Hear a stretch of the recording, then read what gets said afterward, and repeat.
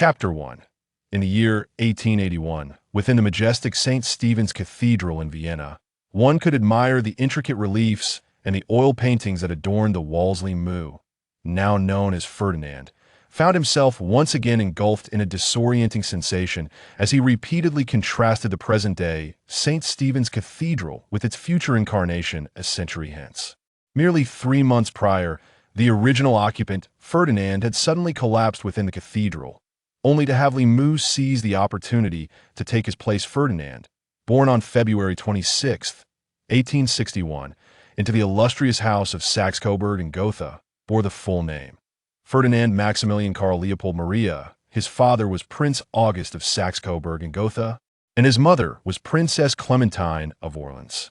His godparents were Emperor Maximilian I of Mexico and his wife, Princess Charlotte of Belgium. Ferdinand was a nephew of Ernst I, Duke of Saxe-Coburg and Gotha, and Leopold I, the first king of Belgium. His mother, Princess Clementine, was the daughter of King Louis Philippe of France. His father, Prince August, was the brother of King Ferdinand II of Portugal, and thus Ferdinand shared familial ties with Prince Albert, Queen Charlotte of Mexico, King Leopold II of Belgium, and Queen Victoria of the United Kingdom. Due to the fact that Charlotte and Leopold II's mother, Princess Louise, was the sister of Ferdinand's mother, the three were not only related as uncle and niece, but also as first cousins. Frankly speaking, Ferdinand felt quite satisfied with this unexpected transition, as his noble lineage was sufficiently distinguished. Should fortune favor him, he might very well become the future king of Bulgaria. As a rather unremarkable individual, operating a tabac store and barely qualifying as a merchant, alongside being a part-time military and history enthusiast, he felt an immense pressure when contemplating the historical accomplishments of the original occupant. Ferdinand had achieved great success during the first 2 decades of his rule in Bulgaria. However, following the defeat in the Second Balkan War, he found himself ensnared in the turmoil of the World War, leading to a swift decline. As a time traveler, one might expect him to defy fate, conquer the world, and establish dominance. Yet, Ferdinand was not overly concerned. Anyone with even a modicum of understanding regarding Bulgaria would recognize it as a small Balkan nation, capable of fighting but lacking in industry, resources, or population. A quintessential Thrino country. Had he assumed the identity of Wilhelm II, perhaps he could have truly altered the course of destiny and achieved global supremacy. Upon his recent arrival, Limu, henceforth referred to as Ferdinand, had set a modest goal for himself: to become a wealthy nobleman, though he soon deemed that ambition rather pessimistic. Now, with a slight elevation in aspirations, he considered that merely maintaining his royal status might not be too arduous, as long as he did not align himself with the wrong factions. However, those acquainted with the Balkans would know that unless he triumphed in 2 Balkan wars, the surging nationalism within Bulgaria would inevitably plunge the nation into chaos. To remain aloof in poverty, or to contribute to the welfare of the world in prosperity, he mused. At present, Ferdinand was not yet the king of Bulgaria, merely a minor officer in the local defense forces of the Austro-Hungarian Empire. As a noble, his daily obligations were minimal indeed. One might even forego attendance. This situation underscored the decaying state of the Austro-Hungarian Empire, which, in turn, facilitated Limu's endeavors. After 3 months of exploration, Ferdinand had gained a preliminary understanding of his circumstances. The Kohari family remained exceedingly affluent, boasting a plethora of illustrious relatives. Nevertheless, the family's most significant asset lay in its vast territories, including extensive lands in Slovakia, particularly in Abra and Sitno. While these holdings appeared promising in the present, Ferdinand was acutely aware that such real estate would drastically diminish post-World War I, as the Soviet Republic would seize them. It seemed prudent to devise alternative strategies to secure a safety net. As long as he possessed ample wealth, he could lead a comfortable life regardless of future circumstances. What to pursue, then? The first thought that crossed his mind was arms, but that notion was quickly dismissed. The arms trade was invariably intertwined with politics, and the international market had already been carved up among a limited number of powerful buyers. Was he to engage in the petty trade of a few dozen firearms? That would be a most undignified pursuit for a noble. Yielding profits less than his own pocket money. Drugs was another idea swiftly discarded. After all, he aspired to be a king, and any association with drug traffickers would be disastrous, envisioning the grim spectacle of battling a drug kingpin. As he strolled through the streets of Vienna, Ferdinand eliminated one money-making scheme after another until, with a sudden flash of inspiration, he contemplated the concept of a department store. In fact, department stores had originated in Paris in 1852 and rapidly proliferated across the globe. Vienna included, however. Unlike modern supermarkets, they lacked convenience. It would not be until 1930, when a store in New York introduced the concept of allowing customers to freely select items from the shelves and pay at the entrance, that the first true supermarket would emerge. History had proven the superiority of supermarkets, and competition with department stores was not particularly fierce. One different positioning. Department stores primarily dealt in durable goods, with a focus on mid to high-end product. Supermarkets, on the other hand, specialized in fast-moving consumer goods and essential items, typically offering lower-priced items. Two distinct profitability models. Department stores relied on management to drive profitability, primarily through leasing space. Supermarkets sought profitability through procurement, expanding sales volume to generate profit. Three varied sales approaches. Department stores placed significant emphasis on sales guidance, employing professional staff to direct consumer behavior and requiring separate transactions at checkout. Supermarkets, conversely, prioritized customer selection and generally employed a no-interruption service model, consolidating payments at a single point of sale. Upon calm analysis, Ferdinand concluded that Vienna's economic situation was ripe for a supermarket success. Without hesitation, he embarked on conducting market research. The landscape of goods available at that time differed significantly from today. The variety was limited, and home delivery was virtually unheard of, necessitating his personal involvement in deciding which products would be suitable for a supermarket. In that era, he considered himself among the most knowledgeable in this field, having at least witnessed a supermarket, while many others lacked even a semblance of familiarity, compelling him to take matters into his own hands. After tirelessly working for over a month, Ferdinand finally grasped the fundamental dynamics of this international metropolis, culminating in a hefty notebook filled with observations. This could serve as historical documentation. In the future, scholars researching Vienna during this era will find this the most compelling evidence, encompassing all aspects of daily life, complete with annotations. It could be displayed in a museum for future generations to admire. Ferdinand mused contentedly as he reclined in bed. Suddenly, the door burst open with a resounding crash. Ferdinand, what in the world are you up to lately? You seem to vanish every day, absent from noble gatherings, and neglecting your duties to the city guard. The intruder was none other than Ferdinand's mother, Princess Clementine. No, dear Clementine, my beloved mother, do you not understand noble etiquette? Bursting in without knocking is most indecorous and could tarnish your reputation. To hell with noble etiquette. Don't try to divert the subject. You must understand that no one will know of this. Are you planning to speak of it? Princess Clementine retorted. After much effort, Ferdinand finally managed to see Princess Clementine out frankly. He harbored a degree of trepidation towards her. After all, he had usurped the life of another, leaving him with a lingering sense of guilt. With her departure, Ferdinand resumed his work on the supermarket business plan. The most pressing concern at this juncture was staff training, which he recognized as the most formidable aspect of his supermarket initiative. Ferdinand intended to recruit 100 individuals, ensuring they possessed at least a secondary school education, and to provide them with preliminary training. As for the role of instructor, he would have to take that upon himself. Perhaps he could enlist the assistance of the old steward, who had adeptly managed hundreds within the castle, demonstrating commendable administrative skills. Vienna in 1881 was still markedly different from later periods, and a mere replication of modern practices would not suffice. This was still a world governed by nobility. Thus, staff would require foundational training in noble etiquette. Moreover, shopping experiences for commoners and nobles would need to be segregated. The last thing nobles wished to encounter was a throng of common folk clamoring for goods, which would surely deter them from future visits. The second step involved securing a location, which was relatively straightforward. Vienna boasted numerous suitable venues for rent or purchase, with simple renovations required. Given the current circumstances, he could not yet afford a multi-story supermarket, nor could he amass a vast inventory. Many of the popular snacks and daily necessities that would later proliferate were still but a distant dream. It appeared he had uncovered yet another avenue for profit. Developing low-tech snacks seemed to hold promise nevertheless. He resolved to prioritize opening the supermarket for now. The third step entailed sourcing inventory, which would present initial challenges. Perhaps he could procure goods from wholesale markets for the time being, and once the supermarket expanded, establish direct connections with manufacturers. The fourth step involves the completion of relevant formalities, which poses no significant challenge, as he is, after all, a distinguished nobleman and enjoys a certain level of prestige.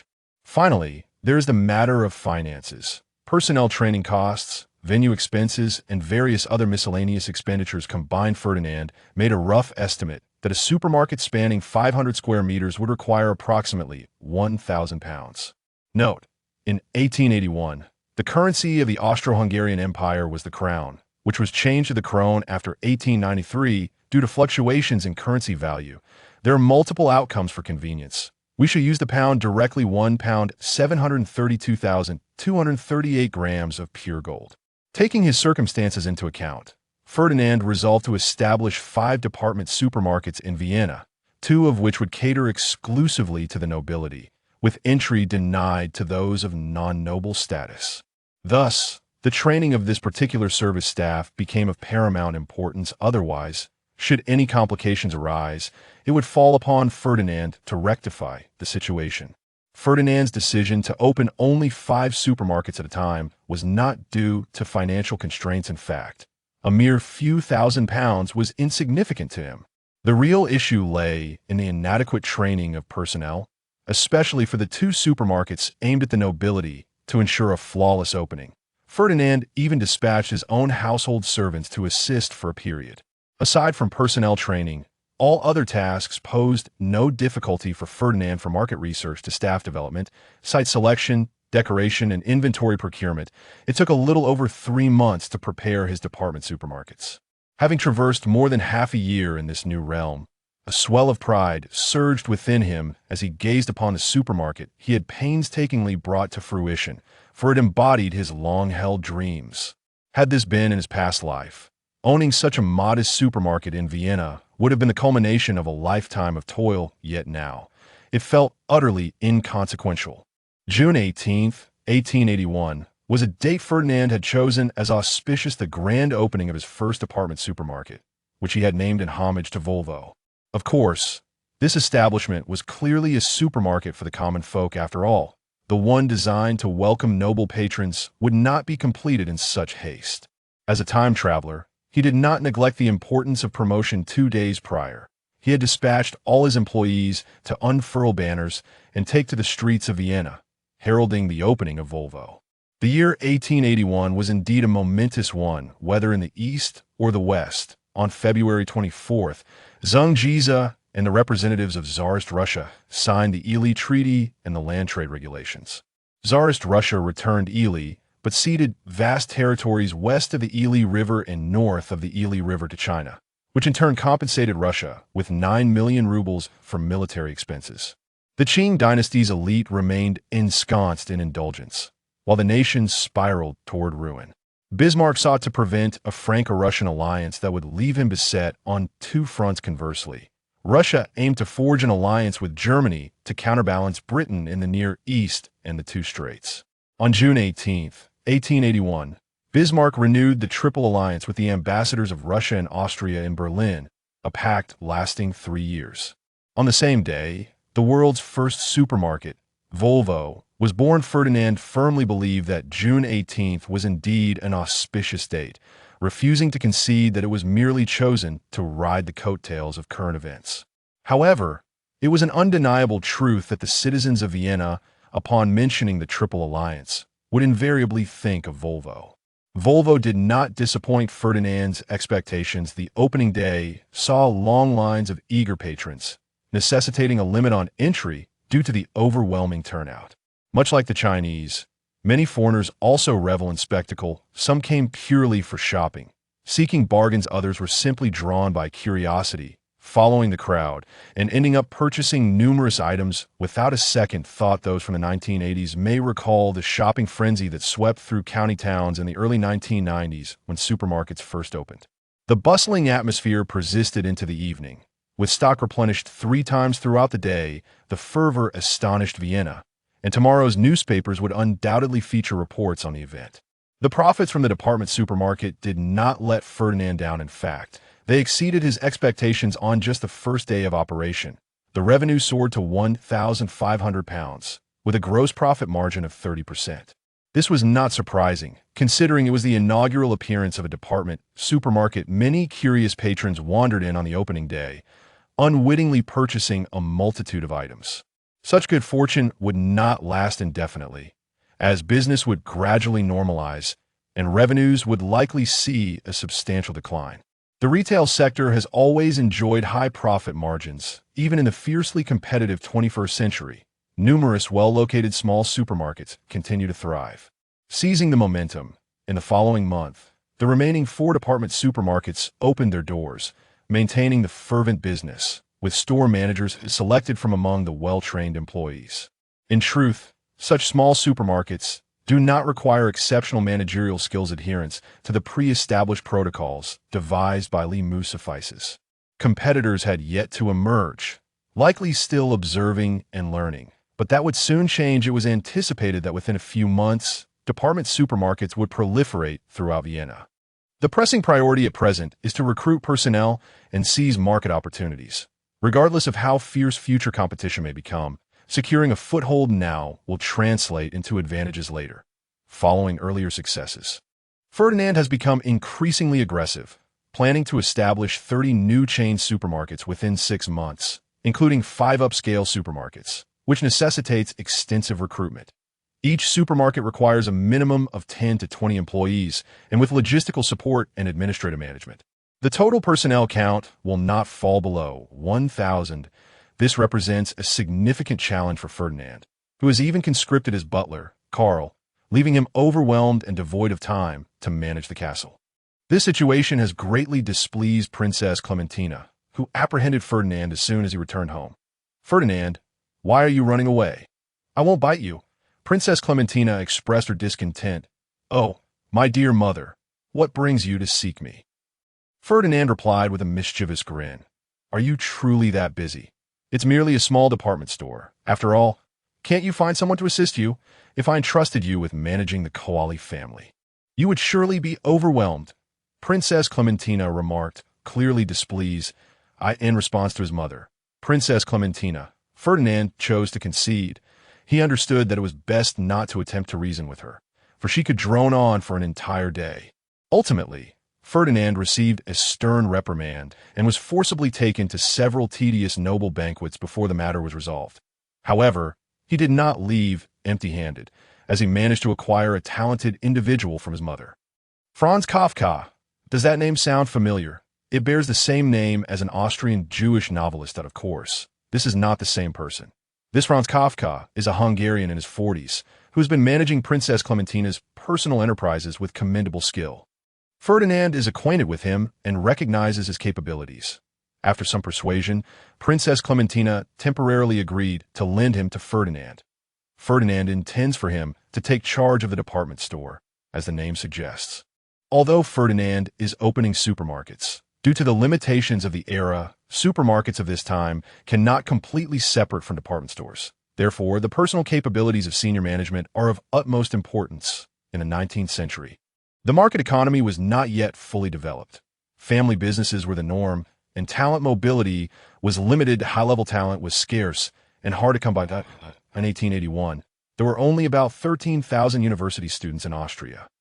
At first glance, this seems substantial, but upon closer inspection, one realizes that only 2,000 or 3,000 students graduate each year, distributed across various disciplines, with a mere 100 or so in management, excluding those who are already part of the nobility or business families. The number of individuals genuinely seeking employment is exceedingly small at that time. University students were indeed the CRME de la CRME, with government departments and major corporations vying for their talents, often securing positions even before graduation. Comparing this to the Temple Gate, Ferdinand had no choice but to temporarily extinguish his thoughts of recruiting from schools and resolve to cultivate talent himself. Franz Kafka's first task for Ferdinand was to recruit personnel, yet the process did not proceed smoothly. One day, Franz approached Ferdinand, bowing in noble fashion. "Your Highness, Prince Ferdinand of Saxe-Coburg and Gotha, Duke of Saxe." Franz Kafka extends his greetings to you. "Well, you may address me as Your Highness or Duke. The full title is rather unwieldy. What brings you here today, Franz?" Ferdinand casually inquired. "I regret to inform you, Your Highness, that I am unable to complete the task you assigned within the stipulated time frame," Franz Kafka said with some difficulty. "What? You can't manage to recruit over 1,000 individuals?" Ferdinand asked, puzzled. His opinion of Franz began to diminish slightly. He had given him half a month to recruit, and now, with less than half the time elapsed, he was already citing difficulties. "Your Highness, if I may be frank, I fear it will be impossible to meet your expectations. To date, we have only managed to recruit 382 individuals. Moreover, since yesterday morning, the number of applicants has dwindled significantly. There likely aren't that many highly educated individuals in the Vienna area still seeking employment," Franz Kafka explained. After a pause, he proposed, "Your Highness, perhaps we could consider lowering the standards for the remaining positions. This could reduce salary expenses and not adversely affect the supermarket's operations." Ferdinand had initially required a minimum educational qualification of a high school diploma for recruitment. Given the generous salaries offered, the first 100 recruits had been swiftly secured, leading him to overlook the fact that, in this era, a high school diploma was already considered a high level of education. At that time, a high school graduate could easily find a decent job, with their qualifications carrying more weight than those of contemporary graduates from prestigious universities. Upon hearing Franz's reasoning, Ferdinand's irritation subsided. This oversight was his own doing, that he silently reminded himself to heed this lesson and refrain from imposing modern notions upon this era, as it could lead to embarrassing situations. One misstep could result in disaster. Acknowledging his mistake is one of Ferdinand's virtues, and since Franz's suggestion held merit, there was no reason to reject it. "Franz, your suggestion is quite astute. I shall leave the remaining tasks in your capable hands. Proceed boldly as you see fit." Ferdinand's tone was markedly more courteous this time. With management talent secured for the supermarket, the challenge of finding reliable financial personnel remained daunting. In an age devoid of computers, accounting relied solely on manual labor, resulting in a considerable workload. Each supermarket required dependable financial staff, and it would be difficult for Ferdinand to find such numbers in a short time. The finances for the initial 5 supermarkets had been managed by staff hastily trained on the job. With only a rudimentary grasp of bookkeeping, lacking any professional training, the thought of this predicament weighed heavily on him. The ambition to expand his enterprise globally felt like an uphill battle. Yet, contemplating the profits from the supermarkets reinvigorated Ferdinand. The first Volvo supermarket broke even in its inaugural month, while the other 4, despite their shorter operational duration, also yielded commendable returns. Particularly, the 2 upscale supermarkets thrived, as the nobility possessed significantly higher purchasing power. With their offerings consisting of premium goods and top-notch service, naturally priced slightly above market rates. Indeed, the most lucrative ventures are those that monopolize the market, Ferdinand mused. However, he was aware that such favorable conditions would likely last no more than 6 months. Once others entered the fray, profits would inevitably decline. After monitoring operations for an additional 2 months, during which the supermarkets established a stable rhythm, Ferdinand entrusted the daily management of the department store to Franz. He also promoted 2 individuals from the original staff to serve as assistants to Franz, recognizing the inevitable expansion of the supermarkets and the necessity of preemptively cultivating talent. While the supermarket situation seemed to reach a temporary conclusion, Ferdinand did not allow himself to rest. The profits, though commendable, paled in comparison to the grander ambitions he harbored for the future. Reflecting on Bulgaria, Ferdinand felt a sense of inadequacy in his efforts. After all, as a time traveler, one who had witnessed grand spectacles, how could he be satisfied with a mere monthly income exceeding £10,000? Certainly, had he been in a previous life, receiving over £10,000 monthly would have brought him immense satisfaction. Yet now, Everything had changed. As a prince, a duke, and a future king of Bulgaria, he could not afford to have a narrow perspective. Ferdinand envied those predecessors who, through mere inventions, amassed fortunes in the millions or billions, while he found himself relegated to small-scale enterprises. Though the Koali family possessed assets worth tens of millions of pounds, these were largely nominal, vast territories and castles that could not easily be liquidated unless he intended to sever ties with the noble circles. Oh, the Koali family's wealth was merely a facade. In reality, the family's various investments and revenues from their lands amounted to just over a modest £1,000,000 annually. After expenditures, this would leave a surplus of around £200,000 to £300,000 each year. Nevertheless, this positioned them among the upper echelons of families within the Austro-Hungarian Empire. Ferdinand found himself unable to pursue inventions or innovations, as even the simple addition of an eraser to a pencil had already been patented by Hyman in 1867, leaving him with no claims for stockings, given the chemical capabilities of the time. Even if they could be produced, their price would likely rival that of gold, and whether they would be wearable remained questionable. Furthermore, was it truly so easy to secure patents in this era? Did he think capitalists were naive? The tales of bribery and corruption were not merely legends of the past. Even as a high noble, what could he do? While others might refrain from direct confrontation, they could still pilfer his patents without consequence. If copyright infringement persists into the 21st century, how could it be effectively addressed in the 19th? The path of patents proved to be unviable. Thus, Ferdinand ultimately resolved to devote his efforts to the essentials of life, such as establishing a grain processing facility, which seemed promising, although the profit margins were modest. Even the smallest mosquito is still considered meat. The grains could be cultivated on his own land, and upon processing, they could be directly sold in supermarkets, thereby creating a modest industrial chain and enhancing resilience against risks. Some may find it jarring to encounter a Chinese name amidst a plethora of foreign ones, and I apologize for not noticing this earlier. I have since rectified the issue. Thank you for your invaluable feedback. If anyone discovers any errors, please do not hesitate to point them out, and I shall promptly amend them. Ferdinand has always been one to take action without hesitation, having decided to establish a grain processing plant. He would now commence preparations. His estate primarily produced staple crops such as wheat, barley, sugar beets, potatoes, and flax. Livestock farming focused on raising pigs and cattle. Therefore, creating complementary processing capabilities would maximize profits, with a flour mill being the natural first choice, followed by a sugar factory. And potatoes could also be utilized for making fries, which is worth considering. As for flax, perhaps establishing a weaving or clothing factory could be set aside for now. A slaughterhouse could be feasible as it requires minimal investment. The more he contemplated, the more ideas emerged. Should all of these come to fruition, Ferdinand could proudly declare that he would be entirely self-sufficient in the essentials of life, achieving the ultimate aspiration of feudal landlords. However, establishing a factory is not a simple endeavor.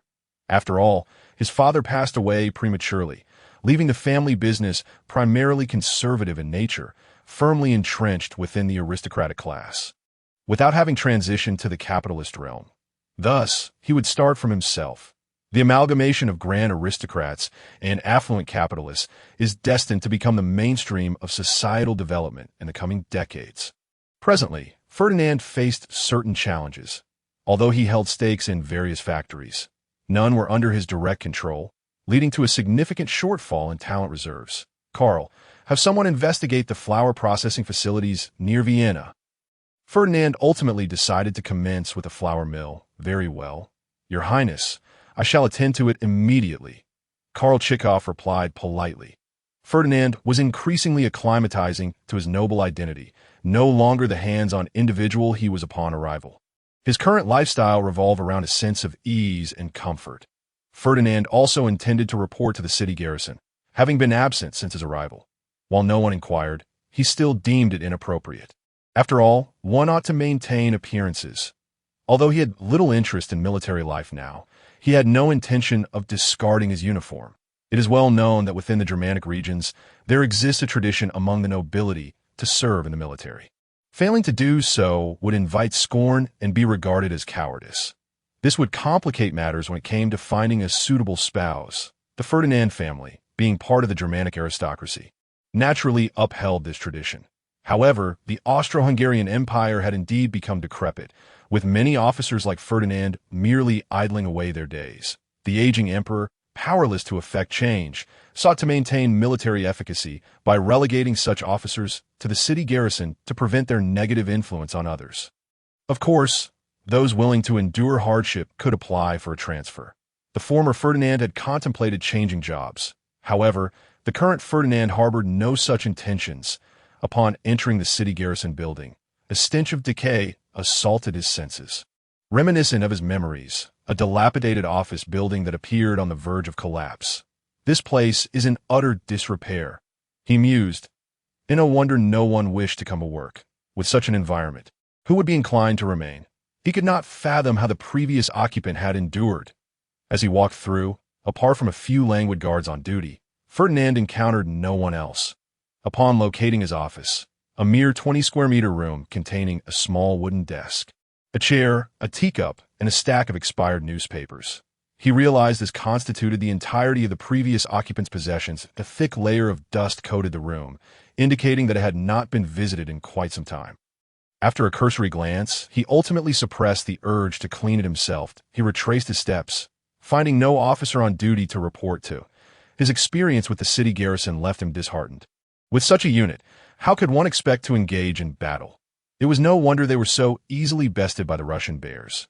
Ferdinand recognized that this was merely a fragment of the larger picture, specifically designed for them, devoid of training or genuine tasks. The other forces of the Austro-Hungarian Empire retained some combat capability. After all, it was among the 5 great powers of Europe. Yet upon reflecting on the tumultuous ethnic conflicts within the empire, Ferdinand shook his head. The aging emperor required proficiency in 8 languages, a thought that was terrifying. How, then, could the military be effectively commanded? If each ethnic group formed its own army, the nation would be prone to disintegration. Conversely, if they were mixed, ensuring combat effectiveness would necessitate commanders learning various languages. Where could such a plethora of scholarly officers be found? This, perhaps, is the very root of the Austro-Hungarian Empire's impending collapse. Unless decisive action is taken to unify language and culture, even in the absence of World War I, this nation could hardly endure for long. Ferdinand resolved to take heed of this lesson. The ethnic issues in the Balkans were scarcely better than those in Austria-Hungary, with the only potential advantage being a smaller population. When did a smaller population become a virtue? The thought amused Ferdinand.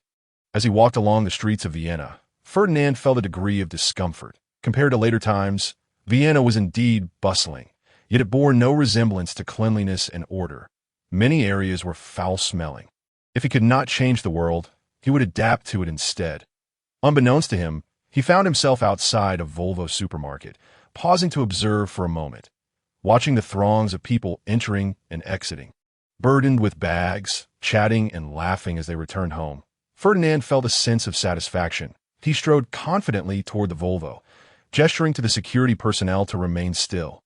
Upon entering the supermarket, he noticed the staff busily attending to their duties.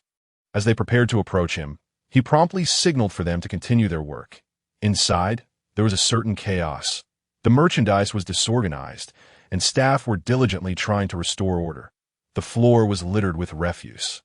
Ferdinand frowned momentarily before relaxing his expression. Overall, he remained content. Each individual performed their role earnestly, and the business thrived. However, this might reflect the limitations of the era, as the importance of hygiene and customer comfort was not adequately considered in the commoner supermarkets. Of course, in the 19th century, the public might have grown accustomed to the unpleasantness. Vienna was rife with odors, and the streets littered with garbage, leading to lower expectations regarding cleanliness. Ferdinand did, however, manage to locate Franz, expressing his approval of the work while also addressing concerns regarding environmental sanitation. He preferred to incur additional costs now to retain customers. After all, a clean and orderly establishment would easily attract patrons compared to a disheveled one. This era was undoubtedly the most favorable for capitalists, who could freely impose overtime on workers. There were no unions as seen in later times, nor the threat of Soviet influence. Reflecting on the labor costs, Ferdinand noted they had not significantly increased. However, the staff had an additional responsibility to maintain cleanliness. Protests, demonstrations, strikes, or demand for wage increases, all concerns that lingered in Ferdinand's memory, had not materialized. The Volvo department store operated for 10 hours daily. And with preparatory work, employees effectively worked 12-hour shifts. No one raised objections, nor did anyone request overtime pay. Firstly, Ferdinand's wages were slightly above market rate, which satisfied the workforce. Secondly, factories in Vienna typically required 12-hour shifts, with some demanding as much as 16. Thirdly, working in a supermarket was less strenuous compared to the factory environment, which was often stifling and fraught with hazards. Everyone understood which option was preferable. Furthermore, to the individuals of that era, working in a department store was regarded as a respectable occupation, offering stable income and a comfortable work environment. Ferdinand subtly shifted the narrative. On the surface, a supermarket did indeed bear resemblance to a department store, albeit with a slightly greater array of tasks. After all, the supermarket was a novel venture, leaving the public uncertain of its purpose to facilitate acceptance. Ferdinand appended the term department store, making it more palatable. Especially to many who were already familiar with department stores, it was no wonder that he swiftly filled vacancies. A fortunate stroke of luck, as 3 days swiftly passed, Butler Karl demonstrated remarkable efficiency, conducting a thorough investigation of the flour processing factories surrounding Vienna. Your Highness, there are 13 flour processing factories in the vicinity of Vienna, with only 2 being of considerable scale and operating at a profit. 7 are barely breaking even, while 4 have unfortunately slipped into the red. The market competition is exceedingly fierce, Karl dutifully reported, evidently disapproving of Ferdinand's proposal to establish a flour processing plant. In his view, the market for flour processing had reached saturation, and the competitive pressure was overwhelming. Entering this arena now would make profitability a daunting challenge. Upon hearing Karl's report, Ferdinand found himself in a moment of hesitation. After all, if Emir Vienna boasted 13 flour processing factories, how many must exist throughout the entirety of the Austro-Hungarian Empire? After a brief pause, Ferdinand resolved to stick to his plan. He believed he possessed advantages, such as the ability to produce and sell directly, which would significantly lower his costs. At worst, he could later develop related byproducts. What was there to fear about competition? Very well, I understand. Thank you for your hard work, Karl, Ferdinand affirmed, acknowledging the elder butler's diligent efforts. It is my honor to serve your highness, Karl replied, clearly pleased. Karl, if I were to acquire a flour processing factory, how much would it cost? Ferdinand inquired with deliberation. Establishing a factory in 1881 is no simple task. It involves constructing facilities, procuring machinery, training workers, and a myriad of other matters. Achieving production within a year would be considered a success. Conversely, acquiring an existing factory is far simpler, enabling production to commence with minimal effort, provided the price is reasonable.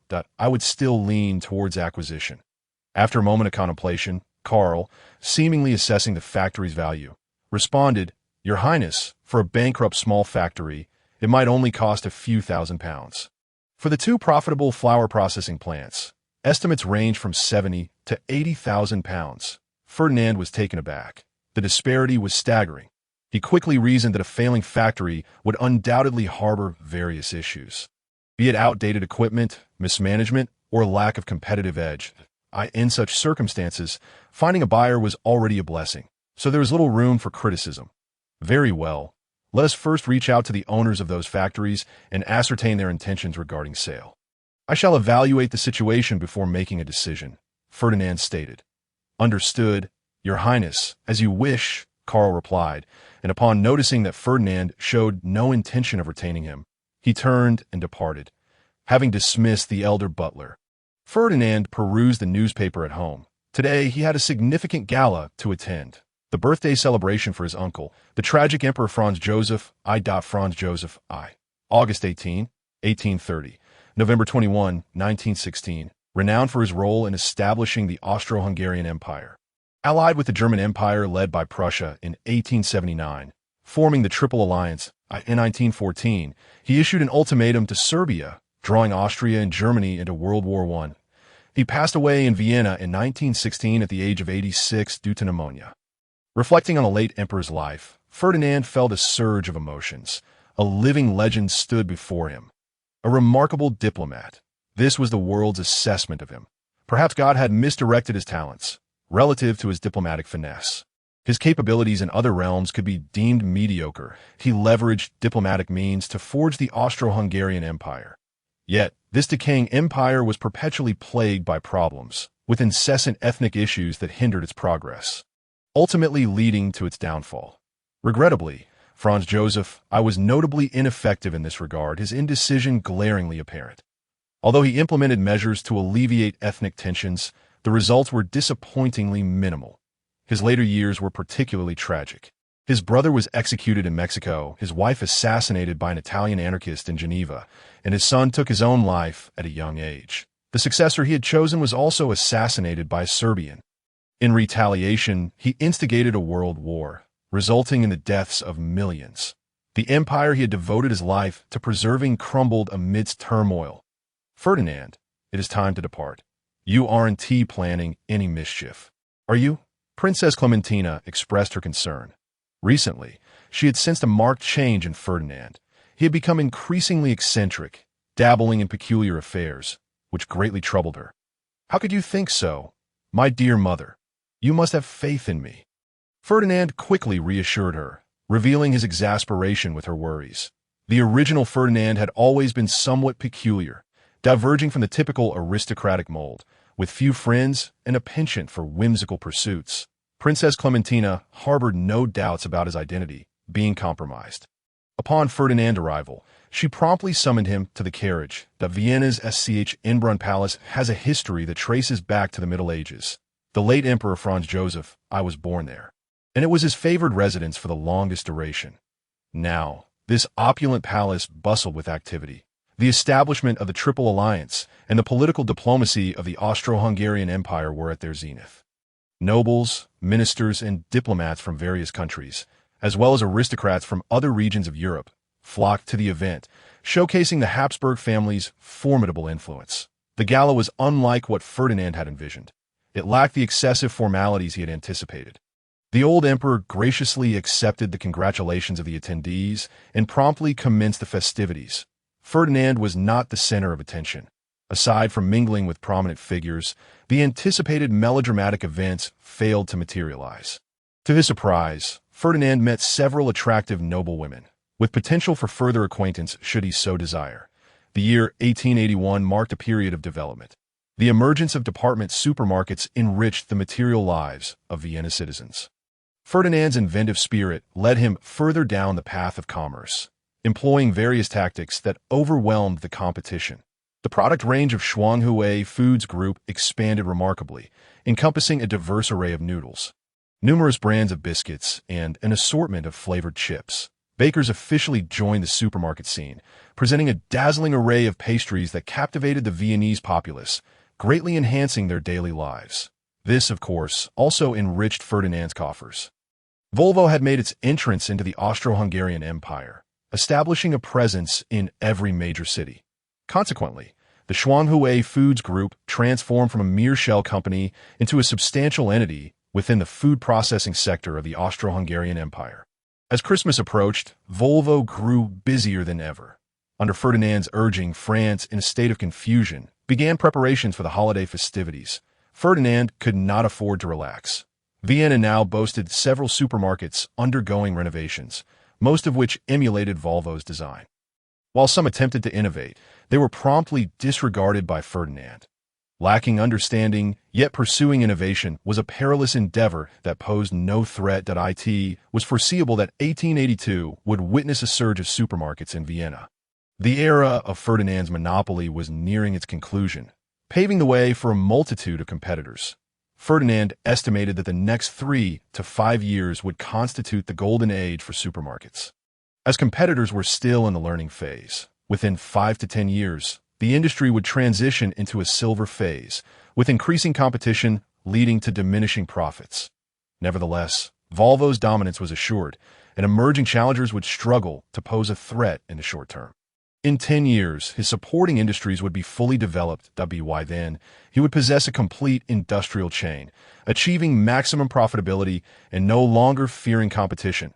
Reflecting on the gains of 1881, since its opening on June 18th, Volvo had successfully launched 36 new branches within half a year, exceeding initial projections. This also contributed a net profit of £30,000 to Ferdinand, primarily consumed by the expansion of new stores. The average monthly profit per supermarket remained around £800, with the earliest established Noble supermarket even reaching profits nearing £2,000. Regarded as terrifying, this represents Ferdinand's most substantial personal income to date. The performance of Shuanghue Food Group Company Limited has also been commendable. Following the restructuring of the flour processing plant and benefiting from the rapid expansion of sales channels, profits have surged from an initial £300 per month to a remarkable £1,000 monthly. The newly established noodle factory, however, has seen only mediocre sales. Despite Ferdinand's efforts to create numerous brands, Europeans remain unaccustomed to using chopsticks, although pasta has sold quite well. Initially, the factory incurred slight losses, and current profits hover around a mere £100 monthly, much to Ferdinand's disappointment. Fortunately, this is merely a small factory with a workforce of around 10, and had it pursued blind expansion, it would likely be facing losses now. Conversely, the snack processing factory has yielded impressive results, with products such as popcorn, potato chips, and various biscuits selling remarkably well. Since its inception, the snack factory has undergone 2 expansions and now employs over 800 individuals, making it the second largest enterprise in Ferdinand's portfolio, only surpassed by Volvo. Presently, its monthly profit has reached an astounding £8,000, with significant potential for further growth. Throughout 1881, Ferdinand established an enterprise valued at hundreds of thousands of pounds. However, his personal cash reserves have increased by a mere fraction, less than £10,000. With Christmas approaching, a beautifully adorned Christmas tree graced the entrance of Volvo, while the counter displayed a dazzling array of food items, dressed in a red-pointed hat and a long crimson robe. With a beard as white as snow, Santa Claus waved to passers-by while carrying gift bags filled with treats for children. Supermarkets also launched festive sales, with an abundance of items marked at discounted prices, enticing throngs of shoppers. This splendid display was meticulously arranged by Ferdinand in the style reminiscent of modern Austrian Christmas celebrations. The effect has proven quite successful, with numerous products flying off the shelves, leaving behind rows of empty displays and weary sales staff. Christmas, being the most significant holiday in the West, was no exception for Ferdinand's family, who received an invitation to a Christmas dinner at SCH in Brunn Palace, joining relatives from Vienna. Subsequently, the family gathered beneath the Christmas tree, singing and dancing while exchanging gifts, creating an atmosphere brimming with warmth and joy. As the clock struck midnight, Ferdinand and the others rose to their feet, lighting candles and reciting passages from the Bible, offering blessings to one another before singing Christmas carols. The first Christmas carol that resonated across the world originated from the Austrian town of Salzburg. After singing, Ferdinand departed from SCH in Brunn Palace to attend Mass at St. Stephen's Cathedral in Vienna.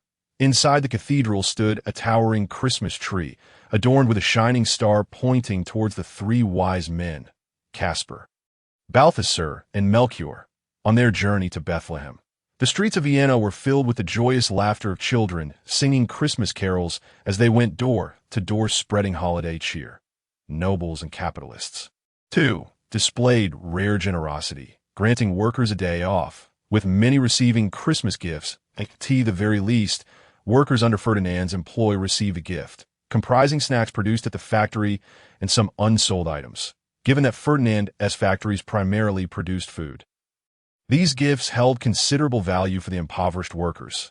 Had it not been for the timely reminder from the steward Karl, Ferdinand might have overlooked the year-end bonuses. Fortunately, he reacted in time, knowing that in these times, unilaterally increasing workers' wages would invite hostility from capitalists. After a lively Christmas celebration, the following morning, Ferdinand was roused by Princess Clementina. Sleeping in was a bad habit that Ferdinand had cultivated in his past life. Yet Princess Clementina abhorred this, believing it undermined one's willpower. After several failed attempts to resist, Ferdinand ultimately complied, thinking he might be exempt from such rigors during the holiday, only to be reminded by reality that he was not. Morning exercises were also a tradition of the Koali family. Life as a military aristocrat was not as glamorous as one might imagine, in a world of excess. With few exceptions, most German nobles adhered to tradition, subjected from a young age to rigorous education, far exceeding that of ordinary individuals, resulting in a rather joyless childhood. The Viennese nobility had begun to decay, primarily due to the newly wealthy bourgeoisie indulging in hedonism, tarnishing the reputation of the entire aristocratic circle. In stark contrast, the truly established noble families imposed stringent expectations on their descendants, far beyond what one might conceive. Significant events. In 1882, negotiations between Germany, Austria, and Italy were held in Vienna. On May 20th of the same year, the Triple Alliance Treaty was signed, marking the formation of the alliance. On September 30, the world's first hydroelectric power station commenced operations at the dam on the Fox River in Appleton, Wisconsin. On January 14, Ferdinand convened a meeting with his management team to discuss industrial development planning. The attendees included not only the heads of the emerging industries established by Ferdinand, but also those responsible for the traditional sectors of the Koali family. This meeting arose from Ferdinand's realization that many traditional industries still held significant untapped potential. His plans encompassed various sectors that could complement one another. For instance, like many grand nobles, the Koali family owned a vineyard dedicated to serving their household.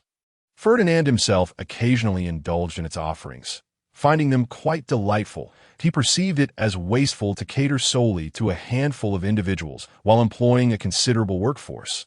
There was ample opportunity to scale up production and market the products. Even if an increase in output compromised quality, as long as it remained competitive with common market goods, sales would proceed. Crops like wheat and potatoes produced on the estate could now be consumed internally without needing to be sold externally. The factory could easily absorb the output. Additionally, livestock from the ranch could be utilized to establish a slaughterhouse, supplying the supermarket directly. Furthermore, plots of land near their city could be designated for vegetable cultivation for self-sufficiency. Among other initiatives, the opulence of Europe's high nobility often surpasses common imagination. For example, Ferdinand currently employs over a dozen dedicated maids and boasts a culinary team comparable to those at five-star hotels, capable of preparing dishes from Italian, French, Indian, and numerous other cuisines. His residence, a grand castle, is staffed by more than 300 servants and guards. His garments are tailored exclusively for him by a personal seamstress, and he possesses 7 or 8 luxurious carriages for his use. The milk he consumes comes from his private ranch, where only the finest dairy cows are selected for his exclusive supply. Additionally, he has a vineyard dedicated to producing the highest quality wines.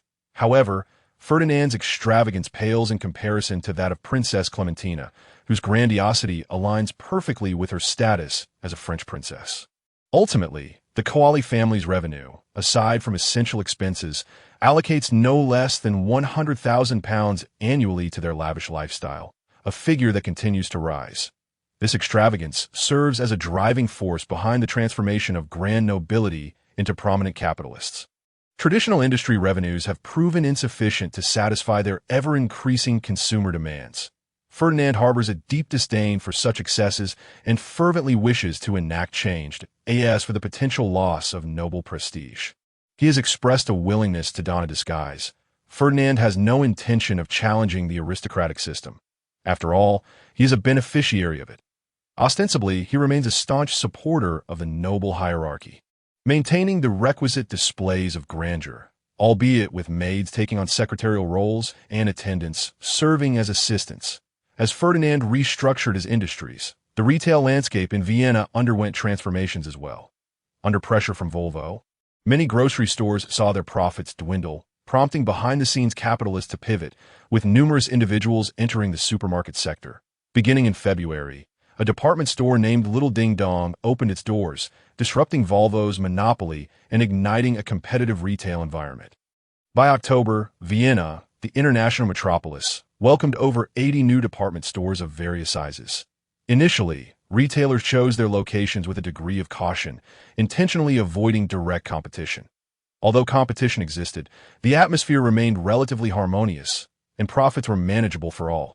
However, as 1883 dawned, a flurry of new entrants emerged, making it increasingly difficult to sidestep competition. In some areas, entire streets boasted 7 or 8 department stores, with some establishments positioned directly across from one another.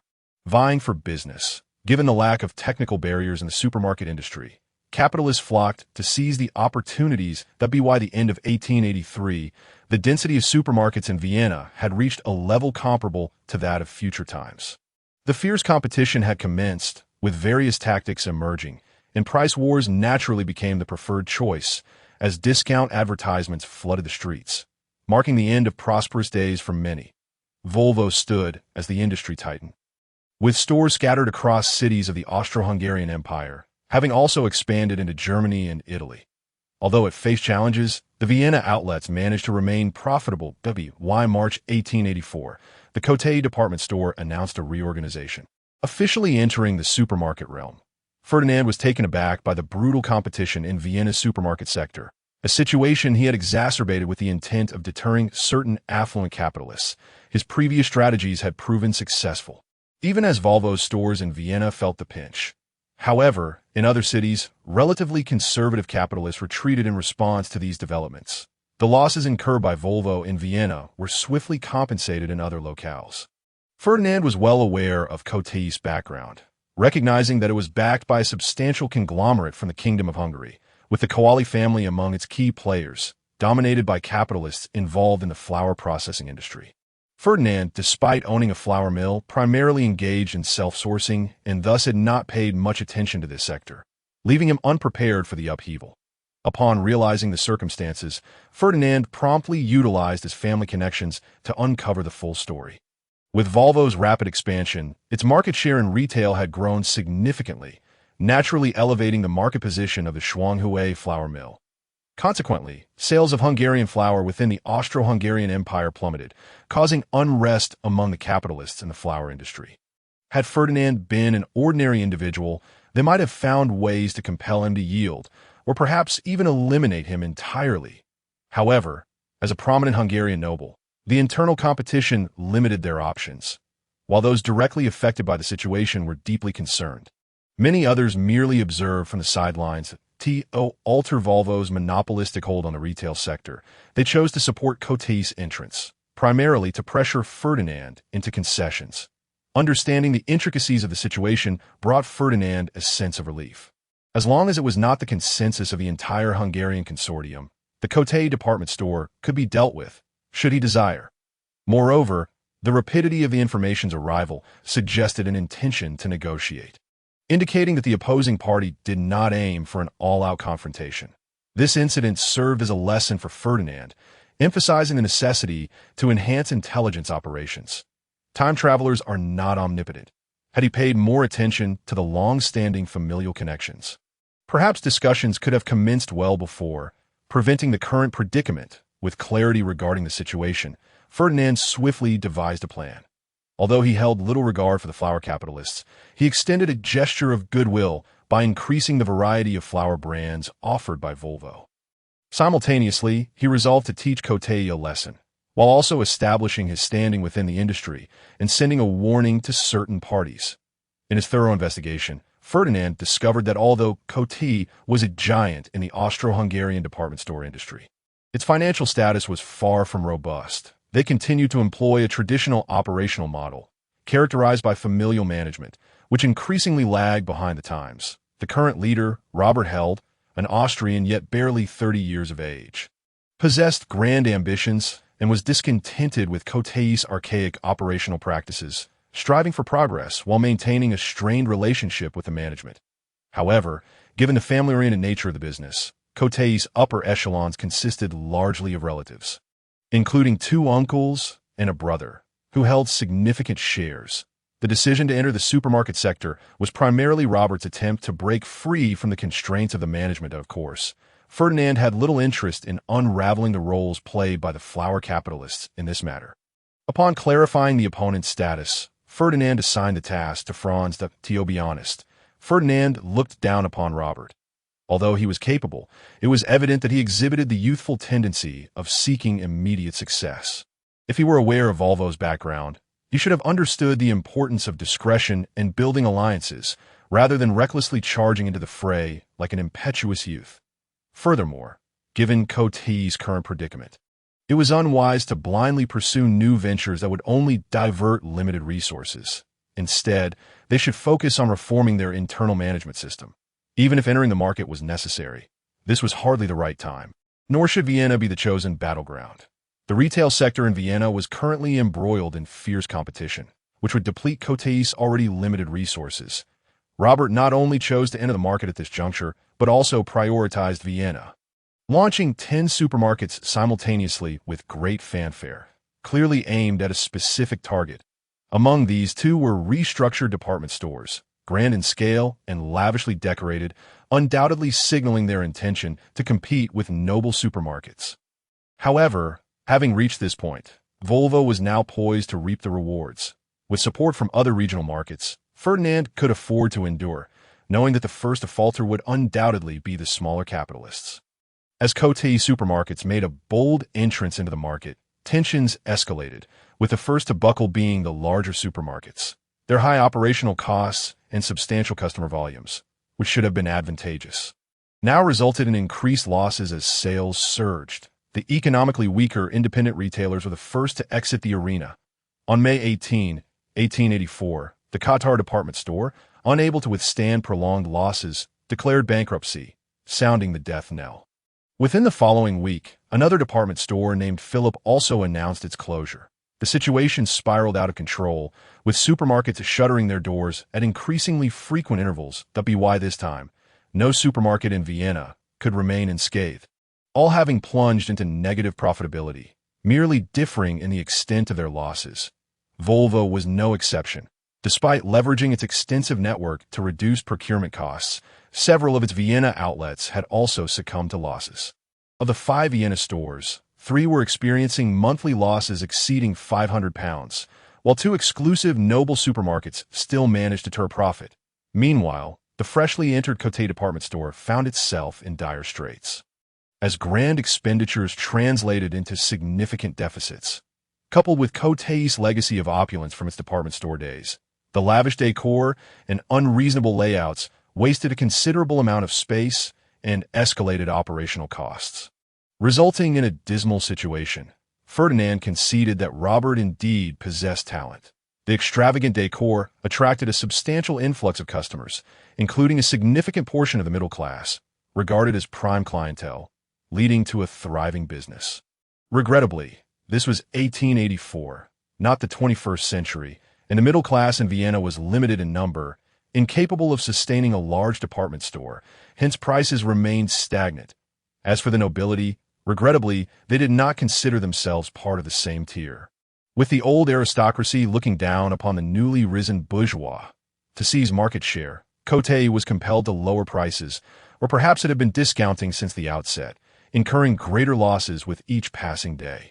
With no end in sight, Franz was not idle. He first mobilized employees from the Shuanghue food group to shop at Coty, with thousands flooding in, instantly boosting Coty's popularity. The products purchased were prearranged, subsequently transported discreetly to other cities through Volvo's outlets to profit from the price discrepancies, yielding considerable gains that helped offset the losses in the Vienna stores. Robert found himself in a foul mood. Within a week, he had replaced the vase in his office 3 times. Initially optimistic about the potential of department stores and buoyed by the support of Hungarian flour capitalists, he had rushed into the market, only to embark on a path of losses.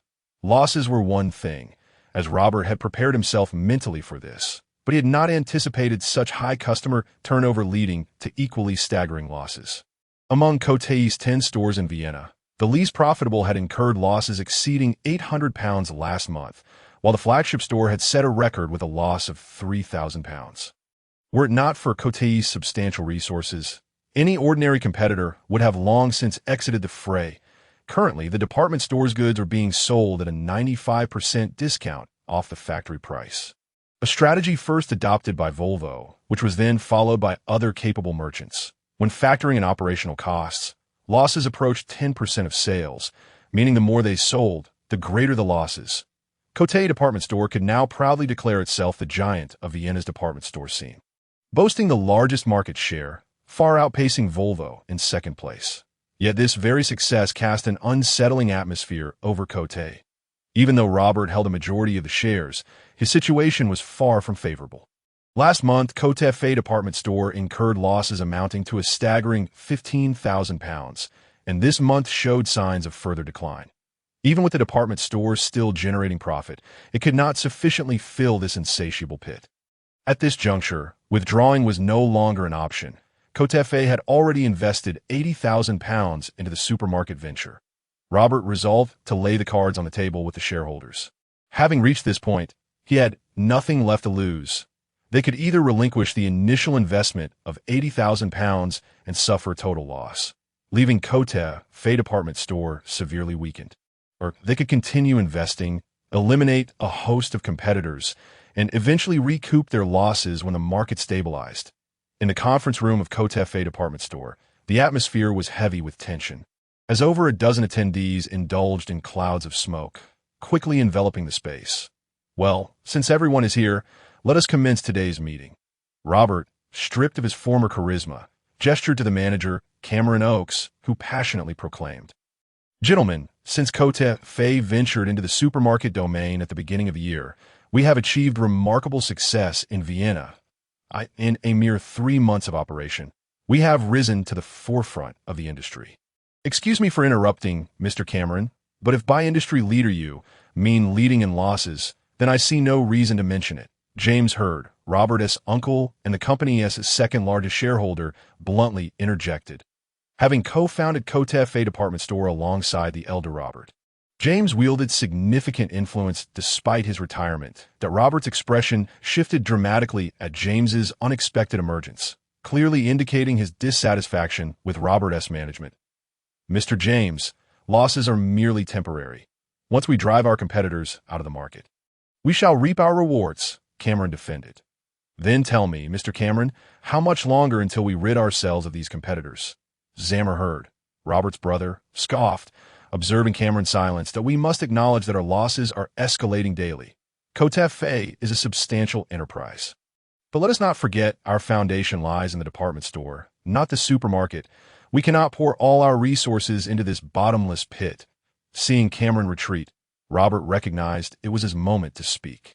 After a moment of contemplation, he stated, "Well, we have reached this critical point, and there is no sense in continuing with futile discussions.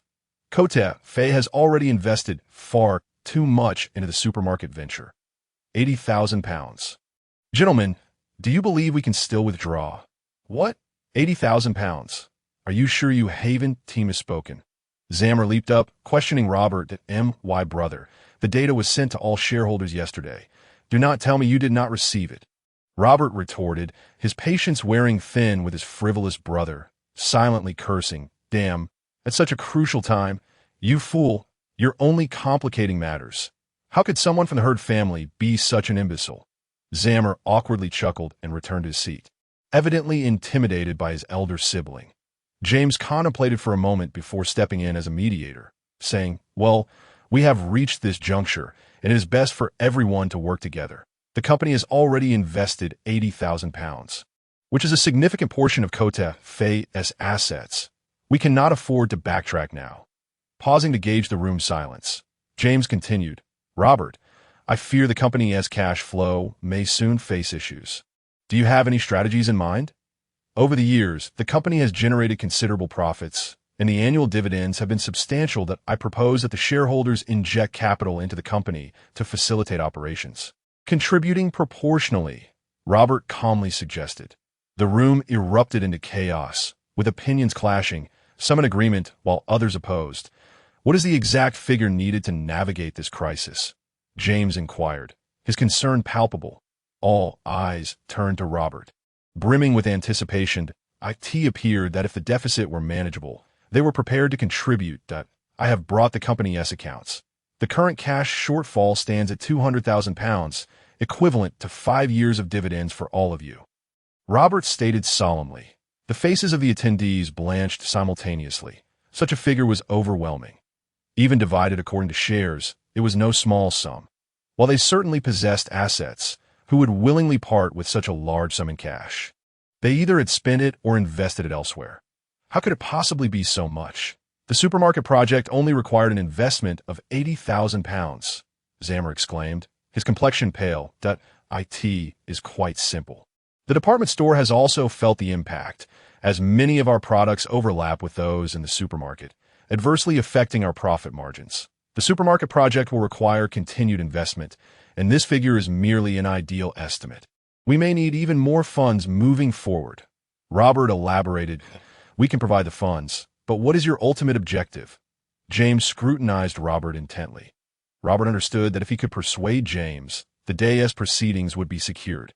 As their combined shares surpassed 2/3, we must eliminate those minor competitors and establish Kotefe department store and Volvo as equal powerhouses, Robert proposed earnestly. That is a commendable goal, albeit somewhat challenging. Nevertheless, it is feasible, James replied with a long-awaited smile that he had always regarded Robert as the most capable of the next generation of the Hurt family. However, he also harbored concerns about Robert's arrogance. For the Hurt family was merely a latecomer in the realm of capital and lacked the strength to challenge the Koali family. After all, the Austro-Hungarian Empire still belonged to the nobility. This time, Robert directly initiated a price war. Refraining from employing any underhanded tactics, it was not due to any high moral standing, but rather a fear of violating established norms. Faced with the Koali family, they would not have entered the fray without the backing of Hungarian flour capitalists. By the way, how is Robert's Hungarian contingent faring? It is high time for them to step up. James inquired directly. I have communicated with them, but the response has been less than ideal. Aside from the previously agreed-upon conditions, providing us with a loan of £200,000 and allowing us to procure flour at cost, they do not intend to offer further support. Robert replied bitterly. Indeed, £200,000 is a substantial sum. However, it is merely a loan and comes with collateral. Beyond the flour at cost, they have not delivered the anticipated benefits. Wasn't this to be expected? They cannot be expected to exert themselves on our behalf. You must expedite the finalization of these terms. Should Ferdinand catch wind of this, we might not secure these arrangements, and acquiring loans will not be so straightforward later. James cautioned gravely. Understood, Uncle, I will handle it immediately, Robert responded, clearly shaken by the incident. The influence of the old aristocracy was beyond his imagination. Ferdinand had only extended a modicum of goodwill, and the flour capitalists had retreated. Robert has already entered the fray. What are your plans now, Franz? Ferdinand eagerly inquired. Your Highness, why not let them sink deeper before we act? I plan to clear the field first, perhaps by lowering prices by another 5%. Within 2 months, half of Vienna's supermarkets will be on the verge of collapse, Franz replied with a mischievous grin. Ferdinand chuckled in agreement. Despite the losses faced by Vienna's supermarkets, the Shuanghue food group was thriving. Retail prices had dropped, yet sales surged, with the factory price remaining unchanged. June in Vienna was a verdant spectacle, blossoms in full bloom, resembling a paradise, a sight that was, of course, a far cry from reality. The 21st century Vienna was somewhat more mundane as June unfolded. Competition among supermarkets intensified, and traditional grocery stores found themselves collateral damage, forced to shut their doors. The once bustling Vienna became noticeably desolate, with streets plastered with advertisements for storefronts for sale, leaving only a few small shops still in operation. Not only were small shops engaged in the sale of daily necessities struggling, but many newly opened supermarkets also faced critical choices, to pivot or to close. However, this did not daunt the capitalists. If selling daily necessities proved unprofitable, they would sell something else, adopting the supermarket model with clear pricing. Some ventured into clothing markets, while others embraced self-service dining, leveraging previously established popularity. Business flourished, encouraging even more to join the fray, leading to chaos in many retail sectors across Vienna. Yet, none of this affected Robert. Kotefe is currently in a strong financial position, and Robert is brimming with confidence. Unaware that he has already caught the attention of the hawks, Mr. Cameron, how much longer do you believe this war will continue? Robert asserted with spirited enthusiasm, if the current situation persists, by next month. The supermarkets in Vienna may see a reduction of 1/3, and within 6 months, the figure could drop by half again. Why then? Everyone will be utterly exhausted, and only the strongest will survive, with fewer competitors. This price war will come to an end. Cameron analyzed the situation, asserting that is not feasible. Prolonged losses will provoke shareholder discontent, and the repercussions have already extended to department stores, jeopardizing our IPO plans. Robert dismissed the suggestion, stating, "Then we are left with no choice but to intensify the price war, which will incur significant losses." Cameron frowned and replied, "Then let us continue to lower prices. That I hope to conclude this battle within 3 months. At all costs, we must eliminate those insignificant players and recover our losses." Robert responded vehemently, and then a knowing smile crossed his face as he devised a clever plan, saying, "Currently, the retail prices of goods in supermarkets are even lower than our procurement costs. You could discreetly send someone to procure from other supermarkets. This would not only strike a blow to our rivals, but also lower our purchasing expenses. Remember to keep it covert. If discovered, they might follow suit, which would be troublesome." "Very well, sir, that as you wish. I shall lower the prices by another 10% today. Perhaps I will scare off a few of the lesser competitors," Cameron replied with a smile. The retail market was once again engulfed in despair, as Volvo, due to its large scale, mandated that most products be labeled as exclusive to Volvo to avoid exposure. Goods purchased from Volvo had to be repackaged. After attempting this, Robert found it too cumbersome and had to abandon the idea. Subsequently, other supermarkets faced dire consequences, suffering severe losses. However, it did not take long for Ferdinand to notice that Kotefe's orders from Shuanghui Food Group had diminished. Ferdinand chuckled to himself, thinking, "Robert is digging his own grave. He will soon realize what it means to be the target of everyone's ire." Volvo could manage such a strategy due to its substantial scale, allowing it to distribute products widely. And since it was solely targeting Kotefe, even if exposed, Ferdinand could handle the fallout. The small capitalists were not particularly formidable, but if they all mobilized, even Ferdinand would need to tread carefully. Without hesitation, Ferdinand leaked the news of Kotefe's reduced orders, confident that anyone with a modicum of sense would understand the implications. Indeed, before long, astute capitalists began to emulate this strategy, dispatching individuals to Kotefe's department store to collect goods. Leaving Cameron in a fluster, the well-connected capitalists leveraged their relationships to hinder Kotefe, often cutting off water and power to its department store that, of course, a few thugs occasionally emerged to create chaos. With some incidents escalating to violence, everyone understood that the more Kotefe sold, the greater its losses would be, and they collectively targeted the department store, undoubtedly under Ferdinand's covert guidance. In just half a month, Robert's home was bombed twice, and he was ambushed 3 times on the road, with members of the Helder family also facing their share of troubles. Employees of Kotefe's department store were not spared either.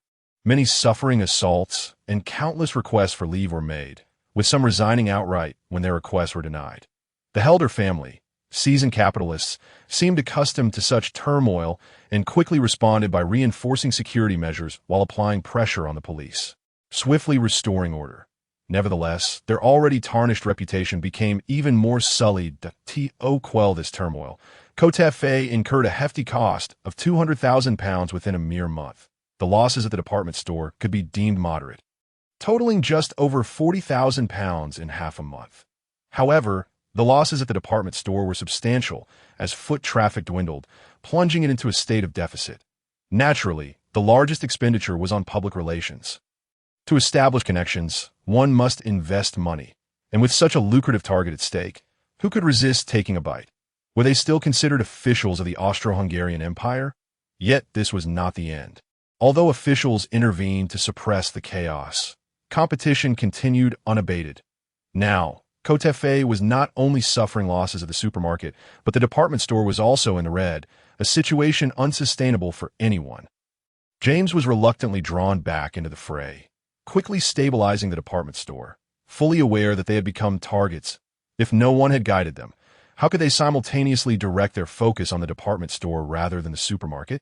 Old hand James swiftly identified the target and remarked, "Robert, it's time to consider shutting down the department store. We must concede. Why, uncle? They are on the verge of collapse, which is why they are acting so frantically. Robert retorted, unwilling to accept defeat. Our rivals have not yet unleashed their full power, yet we are already severely weakened. If this continues, the Helder family may not survive. James mused, are you suggesting that the Koali family has made a move against us? Robert queried uncertainly. James shook his head, replying, not yet. Otherwise, neither of us would be sitting here. I suspect it is merely that rascal Franz making mischief, but who knows what could happen next? Ferdinand refrained from direct action, primarily due to concerns about his reputation. Should he intervene now, it would unmistakably signal that he was the orchestrator behind it all. However, this did not imply that Franz would remain a passive observer. If he were to act, it would be with lethal intent. The rush to purchase began as Franz circulated rumors that prices were set to rise. This was not unfounded. Vienna, historically known for its exorbitant prices, had seen costs remain lower than in other regions for the past 6 months. Everyone understood that this was abnormal. Capitalists are not philanthropists, and such a situation could not possibly endure. Faced with tangible evidence, the citizens of Vienna believed the rumors, realizing their brief respite was about to end. Naturally, a buying frenzy ensued. Even before dawn, long lines formed outside Vienna's supermarkets as the rush to purchase commenced. Volvo, having prepared in advance, had already transferred much of its stock, particularly non-perishable goods, while stocking up on perishable items like bread and snacks. Soon, these items were swiftly snatched up. When Volvo staff opened the warehouse, they found that the goods there were not suitable for long-term storage and thus did not attract the attention of the average consumer. Consequently, shoppers flocked to other supermarkets, quickly emptying their shelves, leaving many capitalists in tears at the sight of their barren aisles. It is important to note that many supermarkets procured goods on credit, typically settling accounts monthly, and delays of 6 months to a year were not uncommon. Now, as they sold a loss, the more they sold, the greater their losses became, yet their debts remained unchanged. If they had the means to keep operating, deferring payments for a time would not pose a problem. However, those facing severe losses who wished to close their doors would find themselves at the mercy of their competitors. Just when Cotefe had begun to emerge from its predicament, it suffered another devastating blow. The stockpile of goods was completely depleted, leading to an awkward situation. There was nothing left to sell. The retail sector in Vienna was severely impacted, and many capitalists faced a liquidity crisis. Cotefe's supermarket was now in a position where selling more meant incurring greater losses, and the funds from clearing stock were insufficient to cover debts owed to suppliers. Left with no choice, they began to borrow, and Vienna's banks seized the opportunity to capitalize on the situation, ruthlessly exploiting the chaos. The plight of small capitalists was even graver, facing the threat of insolvency, with many fleeing the scene. After all, in this era, there was no capacity for cross-border debt collection. The manufacturing sector also bore the brunt of this turmoil, with many factories becoming collateral damage. Debtors fled. And consequently, the recovery of payments became impossible. Numerous small factories, overwhelmed by bad debts, found themselves ensnared in crisis. Meanwhile, those capitalists who had managed to evade disaster were unwilling to resign themselves to defeat. Many quickly devised plans for clothing markets, dining districts, mechanical hubs, and more, hoping to make a quick profit and recoup their losses. They figured that since the properties were already available and unsellable, they might as well fight for survival. Leveraging the popularity amassed previously, the pioneers naturally profited, yet the aftermath saw all sales sectors suffer tremendously. This ignited a massive wave of bankruptcies, with numerous capitalists facing ruin, leading one company to entangle another. And the ranks of the unemployed swelling day by day, Vienna descended into desolation as the economic crisis took hold. Those financial moguls, who had recently reveled in the misfortunes of others, found themselves unfamiliar with such operations. They feasted heartily only to choke on their own excess, suffering from indigestion. Clutching a substantial portfolio of collateral, they confronted a financial crisis, unable to liquidate their assets, helplessly watching their value erode day by day. Left in despair, the repercussions soon rippled into the stock market, where a lack of liquidity precipitated a steep decline, evaporating countless fortunes. The financial crisis in Vienna swiftly spread throughout the Austro-Hungarian Empire, resulting in mass corporate bankruptcies, widespread unemployment, and societal upheaval. Bank deposits began to dwindle significantly, ultimately leading to the collapse of a small bank named Boston, which succumbed to a depleted financial chain due to the Austrian government's mismanagement. A wave of bank runs ensued, ensnaring more institutions in its grasp. Many previously undercapitalized entities now followed in Boston's footsteps. At this juncture, the oblivious Austro-Hungarian Empire finally recognized the need for intervention. On December 8th, the empire's finance minister, Murdoch Hallman, convened a press conference to announce the initiation of a rescue plan. Ferdinand discerned that the season of harvest had arrived.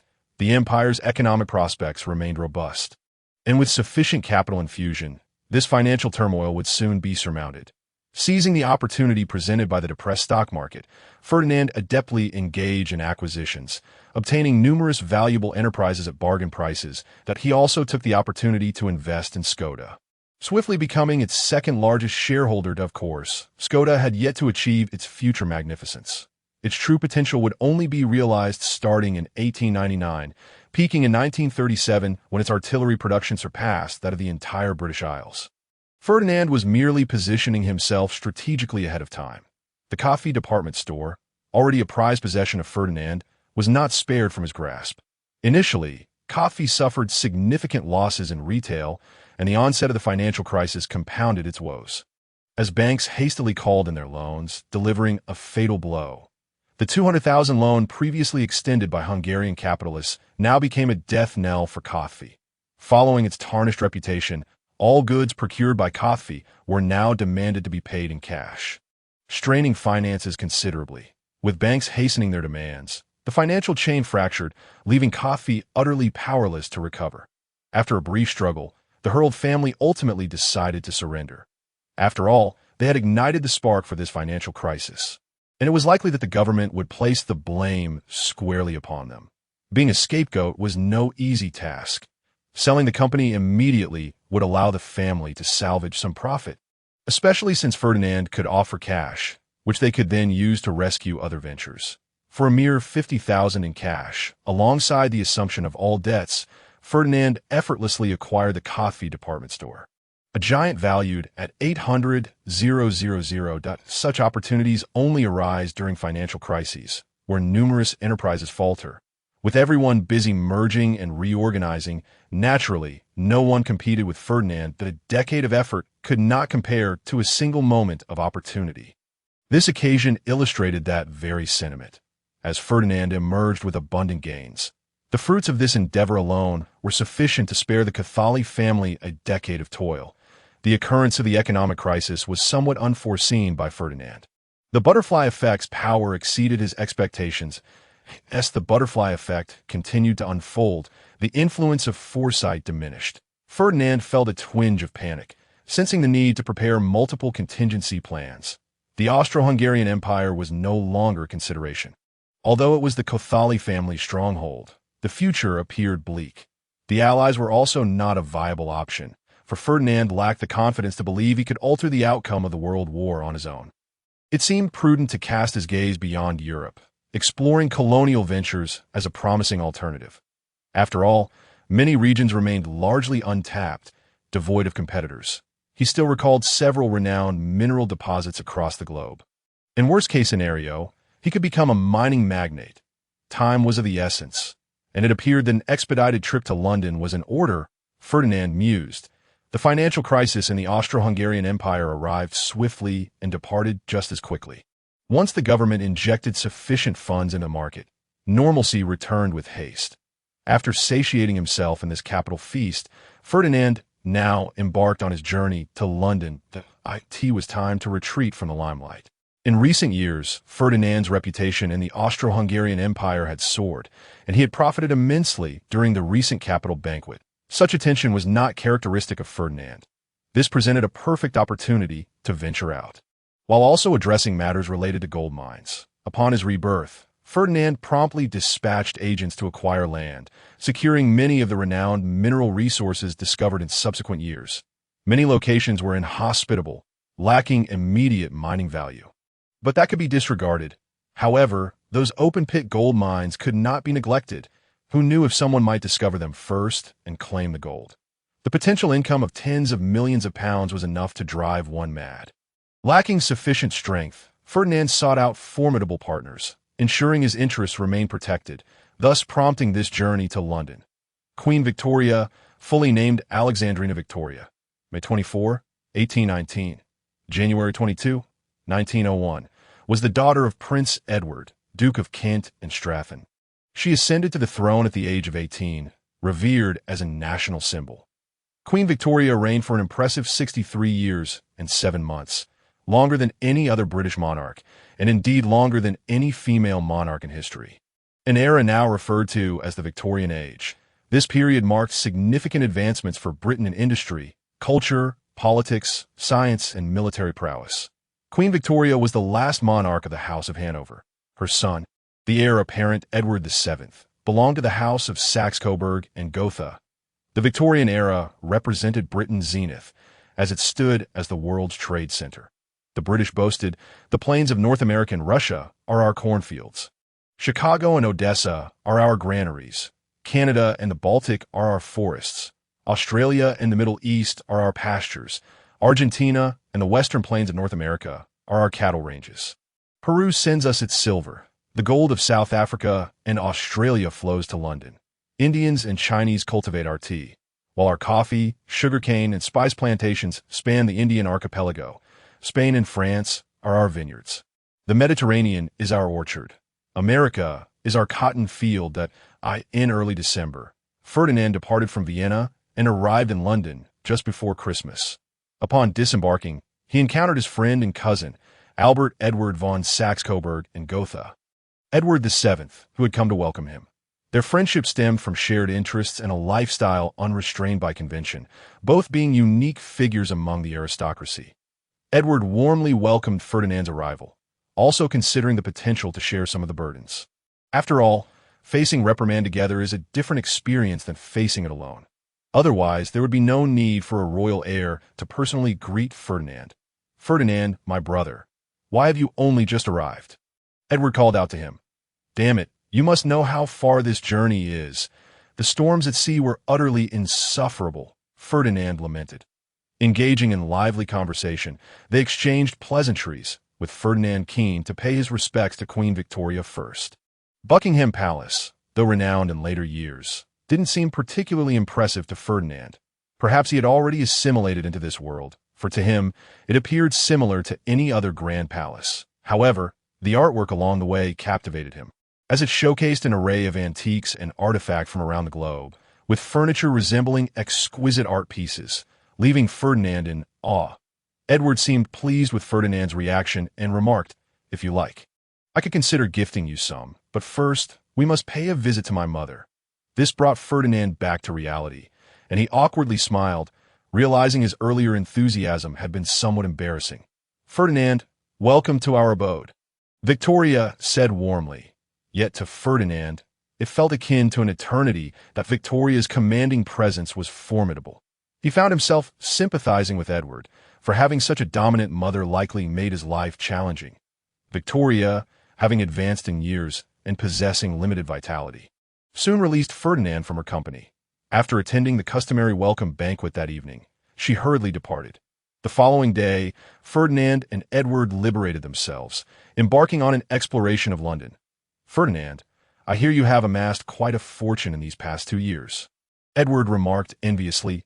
"Oh, not excessively," Ferdinand replied nonchalantly. "A mere few £1,000,000 is but a trifling sum for the royal family." Puzzled by Edward's envy, he mused, as the heir to a global empire, is it not effortless for you to acquire wealth? Surely, with a little endeavor, the riches would flow abundantly. Indeed, a few £1,000,000 may be insignificant to the royals, but for me, it is an astronomical figure. Edward lamented, reflecting that the present circumstances for Ferdinand were far from favorable. His relationship with Victoria was strained. Despite his status as heir apparent, he was barred from engaging in political affairs, and his expenditures were tightly restricted, with a penchant for cruise ships and horse racing. His extravagant lifestyle naturally led to financial difficulties. Good heavens, Are you jesting? The heir to the British Empire cannot possibly be short of funds. Do not tell me that with the royal family's assets exceeding £100 million, you are without money, Ferdinand exaggeratedly exclaimed, inwardly delighted at the prospect of Edward's financial woes. With a swift change of plans, he considered a partnership with Edward, reasoning that as long as the colonial officials were not completely irrational, none would dare impede the heir's enterprises. Indeed, Edward seemed far more gullible than Victoria, presenting a far lesser cost for cooperation. How could he possibly forego such a golden opportunity? Economic regulations dictate that my monthly expenditures cannot exceed £10,000. You are aware of my considerable expenses. This amount is scarcely sufficient. Edward protested. Do you not consider investing? Ferdinand inquired, playing along. Of course I do. However, with my limited capital, my stake would yield meager returns. Edward retorted. Is that so? I have discovered a veritable gold mine. Are you not interested? Ferdinand laughed. A supermarket, perhaps? I have established a few myself, yet the profits are hardly remarkable. Edward replied candidly. Ferdinand inwardly cursed, realizing Edward had pilfered his idea and was now lamenting its lack of profitability before him. Not at all. I am referring to an open-pit gold mine. Do you grasp my meaning, Edward? Ferdinand shouted. Good heavens! You cannot be serious. With a gold mine at your disposal, why come to me? Edward exclaimed in astonishment. Curse it! Do you not comprehend the need for a substantial workforce to mine? Have you any idea how exorbitant wages are for European laborers? I seek your collaboration, not to pay salaries. Ferdinand asserted defiantly. What? You have no intention of compensating the workers. You heartless capitalist. I shall not permit you to succeed. I will sever ties with you, Edward declared furiously. Unmoved, Ferdinand scoffed. Enough of this charade. There are no outsiders present. So, there is no need for theatrics. It is rather astonishing to learn that the heir to the British throne would concern himself with the welfare of the indigenous people. Well then, my brother, why not just procure slaves? I can handle any quantity, but how shall we divide the spoils? Edward seemed to transform, and a spirited negotiation ensued, a meticulous back and forth over every penny, until they reached an agreement to establish a joint mining company. Ferdinand, as the owner of the gold mine, would invest £300,000 for 60% of the shares. Edward, contributing not a penny, would handle labor issues and provide protection for the company. Claiming 40% of the shares, the first target proposed by Ferdinand was the Kalgoorlie mining district, part of one of Australia's largest gold-producing areas. In 1892, 554 ounces of gold were discovered here, igniting the last global gold rush, with nearly 16,000 people flocking to Kalgoorlie, transforming it into Australia's third-largest city. The project's resources were estimated at approximately 1.2 million tons, with a grade of 1.7 grams per ton, containing 69,000 ounces of gold. Within the first 28 months of the mine's lifespan, it was possible to recover 65,000 ounces of gold from 3 shallow deposits. Ferdinand's journey to London unfolded even more favorably than he had anticipated. Not only did he develop a gold mine, but he also deepened his ties with the British royal family, which would greatly benefit his future endeavors. Edward, facing a financial crisis, exhibited a far greater interest in the gold mine than Ferdinand. The two quickly established their mining company. Excited, Edward even contemplated traveling to Australia personally, prompting Ferdinand to swiftly dissuade him. In the 19th century, Australia was hardly a desirable destination. It was a remote and rugged land. And Ferdinand was quite fond of his own life. It was not until June of the following year, when the first shipment of gold from Australia arrived in London, that Ferdinand finally exhaled with relief.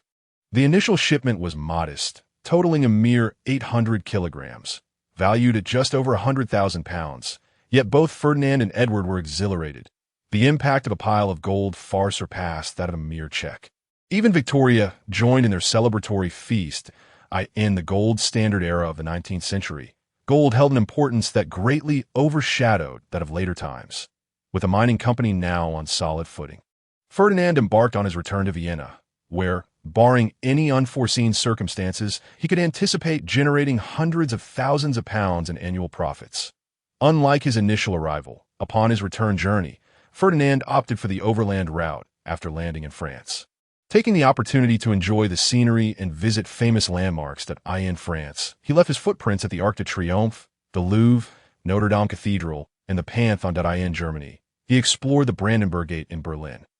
The Swan Castle, Lake Constance, Cologne Cathedral, and the source of the Danube. It was not until the end of 1885 that Ferdinand returned to Vienna. Throughout his travels, Ferdinand gained invaluable insights, witnessing the contemporary might of England, France, and Germany. He acquired a clear understanding of their cultural geography and industrial progress. Although all three nations were thriving, Ferdinand discerned that France was falling behind, with a significant amount of capital congregating in the financial markets, resulting in a substantial decrease in investments in industry. Conversely, Germany exhibited the opposite trend. Perhaps influenced by traditional sentiments in the German regions, capitalists showed little interest in the ephemeral allure of finance, focusing their energies on tangible industries, with significantly greater industrial investments. After touring the Austro-Hungarian Empire, Ferdinand noted that this decaying empire still functioned robustly, showing no signs of imminent collapse, while its economic development could not rival that of England. France, or Germany, its potential for growth was not far behind. Domestic tensions were currently suppressed to a minimum, with Hungary, typically the most unruly, merely engaged in power struggles without any inclination towards independence. Looking at the British Empire, few could foresee its decline into a second-rate power within mere decades. Of course, this was of little concern to Ferdinand. His attention was now focused on the political upheaval in Bulgaria. The Russian government was increasingly dissatisfied with Alexander Battenberg's anti-Russian stance, and a coup was brewing. Battenberg had always been an extreme reactionary and a staunch opponent of Russia. Initially, he concealed his animosity towards Russia to avoid provoking discontent, yet his reactionary ideology was openly displayed as he aligned himself with the Conservative Party. Fully aware that the Liberal Party held the majority in Parliament, he still proceeded to form a conservative government. Upon taking office, the Conservative Party brazenly trampled on the Constitution, prompting the Liberals to organize protests and engage in fierce political battles. In the ensuing years, the struggle between the Grand Duke's Conservative Party and the Liberals intensified, further complicated by Russian involvement, plunging the nation into chaos. By 1886, the political crisis escalated, with the Russians planning to oust Battenberg and replace him with a pro-Russian figure. However, Britain and other Western powers, including Austria-Hungary, chose to support Battenberg to curtail Russian influence in the Balkans. The nascent Bulgarian bourgeoisie was divided into pro-Russian and anti-Russian factions, each unwilling to relent. The pro-Russian faction sought assistance from Russia, and on August 21, 1886, a faction of Bulgarian officers, backed by Russian support, deposed Grand Duke Alexander. This action incited widespread discontent, leading some military and political figures to launch a counter-coup, calling for Alexander's reinstatement. The Tsarist government opposed this, threatening to occupy Bulgaria. That on September 7, Grand Duke Alexander was compelled to abdicate and flee. A sharp political crisis erupted, with the great powers once again embroiled in a fierce struggle over the candidacy for the Bulgarian Grand Duke, with Russia asserting that as long as the government was in the hands of pro-Russian factions, a national assembly should be convened to elect the Grand Duke of Bulgaria. However, the brutal tactics employed by the Russians incited discontent among the Bulgarians. Stambulov, disregarding Russian opposition, forcibly convened a national assembly, which elected Prince Valdemar of Denmark as the Duke of Bulgaria. Yet, succumbing to the pressure from the Tsar, Prince Valdemar declined the throne. The conflict continued to escalate, leading Russia to sever diplomatic ties with Bulgaria temporarily. Due to an impasse between the domestic factions, pro-Russian elements instigated a rebellion in February 1887, which was swiftly suppressed, resulting in the execution of its leaders. In a bid to resolve the crisis, the Bulgarian government, with the support of the Austro-Hungarian Empire, convened a national assembly to elect a duke without Russian consent. To garner additional support, Austria-Hungary nominated Ferdinand. And on June 25, 1887, the Bulgarian National Assembly elected Ferdinand as the successor duke. The Russian government protested, demanding that the Turkish government refuse Ferdinand's accession in accordance with the Berlin Treaty. However, under pressure from the Western powers, Turkey rejected Russia's demands and supported Ferdinand's ascension. At this juncture, Bulgaria's coup was still in its infancy, and Ferdinand refrained from intervening, fearing the potential repercussions of a butterfly effect.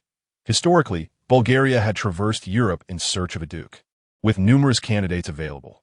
Although the ultimate choice fell upon himself, it was merely a means to secure the backing of the Western powers, not an indication that no alternatives existed. Ferdinand anxiously awaited developments, while simultaneously bolstering intelligence operations. From a historical perspective, his initial days in Bulgaria were far from easy. As power was firmly held by the liberals, as days turned into weeks, the summer of 1886 saw the anticipated coup unfold, forcing Battenberg to abdicate and subsequently be exiled. The ensuing power struggle in Bulgaria left Ferdinand astounded. The once dominant Russians gradually lost their advantage due to a series of miscalculations. In 1887, the Bulgarian crisis intensified, and with Ferdinand's consent, Stambolov forcibly convened the National Assembly in February, officially electing Ferdinand as the Prince of Bulgaria. July 12, 1887, marked a momentous occasion as Ferdinand Maximilian Karl Leopold Maria was crowned in the Palace of Vrana, becoming the Duke of Bulgaria. Thanks to Ferdinand's diligent efforts, the ceremony surpassed historical precedents in grandeur, with notable guests such as the heir to the British Empire, Edward, the heir to the Austro-Hungarian Empire, Rudolph, and the King of Greece in attendance. Signaling the support of the great powers, Ferdinand achieved his objective, temporarily intimidating the various factions within Bulgaria and laying the groundwork for future reforms.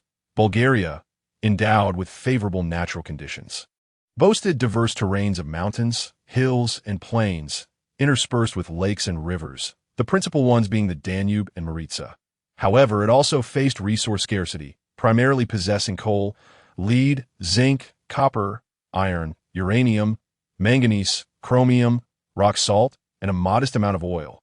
Overall, it was suitable for a nascent phase of development. Having long been under Ottoman rule, it had just attained independence, lacking significant nobility or wealthy capitalists. Although initial progress appeared promising, its potential remained limited. Despite Ferdinand's prior preparations, he couldn't help but comment, "Stambolov, do you have any recommendations regarding personnel appointments?" Ferdinand inquired calmly of Stambolov, the formidable Prime Minister of Bulgaria, serving from 1887 to 1894 and regarded as Bulgaria's Bismarck.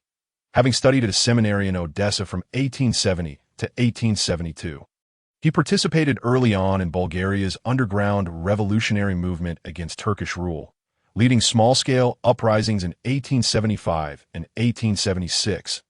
After Bulgaria gained autonomy in 1878, he was elected to the newly established parliament and became its speaker in 1884.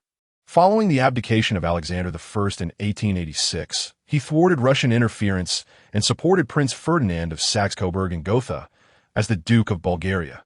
Upon the new duke's ascension, he organized the cabinet, continuing to oppose Russia while fostering amicable relations with Turkey and expanding Bulgaria's influence in Macedonia. He employed terror tactics to counter the persistent court conspiracies and military uprisings. When Duke Ferdinand I reclaimed royal authority, Stambolov was compelled to resign as prime minister on May 31, 1894. Ferdinand, having just ascended to the throne, had no intentions of replacing personnel at this juncture. Stabilizing the situation was paramount, and suitable candidates were scarce. Duke, after careful consideration, here is the list of cabinet members and key government officials for your review, Stambolov stated, presenting the document. Very well, let it be so. Have them assume their positions promptly. A cabinet meeting will be convened next week, and you must present a governance agenda. You may leave now. I require some rest, Ferdinand declared, dismissing him with evident dissatisfaction. As so now he wishes to act as a power broker. How impatient! Ferdinand mused to himself. At the very least, some semblance of decorum should be maintained. A few more candidates should be proposed. Everything has been settled as if I were merely a rubber stamp. Ferdinand thought inwardly. Bulgaria indeed had its advantages for development. Firstly, there were no strong industrial competitors with a relatively weak industrial foundation, allowing for monopolistic control, and there were hardly any governmental troubles. Secondly, he was financially well off, and there were no technical barriers to acquiring desired technologies.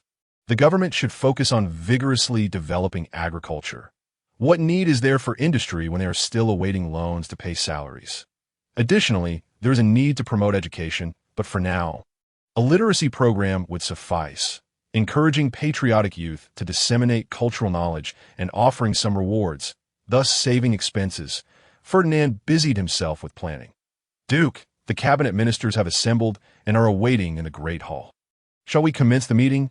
A servant reminded. All right, I shall be there shortly. One moment, Mr. Stambolov, Ferdinand interjected. Yes, Duke, please proceed, Stambolov replied, slightly disgruntled. Mr. Stambolov, how is this plan formulated? What is the current population of Bulgaria? How many are engaged in agriculture and how many in industry? What is the educational situation? What is the distribution of resources within the country? Ferdinand bluntly exposed the flaws in the plan, delivering a scathing rebuke to Stambolov, dismissing the vacuous proposal. Your Excellency, the Duke. Bulgaria currently has a population of 3.1045 million, with the majority being agricultural laborers, AS for education and resource distribution. These have not been documented. Very well, I concede that this plan was somewhat hastily prepared. Stambolov admitted after a pause that it seemed that historical figures were rarely straightforward. Ferdinand thought to himself, impressed by Stambolov's rapid realization. Prime Minister, we must be accountable to the Bulgarian people. It is imperative that we comprehend the actual situation in formulating our governance agenda. Regarding personnel salaries, I have approved them. The rest must be redone. A grand industrial plan, absurd. I've never heard of any industry in Bulgaria. Can you be more specific? From a demographic perspective, I recommend prioritizing agricultural development. We must consider the interests of the majority. Furthermore, educational reforms should emphasize the sciences, and we could establish literacy classes first. For industrial development, we must first ascertain resource distribution and tailor plans accordingly. I do not wish to see another hollow industrial plan like this. I apologize, Your Excellency the Duke. We will promptly revise it. Stambolov bowed his head in submission, feeling utterly defeated by Ferdinand's critique of his meticulously prepared plan. Rendered utterly worthless with no recourse for rebuttal, T.O. Ferdinand. The current Bulgarian government resembled the same idealistic assembly from the Shanghai Revolution era, capable of grandiloquent discourse, but utterly inexperienced in concrete governance strategies. Go now, gentlemen. Your efforts for Bulgaria's future are appreciated. Observing Stambolov and his cabinet bowing their heads, Ferdinand understood the importance of knowing when to withdraw. For the sake of Bulgaria, the previously dejected group instantly regained their spirits. For the struggle for Bulgaria, indeed, splendid, patriotic youth are so easily inspired. As Ferdinand gazed upon the assembly of cabinet members, whose average age scarcely exceeded 35, a sense of discontent brewed within him. The government of Stambolov has been regarded by posterity as a regime steeped in police terror. They garnered a portion of support from the burgeoning bourgeoisie, aligning themselves entirely with the interests of the upper class, while fervently promoting factories and commerce. Meanwhile, the vast majority of peasants and workers found themselves marginalized, rendering the foundation of their rule exceedingly fragile.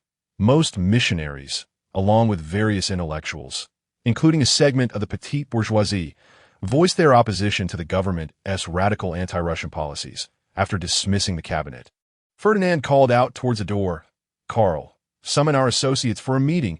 At once, Your Highness," replied the elderly steward Karl with a resonant voice.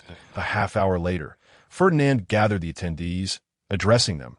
"Gentlemen, please take your seats. All of you have come from the Austro-Hungarian Empire alongside me to Bulgaria, and I trust you are all well acquainted with the current situation. Bulgaria is but a small nation, and its path to development is fraught with challenges. I now require your assistance." Upon finishing his statement, he directed his gaze towards the assembly. "Your Highness, it is our honor to serve you," echoed Franz and the others in unison, satisfied with their response. Ferdinand smiled and said, "Very well, let us dispense with idle chatter and focus on expanding our enterprises.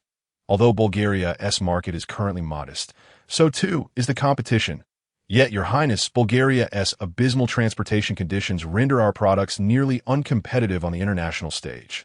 Lamented Wylon. "Oh, Mr. Wylon, I understand the difficulties involved, but do not forget your capabilities.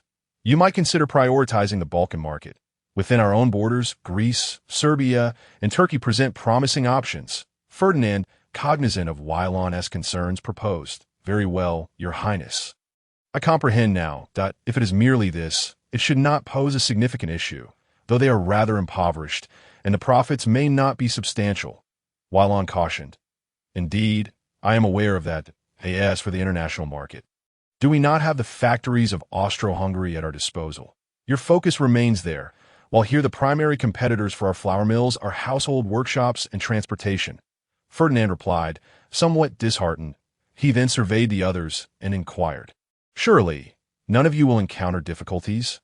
Observing the silence among the assembly, Ferdinand sighed. "It appears we must first address our transportation infrastructure. I shall urge the cabinet to swiftly devise a railway plan and issue public bonds."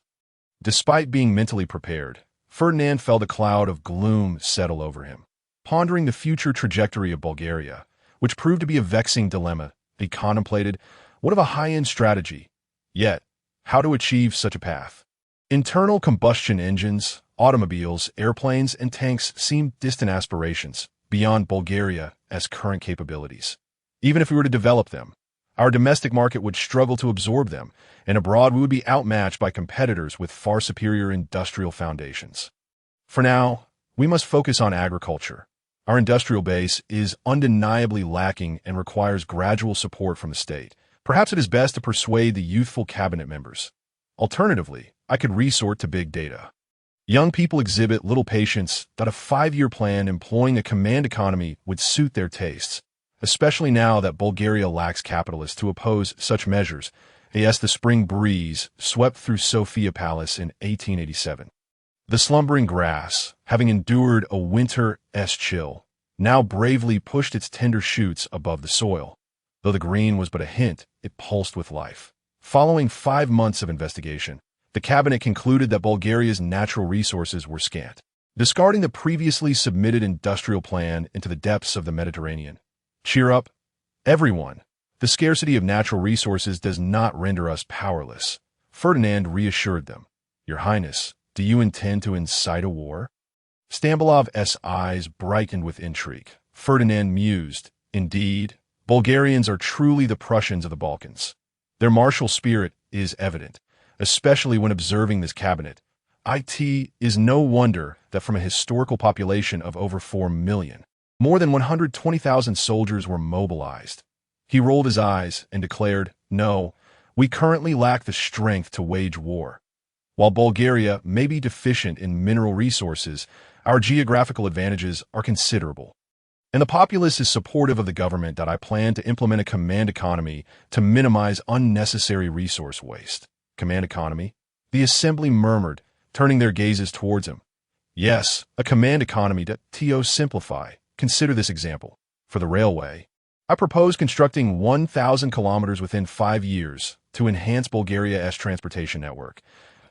If private capital is insufficient, the government will issue public bonds to finance 1,000 kilometers of railway within 5 years. Transportation Minister Clinton questioned incredulously. "Precisely," the Duke smiled. "Then I support it," Clinton promptly declared. This was merely one aspect. Bulgaria's primary industries would all be encompassed. Ferdinand spoke with confidence, and observing the assembly's reactions, he sensed victory. "Now, everyone, please be quiet and allow me to finish before we discuss." He waved his hand for silence. "Here are my preliminary ideas for your consideration." With that, Ferdinand handed a document outlining Bulgaria's 5-year plan to the attendees. The first point emphasized the development of agriculture, inviting agricultural experts and vigorously promoting advanced farming techniques, aiming for a 30% increase in agricultural output over 5 years to elevate farmers' incomes. The second point outlined the railway plan, committing to construct 1,000 kilometers of railway nationwide within 5 years to improve transportation. The required funds would be sourced through government-issued railway bonds. The third point focused on military affairs. Establishing a rudimentary arms factory, achieving basic domestic production of light weaponry within 5 years.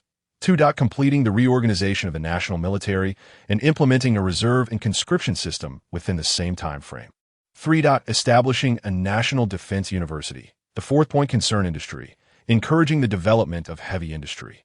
Given Bulgaria's resource limitations, we would support key industries such as steel mills, machinery factories, and arms enterprises through tax exemptions and priority use of domestic products under equivalent conditions. The fifth point addressed education. One. Establishing literacy classes in factories and rural areas, encouraging young students to teach the populace during holidays, primarily focusing on legal education, with a goal to reduce the illiteracy rate to below 15% within 5 years. 2. Establishing a public comprehensive university, temporarily focusing solely on science and engineering disciplines due to the current unique circumstances. 3. Constructing 3 new teacher training colleges to cultivate educators, laying the groundwork for future compulsory education. These 5 points comprise the core of this 5-year plan, which may also be referred to as the 5-5 plan. That I welcome any suggestions or criticisms you may have, Ferdinand declared with confidence. Your Highness, can this truly be accomplished? It blatantly contravenes market principles. Economic Minister Michael questioned with uncertainty. Of course. Do not concern yourselves with so-called market principles, which are merely rhetoric concocted by capitalists to deceive. Have confidence. You are all the elite of Bulgaria, and you shall undoubtedly succeed, perhaps even exceed expectations, Ferdinand encouraged. Your Highness, how will we address funding? Given Bulgaria's fiscal revenues, it seems challenging to achieve this. Prime Minister Stambolov interjected. The primary expenditure will stem from the railway plan, and we can issue railway bonds with higher interest rates to attract private capital. If that proves insufficient, we may also seek foreign investment. Subsequently, we can repay the debts with the revenue generated from railway operations, with the government covering any shortfall. For the arms factory, I can invest personally, thereby relieving the government of some financial burden. The remaining funding gap should be manageable, considering Bulgaria's fiscal revenues, that we might need to issue some educational bonds as well. Are there any further questions? Ferdinand responded readily. Your Highness, why are there no targets for steel and coal? These are essential for national strength. Michael inquired with confusion. Quite simply, Bulgaria possesses scant coal reserves. We cannot define natural laws. Moreover, the iron ore is located within the Balkan mountains. Without established railways, we would have to import all raw materials for steel mills, making direct steel imports a more viable option. Ferdinand elucidated. If there are no further queries, let us proceed with this decision. The specific details can be refined by you, and then submitted for the National Assembly's resolution. Ferdinand announced. Observing the silence among the assembly, Ferdinand's surprise, the Stambolov cabinet proved far more amenable than he had anticipated. He had initially prepared for the rejection of his 5-year plan draft, expecting the cabinet to devise an alternative. However, he had not foreseen their political naivety, willingly relinquishing control. Should this plan pass through the National Assembly, the reins of authority would undoubtedly rest with Ferdinand. It follows logically that he could obtain a portion of authority from the Liberal Party. Should he succeed, Ferdinand's position would become firmly established. Conversely, failure would enable the cabinet to bear the brunt of the blame. And with a slight nudge, one could cast doubt on the cabinet's governing capabilities, thereby allowing for a graceful retreat. Though the methods were somewhat despicable, they proved to be remarkably effective. After a few years of noble living, the former underdog had now transformed into a politician, albeit with somewhat inexperienced tactics. After a fortnight of intense labor, the Stam cabinet finally refined the 5-year plan in order to accommodate various interests. The terms had multiplied, encompassing every facet of Bulgaria, by the time it reached Ferdinand. There were already over 300 stipulations, large and small. Frankly speaking, this plan was commendable, yet its most significant flaw was its excessive radicalism. In Ferdinand's eyes, it represented a complete leap forward, theoretically achievable, but the government had far too much to accomplish. This is a common pitfall of idealism, always yearning to conclude everything in one fell swoop. Ferdinand raised no objections. If this plan were truly realized, Bulgaria would ascend to the status of a Balkan superpower. For now, it was best not to dampen spirits. From Stam's change in demeanor, it was evident that his calculations had been discerned. It was merely a matter of being unable to oppose due to Bulgaria's developmental needs that on January 5, 1888, later referred to by historians as Bulgaria's Day of Renaissance, the Stam cabinet submitted a groundbreaking 5-year plan to the National Assembly. laying the foundation for Bulgaria's ascendance. The National Assembly, dominated by the Liberals, passed the resolution without significant opposition, and Ferdinand promptly signed it, declaring the bill effective. Thus, Bulgaria's ambitious 5-year plan commenced, with so many stipulations. It conveniently facilitated Ferdinand's power grab. Without a shred of integrity, Ferdinand immediately convened a cabinet meeting. Observing the eager expressions of the cabinet members, Ferdinand cheerfully inquired, "Prime Minister, now that the plan has been formulated, from where do you intend to commence?" Stambolov was taken aback. He had been so engrossed in drafting the plan that he had not considered its implementation. It was clear that Ferdinand had proposed only 5 points. If everyone exerted themselves, they could indeed achieve them. But how to actualize the 300 supplementary clauses? How many personnel would be required? Where would they even begin? All these were pressing questions. Yet as prime minister, he could not feign ignorance. It would be utterly undermining of his authority to admit he had no viable suggestions in front of everyone. Stambolov realized he was in deep trouble. He was not without rivals. If he failed to demonstrate a modicum of competence, even these cabinet members might harbor ambitions regarding the prime minister's position. After a moment of silence, Stam steeled himself and said, "Your Highness, please trust that our cabinet will undoubtedly devise a satisfactory strategy. Indeed, I have faith in the cabinet's capabilities, but this is a pivotal moment for Bulgaria's development, and the populace is observing us closely that I hope you can present a feasible proposal within 3 days." Ferdinand feigned eagerness, while Stambolov understood he had been led into a trap. He left the palace in a daze and returned home. The day's events had already bred dissatisfaction among the people. Like most liberals, they were ambitious yet ineffectual, a common flaw among revolutionaries worldwide. He summoned his aides for discussion, and they unanimously concluded that he had been ensnared by the king. However, this plan had been crafted by Stambolov and the cabinet members. Ferdinand had merely suggested 5 points, yet they had produced over 300. Who would believe such a tale? So, what should they do now? He realized he must take action. Otherwise, he would be unable to account for it. Prime Minister Stambolov's most trusted aide, Kobiev, remarked, "This plan has already been approved, and the opposition is singing our praises. Abandoning it is out of the question. We must at least accomplish a significant portion to justify ourselves." "You are correct," Stambolov acknowledged. "This is no longer solely my affair. If we fail to deliver results, none of us in the cabinet will escape unscathed, and the Liberal Party will be implicated." He understood Kobiev's implication. If they succeeded, everyone would rejoice.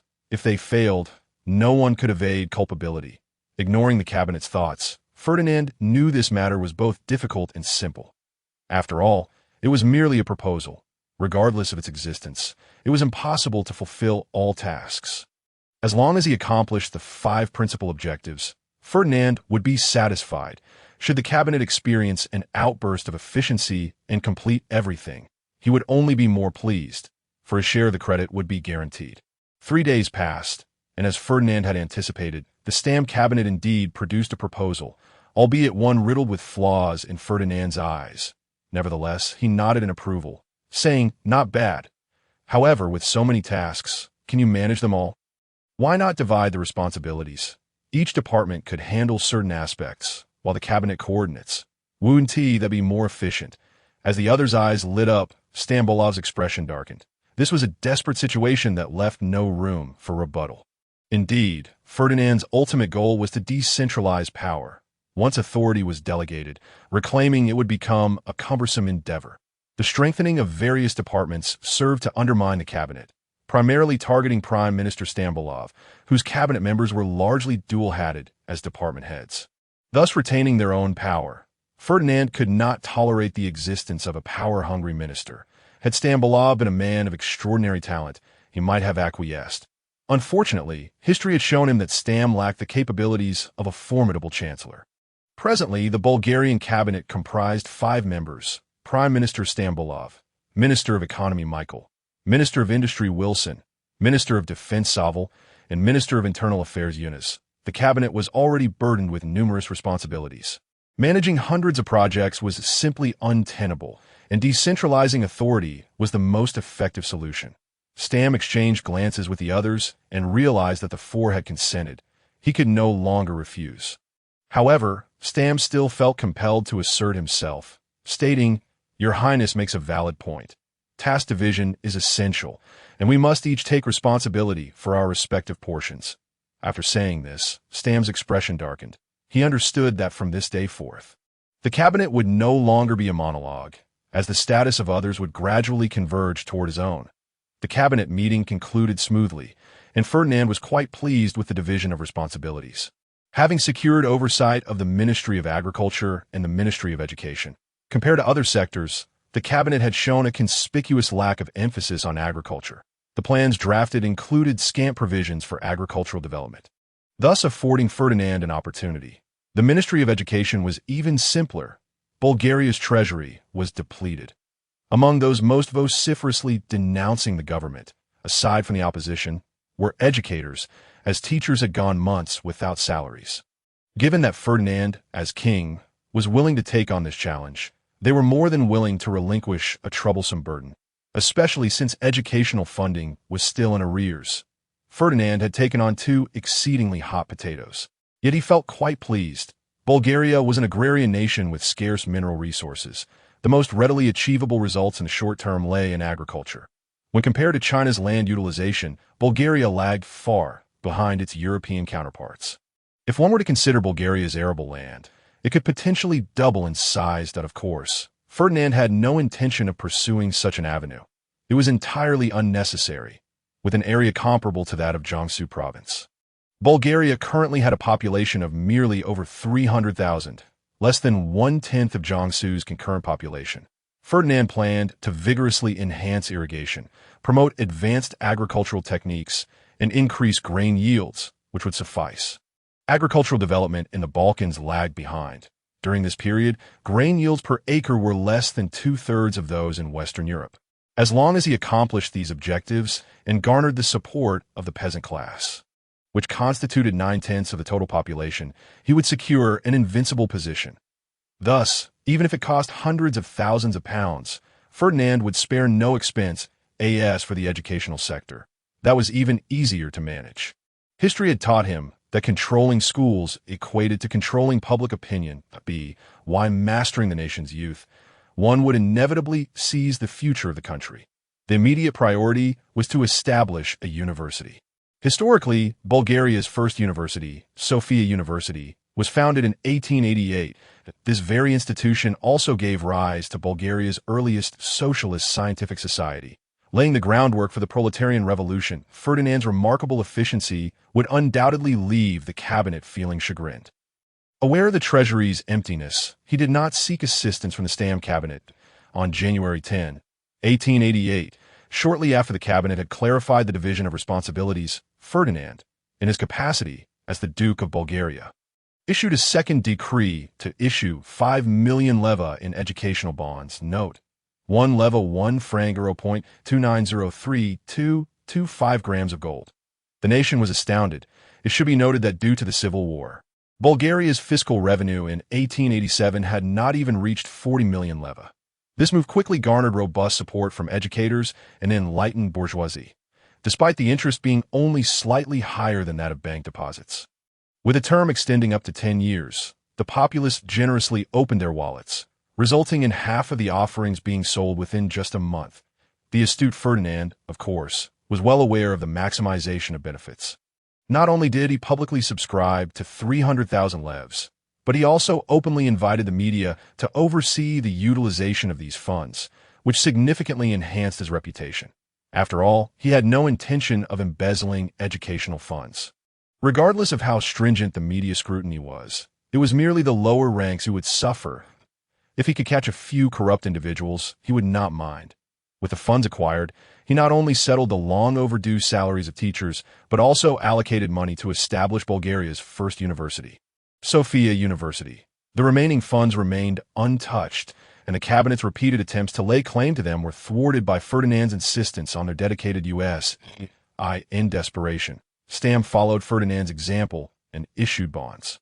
However, his appetite was considerably larger. The funds required for the 5-year plan amounted to astronomical figures for the government. He initiated with 50 million levs in railway bonds, swiftly followed by 30 million levs in industrial bonds. The Bulgarian populace was not so affluent, and the government's credibility was far from robust. For the few million in educational bonds, they could muster a spirit of patriotism and grit their teeth to support it. But when it came to the government-issued industrial and railway bonds, they were powerless, with sales barely reaching a few 100,000, resulting in a rather awkward situation. Ferdinand did not concern himself with the cabinet's troubles. He was still preoccupied with the selection of the first president of the university, someone who must be highly esteemed and respected within the educational community. Among the figures in Bulgaria's education sector, there was regrettably no candidate who commanded widespread acclaim.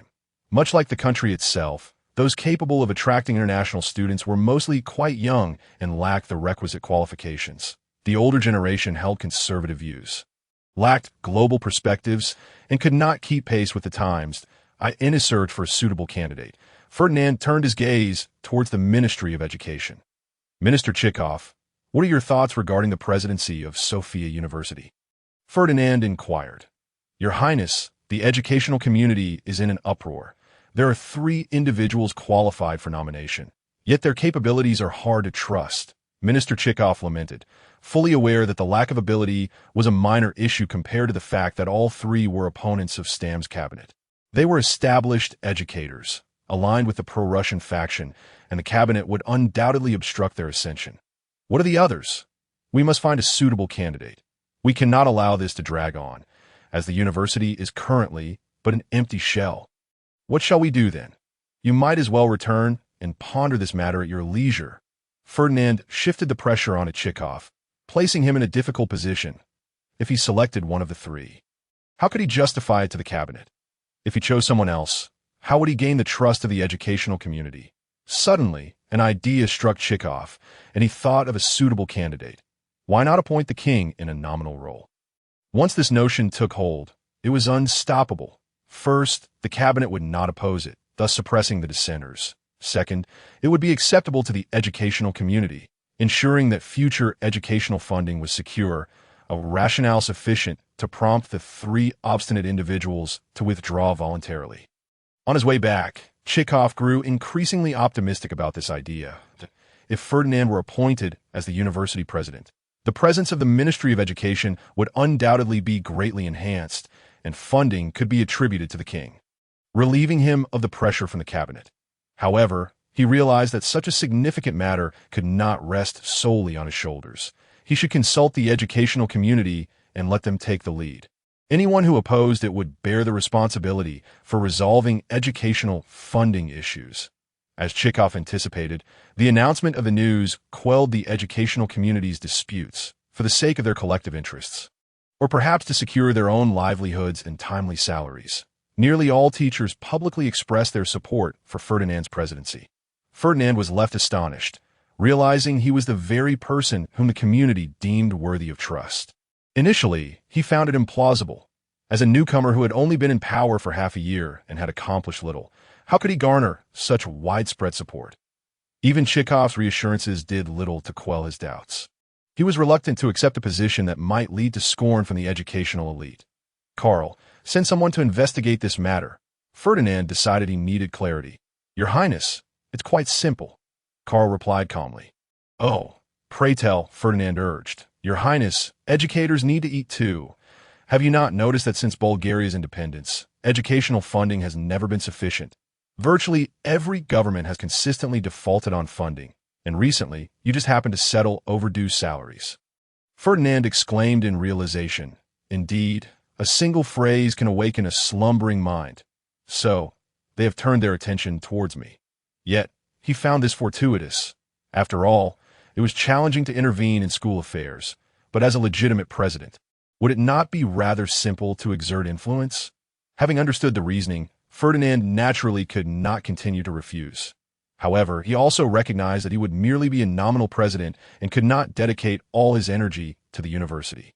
Routine school management would still need to be entrusted to others. Karl, summon Chikov back and inform him of my agreement, Ferdinand said with a smile. Very well, Your Highness, Karl replied, exiting the room in a short while. Chikov entered and greeted Ferdinand. All right, for the sake of God, I have agreed to take on the role of president. However, the other faculty members will need to be managed by your ministry, and you must also ensure the enrollment process for the second half of the year is well prepared. Ferdinand stated earnestly, "Absolutely, Your Highness. Our Ministry of Education will spare no effort. I swear to God," Chikov assured him. Ferdinand nodded in satisfaction and asked now, "What are your plans?" Chikov pondered briefly before responding, "Your Highness, you know that this is Bulgaria's first university, and we lack relevant experience. Our Ministry of Education plans to recruit managerial talent and some faculty from the Austro-Hungarian Empire and the German Empire." Ferdinand thought to himself, "It appears the liberals have a favorable impression of the Central Powers. Russian education is rather lacking, which is understandable. It is troubling that neither England nor France was mentioned." While these thoughts crossed his mind, Ferdinand was no novice and refrained from voicing them, recognizing that such statements would be politically unwise. "Please report your plans to me as soon as possible, along with the division of departments and specialties at Sofia University and the expected enrollment numbers." Ferdinand instructed Chikov that, "Of course, Your Highness." Chikov responded emphatically. "Good, now go and attend to your duties," Ferdinand said, observing Chikov's spirited demeanor as he departed. Meanwhile, within the Sofia government building, a tumultuous debate raged. Stamborov shook his head in exasperation and slammed his fist on the table, imploring, "For heaven's sake, cease this incessant bickering. It's all about that damned money. No matter how much you argue, it won't conjure any funds." As the crowd quieted, Stam continued, "You all understand Bulgaria's financial situation. If we do nothing, we might achieve a balance, but is that feasible? What good is it to do nothing? Instead of squabbling over the budget, why not consider how to obtain funds?" proposed Minister of Industry Wilson. "Absolutely not. Bankers are not philanthropists. They will surely take advantage of our plight, and the costs will be exorbitant. Moreover, with such a significant funding gap, what could we possibly offer as collateral?" countered Minister of Economy Michael. "Then let us raise taxes," suggested Interior Minister Yunus. "That is absolutely out of the question. The domestic economy is already in a downturn. The capitalists are struggling," Stam opposed, fully aware that the liberals rose to power with capitalist support. Raising taxes on them would be akin to cutting off the branch they sat upon. "Your Excellency, I'm aware the capitalists are facing hardships, but we could impose taxes on the farmers," Yunus clarified. At this, the assembly fell silent, with no one daring to directly oppose the idea. After a moment, Stamborov suggested, "Shall we convene a ministerial meeting to discuss this matter?" "Agreed." The crowd responded in unison. Everyone knew that raising taxes was an unappealing task, and criticism was inevitable. The peasant class wielded little influence, and while the feudal landlords were weak, they were not to be underestimated. True to form, when faced with a financial crisis, history repeated itself, and the burden fell once more on the farmers. Historically, Bulgaria had increased the burden on farmers to promote industrial development. The intensification of land consolidation has led to the bankruptcy of a multitude of farmers, forcing them to migrate to urban areas in search of a livelihood.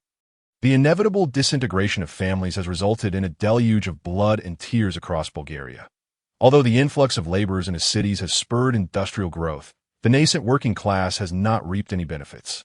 They toil under grueling shifts of up to 1,416 hours per day, receiving wages that amount to less than half of what is deserved. This situation has ironically laid a foundation for the advancement of communism. The subsequent failures of the world wars exacerbated domestic strife, ultimately igniting a proletarian revolution. Cognizant of the causes and effects, Ferdinand was naturally compelled to deliberate carefully. While he was eager to foster industrial development, he remained apprehensive that his own actions might trigger adverse consequences, leading him to opt for limited intervention. When the cabinet proposed a tax increase, Ferdinand promptly vetoed it. He had resolved that, come what may, he would not allow history to repeat itself, resulting in the widespread bankruptcy of farmers. "Your Highness, we face a fiscal crisis, and we are left with no choice but to resort to such measures," exclaimed Stambolov in dissatisfaction. "I am aware, but for the love of God, I cannot acquiesce," Ferdinand retorted. "You must understand, the passage of this bill would plunge thousands of families into bankruptcy, leading to familial disintegration and cries that would drown all of Bulgaria." "Not so, Your Highness," Ferdinand replied with righteous indignation. The plight of the farmers may worsen in the coming days, yet for Bulgaria's advancement, sacrifices must be made. Moreover, they can transition into the workforce. It will not be as dire as you suggest. Stambolov, seething with anger, shot back, "Oh really? Do not treat me as a fool that, if your proposed tax law is enacted, vast tracts of land will be consolidated, and countless farmers will face ruin. Do not deceive me into believing that Bulgaria can provide such an abundance of jobs. At that point, many farmers will lose their livelihoods, and capitalists will continue to slash wages and exploit workers with impunity. Correct, Stambolov, my prime minister. Remember, you're the prime minister of Bulgaria, not of the bourgeoisie. A competent government must balance the interests of the majority. Otherwise, we will face a relentless barrage of adversaries that a populace on the brink of starvation will demand justice with their very lives." Ferdinand resolutely thwarted the cabinet's reckless proposal. What folly! The fiscal gap faced by Bulgaria was not a mere few million, but rather in the billions of leva if the burden were to fall entirely upon the farmers. Ferdinand envisioned countless bankrupt farmers rising in revolt, toppling the government. As for the potential fallout with the cabinet, Ferdinand deemed it inconsequential. The choice between two evils was clear. The threat of peasant uprisings outweighed the ineffectiveness of the cabinet. Ferdinand possessed a fair understanding of Stambolov's cabinet. Their political tactics were brutish and naive, and he had ample means to contend with them. Upon exiting the palace, the Minister of Finance, Michael, expressed his concern. "Prime Minister, His Highness has vetoed the tax proposal. What shall we do? What to do? In that case, we need not be courteous to him. After all, we are the ones who elevated his throne. We can always replace him." The Minister of Interior, Yunus, declared angrily. "What?" The room fell silent as everyone's expression shifted. Stambolov reacted with fury, exclaiming, "God! Yunus, you fool! Silence yourself! Do not speak recklessly. Do you think this is child's play, where we can simply swap out players? Are you trying to lead us to our doom?" Yunus, realizing the gravity of his misstep, turned pale. He understood that if today's events were to leak, his career would be over. The aftermath of the former Grand Duke's tenure was still fresh, and Sofia was rife with bloodshed, seeking salvation from the populace. Wilson, who usually had a cordial relationship with Yunus, stepped in to mediate, saying, "Prime Minister, there is no need to mind Yunus's foolishness. What should our next course of action be?" After a moment of silence, Stambolov replied, "According to Bulgarian law, we are still able to convene the National Assembly. As long as the Assembly approves, the Grand Duke will have no choice but to acquiesce." A palpable shock coursed through the room, and faces turned pale. Yet, they ultimately nodded in agreement. It was clear to all that circumventing the king and directly utilizing the Assembly to pass the bill would effectively render the king powerless. This cabinet would never again secure Ferdinand's support, and trouble would surely follow. As Ferdinand had anticipated, the Stambolov cabinet did not relent.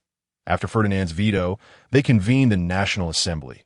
They intended to leverage the Liberal Party's advantage within the Assembly to forcibly pass the tax bill, simultaneously undermining Ferdinand's authority. On April 28, 1888, Bulgaria reconvened its National Assembly, where Stambolov presented the proposal for an agricultural tax increase. However, Ferdinand, having foreseen this development, was not idle. The disputes between him and the cabinet had already become public knowledge. Would the opposition allow Stambolov's cabinet to achieve their aims? Ferdinand was uncertain. Yet, one thing was clear. Public opinion had aligned with him. Should the bill pass, the cabinet would undoubtedly face severe backlash. Anticipating a lively session, Ferdinand chose not to attend the assembly. Opting instead to observe from the sidelines, he intervened directly would be to diminish his own stature. Watching the tumultuous proceedings unfold, Stambolov felt an inexplicable agitation. Rising from humble beginnings as the son of a shoemaker to become the prime minister was no small feat. He was no fool. He anticipated the backlash against the agricultural tax and was prepared for it. Stambolov was willing to bear some criticism in the name of Bulgaria's industrialization. Yet, gazing at the chaotic assembly, he harbored doubts about whether this motley crew could indeed lead Bulgaria to revival. As the speaker, Stambolov angrily commanded, "Silence! Enough of this idle chatter. Let us proceed directly to the vote." Unexpectedly, This move incited fierce dissatisfaction among the conservatives and Democrats. According to standard procedure, a debate should precede the vote on the bill. In his frustration, Stambolov had bypassed this crucial step and, after submitting the bill for clarification, moved directly to the vote, thereby stripping them of their right to speak.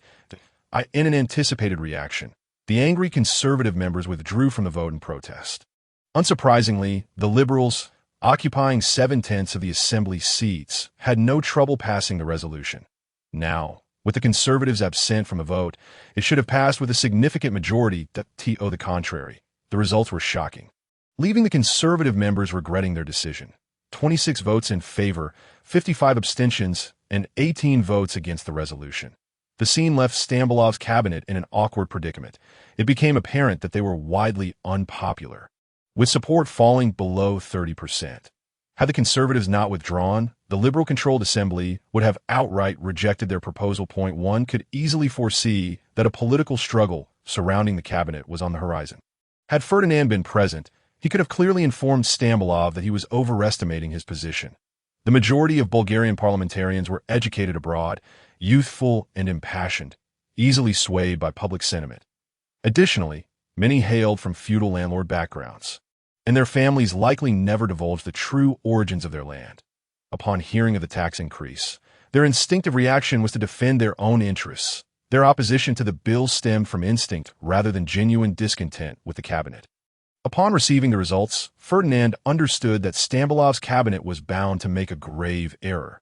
This might very well serve as the catalyst for a police state. Unable to prevent it, Ferdinand resolved to capitalize on the situation to maximize his own interests. At the very least, Ferdinand's intelligence network had already begun to mobilize, secretly acquiring several newspapers to advocate for Ferdinand's cause.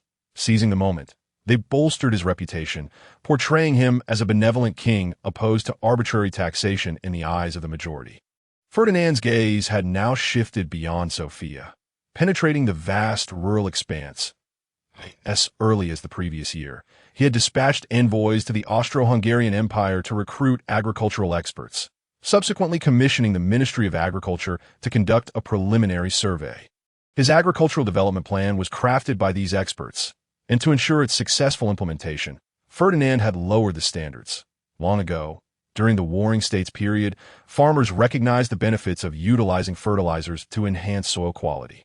Early agrarians applied compost and animal manure to their fields. In the 19th century, scientists discovered the crucial role of nitrogen.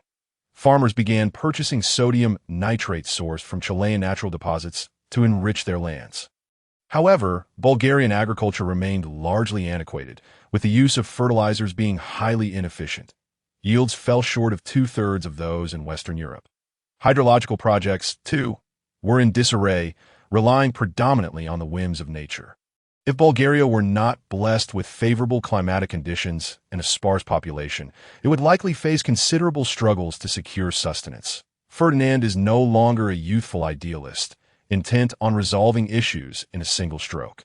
Rather, he has chosen to approach matters incrementally, beginning with manageable tasks. Initially, he commissioned agricultural experts to devise reasonable methods for fertilizer usage, subsequently entrusting these strategies to the Ministry of Agriculture for widespread dissemination.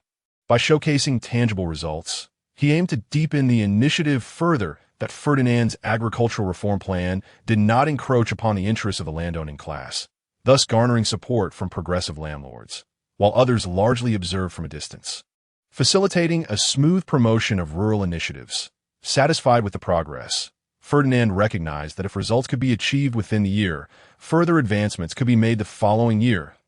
His understanding of Bulgaria deepened. He resolved to postpone any irrigation projects until he secured political authority, acknowledging the current hardships faced by Bulgarian farmers, who were ill-equipped to bear the burdens of such endeavors. Some might argue that government funding or financial contributions from landlords could alleviate the situation. However, this was simply not feasible given Bulgaria's fiscal constraints. Furthermore, prior to the extensive land consolidation, the Bulgarian landowning class had not widely adopted mechanized production and were not as affluent as one might presume. Unlike in the Qing dynasty, where owning 100 or 80 acres denoted a landlord and 1,000 acres signified a large landlord, In Bulgaria, it was commonplace for an ordinary farming family to possess several hundred acres. Without owning tens of thousands of acres, one would scarcely be considered a landlord. In an era characterized by vast tracts of land and sparse populations, there was little regard for ecological preservation. Individuals were free to cultivate uncultivated land at will. This was also the rationale behind the Stam Cabinet's willingness to impose taxes. Even if farmers faced bankruptcy, they could retreat to the mountains to continue their agricultural pursuits. Beyond the reach of government oversight, farmers would not revolt unless driven to desperation. Historically, Bulgaria had frequently increased agricultural taxes to foster industrial development, yet peasant uprisings were rare. With an understanding of the current state of Bulgarian agriculture, Ferdinand felt reassured for the time being. Presently, agricultural output not only met domestic demand, but also extended to exports, rendering the need for increased production less pressing in the short term than in June. The rudimentary Bulgarian university was completed as for its decor. In that era, few were particular. A cement floor and a layer of lime on the walls sufficed. Historically, Sofia University was also established in that year, thanks to the generous donations of the brothers Risto and Evlogi Georgiev, with the main building completed in 1934. Naturally, such resources were no longer available, as Bulgaria's resources were limited due to Ferdinand's intervention. The Bulgarian government, with robust support from various sectors of society, transformed a manor in the eastern suburbs into a rudimentary university within a matter of months, an establishment that could rival village primary schools from 2 or 3 decades prior. Ferdinand found it imperative to focus his energies on the educational institution, especially given Sofia University's historical significance and its reputation as a cradle of revolutionary thought. Although he lacked deep knowledge of the intricacies of the Bulgarian Revolution, he was acutely aware of one crucial fact. The high unemployment rates among Sofia University graduates had laid the groundwork for revolutionary fervor. To preemptively address this, Ferdinand decided to implement a job allocation system, ensuring that everyone secured employment, thus minimizing the likelihood of revolutionary activity. That on July 2, 1888, Ferdinand convened a meeting regarding school management to determine the inaugural enrollment numbers and departmental divisions. Minister, is His Highness truly attending the meeting? Aliko Konstantinov, a renowned Bulgarian writer and current literature instructor at the university, inquired with surprise. Others perked up, expressing interest. Although they were all luminaries in the educational field, their interactions with high-ranking officials had been limited to those from the Ministry of Education. The notion of Ferdinand as a highly esteemed principal was foreign to them. His election had merely been a means to secure funding. Of course, His Highness places great importance on education. There is still half an hour before we begin, so please be patient, Chekhov remarked with a smile. After exchanging pleasantries, Ferdinand gestured to commence the meeting, stating, "Very well, let us begin." "Indeed, Your Highness, let us start with the Ministry of Education," Chekhov replied in good spirits. The ministry had been preparing for the enrollment examinations 3 months in advance, and all preparations were in place. The primary task now was to finalize the enrollment numbers and the distribution of students across various disciplines. Chekhov succinctly conveyed this, and Ferdinand appreciated his pragmatic approach, devoid of lengthy speeches or bureaucratic pretensions. "Well then, let us each express our opinions." Ferdinand nodded in satisfaction. For the mechanical engineering department, we require 200 students. As everyone knows, Bulgaria is undergoing industrialization and is in dire need of such talent. The head of the mechanical engineering department, Alan, interjected. The room fell silent, clearly in agreement with Alan's reasoning, yet hesitant to engage in a dispute over the allocation of spots. Ferdinand nodded, indicating to his aide to take notes. For the literature department, we require 300 students. Bulgaria has been oppressed by the Ottoman Empire for far too long and urgently needs to liberate its thoughts and restore its cultural heritage, necessitating a substantial workforce to produce outstanding literary works and enrich the spiritual lives of the populace. Alec followed suit, leading into the history department. The physics, chemistry, and architecture departments also chimed in. The modest Bulgarian university, surprisingly, had over 30 departments, with total enrollment exceeding 5,000 students. Ferdinand listened intently, smiling as he mused. "Is 5,000 a large number?" "I think not. However, it depends on the context. In future generations, universities will boast enrollment figures in the tens of thousands. Yet at present, this was utterly implausible. It was doubtful whether the initial number of applicants in Bulgaria would even reach 5,000. Ferdinand turned to Chekhov and inquired, "My dear minister, what is your estimate for the initial enrollment numbers at the Bulgarian university?" "Your Highness, based on preliminary surveys, we anticipate that the number of eligible applicants will fluctuate between 4,500 and 5,200. Chekhov responded with due caution. Ferdinand nodded thoughtfully, saying, "Indeed, you are all esteemed figures in Bulgarian education, and you are aware of the current situation. Given this context, it is clear that we cannot meet everyone's requests. Therefore, for the betterment of Bulgaria, many disciplines must make sacrifices." The room fell silent as the gravity of the figure struck them. How many students were there at the University of Vienna? Not even 3,000. I believe, if Bulgaria were to enroll 5,000 students at once, they would likely become a laughingstock in the educational community. That a reduction in numbers was imperative, yet the question remained, which disciplines would bear the brunt of the cuts? Noticing that the attendees were still deep in thought, Ferdinand interjected, "You all understand that the establishment of a university in Bulgaria is aimed at national development. Thus, the quality of students must be upheld. Therefore, the inaugural enrollment will, in principle, not exceed 500. In reality, it would likely be even fewer. The admission numbers at the University of Vienna were comparable, and Oxford University had even lower figures. Renowned international universities had already set a precedent for us. Your Highness is correct. As Bulgaria's university has just been established, we must ensure the quality of our student body," Chekhov added, further emphasizing the limitations imposed by the school's faculty, estimating that the first cohort would likely comprise between 300 to 500 students. "We are all aware of these circumstances, and I concur with the necessity of reducing numbers. However, this figure is less than 1/10 of the original," lamented a cog representing the history department. "No, sir, you are mistaken. It is not merely 1/10. To conserve educational resources, some disciplines may see minimal changes in student numbers, while others will be entirely eliminated," Chekhov asserted firmly. "What?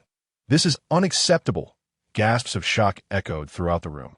"Minister, this," Ferdinand, sensing the rising tension, raised his hand, saying, "Gentlemen, let us not make it difficult for our minister. He does not wish to impose such measures, but we must face the reality of our poverty. Allow me to provide an explanation on his behalf. This is a critical moment for Bulgaria's development, and all resources must be directed towards industrialization. Therefore, at this stage, the Bulgarian University exists to serve industrialization. For the sake of Bulgaria, sacrifices must be made. You are all the elite of Bulgaria. Tell me, can you make sacrifices for your country?" Ferdinand inquired, and the responses varied, yet they echoed a unified sentiment. We can. Ferdinand was quite pleased with the public's reaction. It seemed that everyone was concerned about their reputation, at least on the surface, portraying themselves as patriots. As for the specific measures to be eliminated, Ferdinand refrained from intervening, leaving that matter entirely to the Ministry of Education. He merely provided the ministry with a guiding principle. All engineering and science programs were to be retained, with the government covering tuition and miscellaneous fees, ensuring job placement upon graduation. However, for the humanities and social sciences, there would be no financial support whatsoever. All expenses would need to be borne by the institutions themselves. Fiscal allocations, including private donations and other revenues, would not extend to the humanities, and the state would bear no responsibility for employment issues. In essence, he made it abundantly clear to the ministry that the humanities departments were to be cut. Otherwise, the schools would have to find their own funding. The rationale was straightforward. Historically, graduates in the humanities from Bulgaria often possessed lofty aspirations but lacked practical skills, resulting in difficulty securing employment. These unemployed individuals, in turn, became disillusioned with society, some joining revolutionary parties while others gravitated towards anarchism. Later, when the Soviet Union exported revolution, they ultimately became the successors of communism. To safeguard his position, Ferdinand naturally sought to preemptively address these latent threats. With the exclusion of such individuals, it would be nearly impossible for the Soviet Union to infiltrate Bulgaria. The eventual outcome did not surprise Ferdinand. The education sector opted for compromise, with most humanities programs relegated to elective status, while subjects like history and languages fortuitously became compulsory, without separate admissions. This resolution was broadly acceptable, as it preserved the humanities programs and, by extension, the livelihoods of those involved. Ferdinand was pleased as well. Spending a modest sum to retain these scholars at the university spared him further complications. The unfortunate ones were the students of Bulgarian universities, who would never experience the academic freedom that later generations would enjoy. The densely packed schedules left Ferdinand feeling overwhelmed, akin to the plight of high school seniors in subsequent eras. Weekends were a luxury they could not afford, marking them as perhaps the most unfortunate university students in the world. Without delving into Ferdinand's schadenfreude, the news regarding Bulgarian university professors quickly stirred the nation. Everyone was keenly interested in the 12 programs offered, all predominantly in the fields of science and engineering, which was astonishing to many. The media engaged in heated debates. Not long ago, those same individuals had passionately defended the existence of humanities programs. Now, they all transformed into ardent patriots, claiming their actions were driven solely by a desire to promote Bulgaria's development and conserve educational resources. Many even swore before God that their motivations were entirely altruistic, sacrificing for the sake of the nation and its people. Ferdinand found himself somewhat moved by this display of patriotism. Had they not preserved their privileges, the scenario might have been quite different. Bulgaria enjoys a continental climate with distinct seasons, the northern region influenced by the Black Sea and the southern by the Mediterranean. The summer temperatures were not overly oppressive, and students arriving from various locales were brimming with vigor and confidence. Embodying a spirit of determination, Sofia's streets and alleys were filled with their vibrant presence. In preparation for the impending examinations, several hotels under Ferdinand's management had opened their doors ahead of schedule. At the Hilton Hotel in the eastern part of the city, a group of students engaged in discussion. "Ram, do you know what will be on the exam?" asked Andrea. "Isn't that a ridiculous question?" "How could I possibly know?" Ram replied. "However, I've heard that this exam will be quite rigorous. If you don't study diligently, you'll be embarrassed if you fail." "Ram, you're as dull as ever. This is Sofia, our capital, Bulgaria's largest city. Don't you want to explore it?" Andrea countered, "I agree with Ram." Another student chimed in, "We should focus on studying. I've heard that the number of admissions this time is quite limited. If we carelessly get eliminated, how can we face our families?" "Oh, dear God, you're all right. We need to study, but without knowing what will be on the exam, how can we prepare? Such a tiresome bunch." Such trivial exchanges as Andrea's were continuously played out across Bulgaria. Those who managed to graduate from high school typically hailed from relatively well-off families, as attending school during that era was beyond the means of ordinary households. Students traveled from all corners of the country to Sofia, and while some could not resist the temptation to explore the city, stimulating local commerce, the majority chose to dedicate their time to studying. University students in Bulgaria had long been associated with prestige. In the past, one had to study abroad to attend university. The exorbitant costs could strain even affluent families, with only a handful of students able to afford overseas education. Most found such aspirations utterly unattainable. This examination represented an opportunity for many. Despite their outwardly casual demeanor, nearly everyone was diligently working hard. As the exam date drew closer, influenced by previous experiences, Ferdinand occasionally felt compelled to sell study materials for profit. Ultimately, he resisted the urge, recognizing he was no longer the petty vendor of pirated goods. What profit could a few thousand levs from selling study materials yield? It would to even match what Ferdinand earned in a single day. Moreover, jeopardizing the fairness of the exam by selecting a group of unqualified candidates would lead to complications. The first graduating class would serve as the foundation for Bulgaria's future leadership across various sectors. Though he dismissed the notion, he considered the future Bulgarian scholars would undoubtedly be overwhelmed with study materials. Ferdinand's principles tended to wane in the face of profit. On August 2, 1888, the inaugural entrance examination for Bulgarian University commenced, marking the beginning of a new chapter in the nation's academic history. Spanning 3 days, the exam featured a diverse array of subjects, encompassing knowledge from various fields. Notably, performance in the chosen discipline held paramount importance, constituting 80% of the total score. Candidates achieving a top 3 ranking in their specialized subjects could be admitted even if they scored 0 in other areas. Of course, the candidates were unaware that after 3 grueling days of testing, they emerged as despondent as wilted eggplants, devoid of confidence. Sofia seemed to buzz with discontent as complaints about the difficulty of the exam echoed throughout the city, and many lamented their insufficient preparation. By August 15, the entrance to Bulgarian University was teeming with anxious individuals awaiting the final results. On the brighter side, they felt fortunate not to worry about selecting their majors or the potential ramifications of making the wrong choice on their future careers. The institution would determine the most suitable programs for them, and job placement was guaranteed. As for personal interests, could they sustain one? Apologies, but in the 19th century, such notions were unheard of. Ferdinand was satisfied with the results of this enrollment, acknowledging the numerous shortcomings but recognizing the event's overall success, especially as no cheating scandals had emerged in commemoration of his academic journey. Ferdinand designated the school opening date for September 1, a date steeped in familiarity. The ceremony commenced with Ferdinand's speech, reflecting on Bulgaria's history, which could fill volumes, but attendees were encouraged to participate in their own opening ceremonies. Amidst a chorus of applause, 436 students stepped into the hallowed halls of the university. Observing these vibrant young scholars, Ferdinand felt an overwhelming sense of pride. They represented the future leaders of Bulgaria. Reflecting on the dense course schedules, Ferdinand couldn't help but relish the irony. Enjoy this moment. Relish your freedom now. Tomorrow, you shall discover the true terror of university life. It is essential to understand that Bulgarian University now implemented a closed, militarized management system, featuring up to 12 classes daily.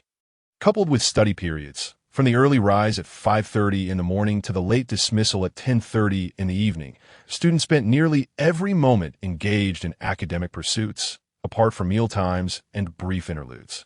This rigorous schedule was inspired by the routines of high school seniors from previous generations, as it was the inaugural year of the institution, and no one had the experience to contest it.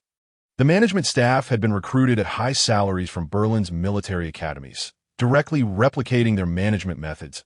In those times, information spread slowly, and the winds of democratic freedom had yet to reach Bulgaria, which remained relatively conservative, adhering to the traditional belief that stern teachers yield capable students, a sentiment adopted by esteemed educators. Upon returning to the palace, Ferdinand received troubling news. A farmers' movement had commenced. Following the previous tax increases, the Stambolov cabinet had enacted another ill-conceived measure, proposing the reinstatement of the tithe tax in kind. While the earlier increase in agricultural taxes primarily harmed impoverished farmers, allowing landowners to offset their losses through land consolidation, the reintroduction of the Ottoman-era tithe tax significantly obstructed the development of agricultural capitalism, severely undermining the interests of the landed gentry. However, the fiercest opposition came from the small and medium landlords, which implied that government officials could impose new plunder upon them. They instigated a farmers' protest movement that rapidly spread throughout Bulgaria. To Ferdinand's relief, these protests primarily consisted of gatherings and demonstrations, and had yet to evolve into a full-blown revolution.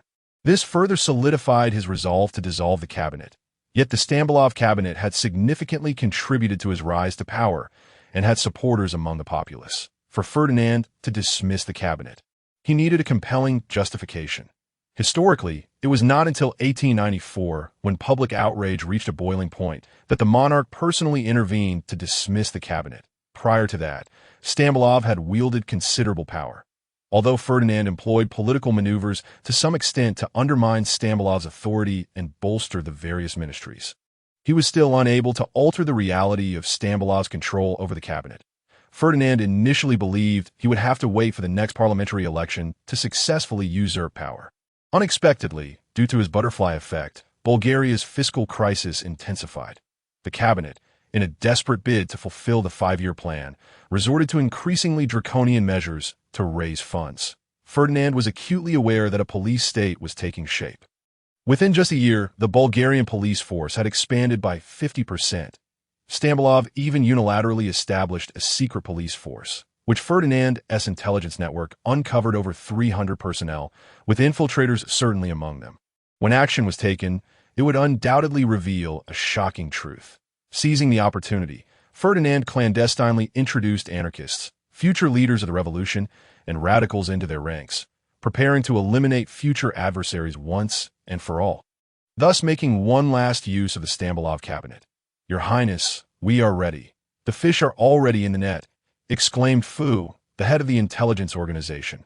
Ferdinand nodded with satisfaction and replied, "Then prepare to close the net."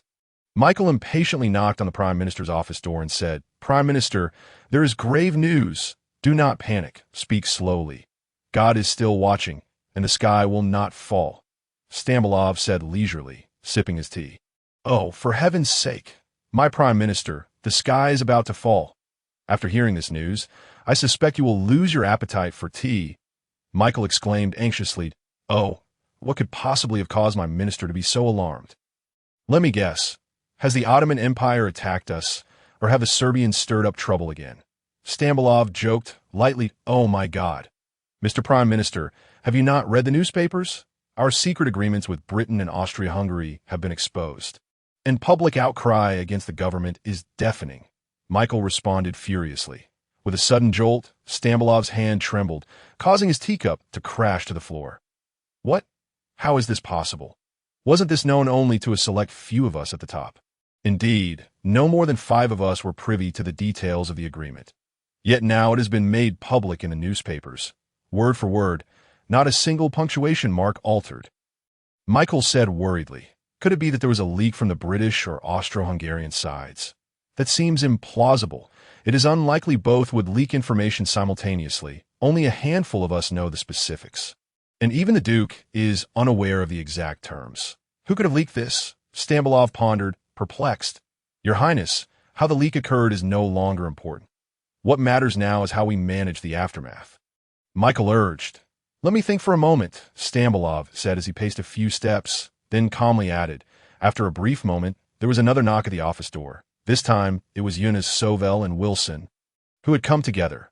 Stambolov cast a cold glance at the three, as if searching for the source of the leak, before retracting his gaze.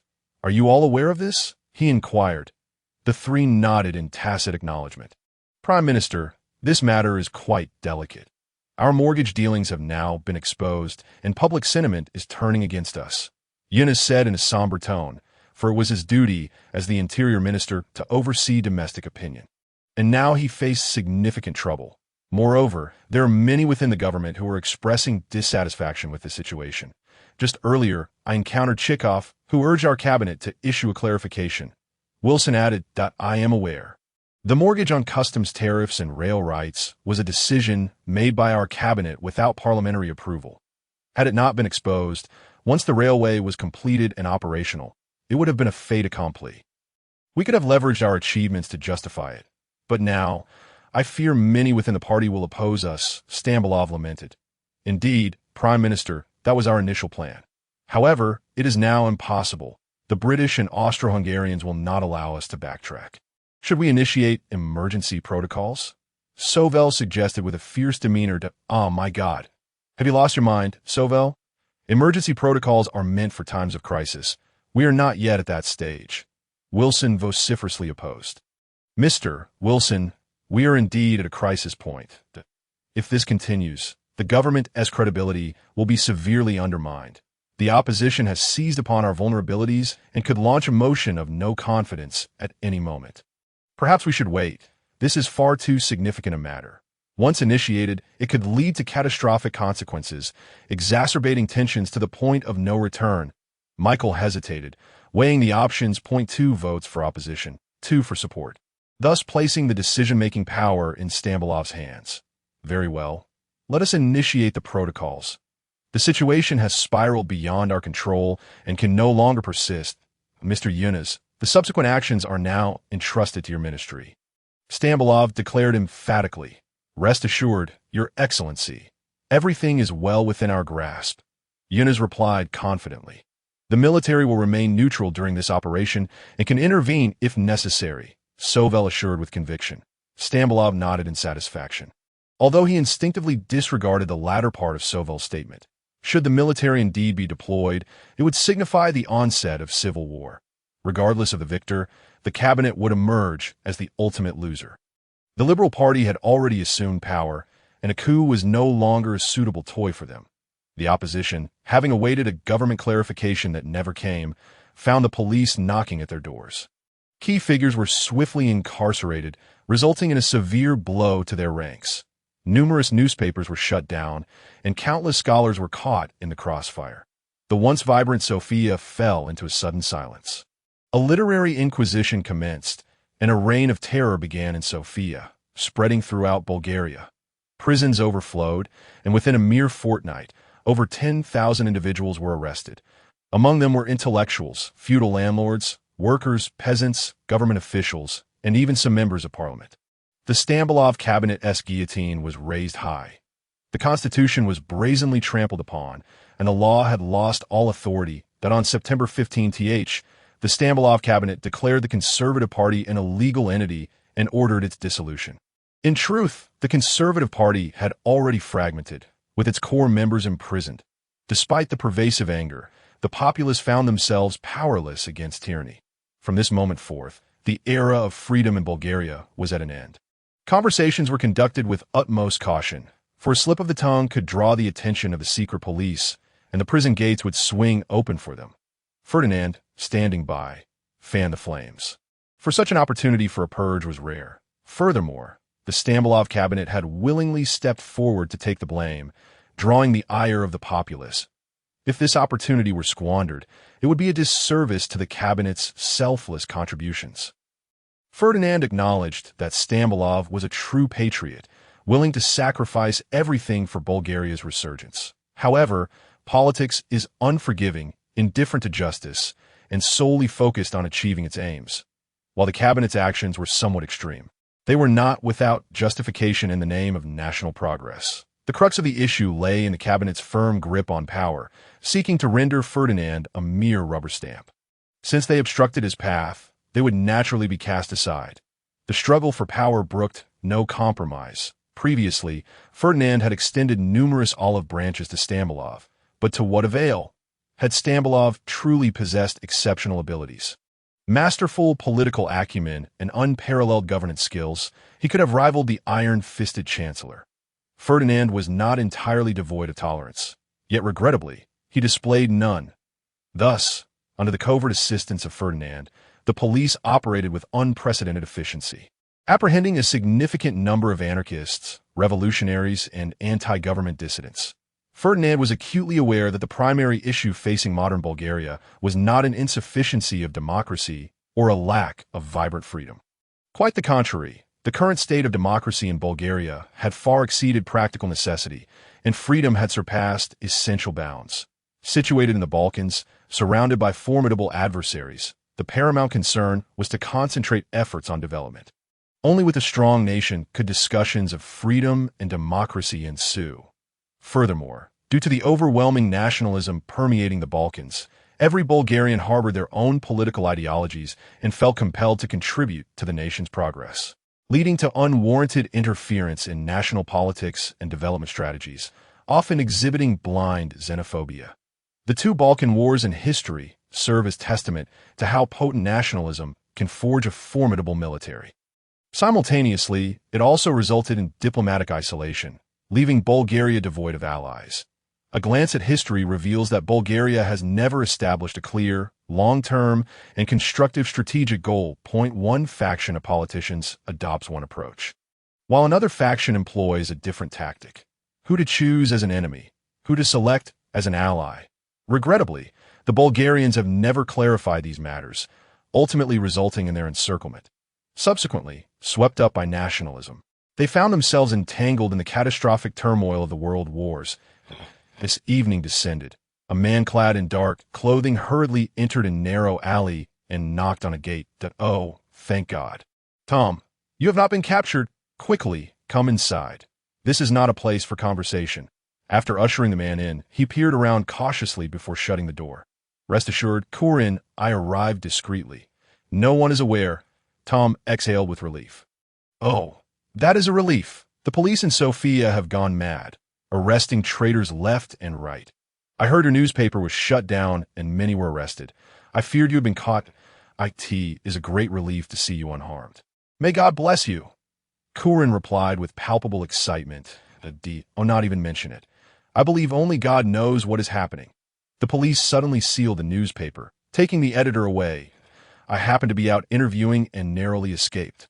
Tom explained, "Oh, may God protect you. But how have you been faring during this time?" Kurin inquired further. "Naturally, I have been hiding at home.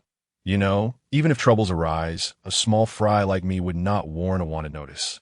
I would likely be forgotten that I came tonight to gather some information." "Kurin, you are my dearest friend and work in the government. You must know what is going on," Tom said, initially with self-deprecation, then gazing expectantly at Kurin. Kurin offered a wry smile and lowered his voice. "I am not entirely certain either. Orders came from above to apprehend the traitors. Many newspapers have been shut down, and I suspect it relates to your recent reports. By the way, you should hide away for a while longer. Wait until the storm passes before emerging. The number of arrests is overwhelming, and the police are too preoccupied to focus on you. You ought to leave Sofia tomorrow and retreat to your rural hometown." Tom leapt up in agitation, incredulous. "Oh God, how can this be?" Since the Stamen cabinet took action, Bulgaria had entered a period of silence, and Sofia had been under martial law for over a month. The police were continuously deployed, sealing newspapers and printing houses, setting up barricades in the streets, and inspecting newspapers being transported everywhere. Many, like Tom, caught in the crossfire, faced dire consequences. Kurin was not mistaken. The number of arrests was staggering, and the police could hardly attend to minor figures like TOM. As long as one was not caught on the spot, they were mostly forgotten. Sofia's prisons were already overcrowded. The government's rampant actions rendered the populace seething with anger, yet unable to voice their frustrations, forcing those who had escaped arrest into underground activities. What Ferdinand did not anticipate was the Stamen cabinet's decisive actions, which left the opposition utterly powerless to resist. The government swiftly apprehended the dissenters while confiscating a vast array of assets, totaling an astonishing sum of over 100 million levs. Coupled with previous loans, the funds necessary for the 5-year plan were humorously amassed. Ferdinand was uncertain whether to rejoice or lament. Suddenly, an unsettling thought arose. Why not let the cabinet continue their tumultuous endeavors? Yet he quickly dismissed this alarming notion, pondering the potential limits of public endurance. Should the situation spiral out of control, leading to civil war and further foreign invasions, who but God could possibly navigate such chaos? Despite the plan's apparent success, Stamen Bulov found himself beleaguered. Numerous members within the Liberal Party expressed dissatisfaction with the situation, exerting substantial pressure on him. Externally, he could act decisively, yet he was compelled to placate his own ranks. Given the extensive number of individuals involved, pleas for leniency flooded in for Stamen Bulov. Meanwhile, the specific figure responsible, Yunus, had become a proxy for executioners. However, wielding significant power, Yunus remained indifferent. He had surpassed the other 3 cabinet members, standing as the second most influential figure after Prime Minister Stamen. During the new cabinet meeting, Michael spoke up. "Mr. Prime Minister, the enemy has been largely cleared out. Is it not time to lift the martial law and restore normalcy to the nation?" "Mr. Michael, while the enemy has been mostly dealt with, there are still remnants we must pursue and eliminate," Yunus sharply retorted. "Minister Yunus, you have already apprehended over 20,000 people, nearing 1% of our population. Must this continue?" Wilson interjected angrily. "Yet they're all enemies, are they not? Do not merely focus on the negatives. There are positives as well. Although the economic impact is substantial, has our 5-year plan not secured the necessary funding? By eradicating a host of national pests, we address the fiscal crisis and gain a pool of free labor. What is there to lament?" Sovel optimistically suggested. Stamen Bulov understood that the quarrel encompassed various vested interests. The individuals present were no longer fervent patriots. Under the corruption of power, they had swiftly transitioned into self-serving politicians. Under the emergency policies, while economic development suffered, the primary concern was the diminishing influence of the economic and industrial ministries within the government. Michael and Wilson felt compelled to oppose this, in stark contrast. Yunus and Sovel, now position of power, recognized that once normalcy was reinstated, they would have to yield ground for the nation's development. Thus diminishing their own influence to safeguard their interests, they needed to prolong this state of affairs. Stamenbolov found himself powerless in the face of this predicament. Despite being a politician himself, it did not imply a fondness for politics. He interjected, "Enough of your bickering. The purging has been executed commendably, which is worth acknowledging. You also know that this state cannot persist indefinitely.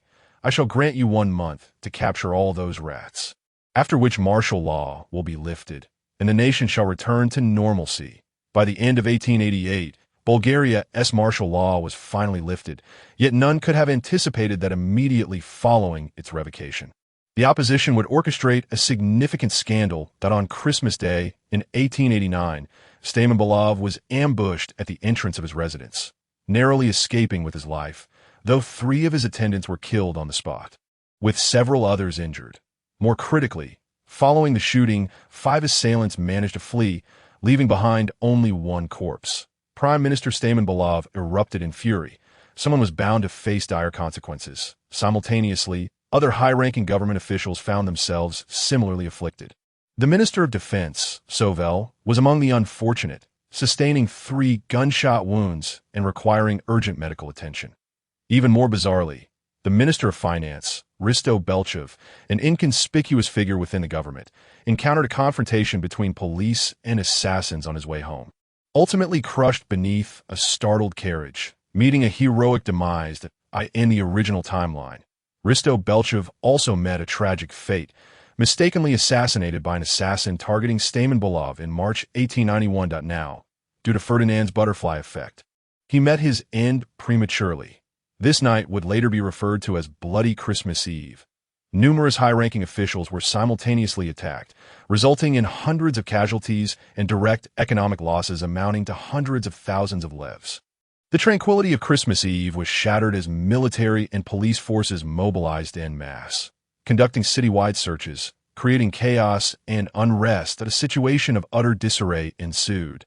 Ferdinand remarked on the opposition party, stating that under the regressive rule of the government, rather than rallying the masses to overthrow the regime, the opposition squandered their limited resources on acts of violent assassination. This tit-for-tat violence only served to incite public disdain. In 1888, the majority of Sofia's populace sympathized with the opposition, expressing dissatisfaction with the government. By 1889, the collective sentiment of the people had reached a similar level of animosity. Infuriated, the Stam cabinet once again declared a state of national emergency, expanding the secret police and dispatching them across the country. Vengeance and grievances were rampant. The rapidly expanding secret police became a mixed bag, abusing their power to retaliate and oppress the citizenry, leading to widespread public outrage. What now? The minions of Stam were in a frenzy, arresting people indiscriminately. At this rate, we would inevitably be exposed. Petko Karavelov, one of the pro-Russian leaders, suggested, why not instigate a coup? Major Panitsa, a supporter within the conservative military, countered, no, although the government is regressing, the liberals still control the army, and our forces are too weak.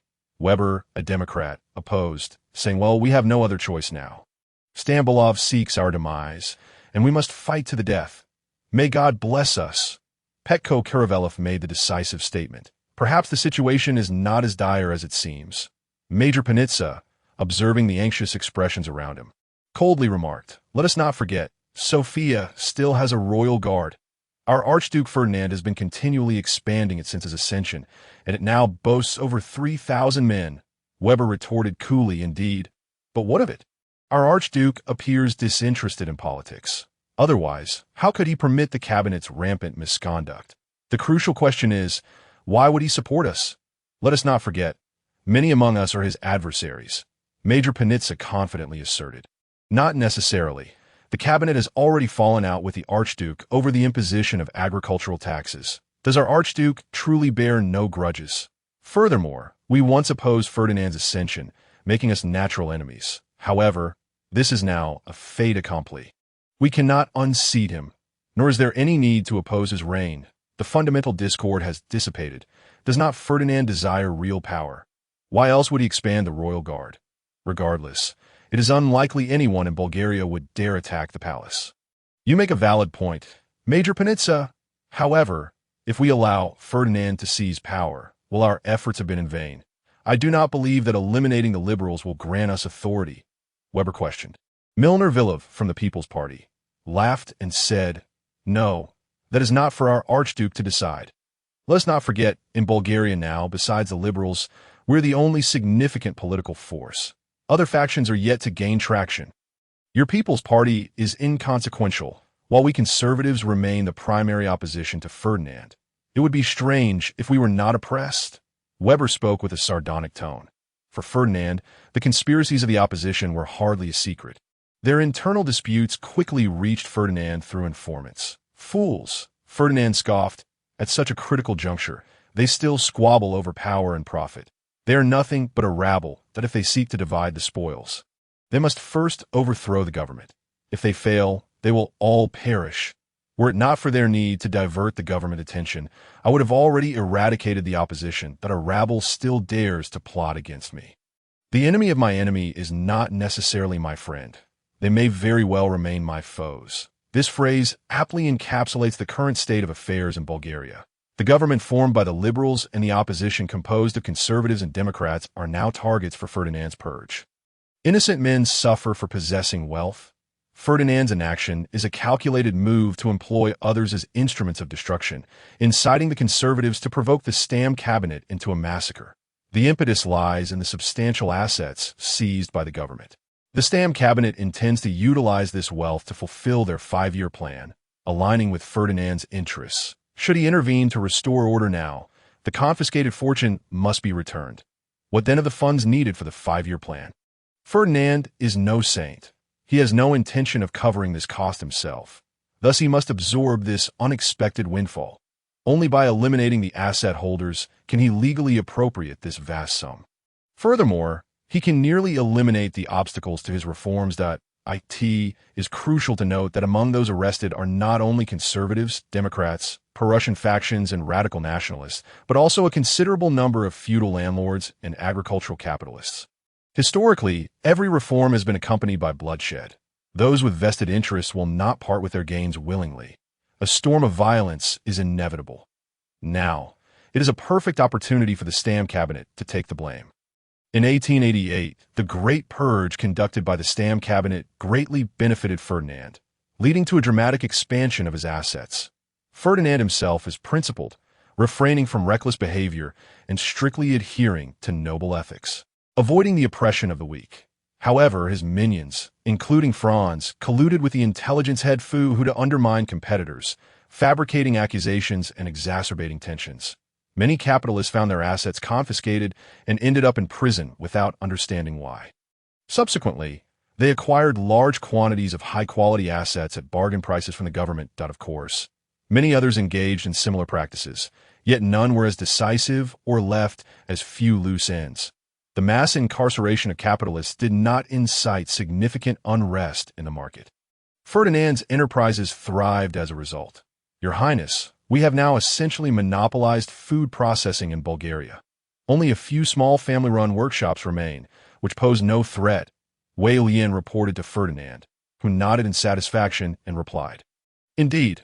However, we must remain cautious. We cannot allow our monopoly to be discovered, Wei Lian confidently assured. Rest assured, Your Highness, we continue to use the old method, with each processing plant producing different brands. Moreover, we occasionally manufacture some friction artificially, ensuring we do not raise suspicions. Excellent. You must also keep a vigilant eye on the international market for any developments. Prioritize technological innovation to enhance our competitiveness, Ferdinand reiterated, emphasizing that Bulgaria's largest export industry is agricultural products, which also represents the most promising sector for development. Ferdinand cannot afford to overlook this. Historically, agricultural exports have always been Bulgaria's greatest source of foreign exchange. In 1911 alone, Bulgaria's agricultural exports reached a staggering 12 million leva. At that time, Bulgaria's total export value was merely 18,460,000 leva, with agricultural exports accounting for 70%.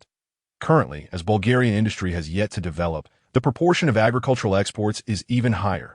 making up 90% of total exports.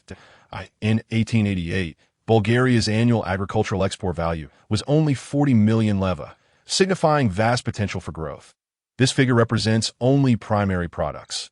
If these agricultural products were processed before entering the international market, the number could increase significantly. Your Highness, Volvo supermarkets have now spread across Bulgaria's major cities. However, due to the sluggish domestic economy, revenues are not high. In several small cities, they barely break even. Estimated profits are even less than those of a Vienna store. Franz lamented. Ferdinand chuckled. Do not rush, Franz. We must exercise patience. Once Bulgaria's economy develops, the wealth will flow in abundantly. Very well, Your Highness, you can rely on me. I know what to do.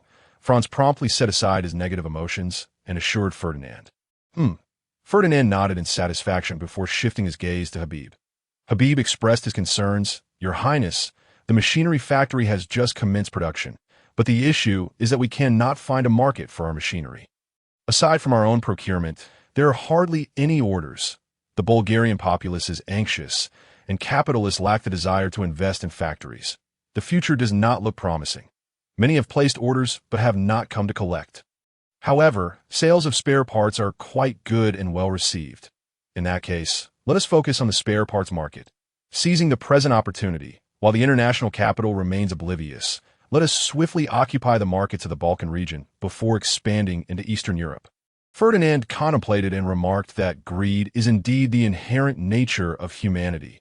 Initially, Ferdinand had intended to promote the industrial development of Bulgaria. However, it has now morphed into a form of national monopolism. Regardless of any attempts to embellish the situation, it cannot alter the fact that he stands to profit from it. From a resource perspective, monopoly undeniably emerges as the most suitable choice for Bulgaria. Especially considering the country's barren mineral wealth, it leaves us with no alternative. Very well, Your Highness, rest assured at present, we have no competitors in the Balkan region, Habib confidently proclaimed, to which Ferdinand nodded in satisfaction and replied, Indeed. Please elaborate on the current situation in Bulgaria. With an air of confidence, responded, Yes, Your Highness. Currently, Bulgaria appears to be relatively calm on the surface. The liberals have gained the upper hand and control the government. Under the oppressive regime, other political forces such as the conservatives and the Democrats have been suppressed. However, this situation shall soon be shattered. The liberals have pushed the opposition to their limits, and for survival, they must fight desperately. Mr. Petko Karalovov, how are the Russians faring in their contacts? Pania inquired anxiously. Rest assured, gentlemen, that St. Petersburg harbors a deep disdain for the Stambolic dictatorship. They have agreed to support us and are providing us with a 1 million leva interest-free loan. Petko Karalovov confidently declared, conveniently omitting trivial matters such as the necessity for the new government to fully align with Russia in foreign affairs post-coup. In Petko's view, these were mere trifles, unworthy of mention. After all, he is pro-Russian and sees nothing amiss in that. Those present are not fools. They are well aware that there is no such thing as a free lunch. The Russians are not philanthropists. They must have their demands. For now, we are all in this together, and no one can escape. First, we must overthrow the government, and the costs involved are of little concern. Excellent. With Russian support, our new government will not have to worry about being isolated internationally. Pania exclaimed. Pania, you are celebrating too soon. Let us wait until we achieve success before discussing these matters. The hounds of the dictatorship are currently hunting for us. One misstep could lead to our exposure. Dragon Trekov, Democrat, calmly stated. Perhaps we could orchestrate a grand diversion to distract them and create conditions for our uprising. Vasil Ladoslav, the future infamous leader of the Ladoslav faction, suggested that, oh, dear God, are you suggesting we attempt another assassination? They are already on high alert and have no opportunity. Pania asked in astonishment. Vasil Ladoslav confidently replied, Pania, you are correct, but aside from assassination, do we have any other options? The cabinet has become so timid that they resemble turtles, leaving us with little chance to act. But what about their families? The security is not as tight, is it? Oh, heavens, Mr. Vasil, have you been possessed by a devil? We must call for a priest to examine you. You must be under a spell. Kandingslav, a Democrat, said incredulously. Faced with the astonished gazes of the others, Vasil Ladoslav replied nonchalantly, "No, I'm perfectly fine. Do you not think this is a good plan? Only by enraging that dictator Stambul will he make mistakes, leading to a reckless revenge that will provide cover for our subsequent actions." Kandislav hesitated. "But, dear God, targeting the innocent truly exceeds our moral boundaries." Vasil Ladoslav declared exuberantly, "Gentlemen, for the sake of Bulgaria, it is worth paying a meager price." In the early morning at the Sofia Palace, Ferdinand had just finished breakfast when the Minister of Education, Chikov, burst in. "Your Highness, has something happened to the school?" Chikov said anxiously. Ferdinand's expression changed, and he inquired, "What?" Chikov replied nervously, "The police have surrounded the school, intending to arrest anti-government elements, and are currently in a standoff with the guards." Ferdinand exclaimed in disbelief, "How is that possible? Isn't the school a closed environment? How could there be anti-government elements present?" Chikov smiled wryly. "Your Highness, the students indeed remain at the school daily. However, the faculty can come and go as they please, and many of them have expressed dissatisfaction with the government's actions.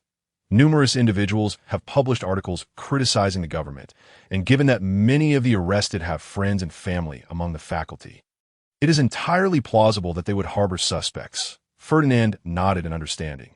"I see. Take a company of guards with you and go ahead. Inform those police that I have taken control of the school, and I will handle the rest, that if they have any issues, they can come to me directly." "Yes, Your Highness, I will go at once," Chikov said eagerly, and without hesitation, he rushed out.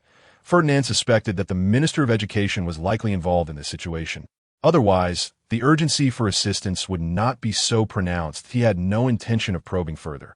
He was quite satisfied with Minister Chikov, who was diligent and responsible, and most importantly, had already aligned himself with their cause. Bulgaria is indeed a small nation, with a limited number of intellectuals. Despite differing political views, there exists a degree of camaraderie among them. Now that Chikov's friends are embroiled in this, it is only natural for him to extend his assistance. Alec Kondanslav, visibly anxious, asked, "What should we do now? The school guards cannot hold them off for long. I apologize for dragging you into this. I never anticipated that these hounds would be so astute. I shall go out and surrender. After all, this is the only university in Bulgaria, and once they capture me..." Kavanlev expressed regret. Alec interrupted him, exclaiming, "No, my friend, you cannot go out if you fall into their hands. It is all over for you. You are right. This is the only university in Bulgaria, and those hounds would hesitate to act against us. You should stay here and hide, while I go out to think of a plan. I will return shortly. Rest assured, my friend, do not forget that the principal of the school is still the prince. They will not dare to act recklessly." With that, Alex swiftly exited to seek counsel for strategy. A similar scene unfolded in other areas of the campus. When Alec arrived at the office, he found a considerable gathering of people. Clearly, many had taken similar actions and were now busy devising a response. "Alec, you arrived just in time. Come and help us figure out how to deal with those hounds outside." His friend Clinton interrupted his thoughts at the tea that moment. Adolfcourt entered, saying, "All right, gentlemen, please quiet down," once the crowd settled. He continued, "The Sofia police have provided us with a list of suspects. They possess concrete evidence and demand that we hand over the more than 100 individuals listed. I will distribute this for you to review and verify before we discuss further." With a sense of trepidation, Alex scrutinized the list, and upon encountering a particular name, his complexion turned pale. Simultaneously, the expressions of those around him varied. Some were relieved, while others appeared stricken with despair. Seeing that the time was ripe, Adolfcourt continued, "All right, has everyone finished reviewing? Is there anything anyone wishes to say? Mr. Court, this is entirely slanderous. How can they possibly be labeled as insurgents? Indeed, this is all slander." The crowd erupted in agitation, and Alec joined in the uproar. "Enough! In the name of God, I demand silence," Court admonished sternly. "Whether they are slanderous is a matter we can deliberate later. Currently, the Sofia police are unlawfully surrounding the school. I propose we issue a formal protest in the school's name, demanding they withdraw immediately. Furthermore, regarding the issues raised by the police, Our school should conduct an internal investigation and impose severe penalties on those who have violated school regulations. As for the specifics of how to address this, we shall await the final investigation results to report to the principal for a decision. I have already informed the Ministry of Education about today's events. The expressions of the crowd fluctuated between red and pale, creating a rather dramatic scene that Oleg's emotions mirrored this roller coaster, swinging from joy to concern. After a moment of silence, Adolf Kors stated, "If there are no objections, let us proceed to protest to the police." The crowd quickly responded, realizing that regardless of how matters would be resolved later, their immediate priority was to weather this storm. Hastily rising, he rushed towards the school gate. In recent months, the events that had transpired were all too clear.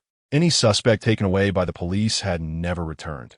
Just a few days prior, on Christmas, a horrifying assassination had occurred. Everyone was aware that the police were preoccupied with apprehending the perpetrator, and anyone associated with the case would surely face dire consequences. Even those uninvolved were filled with trepidation, for who could predict whether the police might mistakenly consider them accomplices and take them in as well? The government officials were in a frenzy, and it was conceivable that they might simply execute everyone en masse. Noticing the school's prolonged silence, an officer leaned over in a private booth on the second floor of the CAF across the street and asked, "Director, should we send someone in?" Upon hearing this, the middle-aged man's expression shifted, and he rebuked sharply, "Silence! You fool! James, haven't I instructed you to keep this confidential? I am not present today. This is your responsibility. If you shout so loudly, it will be obvious that I am here." "Yes, you're not here." James, the officer, bowed slightly, plastering a smile on his face as he lowered his voice. The middle-aged man, with a serious demeanor, responded, "What are you talking about?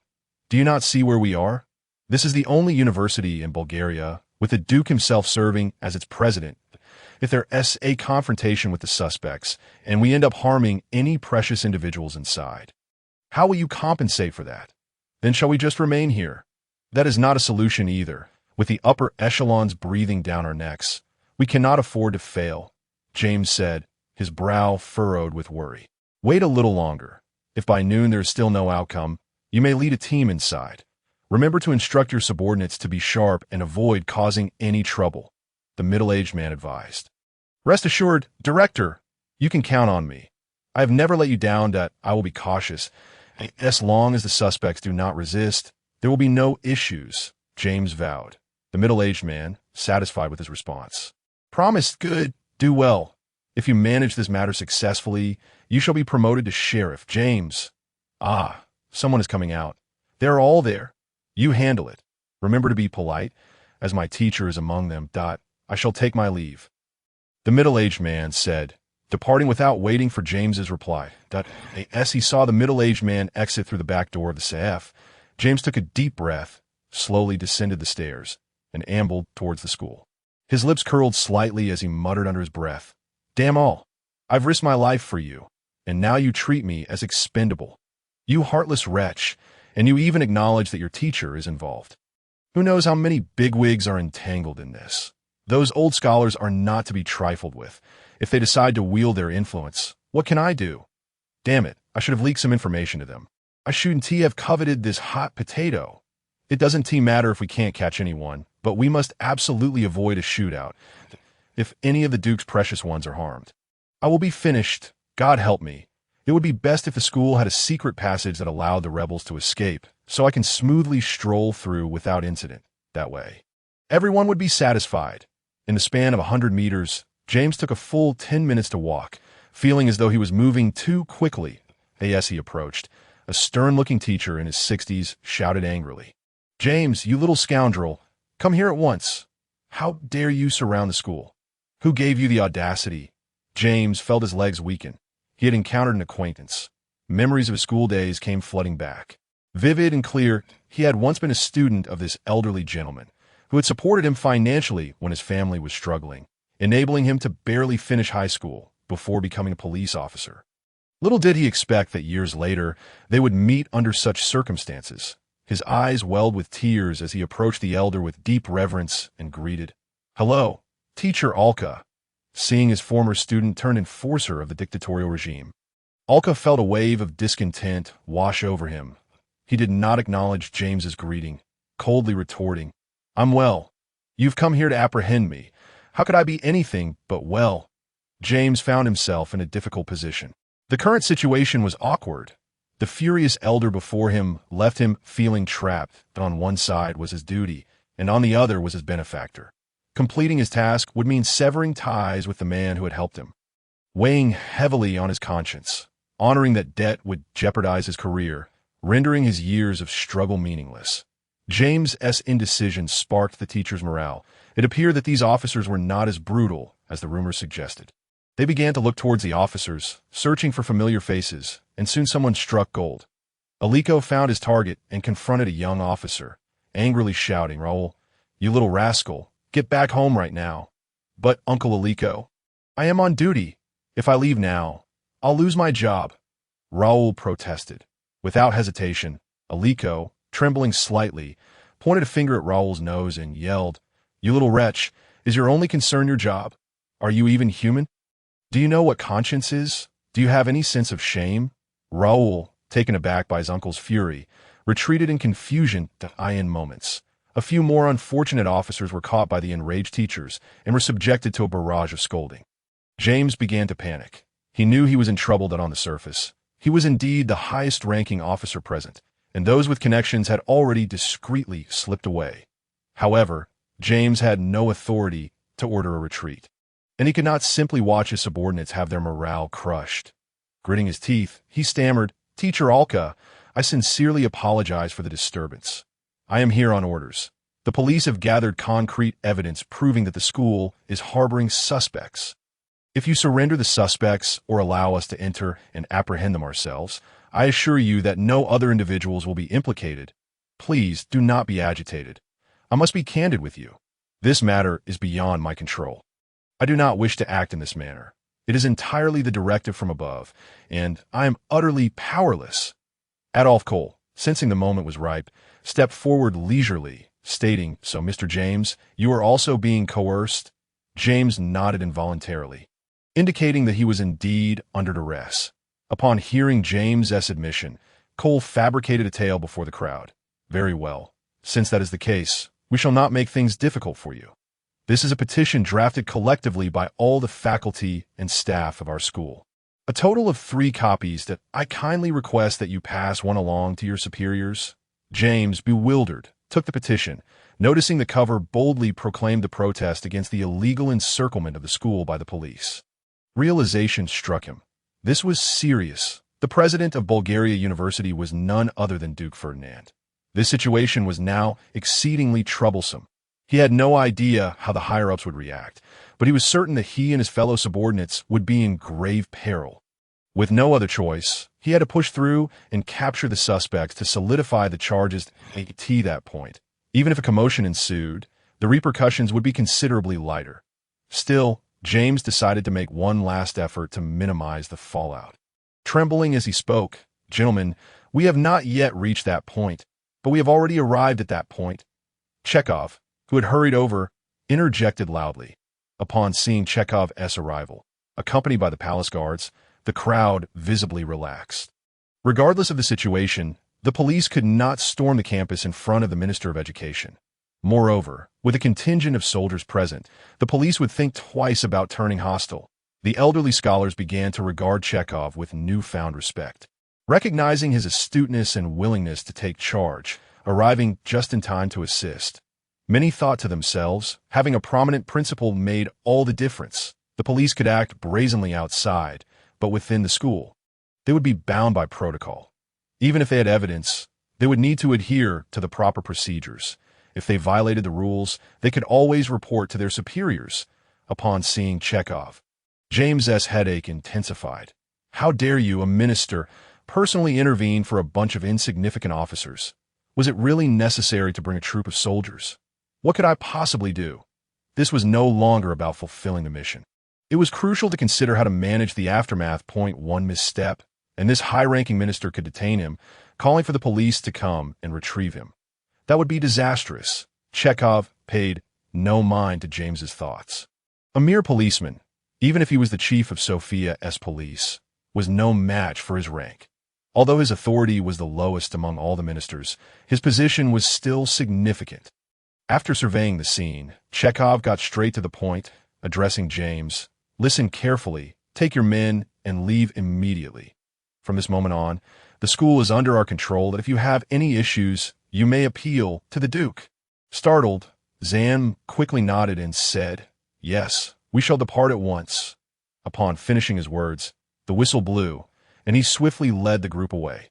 Chekhov paid no heed to the police's reaction and directly entered the campus with the others. Just as everyone had begun to relax, their hearts once again hung in suspense. It was clear to all that this incident had escalated, and accountability would soon follow. Upon reaching the conference room, Chekhov's expression darkened as he calmly stated, "Bring forth those you have hidden. Spare me your explanations. Regardless of your reasons, you have gravely violated school regulations, and punishment is inevitable. Whoever has concealed individuals bears the responsibility of supervision and must sign a guarantee agreement. We will conduct a thorough investigation. If they are indeed criminals, you will share the consequences. Is there any objection? No objections. We shall sign immediately." The crowd replied in unison. Hearing their response, Chekhov offered a wry smile and said, "Very well, Mr. Cole. I entrust this matter to you. This contingent of soldiers is now under your command to maintain stability within the school. Furthermore, as educators, I urge you all to reflect calmly on your actions today. Do they align with the ethical standards of a teacher? The Grand Duke has proclaimed, when the upper beam is not straight, the lower beam will be crooked. I do not wish for you to pass on this selfish trait to the next generation. As for those among you who directly violated school rules, the penalties are as follows. 1. A lifetime ban on promotions. 2. Permanent deduction of half your salary. 3. Submission of a profound self-critique to be publicly recited before the entire school community." The crowd's faces paled. The severity of these penalties struck them deeply. In truth, Chekhov felt he had gone too far, yet in the urgency of rescuing lives, he had refrained from contesting Ferdinand's orders. Intellectuals are often proud, or at least strive to appear so in the eyes of outsiders, and facing such painful repercussions left them speechless. Ferdinand, who had perused numerous analyses of human weaknesses in his previous life, now applied this knowledge effectively, yielding promising results. The educators of the Bulgarian University were now at a loss, unable to refuse. They could only console themselves that this was a sacrifice made against the tyranny of a dictatorial government, a price worth paying for the sake of their comrades. Publicly reciting their self-critique was indeed humiliating, but if it was in defiance of governmental oppression to protect a friend, then even if it became known, the public would likely commend their character. Decades later, it would be recounted as a tale of nobility, sacrificing personal gain for the sake of reputation, a rebuttal they could not formulate. Despite Chekhov's stern demeanor, his heart was filled with trepidation. He had also taken advantage of the situation to harbor an individual, none other than the illustrious Konstantin Stoilov, the future Prime Minister of Bulgaria and leader of the People's Party. Not long ago, Konstantin, a fugitive wanted by the government, sought refuge with his old classmate, Chekhov. Out of loyalty, Chekhov sheltered him, yet worried about the trouble it might bring, he concealed him within the school, intending to introduce him to Ferdinand once the tumult subsided. However, with events escalating, Chekhov could no longer delay. He understood that the cabinet had gone mad, and that if Konstantin were apprehended, the consequences would be dire. Since Christmas, the number of executions ordered by the Stamen cabinet had exceeded 1,000. This was also the primary reason Chekhov decided to defect from the Liberal Party and align himself with Ferdinand, having lost hope in the future of the Liberal Party. After much deliberation, he deemed Ferdinand to be the most promising choice. While the cabinet might change every few years, the Grand Duke was established in an unassailable position. Chekhov resolved to have an open conversation with Konstantin, recognizing the latter's capabilities. However, in politics, allegiance is paramount. If Konstantin was willing to stand alongside him, it would be advantageous. If not, he would have to let him fend for himself. Recently, Konstantin had been feeling quite despondent, remaining hidden in a storage shed for safety, with food being delivered covertly at night. The fact that he had not succumbed to madness spoke volumes about his inner strength. Upon seeing Chekhov, Konstantin felt a surge of excitement mixed with anticipation, exclaiming, "Chekhov, my friend, What brings you here? How fares the outside world? Has the storm passed? Surely it must be good news. Chekhov chuckled softly, teasing, what are you thinking? The situation outside has become even more chaotic. You are aware of the events on Christmas Eve, are you not? It won't pass so easily. The police are actively hunting down individuals. Konstantin's expression shifted dramatically as he grimaced. Oh, God. When will this cursed ordeal come to an end? Chekhov, do you know that I've been cooped up in this wretched place with no one to converse with? I eat and sleep here. Can you detect the odor? Only then did Chekhov notice Konstantin's disheveled appearance. With unkempt hair and a scruffy beard, and a strong, unpleasant odor emanating from the room, oh God, you are truly unfortunate. Let us speak outside. This place is dreadful. Chekhov sympathized. Startled, Konstantin grasped Chekhov's shoulders and exclaimed, God, what do you mean? I can leave, but didn't you say the police are after me? If I step outside, stop. Release me, you filthy wretch. Do you not realize how dirty you are? Chekhov chided. Konstantin reluctantly let go, saying, my apologies. I was merely overwhelmed. You know I cannot bear to remain in this ghastly place for another moment. But can I truly go outside? What if someone sees me and it endangers you? Chekhov stepped out of the room, feigning great distress. Oh God! Poor Konstantin, you must be going mad in here. Your mind is clearly unhinged. Konstantin dashed out of the room, inhaling deeply the fresh air, then furiously shouted, Chekhov, you scoundrel, spare me your sarcasm and tell me what is truly happening. Chekhov smiled and replied, very well. Given your pitiable state, I shall share the news. As of today, the police can no longer enter the school. So you are temporarily safe. Konstantin, filled with excitement, inquired, is that true? Please tell me what has transpired during this time. Chekhov chuckled. This morning, the police unlawfully surrounded the school, and in a fit of rage, the Grand Duke dispatched the palace guard to take control. Ensuring safety here, Konstantin rejoiced. Excellent.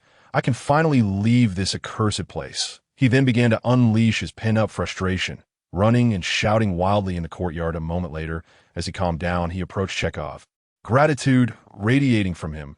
Thank you, my friend. I know you must have exerted considerable effort to make this happen. Truly, we are friends, are we not? You should take a bath and rest.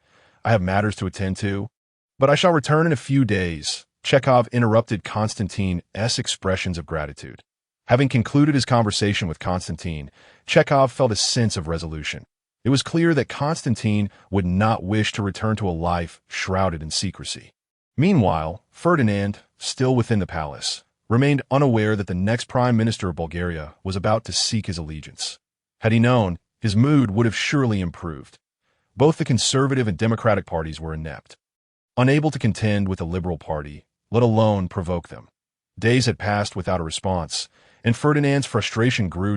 In truth, he was prepared for a conflict, waiting for the liberal and conservative parties to clash, allowing him to eliminate all potential threats to Bulgaria in one fell swoop.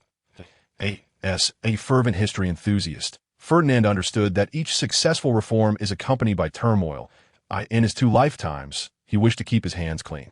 Having experienced the age of internet scrutiny, he knew that any stain on his reputation would be vilified in future generations, with the intellectuals disregarding the broader picture. Thus, for the sake of his legacy, Ferdinand had allowed the Stamen cabinet to wield unchecked power. Otherwise, he would have intervened much sooner. As events unfolded, Ferdinand still felt a twinge of guilt. After all, the lives of thousands were at stake, and he was uncertain whether to halt his plans. Your Highness, the fish have stirred. Vu rushed in, breathless. Yes, I am aware. The arrangements are complete, Ferdinand replied, calm and composed, devoid of excitement or anguish, as if he had transcended worldly concerns, rendering everything irrelevant to him. The winds of May swept through Bulgaria, bringing smiles and blooming flowers, knocking on the slumbering sky with hope, dispelling decay and foulness, ushering in clarity. Time flew by. In the blink of an eye, 4 months had passed, and time proved to be the best healer. The anguish wrought by the crimson Christmas night has gradually faded from the lives of the people as time has passed. Bulgaria has begun to restore its former tranquility, and Sofia has long since lifted the state of emergency. With the mass arrest of opposition figures, The atmosphere in the regions has also calmed, and the government has started to ease its oversight of civil society. On May 4, 1889, the serenity of Sofia was shattered by a resounding explosion. The long-silent opposition launched a formidable counterattack against the government. This time, unlike before, the mastermind was the radical Vasily Radoslav. The opposition gathered dozens of volunteers, their strongest force available. Vasily chose to strike at the vulnerable, targeting the families of government officials. Stamborov was once again caught in the crossfire. As prime minister, his family was, of course, a primary target. The Aberg Primary School, located in the southeastern part of Sofia, is one of the finest elementary schools in Bulgaria, where Stamborov, his eldest son, Will, was enrolled at noon. During the students' recess, two unknown assailants overpowered the guard and stormed into the campus. They were laden with explosives and made a beeline for Will's classroom, subsequently detonating the bomb. Over a dozen individuals were killed on the spot. With more than 30 sustaining injuries, Will was among the injured. Whether to deem him lucky or unfortunate is a matter of perspective. Those who rushed to the scene immediately commenced rescue efforts. Perhaps aware of Will's identity, he was saved by the school nurse's diligent care, though shrapnel had struck both of his legs, necessitating amputation to prevent infection. For a boy of merely 10 years. This was undeniably cruel. Upon hearing the news, Stamborov arrived at the scene and was struck dumb by the sight of Will's condition. His mind reeled, and an inferno of rage ignited within him, yearning to rend the perpetrator limb from limb.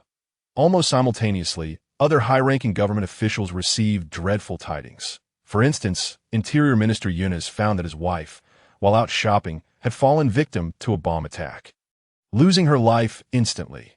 The notion of blood for blood resonated among them all. The police of Sofia sprang into action once more, now gripped by fear, apprehensive of incurring the wrath of their superiors and losing their livelihoods. As evening fell, an emergency cabinet meeting convened and a few individuals entered the meeting room with somber expressions, while outside, roars of outrage echoed. Stam's voice escalated from a murmur to a thunderous roar, his face reddening. Then turning pale, his neck swelling as if it might burst, beads of sweat dotting his brow, and his fists pounding on the table with a resounding crack. He was consumed by fury, and the other four were no better off. A flurry of accusations among them only fanned the flames of their wrath. Stam bellowed, "The police are a bunch of incompetent fools. How could they allow these terrorists to infiltrate Sofia? I demand their dismissal." Yunus, his face ashen, retorted, "Indeed, they must be dismissed. Furthermore, they should be imprisoned. This dereliction of duty is entirely on them." Michael, gritting his teeth, declared, "We must retaliate fiercely, capture them all, and execute them." Yunus, with a menacing glare, added, "Not only that, they dared to act in such a manner. It is high time they witness our might. Do they truly believe we lack the resolve to take lives?" Stam glared fiercely, asserting, "You speak the truth. Most of their leaders are within our grasp. If so, let us execute those leaders. Let them see that the government is not afraid to kill." Vasily Radoslav's plan had succeeded. All the attention of Stam's government was now fixated upon them, while subtle changes within the military went unnoticed. However, the consequences may have been beyond his anticipation. In their fervor, Stam's cabinet no longer considered the ramifications. The blade was poised to strike. The police began arresting individuals indiscriminately. With the aid of the intelligence department under VU, the police's combat effectiveness surged, and many hidden opposition members were captured, with numerous others shot dead while attempting to flee. Vasily, reveling in the success of his operation, was oblivious to the fact that, as a dangerous element, he had become a primary target for VU's elimination. Thus, when the police came knocking at his door, Vasily, unaware of his exposure, opened it wide, only to be met with a bullet. In an instant, the future infamous Radoslav was extinguished in his cradle. Indeed, this was Ferdinand's scheme of using others' blades to slay, executed by the intelligence chief, VU. Over the course of 2 years, Ferdinand's influence had infiltrated various sectors of Bulgarian society, with the police and military being prime targets. Compared to the military, Bulgarian police resembled a sieve, riddled with vulnerabilities. Whether through infiltration or coercion, VU easily assembled a cadre of collaborators. Today was the time to put them to use. To methodically eliminate targets, a mere minor task, V's main objectives were the captured landlords, capitalists, politicians, and extremists. Upon returning to the Ministry of the Interior, Yunus shattered a glass in frustration, documents swirling about chaotically. Having vented, he summoned his subordinates. With a fierce scowl, he chastised, "The rebel factions are rampant. You are all a bunch of incompetent fools." After a lengthy tirade, Yunus angrily commanded, "You are to go to the prison immediately and publicly execute the leaders of the insurgents. Do you understand?" The group was taken aback, preparing to inquire about the specific list of names. But upon seeing Yunus's grim visage, they hesitated. Exiting the office, Paul Kochagan and others were left bewildered. Execute the leaders? Who qualifies as a leader? How do we define that? Yet, having long lived under Yunus's shadow, they lacked the courage to inquire further. Paul Kochagan, perplexed, asked, "What should we do now? Does anyone know who the leaders are?" Everyone shook their heads, indicating ignorance. Suddenly, Kali slapped his forehead and laughed. "I know. It should be determined by their status. Those of higher rank must be the leaders. As for the specifics, we can just leave it to the subordinates. And if mistakes are made, so be it. If we kill the wrong person, it's their misfortune, and we can always eliminate any remaining threats later. I doubt the minister would mind if they all ended up dead." The others soon caught on, exchanging knowing smiles. Indeed, it seemed that mere political disagreements were not grounds for bloodshed. The individuals they were capturing had personal vendettas against the higher-ups. The minister, not stating it outright, might be encouraging them to eliminate a few more, from top to bottom. The resolution of Stam's cabinet was thus transmitted in a haze of confusion and half-understanding. Though, having long been vigilant, would not let this fortuitous opportunity slip by. Ferdinand had commanded him to eliminate threats by employing others as instruments of death. Now that the time was ripe, Vu activated the intelligence personnel who had long been undercover in the police force, with a singular mission: to exacerbate the situation as much as possible. Loren, was feeling quite vexed. As the head of the Sofia Police Department, few dared to challenge his authority. However, recently, things had been different. The shocking assassination in Sofia had made waves across the nation. A.S. the chief of the Sofia Police, he was fortunate not to have been dismissed, but his days were anything but pleasant. He had just received a secret order from the Ministry of the Interior, further darkening his mood. The core message was clear: he was to immediately execute the leaders of the insurgents. Yet no specific list had been provided. Loren was bewildered. Who was he supposed to kill? He had a plethora of insurgents in custody, but surely there had to be a specific target. Were they to execute them all? The thought alone terrified him. After all, that could mean thousands of lives. Confounded, Loren paced back and forth in his office. I could see that moment. His secretary, Kraris, suddenly spoke up. "I think I know what this is all about." "Oh God, Kraris, please tell me what they are thinking," Loren replied, filled with anticipation. Kraris managed a wry smile, saying, "Director, if you connect yesterday's events in Sofia, it will all become clear." Loren's face turned ashen as he realized. "Yesterday, oh God, I've landed in a serious predicament. This is no trivial matter. If things go awry, it could lead to a major catastrophe. No wonder the people from the ministry are hesitant to speak plainly." Kraris lamented, "Yes, Director, the higher-ups want revenge, but don't wish to bear the title of butcher. The ministry also seeks to avoid the stigma of being labeled as such, even though their reputation is already poor." Furious, Loren exclaimed, "Damn those bastards. They want to make me the scapegoat. What are we to do now?" Kraris proposed, "Director, why not take a page from the ministry's book and delegate the task to the subordinates?" Loren's eyes lit up. He slammed his hand on the table and declared, "Excellent idea. Let us proceed with that. At the very least, it can alleviate our responsibilities. By the way, do not forget to provide some guidance to those below. Otherwise, those fools are unlikely to accomplish anything." Congress immediately concurred, stating, "Yes, Director, it would be best to have those below take action tonight to avoid prolonged complications." "Very well. I shall issue the order at once." After a moment's reflection, Lorenville remarked that he was still unaware of the far-reaching consequences his command would unleash. Tonight, Sofia would be drenched in blood. It was evident that Congress had suggested a calamitous course of action. And with the further provocation from Ferdinand's intelligence personnel, everyone was aware that the cabinet sought vengeance. thus igniting the massacre. In truth, many were still in a state of confusion, as those who received the secret orders shared similar sentiments. At that moment, someone inevitably stepped forward to offer strategies, reminiscent of that assassination incident. Many astute individuals believed they understood the situation. The leader desired revenge, and naturally, the more slaughter, the better. Initially, the cabinet's plan was to execute a dozen or so key figures. By the time it reached the Ministry of the Interior, the target had expanded to dozens.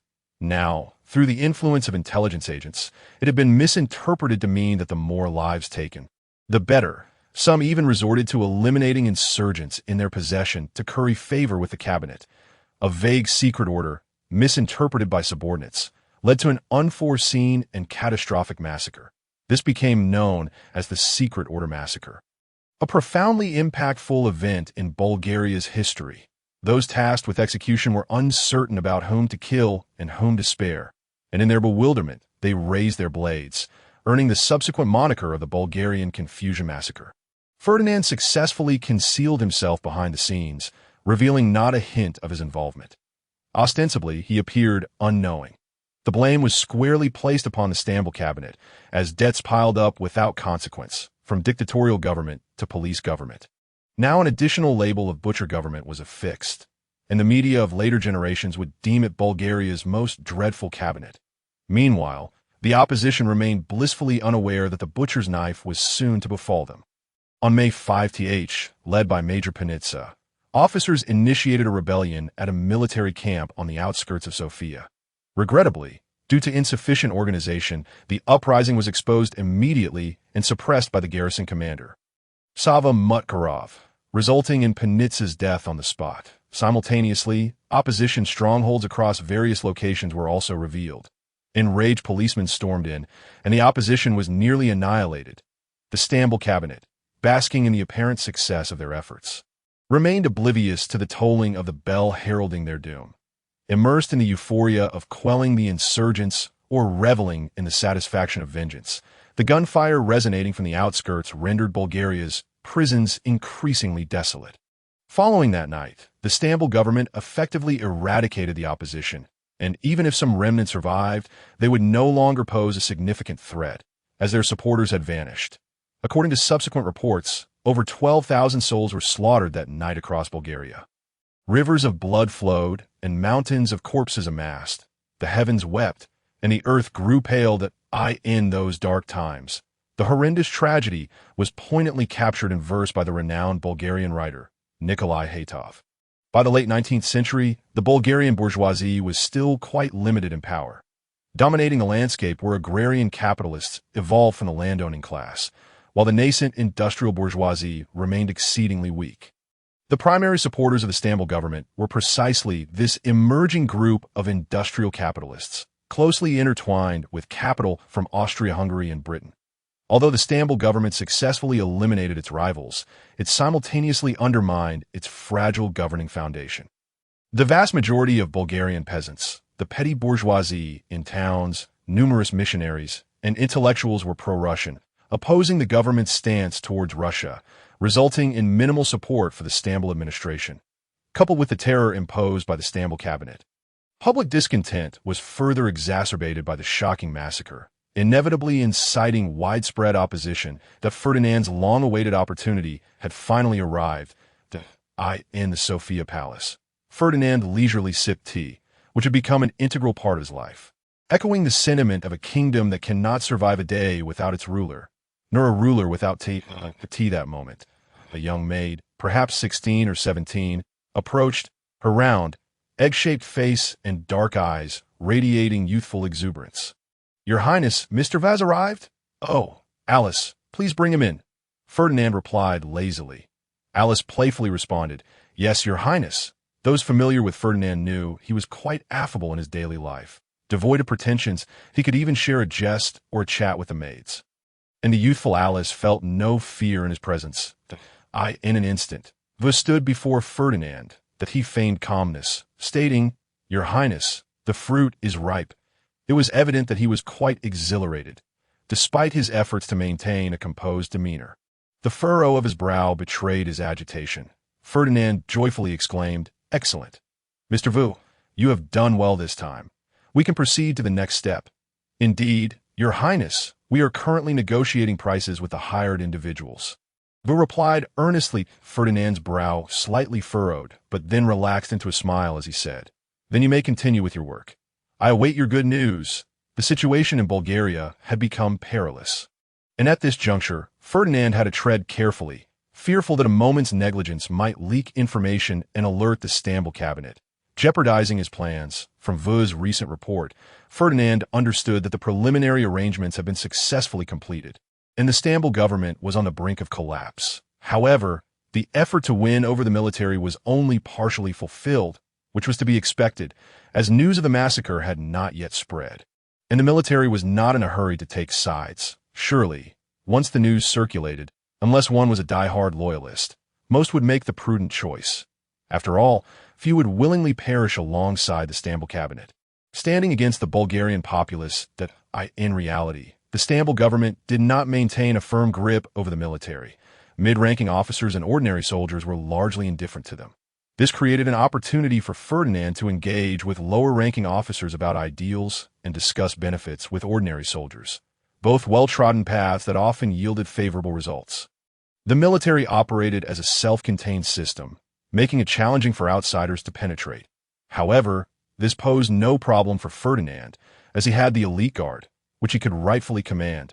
After nearly 2 years of indoctrination, the elite guard had become staunch supporters of Ferdinand, with the diehards long since retired. They were Ferdinand's instruments for garnering military support. The elite guard consistently received sufficient pay, and during times of financial difficulty, Ferdinand even advanced funds from his own resources, ensuring high morale among the ranks. Unwittingly, they often acted as advocates for Ferdinand, elevating his stature within the military. Since Ferdinand ascended to the throne, the elite guard had become the envy of ordinary Bulgarian soldiers. Although salaries were the same, their rations were of a superior standard, and Ferdinand had promised them favorable post-retirement arrangements. Previously, those who were injured during training and forced into retirement were placed in factories, enjoying the benefits accorded to veterans while receiving the same wages as ordinary workers, yet only required to work an 8-hour shift, with overtime compensated. Such privileges were indeed enviable, and in fact, Ferdinand had submitted a proposal for veteran benefits to Parliament, which had been derided by the Stamble cabinet. The Parliament, representing bourgeois interests, had unhesitatingly rejected it. High-ranking officers were indifferent, as their compensation was ample, while ordinary soldiers had long berated Parliament with scathing remarks. Now, Vu's target was Sava Mutkarov, the garrison commander of Sofia. If he could be dealt with, the downfall of the Stamble cabinet would be unquestionable. Having just suppressed a rebellion, Sava Mutkarov was preoccupied with considerations for the aftermath when an uninvited guest entered and took a seat before him. It was none other than Vu. To eliminate the final hazard, Vu decided to take matters into his own hands. Should Sava Mutkarov refuse, Vu would have no choice but to send him to meet his maker. In truth, had it not been for Sava Mutkarov's considerable standing in the military, Vu would have already dealt with him, as his elimination might provoke sympathy for the fallen commander. Sava Mutkarov looked at Vu, puzzled, and inquired, "Who are you? How did you get in here?" Without waiting for Vu's reply, he shouted towards the door, "Guard, guard, get this insolent wretch out of here." Fuhu smiled and said, "Mr. Sava, please remain calm. Since I am able to enter and take a seat, it is evident that everything has been arranged." "Who are you?" Sava Mutkarov suppressed his anger, and Fuhu, still smiling, replied, "Allow me to introduce myself. I am Fu Hud by the orders of His Highness Archduke Ferdinand. I have come to pay a visit to your excellency." "Sava, the Archduke's orders? You are lying. If His Excellency sought me, would he not send someone directly to summon me to the palace instead of lurking in the shadows?" Sava Mutkarov sneered, disregarding his rudeness. Fuhu retorted, "Then, your excellency, who besides the Archduke could command the soldiers outside to disregard your orders?" Sava Mutkarov pondered this and realized it was indeed true. He was merely a spokesperson for the Liberal Party's army, and Fuhu could not possibly be one of them. That if the opposition possessed such power, they would have already succeeded in their uprising. "Then, Mr. Fu, what does His Excellency require of me?"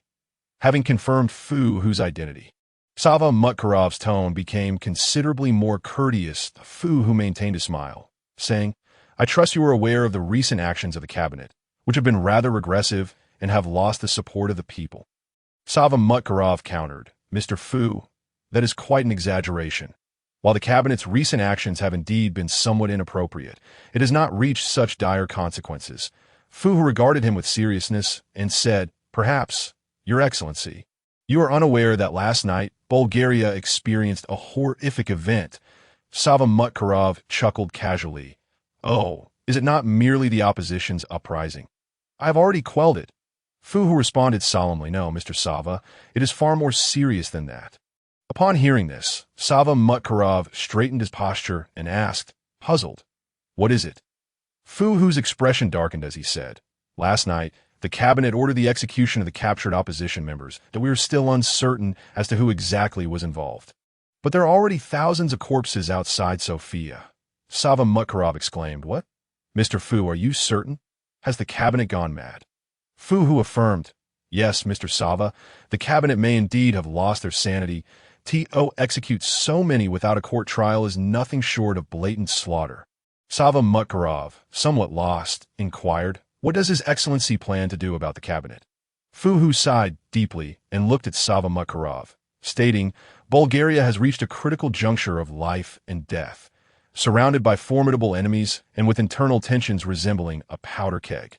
It is only a matter of time before it ignites. His Excellency is gravely concerned that the Stam cabinet can no longer control the situation and is preparing to dismiss them. Despite being somewhat prepared for this news, Sava Mutkarov was still taken aback, as if struck by a bolt from the blue, feeling as though he had been doused with cold water, leaving him numb.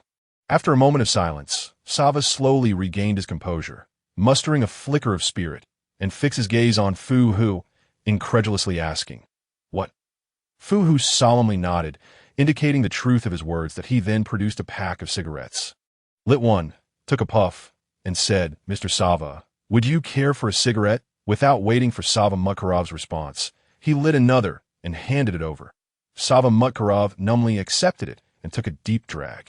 The smoke curled around them, quietly burning, as if it were a simple act requiring no thought. Before long, the cigarette was consumed, and Fu observed the still silent Sava Mutkarov, asking, Would you like another? Oh, thank you. No, I'm fine. Sava Mutkarov suddenly came to his senses, responding somewhat flustered to Fu, who said nothing further, but quietly regarded Sava Mutkarov. He understood that everything that needed to be said had been articulated, and any additional words would be superfluous as for coercion or inducement. Such tactics were inappropriate at this juncture, at this level. The choices one made and the consequences that followed were abundantly clear. Sava Mutkarov rose, pacing back and forth in his office. After a moment, he sighed deeply and asked, What does His Excellency intend to do about the cabinet? Fu recognized that he was concerned about future repercussions. After all, the Stam government had performed so abysmally that countless individuals in Bulgaria were eager for retribution against them. The cabinet members, under immense pressure, have been diagnosed by doctors as potentially suffering from mental illness and are thus unable to continue their duties for the government. His Excellency has already contacted a hospital in Vienna, intending to send them there for treatment. Fu stated calmly. Sava Mutkarov's anxious heart eased at once, realizing that Ferdinand intended to spare them. After all, the Stam cabinet's reputation was so tarnished that once they lost power, it was inevitable they would face reckoning. Sending them abroad seemed to be the best course of action, as long as the cabinet members were not convicted. These liberals would likely avoid a major purge in the future. Observing the recent actions of the Stam cabinet, he also began to question whether they truly were mentally ill if Stamborov were to learn of his thoughts. He would undoubtedly cry foul. The situation was not nearly as simple as that. Who could know that his subordinates would mess things up in such a manner? Very well, Mr. Fu, whatever His Excellency commands. I shall comply. Upon uttering these words, Sava Mutkarov seemed to have drained all his strength, collapsing into his chair.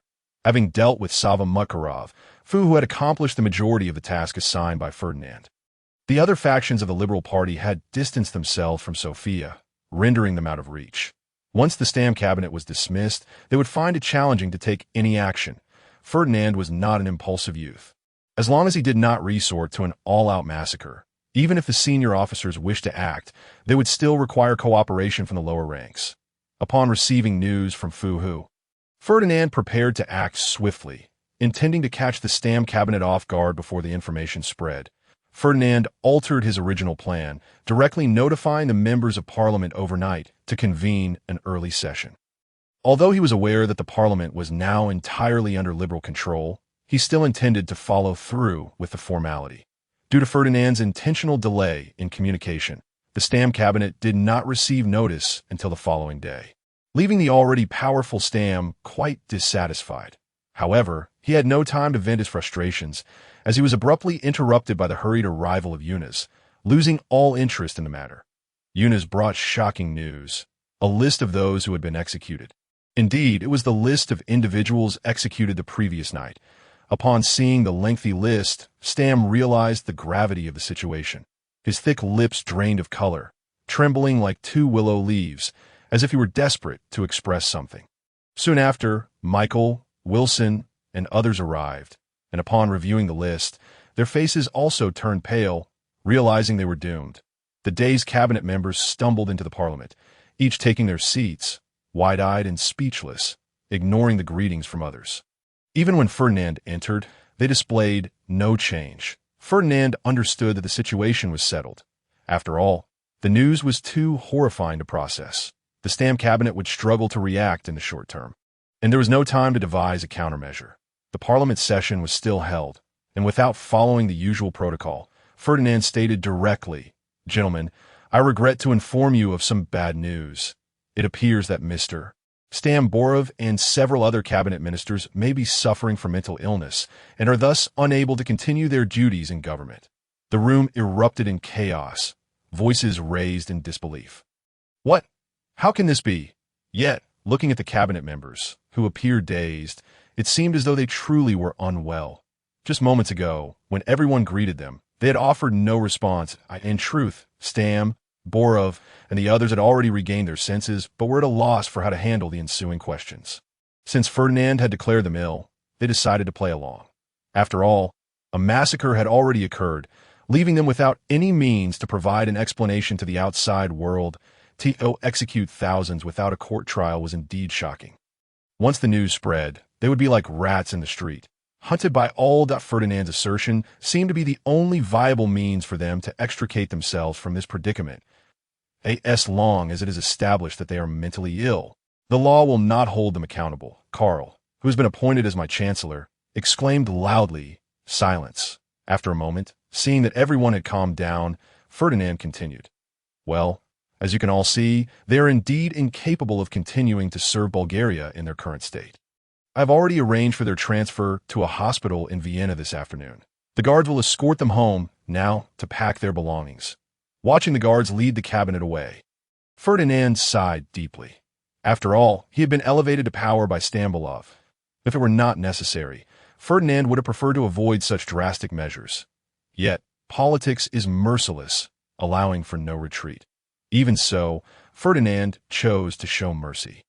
Ignoring the astonished expressions of those present, he continued, "Gentlemen, you may now lower your gaze. The cabinet led by Mr. Stambolov has undeniably made significant contributions to Bulgaria's development, and may God bless them for a swift recovery.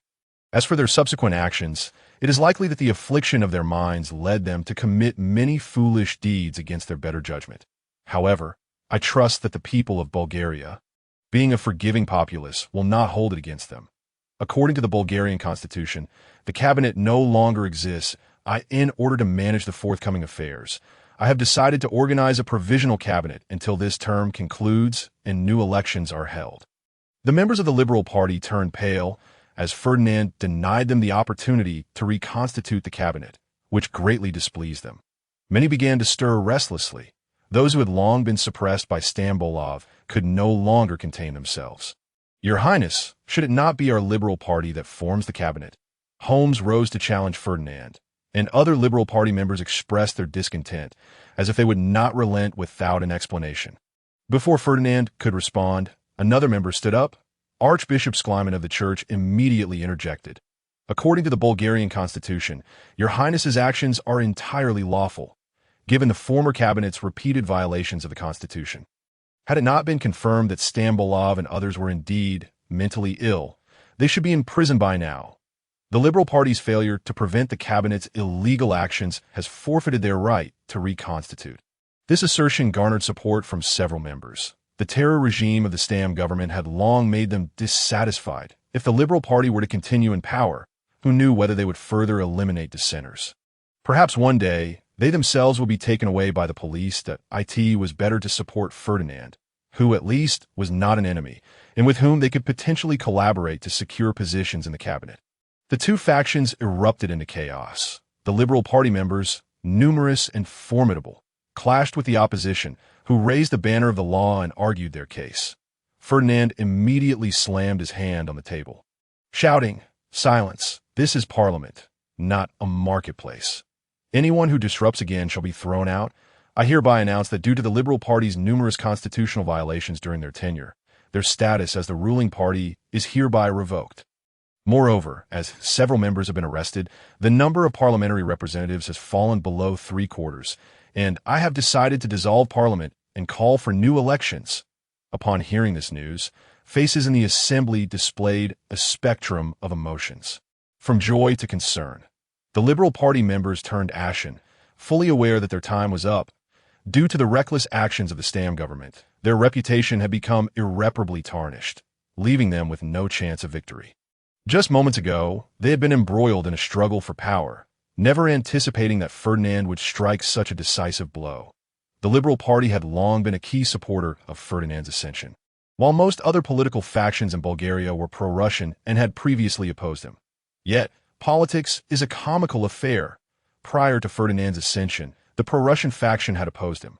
Now, with the situation firmly established, Ferdinand was the legitimate prince of Bulgaria, and the basis for opposition from the pro-Russian faction had vanished. Ironically, it was the very Liberal Party that had once supported Ferdinand that now became an obstacle in his path to power. The crucial point was that the Liberal members failed to awaken to this reality in time, still viewing him as a mere rubber stamp, leading to their current predicament. Meanwhile, other members revealed expressions of triumph. The once dominant Stam cabinet had collectively fallen ill, and with it, the Liberal Party had collapsed. The political landscape of Bulgaria was poised for a significant upheaval. This presented them with an unprecedented opportunity. If they did not act swiftly, they would be fools. Ferdinand surveyed the tumultuous crowd, chose not to say anything further, and exited the assembly hall. He understood that once the truth of the massacre came to light, the Liberal Party would truly be finished. To avoid suspicion, he could not allow the information to originate from him. It had to spread organically that a street tabloid in Sofia had already begun printing, having been forced to shut down earlier due to the government's crackdown. Fortunately, they had caught the attention of VU and were subsequently absorbed, narrowly escaping disaster.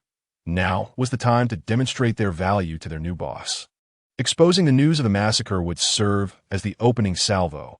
Initially hesitant, the workers were ignited by the shocking images of the slaughter, fueling their anger towards the government, and they promptly set to work.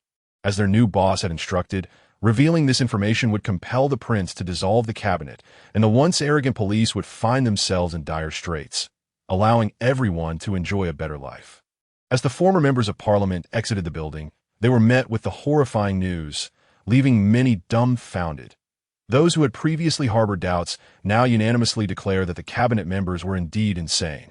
Otherwise, who would dare commit such acts? To eliminate tens of thousands in one fell swoop, and among them, not ordinary citizens. Just imagine, with the announcement of Ferdinand's dismissal of the cabinet and the dissolution of parliament, he would undoubtedly garner a wave of popularity.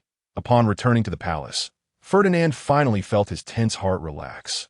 Moments ago, he had genuinely feared a scandal involving members violently assaulting the king. Thankfully, nothing of the sort transpired.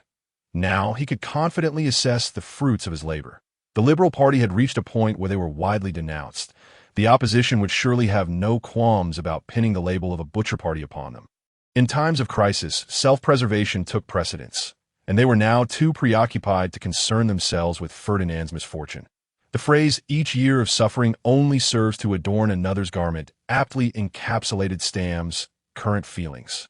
as he toiled under a cloud of infamy while Ferdinand reaped the rewards as he set forth on the road to Vienna. Stambolov felt a sense of wandering aimlessly permeate his journey. He understood that barring unforeseen circumstances, he would likely never again tread upon this land. The matter was far from resolved.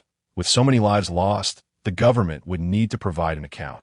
The cabinet had been dispatched, and although Ferdinand had labeled them as mentally ill, he did not believe this would signify the end.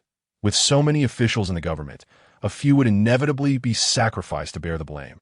Moreover, the vast wealth at stake had not escaped the attention of many. Gazing at the newspaper in his hands, Archbishop Schliemann could scarcely believe his eyes. How can this be? The cabinet has gone mad. Have the officials beneath them also lost their minds? This is sheer madness. No one answered his question, as those around him shared his astonishment.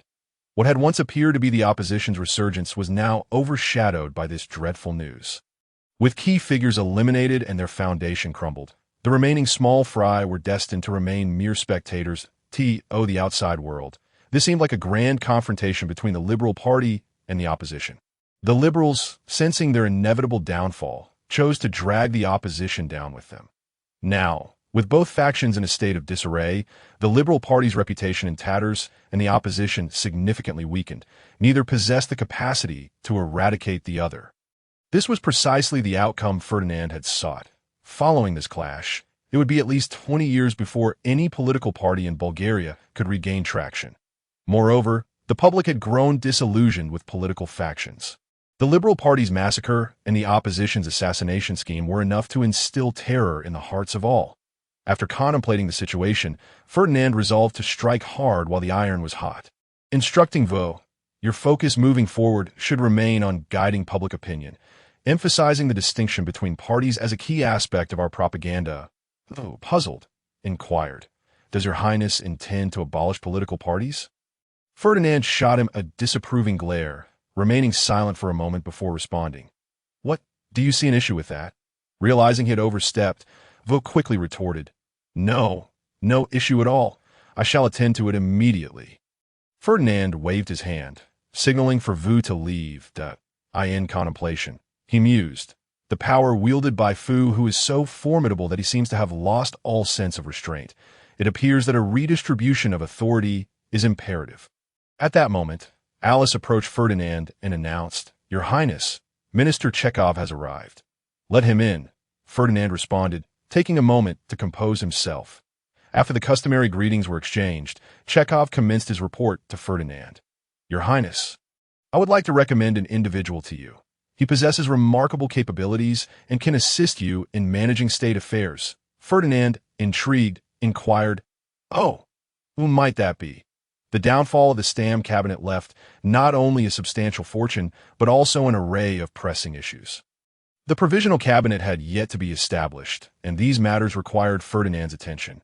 He was in urgent need of assistance. Chekhov unabashedly stated, My old classmate, Konstantin Idorov, a former high-ranking member of the People's Party, is exceptionally capable and exhibits no discernible bias in foreign affairs. Ferdinand was taken aback. Another notable figure. Wasn't he the next Prime Minister of Bulgaria in the original timeline?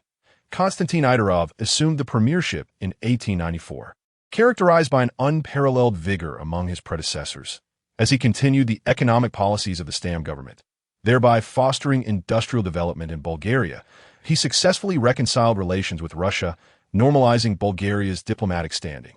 However, the People's Party had a notorious reputation for employing assassins to eliminate political adversaries, and shortly after gaining power, party officials engaged in corrupt dealings, rapidly tarnishing their reputation.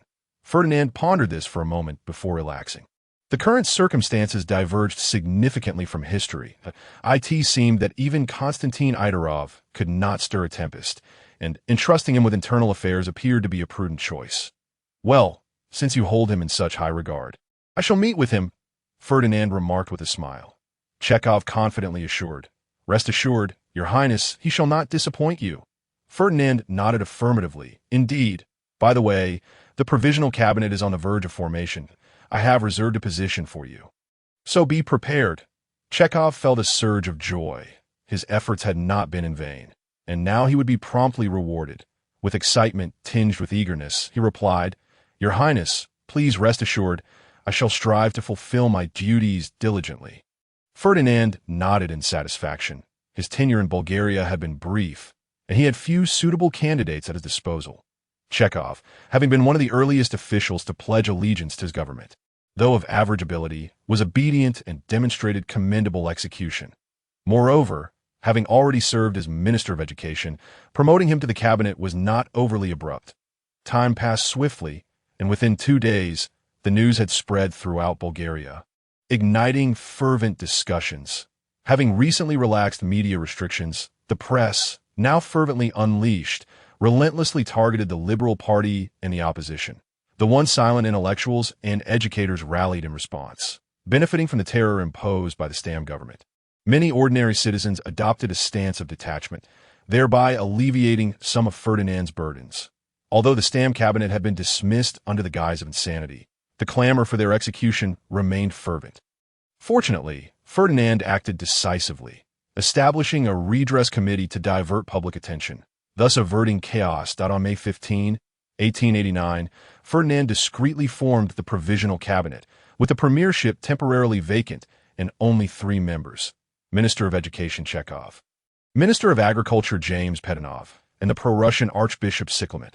Upon the establishment of the new government, they promptly abolished the in-kind collection of the tithe tax and repealed the onerous taxes imposed during the Stam administration. Subsequently, Ferdinand tasked Archbishop Cyclamet with assembling a delegation to visit St. Petersburg, pacifying the domestic pro-Russian sentiment. After accomplishing these tasks, Ferdinand exhaled deeply. The tumultuous situation in Bulgaria had stabilized in the short term. Now he could focus on addressing the mess left by the Stam cabinet. The ongoing 5-year plan could not be halted. The chaotic government structure required reorganization, and the most troublesome issues were the secretly executed individuals and the suspects still imprisoned, necessitating re-evaluation. Konstantin Idorov passed Ferdinand's scrutiny and was appointed as Minister of the Interior, responsible for overseeing the daily operations of the government. Chekhov personally led the redress committee, initiating the process of determining culpability. While those involved in the assassination plot were conveniently overlooked, the unfortunate souls who had been annihilated were also left to their fate. Even so, the task of redressing the grievances of thousands was not expedited. This was Ferdinand's intention, to proceed according to legal protocols. That he also enlisted the assistance of the renowned old hardliner from Bulgaria's judiciary, Boris Christov, to establish an anti-corruption bureau. The aim was to cleanse the government of its corrupt elements, including former cabinet members, with numerous officials facing removal. The police department, as direct participants in the massacre, was particularly targeted amidst widespread public outcry for accountability. Seizing this opportunity, Ferdinand quietly consolidated his control over the police system. Ferdinand and the Provisional Cabinet toiled diligently for half a year before the government finally found its footing. After the establishment of the Provisional Cabinet, Ferdinand, under the pretext of anti-corruption, eliminated dissenters and diligently nurtured loyalists, striving to diminish the influence of the Liberal Party, with Boris Christov playing a pivotal role. As the chief architect of the Anti-Corruption Bureau, Boris Christov now found himself embroiled in a whirlwind of activity, both joyous and burdensome. His ideals had come to fruition, yet the leisurely life he once knew had vanished to the public. He was a paragon of virtue, while among officials, he was seen as a butcher. Ferdinand bestowed upon Boris Christov his utmost trust. Once targeted, few could escape his grasp. He remained unyielding and impartial, refusing to show leniency to anyone, Ferdinand included. Even Fu, whose intelligence personnel found themselves caught in the crossfire, with several unfortunate souls facing imprisonment for their transgressions. Fu, who, ever opportunistic, encouraged them to infiltrate the prisons to monitor criminals, thus turning their misdeeds into a form of service. AS Bulgaria embarked on an extensive infrastructure initiative. These offenders were likely to be conscripted as laborers. Under Boris's leadership, the Anti-Corruption Bureau dispatched individuals to court with alarming frequency, achieving remarkable efficiency. Consequently, the Bulgarian courts were compelled to establish a temporary tribunal dedicated to the trial of corrupt officials. The media even bestowed upon him the moniker of the official butcher, making Boris Christov one of the most beloved figures among the populace. Boris Christov's efforts bore fruit. Not only did a multitude of corrupt officials fall into the clutches of justice, but public trust in the government was also restored to further stimulate economic development. Ferdinand merged the ministries of the interior and economy, making economic advancement a pivotal criterion for the promotion of local officials. Taking into account Bulgaria's actual circumstances, he established a merged Department of Health and Education, reallocating the Water Resources Department, previously under the Ministry of the Interior, to the Ministry of Agriculture, thanks to the substantial legacy left by the Stam cabinet. Bulgaria's long-standing financial crisis was resolved, providing Ferdinand with the confidence to accelerate the country's industrialization in agriculture. The impact of the confused massacre led to the nationalization of vast tracts of land with no rightful owner. Additionally, a portion of concealed land was forcibly confiscated by the government, leaving the landlord class in a state of disarray. The government now directly controlled one-third of Bulgaria's land to alleviate class tensions. Ferdinand instituted a maximum land rental tax of 30%, with landowners responsible for paying agricultural taxes. He resolved to gradually establish farms in the plains, adopting mechanized operations to promote technological upgrades in agricultural production. At the ministerial meeting at the end of 1889, Konstantin Idorov, beaming with pride, proclaimed, "Your Highness, the domestic economy is flourishing, with new investments reaching an astounding 50 million leva within the past 6 months." Ferdinand nodded in approval, encouraging him to continue. Internally, he thought, "What flourishing economy? A significant portion of that is my investment or government funding. Genuine private capital is negligible." Konstantin continued, "Since June, we have seen the establishment of 1,035 new factories nationwide. Among these, 12 are large-scale factories with capital exceeding 1 million leva and employing over 1,000 individuals. Government investments total 12,285,000 leva, primarily allocated for the major railway project, accompanying road construction and various infrastructure projects. Overall, progress is proceeding smoothly. Next year, we will continue to promote industrial development while preparing to further increase government investment in foundational projects. The primary objectives are to complete the railway plan and urban infrastructure development, thereby creating favorable conditions for industrial and commercial growth." Ferdinand was aware that he was laying the groundwork for the upcoming year's budget, and with a smile, he remarked, "Indeed, the government's efforts are commendable." After speaking, Ferdinand turned his gaze towards the Minister of Defense, Sava Mutkalov. In a bid to consolidate military power, Ferdinand undertook significant adjustments within the army, promoting many of the senior military generals to positions within the Ministry of Defense. Sava Mutkalov, owing to his long-standing experience and early allegiance, ascended to the role of Minister of Defense. In Ferdinand's view, having military personnel originating from the Ministry of Defense was far superior to those with purely civilian backgrounds. It could be considered a pragmatic utilization of resources. Sava Mutkalov felt a deep sense of gratitude towards Ferdinand, despite sharing the same political affiliation of the Liberal Party. However, the position of Minister of Defense had traditionally been held by civilians, leaving little room for him. Understanding Ferdinand's intentions, Sava Mutkalov promptly stated, "Your Highness, our military has just undergone a substantial reorganization, and currently, the issue lies in the obsolescence of our weaponry, not to mention the European powers. Even when compared to Greece and Serbia, we find ourselves lacking in firepower." He continued, "Presently, our military industry is lagging behind. The machinery in our armament factories is outdated and in dire need of modernization, and they are only capable of producing firearms, ammunition, and small-caliber artillery." Ferdinand pondered for a moment and replied with caution, "The issues plaguing the armament factories indeed require urgent attention. We can prioritize this in next year's fiscal budget.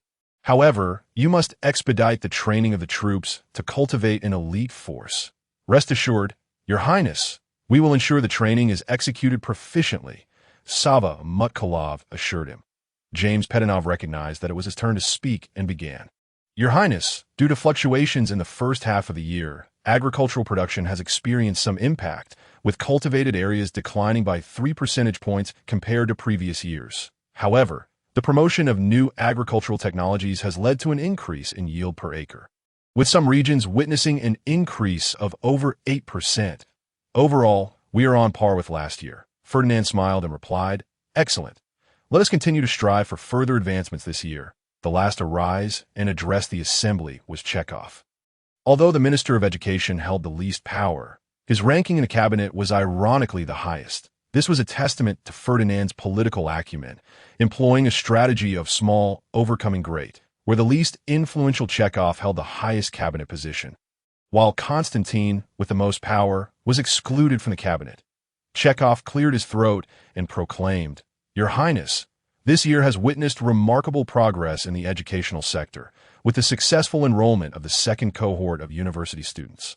Additionally, 5 new vocational colleges have been established, now admitting students, including 2 teacher training colleges and a medical college, while the remaining 2 are comprehensive technical institutes. This development essentially meets Bulgaria's educational needs." He continued, "Our literacy promotion initiatives have also progressed commendably, with the total number of illiterates decreasing by 10 percentage points that we anticipate that within a decade, we can effectively eradicate illiteracy." Ferdinand nodded in satisfaction. While Chekhov's initiative may have been somewhat lacking, his execution was undeniably commendable. During the summer and autumn of 1887, Bismarck and Salisbury expanded the Mediterranean agreements to encompass the Balkan region. In December, Britain, Italy, and Austria exchanged notes, culminating in the signing of the Second Mediterranean Agreement, which established a coalition addressing Russia's influence in the Near East. This represented Bismarck's adjustment of the alliance system, fostering a balance of power between Britain, Italy, and Austria against France and Russia in the Near East, while preventing a Franco-Russian alliance, thereby safeguarding Germany's position on the European continent. From the late 1880s, the Triple Alliance gradually began to unravel. Nevertheless, Germany maintained its alliance with Russia and Austria during this period, marking the pinnacle of Bismarck's no-ball-should-fall diplomacy. In March 1890, after Bismarck's resignation, his successors altered foreign policy, leading to the dissolution of the alliance system. A significant aspect of Germany's new direction was the decision not to extend the reinsurance treaty with Russia. Following the abrogation of this treaty, Russia's diplomatic situation grew increasingly precarious, compelling it to draw closer to France. Beginning in 1891, the two nations initiated alliance negotiations, which, due to mutual distrust, did not culminate in the formal establishment of the Franco-Russian alliance until 1894, under the new direction. In July 1890, Germany and Britain reached the Heligoland-Zanzibar Treaty, resolving disputes over colonial matters at the time. This was viewed as a significant concession from the German side, aimed at drawing Britain into the Triple Alliance. From 1890 to 1894, Germany repeatedly encouraged Britain to expand its obligations under the Mediterranean agreements, engaging in demonstrative activities in the Mediterranean to showcase the coordinated stance of the four powers.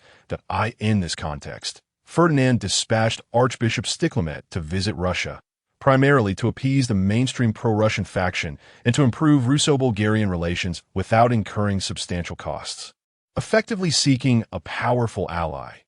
Time was of the essence, as in a few months, Bismarck would be leaving office, and Germany would soon abrogate the reinsurance treaty with Russia. It was thus only natural for Russia to attempt to break the diplomatic stalemate and draw Bulgaria closer. In fact, since the establishment of the Triple Alliance, numerous contradictions had arisen, particularly between Russia and Austria. In 1885, an uprising occurred in eastern Rumelia, resulting in the expulsion of Ottoman officials and the declaration of a merger with the Principality of Bulgaria, with Alexander being proclaimed the monarch of the newly unified state. Originally a movement for Bulgarian national independence, it drew the intervention of European powers seeking to exert control over Bulgaria, leading to a protracted crisis lasting 2 years. The Principality of Bulgaria was established as a key stronghold in the Balkans after the Russo-Turkish War of 1878. The 1881 Triple Alliance Agreement included provisions for Bulgarian unification. However, due to changing Russo-Bulgarian relations, Russia could no longer maintain control over the Bulgarian puppet regime. Alexander, a descendant of a German principality's nobility and nephew of the Russian empress, ascended to power in Bulgaria in 1879 with the support of the Tsar. Once in power, Alexander grew increasingly dissatisfied with the arrogance of Russian officials in Bulgaria, leading to multiple unsuccessful negotiations between the two parties. His desire to extricate Bulgaria from Russian control became increasingly evident. Although the Austro-Hungarian Empire was allied with Russia, it was also reluctant to witness Russia's monopoly over Bulgaria. Consequently, an alliance formed between Austria-Hungary and Alexander, mutually beneficial for both parties. Following the deterioration of Russo-Bulgarian relations, Russia, unable to maintain control over the Bulgarian government, began obstructing Bulgaria's unification efforts, threatening to withdraw its officers and undermine Bulgaria's military capabilities. Simultaneously, it called upon other great powers to jointly pressure Bulgaria, compelling Alexander to dissolve the Bulgarian state. The Great Powers Conference. Austria-Hungary sided with Russia under Germany's mediation. However, this was met with resistance from the British, as both Germany and Austria were hesitant in their positions. Ultimately, a compromise was reached, with Alexander appointed as the governor of Eastern Rumelia, allowing Bulgaria to achieve de facto unification while Turkey retained nominal sovereignty. However, this was not the end of the matter. Bulgaria's merger attracted the attention of smaller nations such as Greece and Serbia, which sought territorial compensation. In September, King Milan of Serbia visited Vienna, hoping to gain support from Austria-Hungary for territorial claims. After witnessing a lack of support at the Great Powers Conference, Serbia launched an invasion of Bulgaria in November. The outcome, however, was unexpected, as the Serbian forces, despite their overwhelming advantage, suffered a significant defeat at the hands of the Bulgarians, who seized several key Serbian towns. Advancing towards the Serbian capital to safeguard its interests in the Balkans, the Austro-Hungarian Empire intervened in the Bulgarian-Serbian conflict, forcing Bulgaria to withdraw its troops while simultaneously excluding Russia from the proceedings. Furthermore, Serbia's defeat led to the rise of pro-Russian factions, sowing the seeds for future Russo-Austrian discord.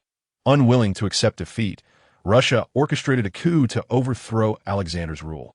However, due to British and Austrian intervention, the situation spiraled beyond Russia's control, resulting in Ferdinand's elevation to the position of Grand Duke, further deteriorating Russo-Austrian relations.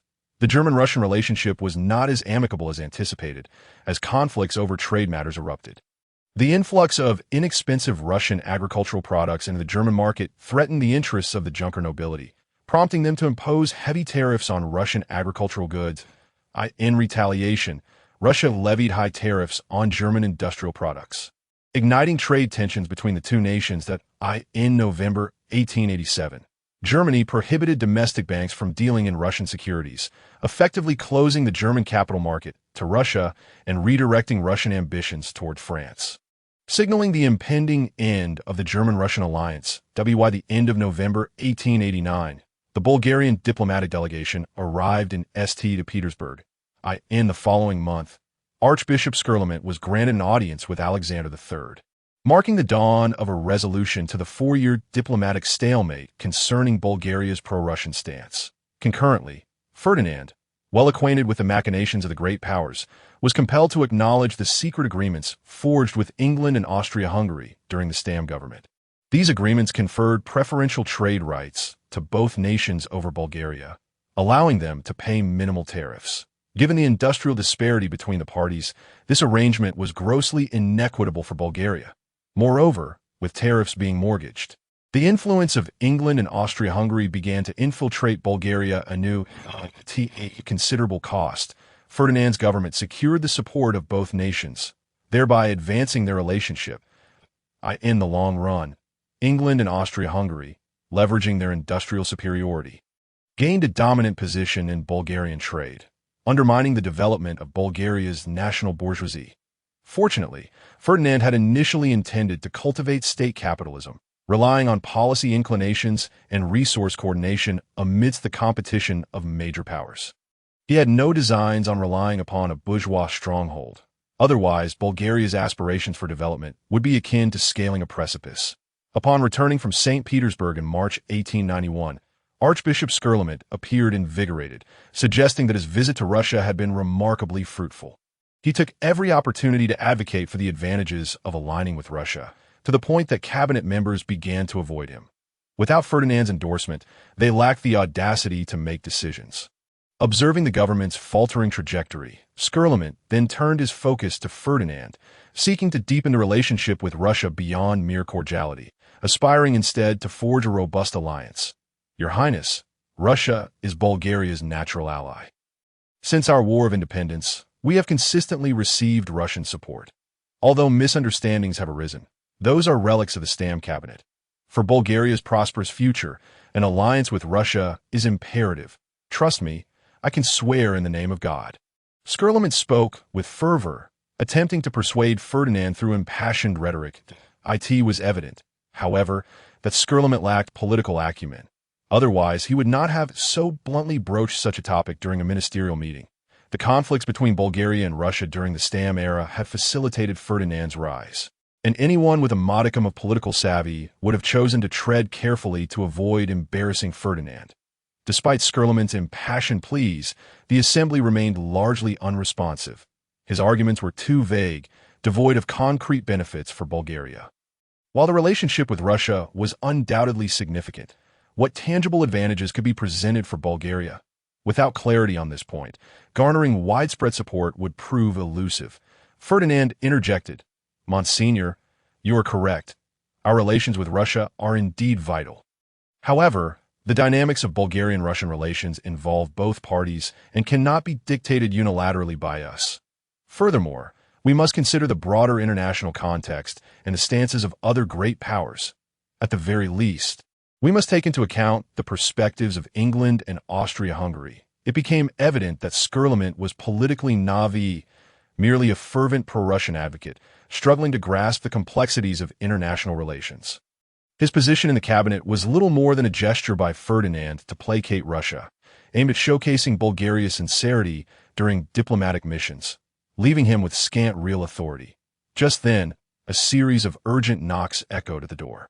"Enter," Ferdinand commanded, aware that unless a significant matter arose, no one would disturb a cabinet meeting.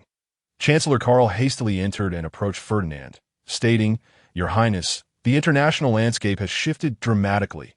News has just arrived from Berlin that on March 17th, the Russian ambassador to Germany, Paul Shuvalov, proposed a 6-year extension of the reinsurance treaty, which the German government has refused."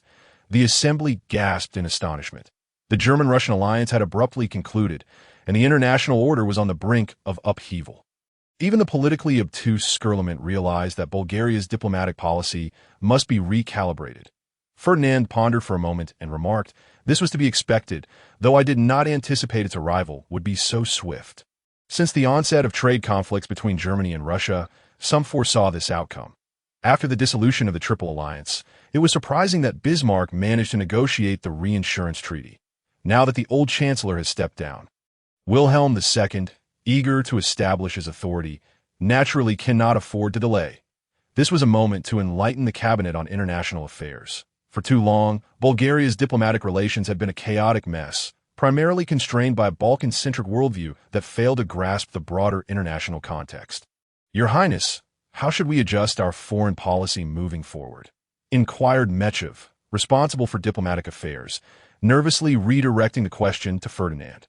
Constantine contemplated before responding, "Your Highness, until the international situation stabilizes, it would be unwise for us to directly engage. Bulgaria is merely a small nation, lacking the capacity to influence global dynamics. We should remain adaptable." Ferdinand nodded in agreement, acknowledging the validity of this perspective. Had he not been privy to the forthcoming historical trajectory, he would have made a similar choice. After all, Bulgaria was but a small nation. A misstep could lead to irrevocable consequences. Even a victorious gamble would yield limited rewards, making it more prudent to navigate the currents effectively.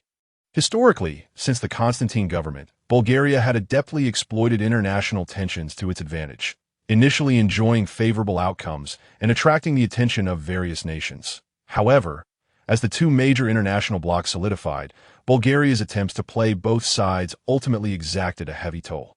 During the Second Balkan War, Russia, discontent with Bulgaria's indecisiveness, opted for the more steadfast Serbia.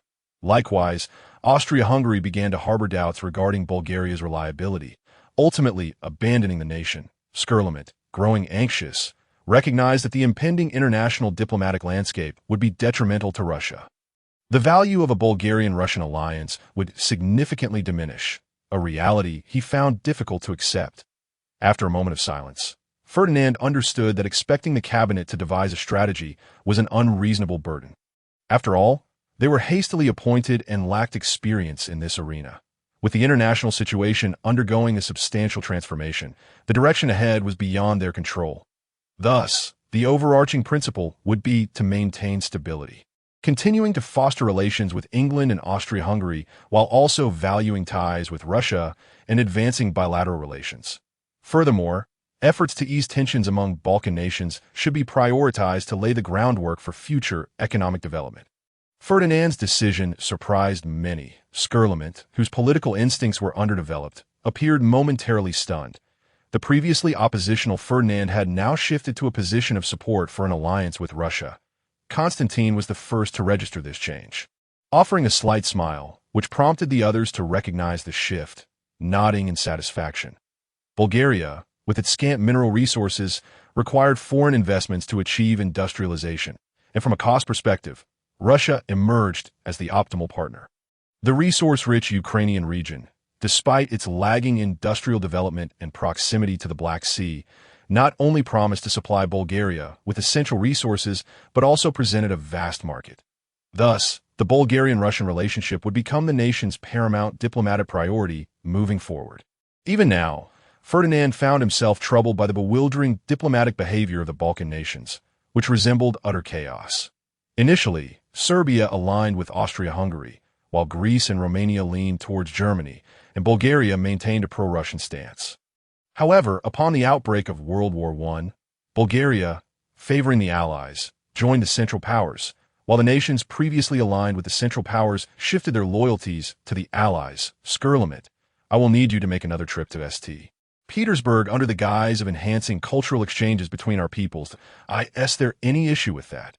Ferdinand inquired, leaving no room for refusal. Skirlement immediately replied, No problem at all, although he remained unclear on the intricacies of Ferdinand's foreign policy. The outcome aligned with his desires. Since 1888, Bulgaria had embarked on a 5-year plan, with railways as its focal point. Throughout both the Stam and Ferdinand administrations, regardless of domestic turbulence, the construction of railways proceeded unabated. To ensure the timely execution of railway projects and to curtail expenses, the Stam government had initiated the practice of employing convicts as laborers. The Stam cabinet had turned a blind eye to police misconduct, initially to suppress rivals and later to generate funds, while also seeking a pool of inexpensive labor. As the process of redress began, numerous injustices from the Stam era were investigated, leading to the release of many innocent individuals. Consequently, the railway projects now faced a dire shortage of labor, as Bulgaria, though not vast in territory, was indeed sparse in population. Although a significant number of farmers had previously gone bankrupt, the advancement of industrialization has nearly absorbed the impact. In certain circumstances, there are few willing to undertake railway construction, despite the higher wages offered to railway workers. That be why the late 19th century, railway projects were synonymous with perilous endeavors, where work-related accidents were all too common. Even those compelled by necessity would seek alternative livelihoods at the slightest opportunity. Now, Constantine found himself in a quandary, facing a severe shortage of laborers, even after dispatching all available convicts to the construction site. The workforce gap remained critical. In an era devoid of machinery, reliant solely on manual labor, the need for strong workers was indispensable to ensure timely completion. Engineers provided a staggering estimate. A minimum of 50,000 laborers was required. Upon receiving this figure, Constantine was left astounded, as it implied a deficit of 40,000 workers, with Bulgaria's population barely exceeding 3 million. Assembling such a vast number of railway workers seemed an insurmountable challenge. Faced with this predicament, he had no choice but to escalate the matter further. Meanwhile, Chekhov, on duty in the cabinet, was unexpectedly visited by Constantine, who arrived accompanied by engineers. Chekhov, perplexed by their presence, inquired, Constantine, what is the meaning of this? Without engaging in pleasantries, Constantine swiftly addressed the matter, stating, Mr. Chekhov, I have come to discuss the railway issue. Chekhov, with a serious demeanor, asked, "Has there been a mishap with the railway project?" "No," Constantine replied emphatically, causing Chekhov to breathe a sigh of relief. "Thank God, no incident is good news." However, the situation was, in fact, even more dire. Constantine's next words left Chekhov bewildered. "What is it?" Chekhov pressed. "Perhaps it would be best if the engineers conveyed the details," Constantine suggested. Visibly troubled, Chekhov, feeling dejected, acquiesced. "Very well, it matters not who speaks." The chief engineer, Loren Holman, adopted a grave expression and stated, "Esteemed Mr. Chekhov, while the railway project is progressing smoothly, we are confronted with a significant dilemma." Chekhov, upon hearing this, was further puzzled. If all was supposed to be well, what could the trouble possibly be? He promptly asked, "What major issue are we facing?"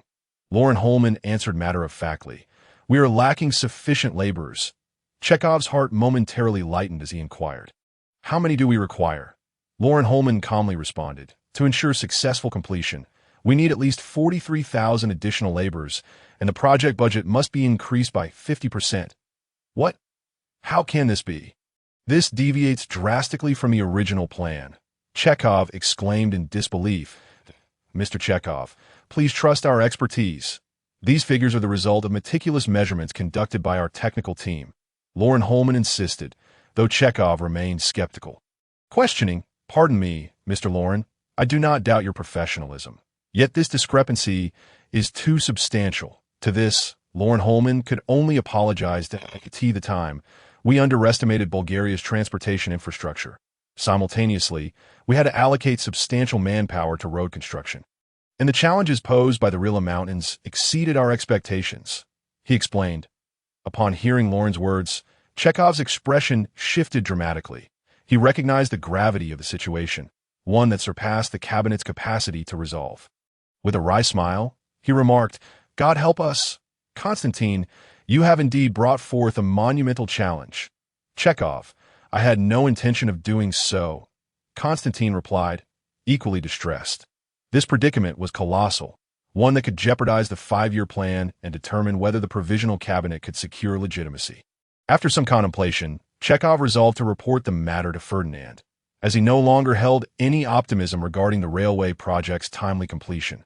Given Bulgaria's current state, it was inconceivable to gather such a workforce in the short term. Meanwhile, Ferdinand, having just settled down in the palace to enjoy a dance performance by several lovely maidens clad in costumes of his own design, was momentarily distracted. He had just caught the eye of one dancer when Alice entered, her demeanor shy, announcing, "Your Highness, Mr. Chekhov and Mr. Constantine have arrived, and they bring 3 unfamiliar faces." Ferdinand, somewhat displeased, replied, "I see. I shall attend to them shortly." With that, he released the dancer from his embrace and, casting a mischievous glance at the bashful Alice, inadvertently startled her into retreat. Having recently transitioned from a life of solitude, Ferdinand initially maintained a respectable demeanor, yet he soon found himself ensnared by the indulgences of noble life. Although he had yet to engage in indiscriminate affairs, he had certainly not shunned the company of women.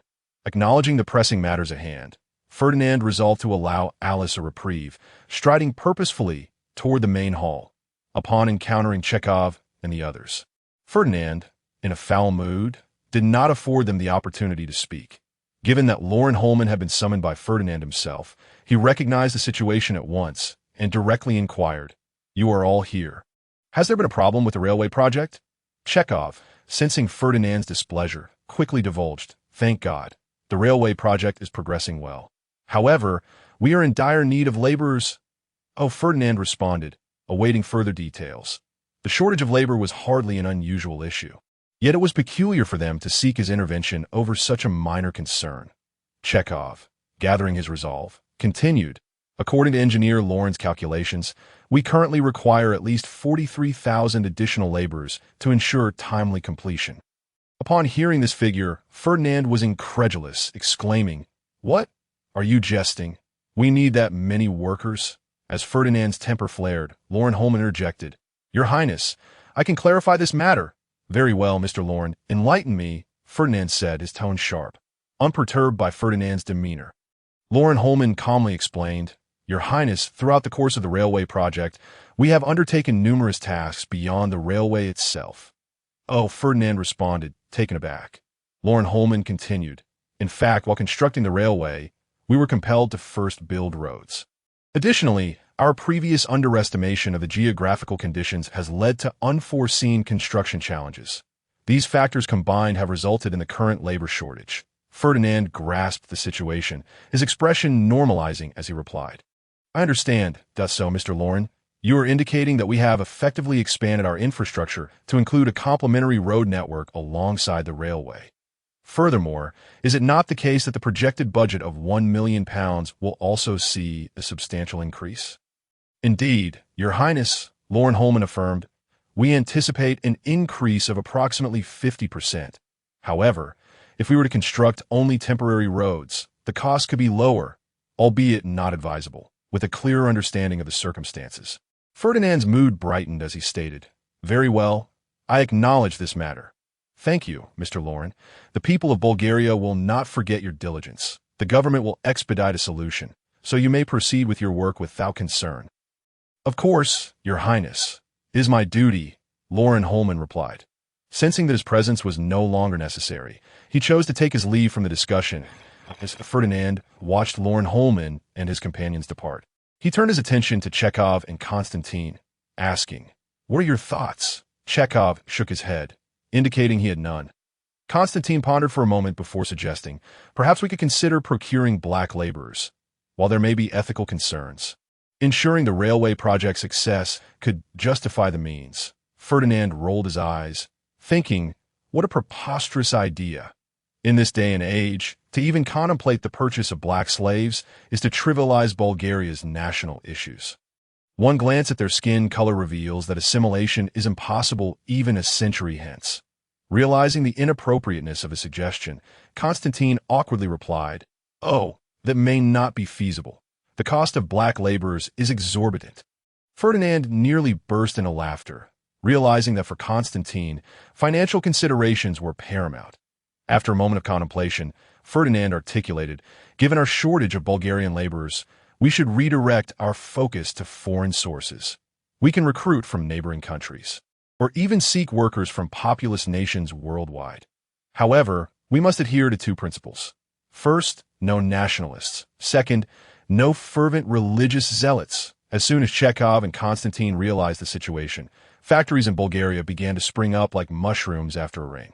The government was fervently investing in infrastructure development, leading to a pronounced shortage of domestic labor, which in turn resulted in a substantial increase in workers' wages. However, there are other countries with a similar predicament. The populations of the Balkan states are not large, and the pool of idle labor is likely minimal. In contrast, other regions across the globe are replete with potential workers. Leaving aside the distant Qing dynasty, it is unlikely that many would consider it a prime source of skilled labor. Apart from Ferdinand in Eastern Europe, the labor force of Russia and Austria-Hungary is notably abundant. Each year, hundreds of thousands emigrate to the Americas. If even half of them were to choose Bulgaria, it would suffice at this juncture. Ferdinand contemplated ways to augment the population and cheerfully remarked, Indeed, Chekhov, your Ministry of Education will have its hands full. We are in need of a cadre of language teachers. For the base salaries of foreign laborers, they will be set slightly lower than that of domestic workers. A modest increment would be provided upon learning Bulgarian, and those who acquire Bulgarian citizenship would receive wages on par with their local counterparts. Chekhov, perplexed, inquired, Your Highness, wouldn't this lead to increased expenditures? Furthermore, if the projects are completed and they subsequently change their minds and leave Bulgaria, would we not have labored in vain? Constantine wore a similar expression, clearly struggling to comprehend Ferdinand's proposal. Ferdinand smiled and replied, I do not intend for all of them to remain. Certainly, some will depart. However, considering Bulgaria's economic situation, while it may not rival that of Western Europe, it is undoubtedly better than that of our neighbors. Moreover, our construction projects can be completed in the short term, for at least the next decade. We will face a labor shortage that, if they stay in Bulgaria for a few years, many will choose to remain. Suddenly, Constantine recalled something and looked at Ferdinand with surprise, exclaiming, Your Highness, are you planning to address the national issue through economic means? Acknowledging Constantine's insight, Ferdinand did not deny it, smiling as he said, "Indeed, this is merely an experiment. Success would be splendid, but failure is inconsequential. It would merely result in additional expenditure, as long as 1/10 of them choose to stay. We shall not suffer a loss." Ferdinand laid out a grand strategy, after which he intended to continue his discussions on life with the ladies. However, the task of importing labor proved far more complex than anticipated, especially given the sheer scale involved. Even in that era, when governments were less stringent in their oversight and visas were not a requisite, mobilizing tens of thousands to a foreign land required considerable effort. Moreover, meticulous organization and planning were essential for their food, shelter, and transportation. Constantine took on the task, and the government began to operate in a flurry around this matter, with many individuals' vacations being cancelled. Even the typically leisurely Ministry of Education now commenced a search for teachers, with cultural qualifications being deemed unnecessary as long as candidates possess proficiency in multiple languages. Nonetheless, even this was akin to searching for a needle in a haystack. Whether they could assemble a sufficient number depended largely on luck. Minister Meztev was in a particularly foul mood.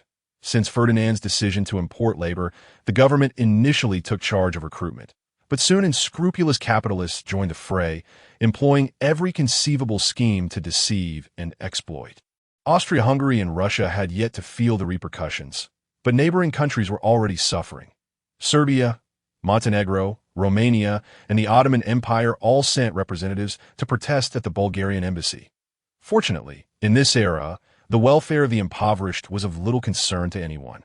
Otherwise, the diplomatic pressure alone would have been sufficient to vex Ferdinand, as the party at fault. Minister Meztev had no choice but to offer apologies along with generous bribes. After considerable effort, he managed to placate the situation. But trouble soon resurfaced. Not long ago, the Bulgarian capitalist Bill Keefe attempted to relocate his factory to Romania, only to attract too much attention and be detained. Bill Keefe, the son of Evlogi Georgiev, one of the founders of Sofia University, was clever, audacious, and reckless in the midst of the labor recruiting frenzy. Unlike others who posted job advertisements, Bill Keefe deemed such methods inefficient. Upon entering Alexandria, Romania, he set his sights on the Weber paper mill, bribing a local power broker to connect him with two local workers. The Nicu brothers. Is what Mr. Keefe said true? The younger Nicu inquired anxiously. How should I know? But surely this 800 lei cannot be a forgery. The elder Nicu replied dismissively. Well, our situation is dire, and without money to repay our debts, they might beat us to death. The younger Nicu lamented helplessly. Not likely. At worst, we would become their slaves if they were to kill us. Who would repay them? The elder Nicu reassured him. Since their father, old Nicu, fell ill 3 years ago, the family's circumstances had become increasingly difficult, forcing them to borrow from loan sharks, and ultimately, old Nicu did not survive. Thus began the Nicu family's arduous journey of debt repayment, starting from 30 lei, escalating to 500 lei, during which the brothers managed to repay 100 lei. Let it be. As long as Mr. Keefe is willing to pay, we shall proceed. After all, Dracula, that vampire, is no benefactor. The younger Nicu declared vehemently. Indeed, my brother, that vampire Dracula would drain us of every last lei. Seeking a livelihood in Bulgaria may indeed be a viable path. The elder Nicu replied, hopeful. The united Nicu brothers began to advocate for Bill, though trust was scarce. Nevertheless, out of respect for past relations, many agreed to meet with Bill. Utilizing his silver tongue, Bill swiftly convinced a group of workers, subsequently offering a month's salary in advance as a deposit that, as a competent capitalist, Dracula was, of course, a greedy vampire, and thus, Bill Keefe successfully depleted his workforce, secretly absconding with them, if that were the end of the story. It would be one thing. As long as he fled swiftly, once discovered, he could return to Bulgaria, and no one would be able to touch him. However, having tasted success, Bill Keefe was loath to stop at one venture. He embraced his capitalist nature and took on the role of a labor intermediary, roaming Romania and enticing workers while pocketing a commission. History has shown that 19th-century capitalists are not to be trifled with. After executing a few schemes, Bill drew attention, and, unfortunately, was exposed in the Caracal region, where local capitalists detained him. With his silver tongue, Bill managed to save his own life, but now his captors were demanding a ransom from Evlogi Georgiev. Concerned for Bill's safety, Evlogi sought out Foreign Minister Meztev. Alas, since Meztev was married to Evlogi's daughter, he had no choice but to intervene that a ransom of 100,000 lei was clearly beyond Evlogi's means. And even if he wished to pay, he could not gather such an amount in a short time. Meztev was exasperated, but through personal connections, he managed to negotiate with the captors. The discussions proceeded smoothly, ensuring Bill's safety and satisfactory treatment, provided the ransom was paid. Indeed, every single lei mattered. Ultimately, Meztev devised a plan, accruing numerous favors owed to him, and paid a significant sum to secure Bill's release. This marked the conclusion of the labor recruitment incident. Consequently, capitalists from various countries heightened their vigilance, and Bulgaria could no longer brazenly poach labor. That Ferdinand's days of ease came to an end as the influx of population brought not only benefits, but also a myriad of complications. The crime rate surged, tensions escalated between locals and newcomers, and capitalists began to exploit the situation, unscrupulously withholding wages, leading to a plethora of labor disputes. Some capitalists even resorted to employing excessive numbers of foreign workers while dismissing local laborers to cut costs. In an effort to mediate these disputes, various government departments were relentlessly mobilized, and fatigue set in. Fortunately, Ferdinand's enterprises maintained a dominant position in Bulgaria and adhered to ethical practices, thus preventing any major upheavals. Observing the myriad of issues reported from across the country, Ferdinand recognized that it was time to enact labor protection laws. Otherwise, if the situation persisted, a workers' revolution might erupt at any moment. That on September 18th, 1890, Bulgaria enacted its first law addressing labor disputes, the Bulgarian labor law. This legislation was crafted by Ferdinand, drawing inspiration from contemporary labor laws, including Britain's Factory Acts that to a considerable extent, the legislation favored the working class. With its astonishingly severe penalties for labor disputes, it is regarded by posterity as the first genuine labor protection law. The provisions explicitly stipulate that the working hours for arduous labor must not exceed 10 hours per day, and any excess must be compensated with overtime pay, in addition to mandating one paid day off per week. Furthermore, a minimum monthly wage has been established, not to fall below 75 leva, approximately £3, a figure that, when broken down to an hourly wage, aligns with the current average salary in Bulgaria, in cases of labor disputes. If capitalists maliciously withhold wages or unlawfully deduct pay, they may face the severe penalty of having their factories confiscated, along with hefty fines. Conversely, should workers engage in malicious disruption, framing, or extortion, they risk life imprisonment upon investigation. All transgressions will be met with stringent punishment. However, the law does not protect all demographics. Many clauses are exclusively applicable to Bulgarian citizens. For instance, the prohibition against arbitrary layoffs applies solely to Bulgarian nationals. Additionally, the minimum wage is a privilege reserved for citizens of the country. Foreign workers, if proficient in Bulgarian, are entitled to only 80 of the minimum wage. If they lack language skills, their protection is reduced to just 50. The terms regarding rest days and working hours also differ significantly between domestic citizens and foreign workers. Moreover, each factory must employ at least 60 Bulgarian nationals. It is almost implied that capitalists feel free to exploit foreigners while showing leniency towards their compatriots. Upon the introduction of Bulgaria's labor protection law, public outcry ensued. The mainstream narrative was predominantly laudatory, viewing it as a significant stride in Bulgarian democracy. However, some scholars derided it, claiming it undermined the principles of a free capitalist market. Apart from a few capitalists who offered their support, the response was tepid. A minority of idealists lamented the government's insufficient efforts to ensure equality, but their voices were too weak to warrant coverage in the press. Ferdinand was acutely aware of the greed of capitalists. A heavy-handed approach could provoke unpredictable backlash. Yet he also recognized their inherent weakness. Once a concession was made, they would likely compromise. Within a mere 6 months, Bulgaria saw an influx of no fewer than 100,000 foreign workers. The cunning Ferdinand naturally opted to sacrifice their interests to secure concessions from the capitalists. He also cleverly opened a pathway, encouraging foreign workers to learn Bulgarian and integrate into the nation. The primary objective, of course, was to promote national integration and bolster the population. The labor law not only garnered Ferdinand a wave of public support, but also, in a less immediately visible benefit, dampened the enthusiasm for the working class movement. The nascent Bulgarian Social Democratic Workers' Party had already been stifled before it could flourish, with its founder, Blagoev, being eliminated by the Stambolov government in 1889 due to the butterfly effect of Ferdinand's actions. By 1890, the number of employed workers in Bulgaria had soared to 480,000, with foreign laborers constituting a quarter of this total, leading to an economic growth rate that far surpassed historical averages for that period. The government's substantial investment in infrastructure created job opportunities, stimulated domestic demand, and accelerated Bulgaria's economic development. Despite the significant increase in the number of workers, the backwardness of the industrial sector remained unchanged. Aside from Ferdinand's own enterprises, most Bulgarian factories continued to operate on a small workshop model, characterized by outdated technology, lack of competitiveness, and scattered distribution, rendering them highly vulnerable to risks. To rectify this situation, Ferdinand resolved to further deepen the reforms in a nation of merely 3 million. Possessing over 1,000 factories competing for a limited market was an egregious misallocation of resources.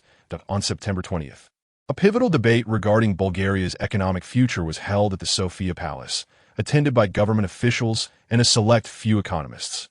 Under Ferdinand's subtle guidance, Constantine presented a proposal for industry entry standards, suggesting the establishment of a threshold to eliminate weaker capitalists and artificially restrict new entrants, thereby tacitly supporting corporate mergers and restructuring to foster the development of monopolistic capitalism.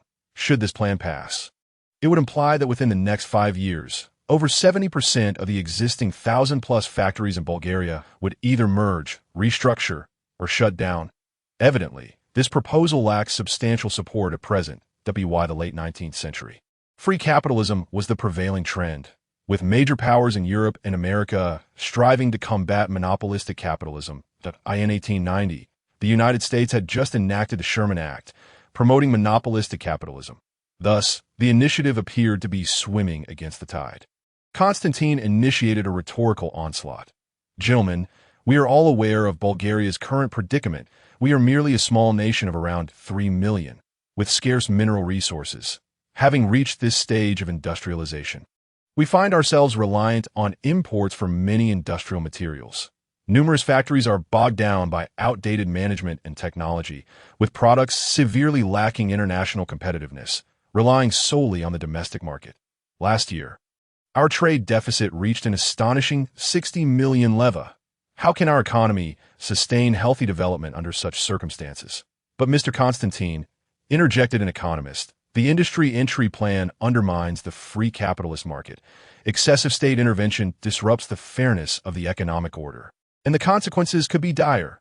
Mr. Violensoma, replied Constantine, your concerns are overly alarmist. State intervention in the market economy is essential for the normal development of Bulgaria's economy and for preemptively eliminating risks. If we allow things to run unchecked, how can our domestic capitalists compete with international entities? Mr. Constantine, he continued, we all know that without competition, there can be no progress. What we need to advocate for is not monopolistic practices, but rather increased tariffs to protect the development of our national industry. Mr. Kamalev, interjected the Minister of Industry, how large is Bulgaria's market? Can a population of 3 million sustain industrialization? If not, we must rely on international markets. What good does raising tariffs do except isolate us from them? Constantine, seeing no one willing to respond, pressed on, gentlemen, we have no other options left. We must either abandon industrialization or embrace monopolistic practices to reduce internal friction and compel capitalists to innovate and enhance product competitiveness. Constantine was right. While monopolistic practices might not bode well for major powers, they were currently the most suitable for Bulgaria. What do you mean by most suitable? It merely serves the interests of a select few. Nonsense. The debate escalated, with each side presenting their arguments fervently, the atmosphere growing increasingly charged. Ferdinand intervened just in time to quell the rising tensions. "Enough! Everyone be quiet. Please remember your status and refrain from personal attacks. This is a single warning. Anyone who breaches this will forfeit their right to participate in the discussions." The moment Ferdinand expressed his displeasure, both sides retreated. Thankfully, the parliament had been dissolved. Otherwise, the situation would have escalated even further. Ferdinand felt a sense of relief, having resolved to expedite the passage of contentious legislation before the parliamentary elections. On one hand, monopolies hinder technological advancement, a fact evidenced by numerous examples. Yet on the other hand, they can also foster technological development. Under monopolistic capitalism, advancements in technology, improvements in labor quality, expansion of production and accumulation scales, and the social integration of the production process are all inextricably linked to developments such as monopolistic competition, production concentration, unification, and specialization. Ferdinand understood that, at this stage, monopolism was indeed the most suitable approach for Bulgaria. However, once Bulgaria reached a certain level of development, monopolism would transform into an obstacle to economic progress. The resistance to reform was more formidable than Ferdinand had anticipated, with significant opposition even within the government. After a moment of silence, Ferdinand resolved to adopt a more circuitous strategy, drawing inspiration from American tycoon J.P. Morgan. Having devised a strategy, Ferdinand hastily concluded the government meeting, retaining Constantine for further discussion. Constantine felt a twinge of anxiety. Judging by the earlier meeting, he had likely failed to execute Ferdinand's directives adequately. "Mr. Constantine," Ferdinand inquired, "do you believe the industry entry plan is feasible?" Without hesitation, Constantine replied, "Absolutely feasible." Finally, the agreement was reached, and he expressed gratitude for everyone's support. "However, Your Highness, the resistance is formidable. It will be challenging to garner support from all sectors of society." Leaving the government in a rather passive position, Constantine hesitated slightly before speaking, to which Ferdinand nodded in acknowledgement and inquired, "What if we were to break down the plan? For instance, let us first identify a specific industry as our entry point." Taken aback, Constantine replied, "If we limit ourselves to just one industry, the resistance we face will indeed be significantly reduced." However, Ferdinand interrupted him, asserting, "There is no room for such buts. Your government should initially focus on one industry to investigate. Identify the issues, gather ample evidence, create public momentum, and then proceed with the reforms." Contemplating this, Constantine eventually remarked, "Your Highness, your wisdom is indeed commendable." Ferdinand appreciated the flattery, though it felt somewhat forced. He chuckled and said, "Spare the flattery. It does not suit you. By the way, you have much to attend to. Reforms must proceed, but the 5-year plan cannot be compromised. The government's responsibilities are immense. Rest assured, Your Highness, our Ministry of Internal Affairs will handle it well." Constantine assured him. Once outside the Sofia Palace, however, Constantine was plagued with a headache. Despite his earlier enthusiastic agreement, he was far from clear on the matter. The 5-year plan consumed the majority of the government's focus. And deep down, Constantine was opposed to initiating reforms at this time. The workload was simply overwhelming. Yet he also recognized the validity of Ferdinand's argument. Now was indeed the moment when resistance to reform would be at its lowest. The interest groups had just been purged by the previous government, leaving them considerably weakened, and those who remained were the astute ones. The new parliamentary elections had not yet commenced, and power was still concentrated firmly in Ferdinand's hands. If the government were to enforce reforms, it could indeed be executed with minimal backlash. After all, the scars left by the butcher's knife of the Stam era had instilled fear in the capitalists, who would be reluctant to confront the government directly in the short term. However, determining the initial target proved to be a daunting challenge. The selected industry must be representative and widely acknowledged by society.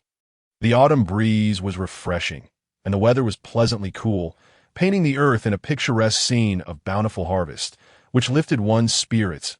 As he walked against the autumn wind, Constantine found himself drawn to the bustling streets, where the sounds of vendors echoed and goods sprawled from one end to the other. The vibrant array of merchandise dazzled the eye, and even the air was infused with the enticing aromas of broth. canned meats, cheese, barbecued meats, and cucumber yogurt soup. Suddenly, a spark of inspiration struck Constantine. What industry could possibly be more fitting than the food industry? Food safety was undoubtedly a topic of universal concern.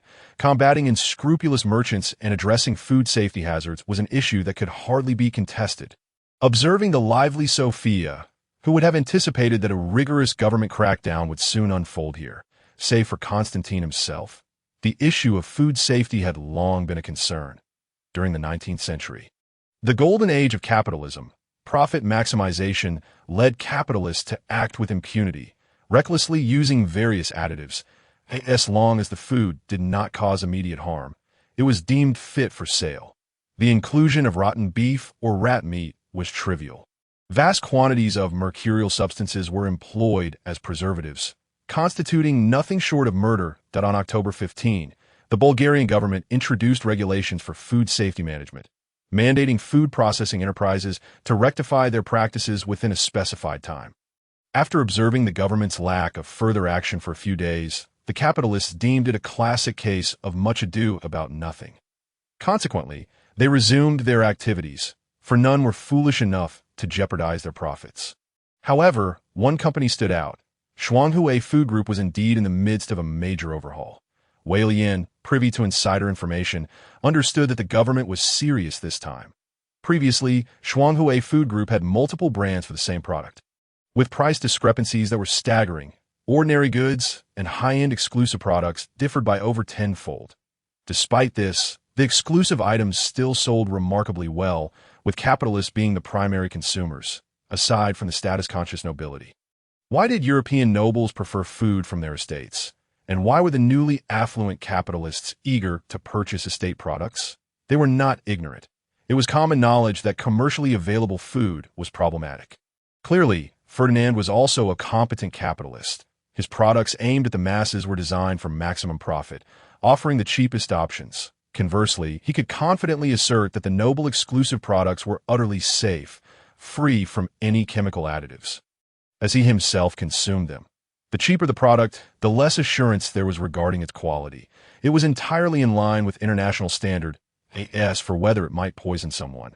That was beyond Ferdinand's concern.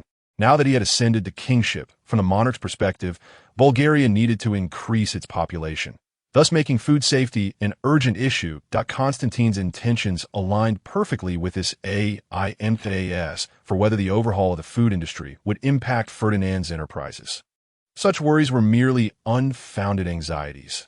Regardless of the adjustments, people would still need to eat. Demand in the market would not plummet drastically. Technological innovations and rising production costs would primarily affect the small capitalists first. A few days later, the Bulgarian Daily reported a significant incident at the super hardware factory in Sofia. A large-scale food poisoning outbreak occurred, with over 80 individuals hospitalized at the Renai Hospital for treatment. The report indicated that the poisoning was primarily due to a large quantity of mercurial preservatives used in the food consumed in Bulgaria at that time, and indeed throughout Europe and the world. Such occurrences were hardly novel. It was merely a case of workers falling ill. What was so remarkable about that? Even more so, none of them had died. Not a single fatality had occurred, and they were merely treated in the hospital. Such commonplace events hardly constituted major news that, in the past, food poisoning incidents would have been left for the workers to fend for themselves. But now, the capitalists had at least sent them to the hospital for care. Though compelled by labor laws, this represented significant progress. The media's lack of coverage stemmed from the fact that most workers were impoverished and unlikely to buy newspapers. However, this time, the situation was markedly different. The Bulgarian Daily boldly published the story in a prominent position. If it had merely been a standard report, it would have been acceptable, as the media had previously reported sparingly, if at all. The critical aspect was that the Bulgarian Daily not only covered the incident, but also conducted follow-up reports detailing the purpose of adding mercurial substances to food and the prevalence of such practices. Elaborating on their dangers, they enumerated dozens of products, including cheese, sausages, and canned goods, all containing substantial amounts of mercurial additives. As a result, the Bulgarian populace, who had been immersed in a sense of happiness, suddenly realized that their idyllic lives might be unraveling. Vicky rushed home, brimming with excitement, exclaiming, "Eileen, look what I bought! Premium Spanish sausages." "What?" "Vicky, have you seen today's newspaper? Do you know what mercurial substances are? They are heavy metals. Just think, we have ingested metals." Eileen responded, her voice tinged with panic. "Oh my God, this is truly terrifying. This could lead to irreversible harm, even affecting our children. Why would you still buy it?" Eileen continued, voicing concerns that echoed throughout countless households in Sofia in a short time. All long-lasting food products in Bulgaria became difficult to sell. Sofia's streets transformed into a spectacle, as households with moderate wealth ventured out to discard their long-lasting food purchases. Piles of refuse became makeshift food camps, inadvertently benefiting the street beggars. Naturally, such reports obstructed the capitalist revenue streams, prompting retaliation. Vandalism at the newspaper's offices and sending threats to the editorial staff became mere child's play until a more significant event occurred. On the morning of November 1, a stranger hurled a bomb at the Bulgarian daily. Fortunately, as it transpired early in the day, no casualties resulted. Nevertheless, this act did little to intimidate the Bulgarian daily.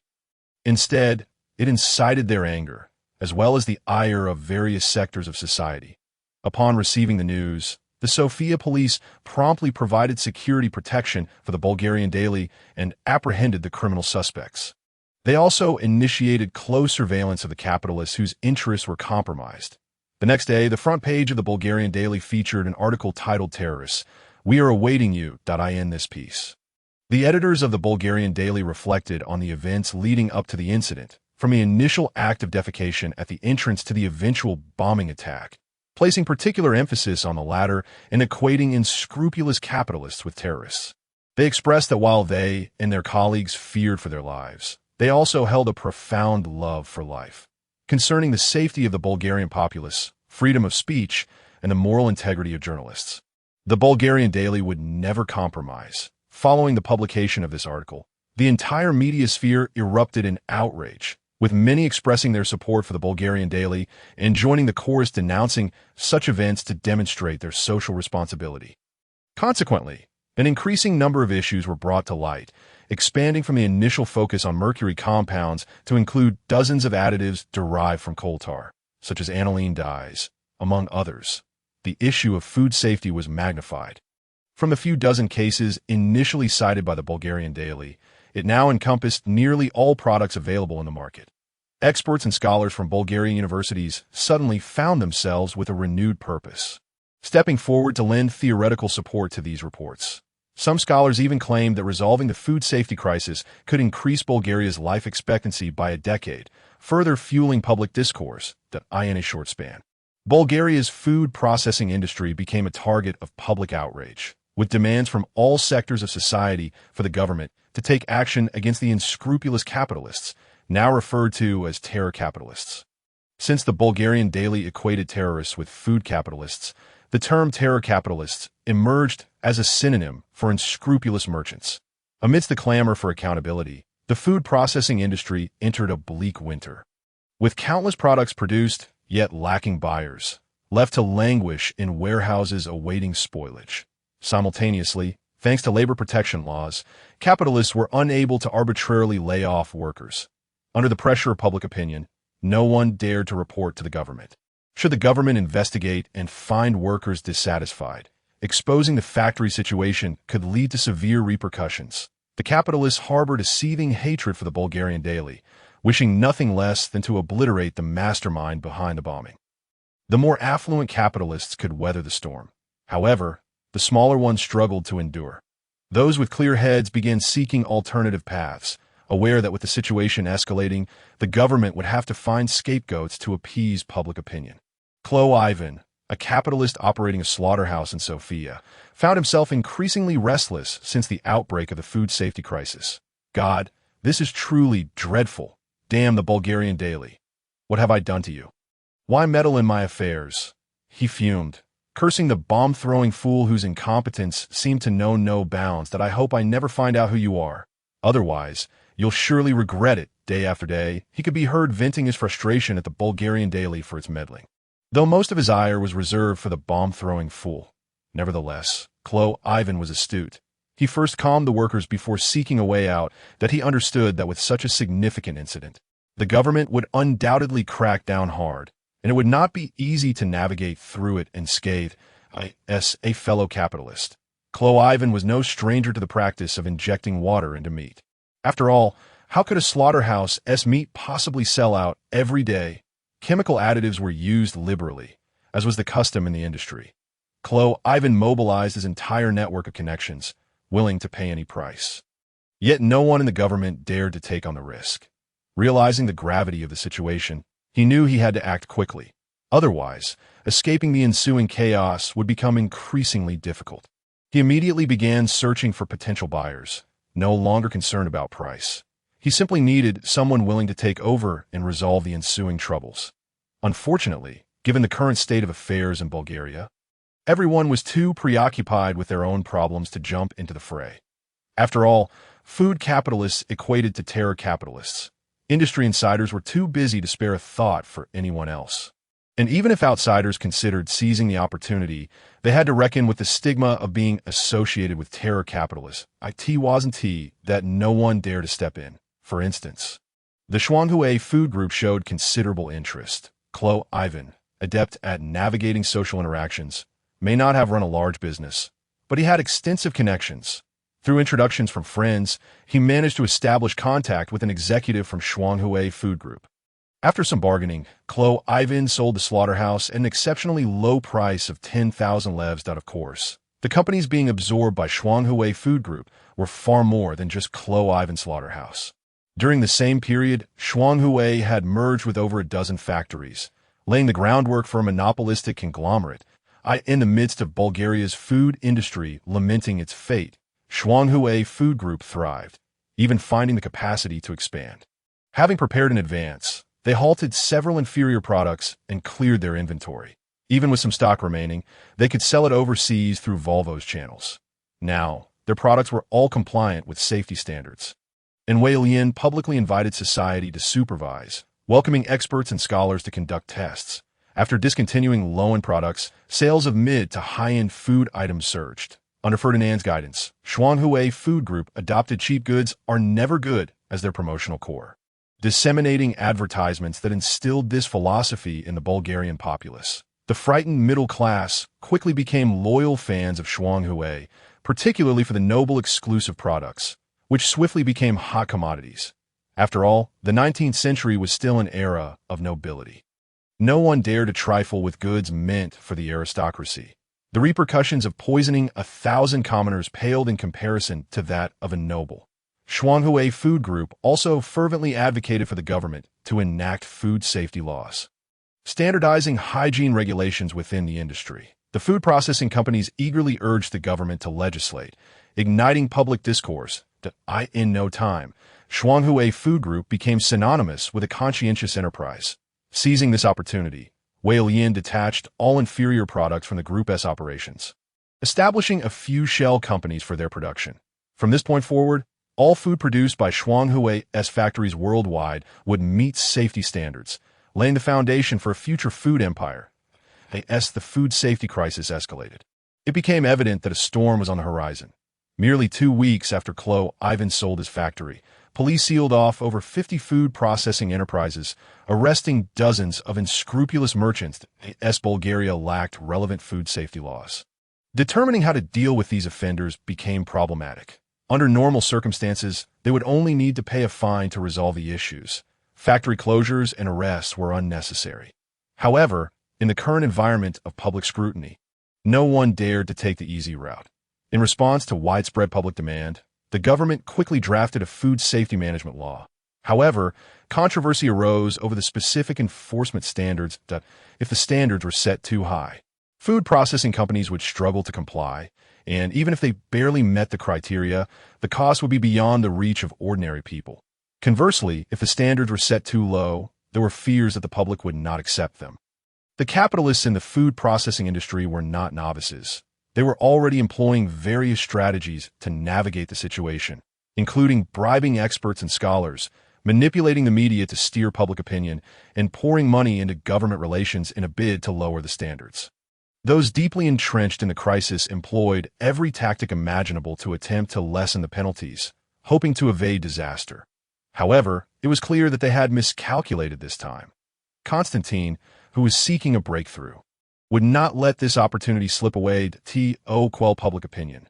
Ferdinand directed the government to hold a hearing, inviting relevant experts, scholars, and media representatives to participate, as well as selecting representatives from various social strata.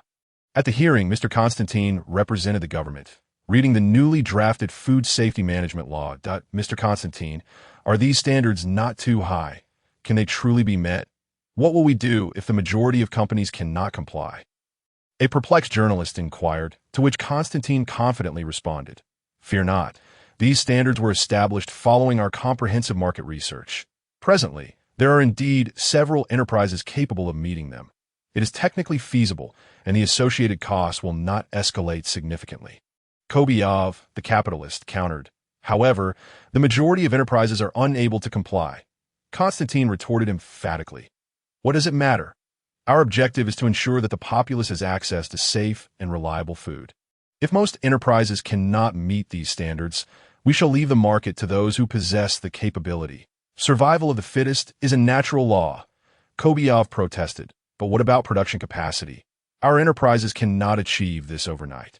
Gradual improvements are necessary to satisfy market demands." Constantine chuckled lightly and replied, "There is no cause for concern. The technical challenges associated with food processing are not insurmountable. Expanding production capacity can be accomplished in just a few months. I am confident that, for the sake of life and safety, the public will accept a temporary decline in living standards as for gradual improvements. I regret to inform you that the populace can no longer afford to wait. Our government must not continue to allow them to consume slow-acting poison." The moment Constantine finished his statement, he was met with a thunderous round of applause. Witnessing this, Kobyov weakly argued, "But this will lead to a terrifying monopoly. Just imagine the entire Bulgarian food market being dominated by one or two enterprises. The market would become stagnant. What a dreadful scenario that would be." Before Constantine could respond, Aliko interjected, angrily challenging Kobyov. "No scenario could be more dreadful than our current situation. You greedy fiend. At least with this, we can trust the food we consume, ensuring our safety, rather than living in constant fear of an untimely demise." Another wave of thunderous applause followed, as Aliko's words echoed the sentiments of the crowd. Someone shouted, "The greedy fiend must be banished."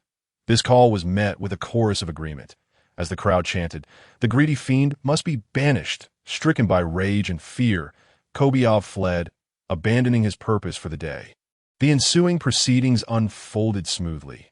During this period, the populace had been alarmed by news reports, leading them to perceive almost all food, except for eggs, as unsafe.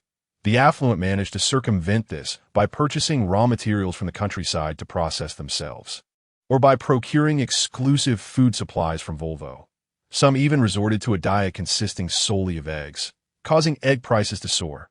Meanwhile, the common folk, unable to afford high-end foods, found themselves consuming ordinary items that felt akin to poison, leading to a prolonged loss of appetite. Following the implementation of the Food Safety Management Act, Bulgaria comprehensively prohibited the influx of substandard food into the market. The police became increasingly active, seizing inferior goods and apprehending unscrupulous merchants. To meet the needs of the populace, the government procured a substantial quantity of raw materials from rural areas and introduced them to the market. In the interest of safety, ordinary citizens had no choice but to engage in food processing themselves. Fortunately, Shuanghue Food Group had prepared in advance, stockpiling a significant amount of compliant food, thus alleviating the crisis. Capitalizing on the opportunity to reform the food processing industry, Ferdinand had effectively established a monopoly over Bulgaria's food sector. The people's sustenance is paramount, and safety is the priority. On the surface, addressing food safety issues appeared to combat unlawful merchants, while simultaneously laying the groundwork for monopolistic practices. Only Ferdinand understood that the deeper motivation was to accelerate population growth. A nation with a population of over 3 million cannot ascend to greatness. Although no one had formally counted, Ferdinand firmly believed that the Bulgarian diaspora scattered across the globe would not exceed 10 million. In the Balkans, the current Bulgarian population was estimated to range from 6 to 8 million. In contrast, during the same period, France boasted a population exceeding 38 million, Germany approached 50 million, and Russia had over 120 million. Bulgaria's population stood at a mere 350,000, less than one-tenth of the aforementioned powers. Hence, the issue of population growth remained the most pressing core challenge for Bulgaria's future development. To Ferdinand, every Bulgarian was invaluable. After much contemplation on how to increase the population, he conducted a thorough investigation throughout Bulgaria. With the situation stabilizing, the domestic economy flourishing, and the populace enjoying a secure existence, Bulgaria's birth rate had significantly risen. In 1885, the birth rate was 4.07, and by 1889, it had gradually climbed to 4.25. Optimistically, the statistics from the first half of 1890 suggested that the birth rate would remain within this range. As for Bulgaria's mortality rate, in 1885, it was 2.65. In 1889, it rose to 2.78, including those executed in secret, and the mortality rate for the first half of 1890 was recorded at 1, excluding foreign laborers. Currently, Bulgarian society exhibited a relatively conservative ethos, with a strong enthusiasm for childbirth. As long as economic conditions allowed, families were inclined to have more children. Ferdinand recognized that there remained substantial potential in these figures. Compared to Russia's birth rate of 5.29 in 1864, which consistently hovered around 5% for several years, Bulgaria still lagged behind. The mortality rate presented a similar picture, with major powers like England and France generally maintaining rates around 2. If colonial casualties were excluded, this number would be even lower. However, Ferdinand was astonished by the infant survival rates. The data was almost unbelievable. The author, too, found it hard to accept, rather than being excessively low. The rates were remarkably high. The survival rate of infants reaching the age of 1 in Bulgaria was 85.7 in 1889, while contemporaneously Austria-Hungary recorded 74.4, France 82.6, and Germany 77.4. The countries with the highest survival rates were Ireland and Norway, both exceeding 90%. Prior to his time travel, Ferdinand had been skeptical of such statistics. Nevertheless, after examining the actual data in Bulgaria, he was compelled to accept this reality. The aforementioned data is sourced from the Paragraph Statistical Yearbook. In terms of increasing the population, Ferdinand, a time traveler, had limited options and could only encourage childbirth. Having not studied medicine in his former life, he found himself unable to implement significant improvements in healthcare. Medical professionals were still in training, and Ferdinand realized that enhancing Bulgaria's healthcare system in the short term was beyond his capabilities. Before his time travel, many regions had entered a phase of negative population growth, with many expressing disinterest in having children. The only group that seemed eager was the agricultural community.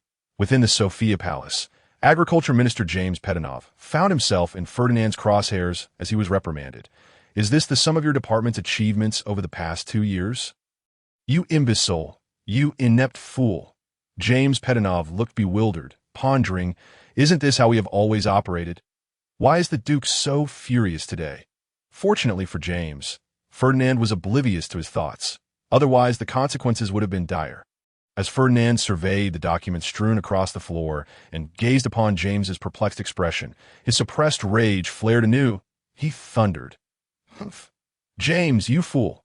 I ask you, what have you accomplished with the funds specifically allocated to your department?" James, now sweating profusely and trembling, replied apprehensively, "Your Grace, a portion of the funds was utilized to promote new technologies, while majority was directly transferred to local governments to enhance food production." Ferdinand scoffed, James, you simpleton! Aside from promoting new technologies, has your department yielded any tangible results? Funds were allocated to the locals, and then what? Were they used for irrigation projects or for the industrialization of agriculture? Neither. Look at what is written here. Maintenance of riverbanks, reinforcement of riverbeds. Do you not understand the geographical distribution of the Danube, Maritsa, and Struma rivers? What does Montana have to do with this? Did the river waters flood the Stara plant on a mountain range? You fool! Even if river management were required, there are fiscal appropriations, And has there been any report from the local authorities? Funds designated for irrigation projects have vanished, and more absurdly, my agriculture minister endorses these parasites. At this point, James was drenched in cold sweat, realizing the obvious shortcomings he had overlooked, treating them as routine procedures. The reports submitted had been approved without verification, leading to the squandering of millions of leva. James stammered, "Your Grace, this is my dereliction of duty. Please relieve me of my post." Upon concluding his remarks, James let out a deep sigh of relief. As a member of the cabinet, he wielded little power. Aside from the Ministry of Agriculture, Ferdinand had not entrusted him with any other responsibilities, which left James feeling somewhat disgruntled. Now, all that remained was a sense of relief, as he realized that he truly was a failure. Observing the despondent James, Ferdinand recognized that the recent events had dealt him a significant blow. After all, at under 30 years of age, he was ill-equipped to bear such pressure, although thoughts of resignation had begun to creep into his mind. Ferdinand knew he could not permit James to resign at this juncture. He was not like Emperor Chongzhen, who could change his cabinet with the ease of a revolving lantern, having already dismissed one cabinet. Merely a few months had passed, and without any major issues arising, Ferdinand did not intend to make any changes before the new cabinet elections. Perhaps the Ministry of Agriculture is not suited for you.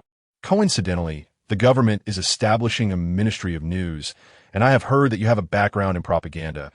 It seems fitting for you to assume the role of minister. Ferdinand consoled him.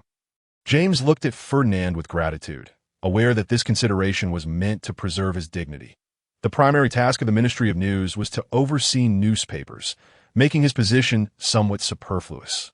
He would essentially be a figurehead, adhering strictly to regulations, rendering it a rather idle role. After a moment of reflection, James's youthful idealism surged forth, and he exclaimed with fervor, "Your Highness, I truly am ill-suited for a political career.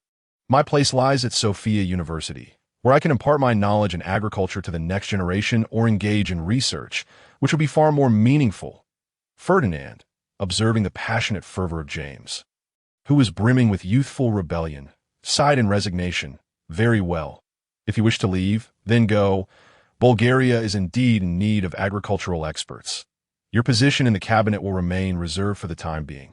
You must not regard yourself as merely an ordinary researcher. You are to organize research teams and conduct thorough field investigations in the rural areas. I hope you contribute to Bulgaria's development in the realm of research." "Certainly, Your Highness. You need not worry.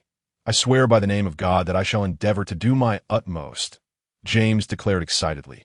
After dismissing James, Ferdinand reclined helplessly in his armchair, while Alice, ever perceptive, gently massaged his forehead.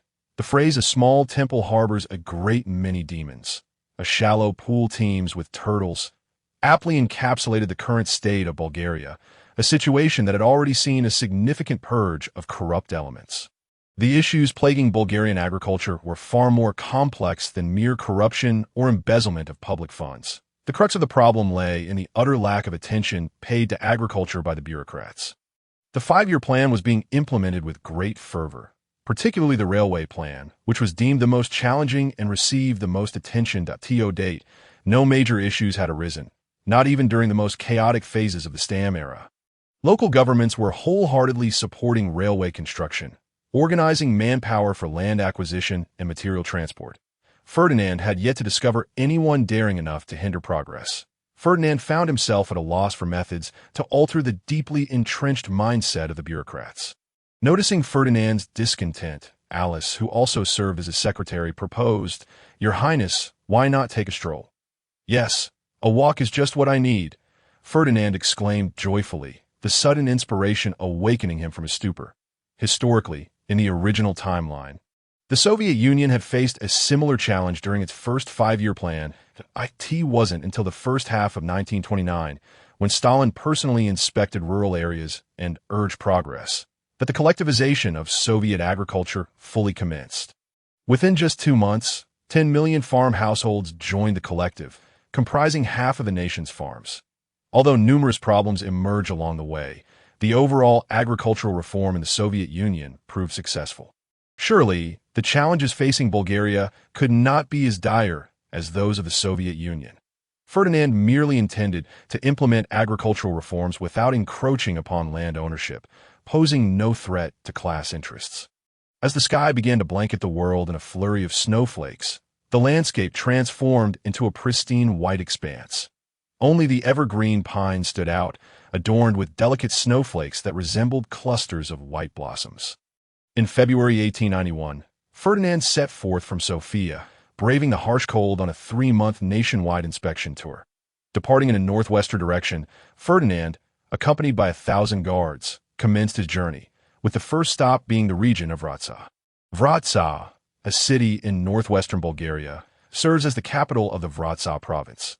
Nestled on the northern slope of the western Balkan mountains, where the Leva River flows into the plain, it boasts a prime geographical location. The province is rich in natural gas, chemicals, cement, cotton textiles, silk weaving, cast iron, copper refining, fertilizers, and wood processing industries, while also being a significant producer of wheat and oats in agriculture. The importance of Vratsa province to Bulgaria is self-evident. In parallel timelines, in 1974, Vratsa accounted for 96% of Bulgaria's total urea production, 24.8% of its paper pulp, 23% of its cement, and 19% of its cotton fabric. In terms of agriculture, the province ranked 3rd in wheat and oat production, 4th in egg production, and 8th in milk production. Notably, the Kozloduy nuclear power plant, located near the village of Kozloduy in Vratsa province, was the first nuclear power plant in the Balkans and Southeast Europe. Ferdinand could not afford to overlook this region, yet Vratsa had yet to reach the heights of its future glory. Its industrial development was only just beginning, while agricultural progress lagged significantly. That Ferdinand's unexpected visit left the bureaucrats of Vratsa in a state of shock, as they had received little time to prepare due to its proximity to Sofia. This visit was not intended to bring them misfortune. Ferdinand's inspection pace was naturally slow, as he dispatched individuals to inspect factories and personally toured rural areas, directly addressing any issues that arose and mandating local governments to resolve them. What are bureaucrats, after all? Ferdinand had observed enough in his previous life to understand that without pressure, there was no motivation, and pandering to the political demands of superiors was their primary driving force. The governor of Vratsa, Wajing Ivanov, was a new-wave bourgeois bureaucrat. Since his ascent to power, the industrial development of Vratsa had accelerated dramatically, maintaining an annual growth rate of over 10, and had received multiple commendations from the government. Thus, despite his affiliation with the Liberal Party and being a staunch supporter of Stam and Borov, he had not been removed by the new government. All right, gentlemen, it is time for you to prepare. The Duke will be arriving shortly, and I do not wish for him to see a dirty and disorderly Vratsa. If there are any problems, none of us will escape unscathed. Wajing Ivanov spoke sternly. Rest assured, Governor, we will handle it well. The crowd responded in unison, enough to demonstrate his authority. If Ferdinand were to witness this scene, he would undoubtedly exclaim, "This is sheer opportunism." On February 18, Ferdinand arrived in Vratsa with a grand entourage, greeted warmly by the populace. The first impression this city left on him was its cleanliness and tidiness. Had it been the 21st century, Ferdinand would not have found this surprising. However, it was still the 19th century, and cities worldwide shared a commonality of being dirty and chaotic, the saying luxurious cars and fine wines. But a stinking London resonated, as cleanliness and sanitation had yet to capture the public's attention. It must be said that Wajing Ivanov had indeed struck the right chord. Since Ferdinand's ascension, he had issued several orders regarding political cleanliness and sanitation, which had only been fully implemented in Sofia thus far. Ferdinand received Wajing Ivanov with warmth and attended the welcome banquet organized in his honor. Of course, he merely made a brief appearance, uttering fewer than 10 words before hastily departing. The disparity in their statuses made it difficult to engage in a relaxed manner. "Wajing Ivanov, you have done exceptionally well," Ferdinand remarked during a private audience. Wajing Ivanov humbly responded, "I am unworthy. I merely executed your Highness's commands and fulfilled my fundamental duties." In later years, Westerners exhibited great confidence, displaying a directness that shunned humility.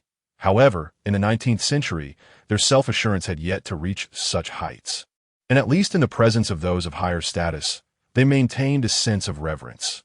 Ferdinand smiled and said, "To execute my orders flawlessly is a testament to your talent. However, what I have observed thus far is but a fraction. I eagerly anticipate your performance in other areas."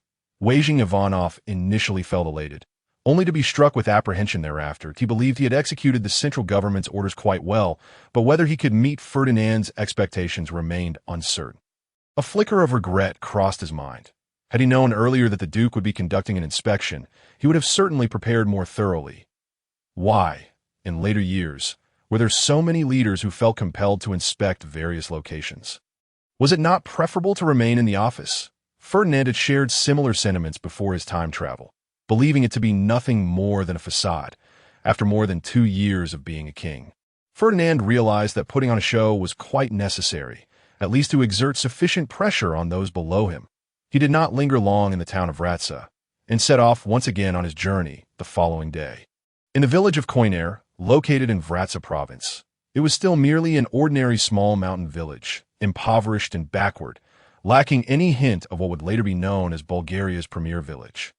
Ferdinand concealed his identity and arrived quietly with a few guards. By now, it was midday, and Ferdinand entered the village's only inn, which also served as a grocery store and tavern.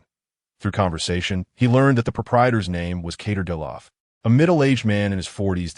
It was evident that he was quite optimistic, despite the establishment's lackluster business. Ferdinand instructed his guards to order their meals, while he requested a serving of yogurt, a piece of bread, and a local salad made of onions, bell peppers, celery, and bamboo shoots, which would suffice for lunch. And as for the taste, it was best left unspoken.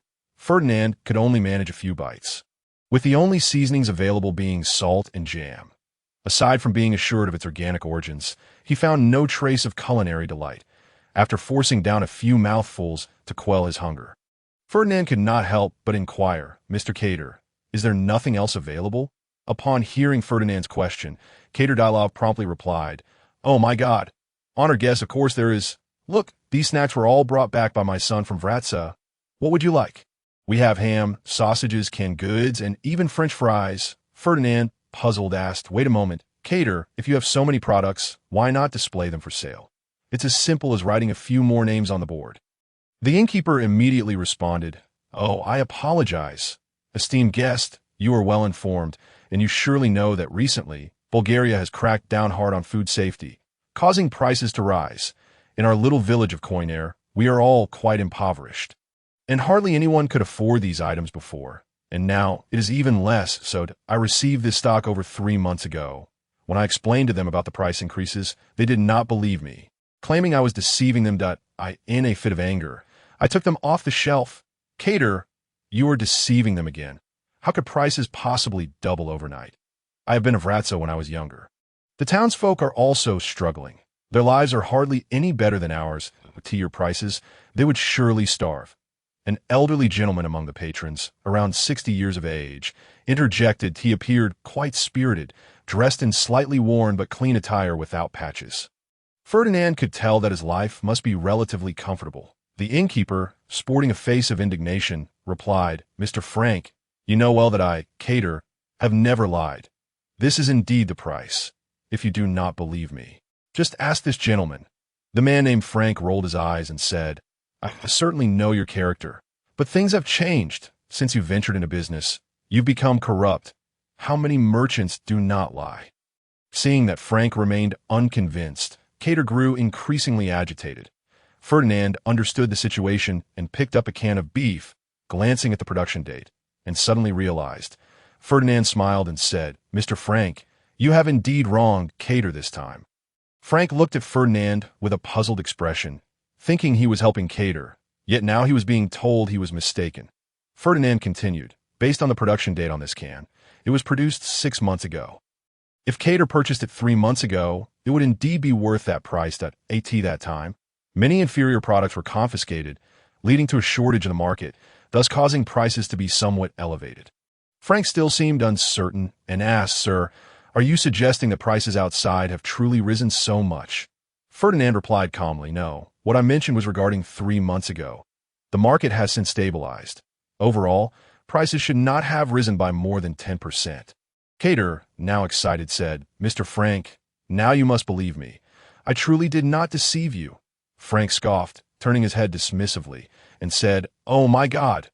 Cater, you are indeed a fool. Did you not hear this, gentleman?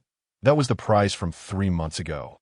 Things have returned to normal. You are still selling at the old prices. Does that not indicate an issue?" Cater exclaimed, "But my purchasing price was indeed that high. If I lower the prices, I will incur losses." Frank chuckled and replied, "That is your concern. Is it not normal to suffer losses in business? By the way, you should find a way to sell your stock quickly, or else keep it for yourself. Otherwise, if it expires, that would be disastrous." Observing the exchange between the two, Ferdinand understood that Frank harbored no genuine grievance against Cater. He merely held a disdain for merchants. Those words were unkind. He still cautioned Cater to sell off his goods quickly. Ferdinand smiled and inquired, "Mr. Frank, how was last year's harvest for your village?" Frank laughed and replied, "Guest, you jest. It remains the same as usual. It's manageable." Ferdinand, perplexed, asked, "Isn't there a promotion for new agricultural techniques? Why has there been no increase in yield?" Before Frank could respond, Cater interjected, "How could there be an increase?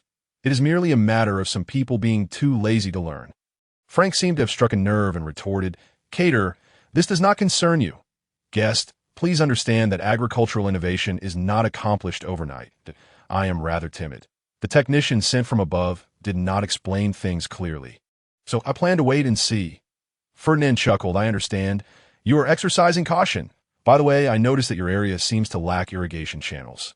How do you manage agricultural water supply?" Upon hearing Ferdinand's inquiry, Frank appeared resigned and said, "What else can we do?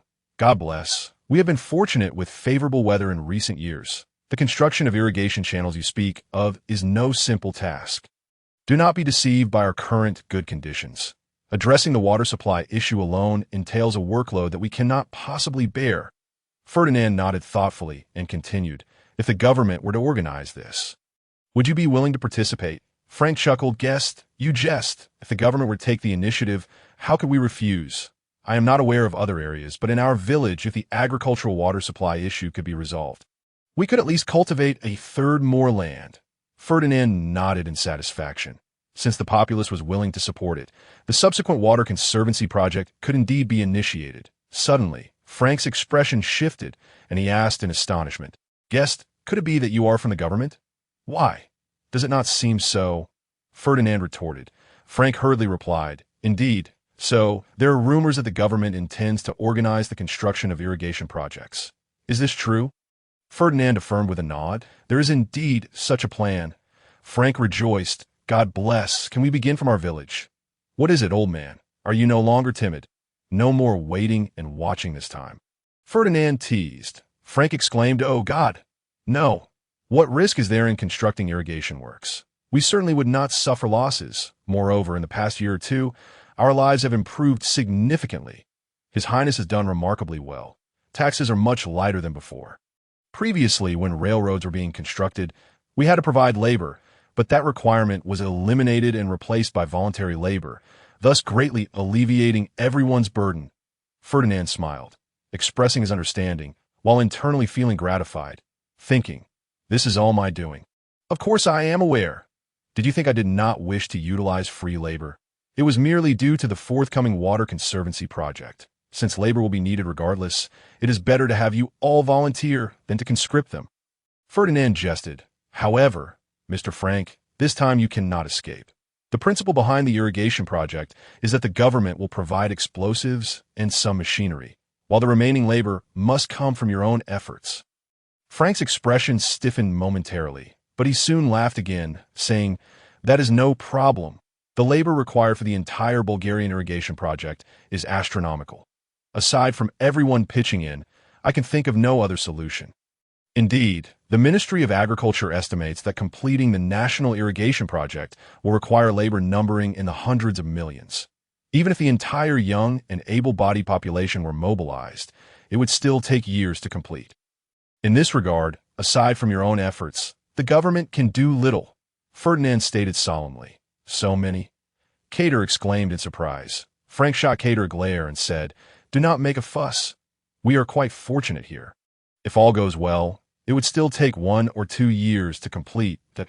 In places with worse conditions, it would not be surprising if it took 8 to 10 years. Having concluded the conversation, Ferdinand politely declined Frank's invitation and departed without further ado. To a certain extent, Bulgaria bears resemblance to the Chinese, both exhibiting a profound attachment to their homeland and placing great value on their land. Throughout history, had it not been for dire circumstances, they would not have ventured away from their native towns in search of work. After amassing wealth, many merchants have a penchant for returning to their roots to acquire land, with Frank epitomizing the small landowners and affluent farmers of Bulgaria. The streets are adorned with vibrant, open-top carriages, while the warehouses of the wealthy brim with an abundance of grain. Entertainment venues are replete with grand photographs of beauties, juxtaposed against the indescribable suffering of the populace, who find their tables bare, often struggling to fill their stomachs, and have gone years without tasting a loaf of white bread. Does this evoke a sense of familiarity? Indeed, this is reminiscent of the earlier depictions of Shanghai, adapted by the author. This accurately reflects the current state of the Balkan region, which was similarly true of Bulgaria 2 years prior. Thanks to the purges during the Stam period, which eradicated a significant portion of the affluent class, Ferdinand found himself with ample resources, allowing him to ease the exploitation of the populace, granting them a sigh of relief. As he traversed the land, Ferdinand noticed that many former entertainment establishments had shuttered their doors. A glimmer of hope illuminated the faces of the people. Taxes returned to normal levels, and the heavy burdens upon them were lifted. Most importantly, the debts incurred from usurious loans no longer required repayment, as the deceased would not come to collect, leaving many grateful to the Stam government for this reprieve. Despite the notorious reputation of the Stam government, its contributions to the nation remain unparalleled in Bulgarian history. Bulgaria is characterized by its undulating terrain and diverse landscapes, with mountainous regions and hills constituting approximately 64% of the country. Note: this refers to the topography of 1891, following the defeats in the Second Balkan War and 2 World Wars. Bulgaria lost a significant portion of its plains, with mountainous areas and hills rising to 79% in later years, but in an era when railways were still under construction and automobiles were in the developmental stage. Even Ferdinand, as king, was not exempt from the necessity of relying on horse-drawn carriages, enduring the discomfort of bumpy rides. As for why he did not ride a horse, the pre-transmigration Ferdinand was a quintessential knight. However, the current Ferdinand's ability to remain mounted is questionable. Fortunately, post-transmigration, Ferdinand's physical condition is robust enough to withstand the rigors of travel, a stark contrast to the frailty of the former Limu, who would have succumbed to illness. Unsurprisingly, Ferdinand observed that the industrialization processes across various regions were progressing favorably. In agriculture, advancements in new technologies were rapidly adopted in the plains, although the mountainous areas lagged behind. Notably, wherever Ferdinand went, a road would precede him. This ordinary road evolved into Bulgaria's first cohesive transportation hub, historically dubbed Imperial Avenue, playfully referred to by the locals as Chama Path, signifying the route traversed by the king during his inspections. Ferdinand has now arrived in Burgas, located in southeastern Bulgaria, on the western shores of the Black Sea, the capital of Burgas province. It lies adjacent to Burgas Bay and stands as Bulgaria's second-largest city in terms of economic prowess. Serving as a central hub on the southern Black Sea coast, holding significant industrial and transportation importance, its history can be traced back to ancient Greece, with urban development commencing in the medieval period. It also functions as a vital transit point for tourism along Bulgaria's Black Sea coast, boasting industries such as oil, chemicals, salt production, and iron extraction. Presently, Burgas is merely a modest port. Ferdinand's visit is primarily motivated by the inauguration of Bulgaria's first main line.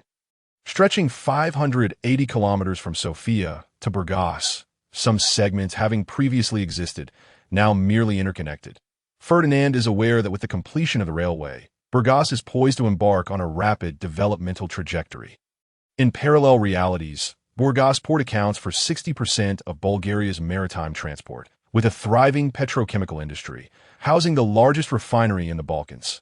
Additionally, it serves as Bulgaria's fishing center, benefiting from a maritime climate and temperate continental humid climate conducive to agricultural development. Beyond the production of staple crops such as wheat, corn, and barley, it also cultivates economic crops like grapes, apples, almonds, and cherries. The opening of the railway from Sofia to Burgas is undoubtedly a monumental event for Bulgaria. This railway traverses multiple cities, cutting across the breadth of the country. Ferdinand has forgotten the original name of the railway, opting instead to name it after the first letters of the two cities, thus giving birth to the rather incongruous title Sab Railway. The Sab Railway serves as Bulgaria's arterial route, possessing immense military and economic significance. Should the various branches be interconnected, the entirety of Bulgaria's transportation network would come to life. The inauguration ceremony for the Sab Railway is a grand affair, with Ferdinand attending the event in Burgas, while Chikov represents the government in Sofia. Two trains depart successively from Sofia and Burgas, arriving safely at their destinations after 12.5 hours. The IN fact. To ensure a smooth opening, multiple tests had been conducted prior, making this merely a formality. That day, Bulgaria's newspapers heralded this joyous news on their front pages. Ferdinand, however, felt little excitement, having grown accustomed to the speed of high-speed trains. The sub-50 km/h pace of the railway hardly stirred his emotions. Indeed, at the turn of the 19th century, the Sab Railway was nothing extraordinary. Employing the most common steam locomotives, with the sole advantage of being a mature technology known for its reliability. Although Ferdinand understands that it will soon be rendered obsolete and the railway will undergo significant renovations, he remains powerless to alter its fate. Nonetheless, this does not diminish the Sab Railway's standing within Bulgaria. From this moment onward, Bulgaria can traverse from east to west with newfound expedience. Economically, the cost of transporting goods has drastically decreased, facilitating communication among its people and promoting economic growth. Militarily, the pressure on national defense has significantly diminished, enabling the deployment of a regiment across most regions within a single day. This figure can expand to a division within 3 days, provided that the various branches are also interconnected. Otherwise, logistical support will undoubtedly encounter challenges. Ferdinand has underestimated the impact brought forth by the inauguration of the Sab Railway. Across Bulgaria, citizens spontaneously organize celebratory activities. Naturally, the common parades and protests of later generations do not exist here, as they obstruct public transport and constitute illegal actions. Instead, small gatherings of friends convene to boast, dream of the future, and discuss the present. Some merchants take advantage of the occasion to hold promotional events that, in summary, at this stage, the Bulgarian populace remains quite conservative. Their lives are not only simple, but their daily behaviors also adhere to traditional norms. The winds of democratic freedom have yet to grace their hearts. As Ferdinand relishes this splendid time, an unexpected visitor interrupts his journey. Since the devastating defeat in the Crimean War in 1856, the bear has suffered a heavy blow in the international arena, compelling it to shift its expansion focus to the Far East and Pacific regions. Meanwhile, countries such as England, America, and Germany seek to entice the bear to the eastern pastures, subtly fanning the flames. Prior to the outbreak of the First Sino-Japanese War, the powers failed to recognize the frailty of the great apple, harboring hopes that it could leverage its geographical advantages to stall the bear's expansion. At that time, a wave of chauvinism surged within Russia, as the cultural and intellectual circles espoused that Russia's relationship with Eastern culture was more profound than its ties to European culture. Perceiving the incorporation of the East into the Russian Empire as Russia's historical mission, under the influence of his mentor, the Easternist Otomsky, the then-crowned Prince Nicholas embarked on a journey through the eastern nations of Greece, Egypt, India, China, and Japan between 1890 and 1891. In October 1891, Nicholas and his entourage, having accepted an invitation from the Japanese imperial family, traveled to Japan, where he was attacked by an assassin wielding a katana, sowing the seeds for future Russo-Japanese tensions. Perhaps owing to the easing of Russo-German relations or shifts in German continental policy, Russia found itself increasingly isolated in Europe, desperately seeking allies and intent on strengthening ties with Bulgaria, thus adding another destination to Nicholas's itinerary. When the bear extended an olive branch, Ferdinand, with an air of indifference, remarked that he was unconcerned. "Oh, such a jest." Ferdinand promptly ceased his work and hurried back to Sofia, anxious not to miss the moment. This is purely speculative. Nevertheless, Ferdinand held significant expectations regarding Nicholas's visit. From a geopolitical standpoint, the bear remained Bulgaria's primary diplomatic focus. Ferdinand could not afford to disregard this. Preparations must be made well in advance. Nicholas's visit, as the heir to the Russian throne, would certainly not be a mere sightseeing excursion. Ferdinand had a general understanding of the intentions behind this visit, primarily to further improve Russo-Bulgarian relations. Whether an alliance would be formed depended on the terms offered by the bear. Once entangled in the political arena, one's integrity becomes a mere stranger. Ferdinand concluded his 3-month nationwide inspection early, commandeering a train that temporarily served as the Royal Express to return to Sofia. Seated in the jostling carriage, Ferdinand leisurely sipped tea while gazing out the window, a look of delight gracing his features. It was now April. Spring had returned, and nature was awakening. Lush green grass adorned the fields, and the earth brimmed with vitality. Alice approached gently, sensing Ferdinand's buoyant mood, and smiled as she said, "Your Highness, we just received a telegram from Sofia. Crown Prince Nicholas has arrived in Ukraine and will reach Burgas in 3 days, after which he will proceed to Sofia by rail." Ferdinand, taken aback, spat out his tea in astonishment and exclaimed, "What? Wasn't he supposed to go to Greece first? Why the sudden change in plans?" Alice cast a charming glance at Ferdinand and replied with a smile. The telegram stated that it was thanks to Archbishop Skripnik, who, upon hearing about the opening of the Sab Railway, persuaded Crown Prince Nicholas to make Bulgaria the first stop. Ferdinand regained his composure. Realizing he had momentarily lost his poise, he shot a glare at the snickering Alice, attempting to mask his embarrassment by saying, "Ah, Archbishop Skripnik must be eager to showcase the accomplishments of Bulgaria's modernization to Nicholas." Alice, with a knowing smile, seemed to convey, "I understand. There are no outsiders here, so feel free." Ferdinand recognized that he lacked any intimidating presence before Alice, but he swiftly drew her into his embrace with his left hand while his right began to wander over her form. A mischievous grin on his face.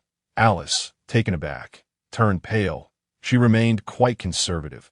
Despite having fallen into Ferdinand's clutches, she had no intention of engaging in any indiscretions. Struggling to break free, Alice exclaimed, "Your Highness, please let go.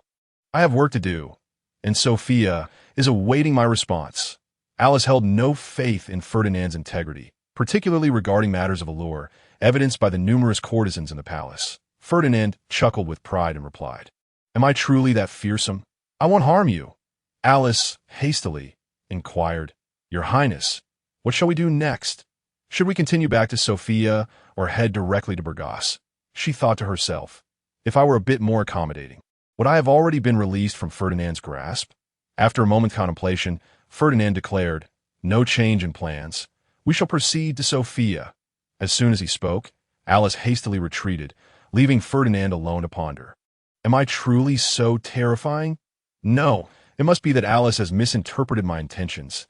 It must be Bulgaria, not vast in size, allowed Ferdinand to return to Sofia from Burgas by evening after departing in the morning. Despite a long day of travel, Ferdinand convened an impromptu ministerial meeting at the palace. With Nicholas's visit imminent, Bulgaria needed to determine its stance towards him and how to navigate the forthcoming Russo-Bulgarian relations. Chekhov and Constantine unexpectedly encountered each other at the Sofia Palace. Exchanging knowing smiles, Chekhov turned to Constantine and asked, "What do you think should be our approach to Russia? Should we seek an alliance?" Constantine replied calmly, "That will likely depend on the sincerity that Crown Prince Nicholas brings from St. Petersburg." Chekhov nodded with concern. At present, pro-Russian sentiment prevailed in Bulgaria. Among the government elite, only he and the increasingly sidelined James remained as opponents of Russian influence. Chekhov harbored deep reservations about the bear, believing it held ill intentions for Bulgaria. Even in the event of an alliance, it would merely be an exploitation unreliable. Yet he was in a weak position, and few supported his viewpoint within the government. Ferdinand, dragging his weary frame, concluded, "Very well, strengthening relations with Russia is agreed upon. The negotiations will be entrusted to the Foreign Ministry. The specific projects involved need to be determined by the government in the coming days." Primarily focusing on economic development, such as importing mineral resources from Ukraine and attracting labor. Today's meeting was classified as S-level confidential. no one was to disclose it externally. Violators would be prosecuted for treason. Nicholas II Alexandrovich, born on May 18, 1868, in St. Petersburg, was the eldest son of Alexander III and Empress Maria, Dagmar of Denmark. The last emperor of Russia, his reign spanned from 1894 to 1917. Nicholas II ascended to the throne during a tumultuous period of transformation. From the late 19th century, Russia's industrial system, centered around heavy industry, began to take shape, leading to insurmountable contradictions between a capitalist economy and the decaying political system of Russia. The widening gap between rich and poor exacerbated social tensions, resulting in many farmers going bankrupt. In light of these circumstances, he opted for internal repression and external expansion from the perspective of maintaining power. During his time as Crown Prince, Nicholas chaired the Siberian Railway Construction Committee. In 1891, while attending the groundbreaking ceremony for the Siberian Railway in Vladivostok, he was invited by the Japanese imperial family and made a brief visit to Japan, where he was attacked in Tsu. An incident now referred to as the Tsu Incident. After the Meiji Restoration, Japan experienced rapid capitalist development, enhancing its national strength and emerging as a formidable power in Asia by the late 19th century. Japan sought to establish itself as the dominant force in Asia and join the ranks of global powers, yet felt alarmed by Russia's aggressive expansion in the Far East. That anti-Russian sentiments ran high among the Japanese populace, leading to the formation of organizations such as the Black Dragon Society. Consequently, prior to Nicholas's visit, anti-Russian factions had begun plotting to assassinate the Russian crown prince. During Nicholas's stay in Japan, while sightseeing in Tokyo, a Japanese samurai charged at him, swinging a katana. Fortunately, Nicholas's attendant reacted swiftly, pushing him aside and preventing a fatal blow. However, he suffered a laceration to his scalp and was immediately rushed to the hospital. Although he narrowly escaped death, Nicholas II bore a prominent scar on his head and suffered from severe migraines, remnants of this fateful journey to the Far East.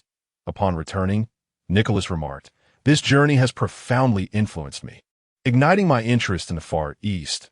Though the Japanese government swiftly apprehended the assailant and apologized to Nicholas, offering substantial reparations, the matter was far from settled. Nicholas's temperament was not so forgiving.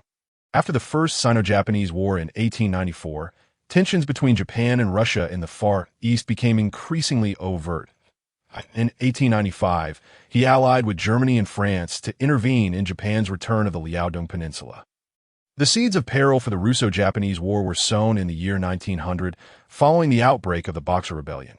Tsar Nicholas dispatched troops to join the Eight-Nation Alliance, invading Beijing and occupying northeast China. In the course of his expansionist endeavors in the Far East, he encountered fierce confrontations with Japan in the regions of Korea and Manchuria, culminating in the Russo-Japanese War of 1904. The ill-prepared Russian bear suffered significant losses due to Japan's initial surprise attacks. Although it managed to recover somewhat thanks to its formidable national strength, the dire logistical conditions in the Far East impeded its ability to mount a counteroffensive, resulting in a prolonged stalemate. Perhaps driven by a desire for vengeance, Nicholas, in a moment of folly, dispatched the Russian Navy to the Far East, leading to a disastrous campaign that obliterated what was then the world's second-largest navy. The Russo-Japanese War ended in a catastrophic defeat for Russia and a bittersweet victory for Japan. Following Japan's conquest of Port Arthur in 1905, revolution erupted in St. Petersburg, an event now referred to as Bloody Sunday. Although the turmoil was temporarily alleviated by the reforms of Stolypin, the empire soon found itself embroiled in the more complex Balkan issues, further draining its vitality. Tsarevich Alexei suffered from hemophilia. Tsar Nicholas II spent much of his time in seclusion at Tsarskoye Selo near St. Petersburg and along the Black Sea, in the company of his family. The queen's favoritism towards the mad monk Rasputin incited discontent among the younger nobility and military officers, leading Nicholas II to gradually lose the support of the military, bureaucrats, and capitalists. In 1914, having just regained some vitality, Nicholas II once again led Russia into World War I. However, due to adverse conditions on the battlefield, material shortages, and capitalists hoarding resources, he progressively lost popular support. In 1917, Germany provided assistance to the Bolsheviks, allowing Lenin to traverse German territory from Switzerland back to Russia, where he incited revolution in order to withdraw Russia from the war. In March 1917, citizens of St. Petersburg staged protests against hunger, igniting the February Revolution that on March 15, 1917, Nicholas abdicated the throne in favor of his brother, Grand Duke Mikhail Alexandrovich, who, however, declined the offer, resulting in the collapse of the Romanov dynasty. After Nicholas II's abdication, the British government refused to grant asylum to his family. Following the October Revolution, Nicholas II's family was exterminated by Bolshevik forces that, of course, this is all a matter of parallel timelines. As Nicholas is currently basking in success, as the heir to one of the most powerful empires in the world, he is filled with vigor and ambition. 3 days later, at Burgasport, Nicholas and his entourage disembarked from their warship and set foot in Bulgaria. "Ah, Your Excellency Skrlimet, I regret not having had the opportunity to congratulate you on the opening of the Sob Railway," Nicholas said with a smile. Skrlimet, visibly excited, replied, "Your Highness, you are far too gracious compared to the great Russian Empire. Our achievements are but a trifle." Nicholas smiled knowingly, clearly in agreement that by 1891, Russia's total railway mileage had reached an impressive 30,723 kilometers. In contrast, Bulgaria, even with Ferdinand's extraordinary influence, boasted a mere 1,000 kilometers of railway. As for industrial development, the disparity was even more pronounced. Russia possessed a comprehensive industrial system, while Bulgaria's industry remained largely undeveloped. Nicholas appeared unhurried upon reaching Burgasport, choosing to explore the scenery rather than hasten to Sofia. Ferdinand, upon receiving a telegram from Skrlimet, realized that Nicholas was not as incompetent as later evaluations might suggest. Any emperor capable of wielding real power should not be underestimated. Exploring the scenery, it seemed, was primarily an exercise in assessing Bulgaria's potential before deciding on the appropriate diplomatic stance. Aside from political novices like Skrlimet, most could discern Nicholas's true intentions. Nicholas employed overt means, and despite Ferdinand's awareness, there was little he could do. After taking a hearty sip of tea, Ferdinand expressed his discontent with the situation, which felt beyond his control. For over a month, Nicholas leisurely journeyed, perhaps growing weary or feeling that he had seen enough. By May, he finally arrived in Sofia. "Thank you all for your support. This afternoon, someone inquired about additional updates. So let me clarify. In principle, the author will begin adding an extra update, incrementally increasing based on support levels. Currently, there has been none, so consider this a mere aside. If the recommendation votes remain around 600, an additional update will be added. This promise is valid for this week." During Nicholas's travels in Bulgaria, Ferdinand held a grand welcoming ceremony at the Sofia Royal Palace. According to European customs, one must bow to those of higher status or royal titles. The bow involves squatting with one knee while stepping back with the opposite foot. Maintaining an upright posture, with eyes fixed on the honored guest, and one may also lower their gaze as a sign of respect. Demonstrate the significance of Nicholas's visit.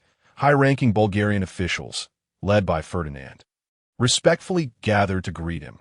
Ferdinand could have sent another royal representative, but lacking sufficient dignitaries, he ultimately chose to welcome Nicholas personally. Once the elaborate formalities concluded, Ferdinand, as the host, beamed and said, "Nicholas, welcome to Bulgaria." They were indeed familiar acquaintances, having met a few times, though their interactions had been limited to polite greetings. Ferdinand had some understanding of Nicholas, aware of his pride and disdain for those of humble origins. As well as his reluctance to engage closely with commoners, he was also envious of capable ministers, likely a reflection of the political atmosphere in Russia, always fearing that one day they might usurp his authority. Ferdinand recognized the robust pro-Russian sentiments among Bulgarian officials, many of whom had high hopes pinned on Nicholas, and he took no offense. Social status often determined political allegiance, while the Russian government might provide some support. Nicholas's character dictated that he would never mingle with commoners. Nicholas smiled and replied, "Thank you, Ferdinand. It has been a while. As the saying goes in the East, parting for 3 days calls for new respect. You have changed quite remarkably." "Indeed, people do change, and you have transformed significantly as well. You would never have uttered such words before." Ferdinand retorted, their exchange appearing sharp and charged, startling the Bulgarian ministers present. However, in this setting, they had no voice. After traversing time, Ferdinand had learned from interactions with the high nobility that Western and Eastern value systems differ greatly. In an environment of equality, conversations require no subtlety, being direct and straightforward, which ironically often garners more respect. Flattery, however, is a skill that Ferdinand believed he lacked. Haha, God bless. You seem to be faring well lately. I have heard in St. Petersburg that you have expelled a faction of troublesome ministers. Well done. Many had misjudged you as merely a shrewd businessman. Nicholas teased, oh, is that so? The same could be said of you. Your keen observational skills are quite impressive. Ferdinand countered it on the surface. Their conversation appeared less than cordial, with Nicholas opting not to participate in the ball, merely making an appearance before hastily departing. Tonight, many in Sofia would find it difficult to sleep as the populace turned their attention towards Nicholas's visit. Among those who attended the banquet, expressions varied. Some were confident, others anxious, and some elated. Those who felt assured were staunch supporters of Ferdinand, confident in his leadership. The anxious ones were his backers, hoping that no upheaval would disrupt Bulgaria's progress, while the elated ones were those dissatisfied with the status quo, sensing an opportunity. Ferdinand, however, was indifferent to these sentiments, having discerned through his conversation with Nicholas that the course of history remained unchanged. The Russian Bear's strategic focus was shifting from Europe to the Far East. Parting for 3 days calls for new respect. The lack of understanding of Eastern culture rendered this sentiment difficult to articulate. As the heir to the Russian throne, Nicholas, with a plethora of affairs demanding his attention, was unlikely to indulge in the study of Eastern culture. From what Ferdinand knew, Nicholas was not particularly studious. The heir to the Russian Empire had far more pressing matters to address than to leisurely explore foreign cultures. Atomsky, a prominent figure of the Russian expansionist faction, it seems our purpose in Bulgaria has largely been fulfilled. Nicholas declared joyfully. Atomsky replied calmly, indeed, Your Highness, swaying those provincial Bulgarians to our side will be quite simple, but Grand Duke Ferdinand poses a more challenging adversary. Nicholas casually remarked, it is merely a matter of interest. Ferdinand is indeed astonishing. In just 2 short years, he has single-handedly taken control of Bulgaria. Yet, that is all there is to it. Bulgaria, after all, is but a small nation, destined to remain beneath the wings of greater powers in the international arena. Your Highness, Russia's future lies in the Far East. The Balkans should not consume too much of our energy. Atomsky fervently declared. Nicholas confidently responded, You speak rightly. Bulgaria is a traditional ally of the empire, and the rapport between our 2 nations has always been commendable. They are our natural allies in the Balkans. Moreover, Bulgaria is developing swiftly. Have you not noticed that they have become Russia's largest trading partner in the Balkans? It will not be difficult to bring them into our fold. Atomsky, taken aback, inquired, Is the Crown Prince intending to exert economic control over Bulgaria? Nicholas smiled at Atomsky and replied, Why not? Bulgaria is resource poor. Geographically, importing from Russia is the most economical choice for them. The faster they develop, the more they will depend on us. Atomsky fell into contemplation. Indeed, as Bulgaria embarks on its path of industrialization, it will inevitably require resources that it cannot self-sustain and must look to import. While many nations worldwide can provide resources, economically viable options are limited to the Ukrainian region alone. Noticing Atomsky's concerns, Nicholas assumed he was worried about the potential impact on Russia's future policies and promptly assured him, Atomsky, do not fret. The empire's future strategy lies in the Far East. Establishing a Yellow Russia is a mission bestowed upon us by history. Atomsky, realizing Nicholas had misunderstood him, quickly clarified, Your Highness, I am not concerned about future policy implications. The Balkans are rife with challenges. Bulgaria's development stands out distinctly, and I fear it may disrupt the regional balance.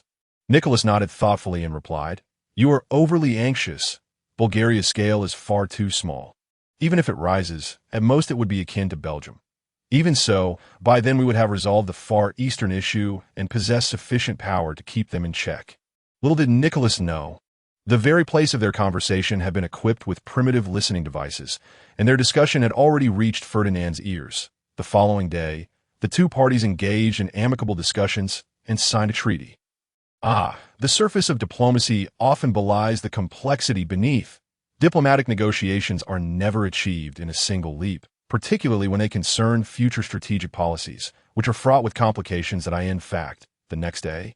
Ferdinand and Nicholas enjoyed leisure in Sofia. The Garden of the Gods is not without merit. Even in the 19th century, Sofia had begun to take on the semblance of a garden city, now flourishing with vibrant blossoms, shaded by verdant trees, and filled with the melodies of birds. For some reason, Nicholas had recently developed a fascination with historical culture. Although Bulgaria is not one of the four ancient civilizations, it possesses a rich historical heritage that can be traced back over a millennium. The Thracians settled here around 2000 BC, and the ancestors of the Bulgarians, the ancient Bulgars, migrated from Central Asia, merging into the Byzantine Empire in 395 AD. In 681 AD, Slavs descending from the northern banks of the Danube, along with the ancient Bulgars migrating from the north of the Caucasus and the Thracians, led by Khan Asparuh, triumphed over the Byzantine army and established the Slavic Bulgarian kingdom in the Danube region, historically known as the First Bulgarian Empire. Sofia was founded in the 8th century BC by the Thracian tribe of Serdi and has a history spanning over 2,800 years. It is one of Europe's ancient cities, once known as Serdica. Today, remnants of its ancient walls remain, the specific dates of which are challenging to ascertain, revealing the tumultuous changes Bulgaria has endured in 809 AD. Sofia became part of the Slavic Bulgarian state and has since been a gathering place for Slavs on the Balkan Peninsula. Ferdinand, Serdica is truly beautiful. It is a treasure you have, Nicholas remarked with a hint of envy. Indeed. However, compared to the great Russian Empire, it pales in significance, Ferdinand replied, offering a small compliment. True, yet Russia is far too cold. We possess a landmass larger than all of Europe, yet much of it is permafrost. The best lands have already been claimed by the British. Are you content with that? Nicholas unabashedly expressed his discontent towards the British. Ferdinand rolled his eyes, signaling his dissatisfaction. Was he seeking to provoke? Had Bulgaria possessed such power, I would have acted long ago. Reflecting on this, Ferdinand decided to provoke Nicholas further, saying, I believe this is a conversation you ought to have with Wilhelm II or Franz Joseph I instead. They will be far more interested. As soon as Ferdinand's words fell, Nicholas seemed to be stirred, exclaiming with agitation, Do not mention those two bastards in my presence. They are nothing but cowards, lacking the courage to confront the British, only engaging in petty schemes within Europe. Ferdinand chuckled softly, choosing not to pursue that line of discussion.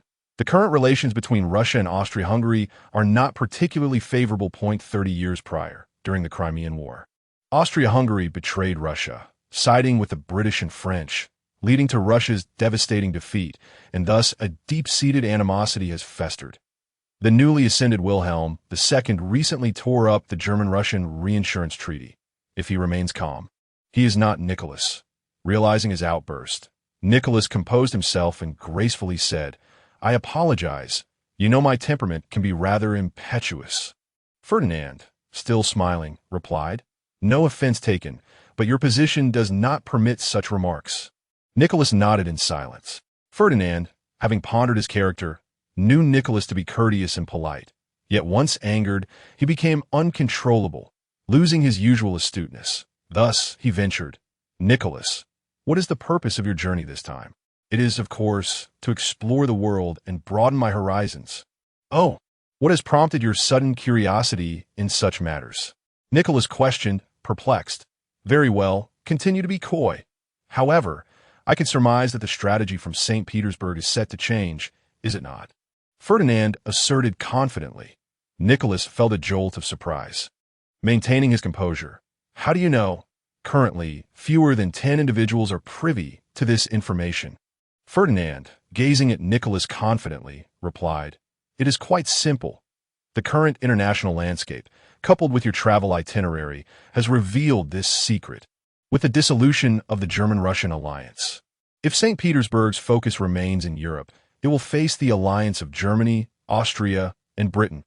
Unless St. Petersburg is willing to engage in another war akin to the Crimean conflict, a strategic shift is inevitable. Now, given that the neighbors to the east are in a state of decline, your journey eastward likely aims to gain a deeper understanding of the strengths of Eastern nations, does it not?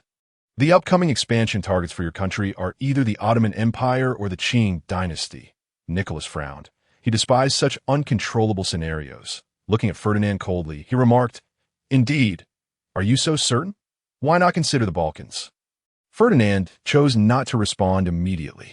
After sharing a glance with Nicholas, he said, "The Balkans are intricately complex. Regardless of how expansion occurs, Russia cannot digest it at present. One misstep, and a quadruple alliance may form, posing even greater challenges for your country. The sagacity of the St. Petersburg government cannot overlook this. Otherwise, your nation would not be gravitating towards France." Nicholas pondered momentarily and coldly remarked, "Indeed, Ferdinand, it seems we have underestimated you, grasping this so swiftly. This matter was never meant to remain concealed for long. Even if it is now exposed, it will only complicate the eastern advance slightly.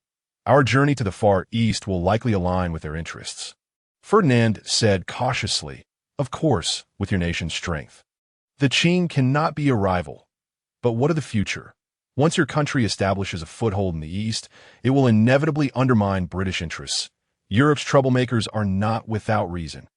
Nicholas appeared to grow weary of Ferdinand, uninterested in further trivialities, and bluntly asked, "Speak plainly.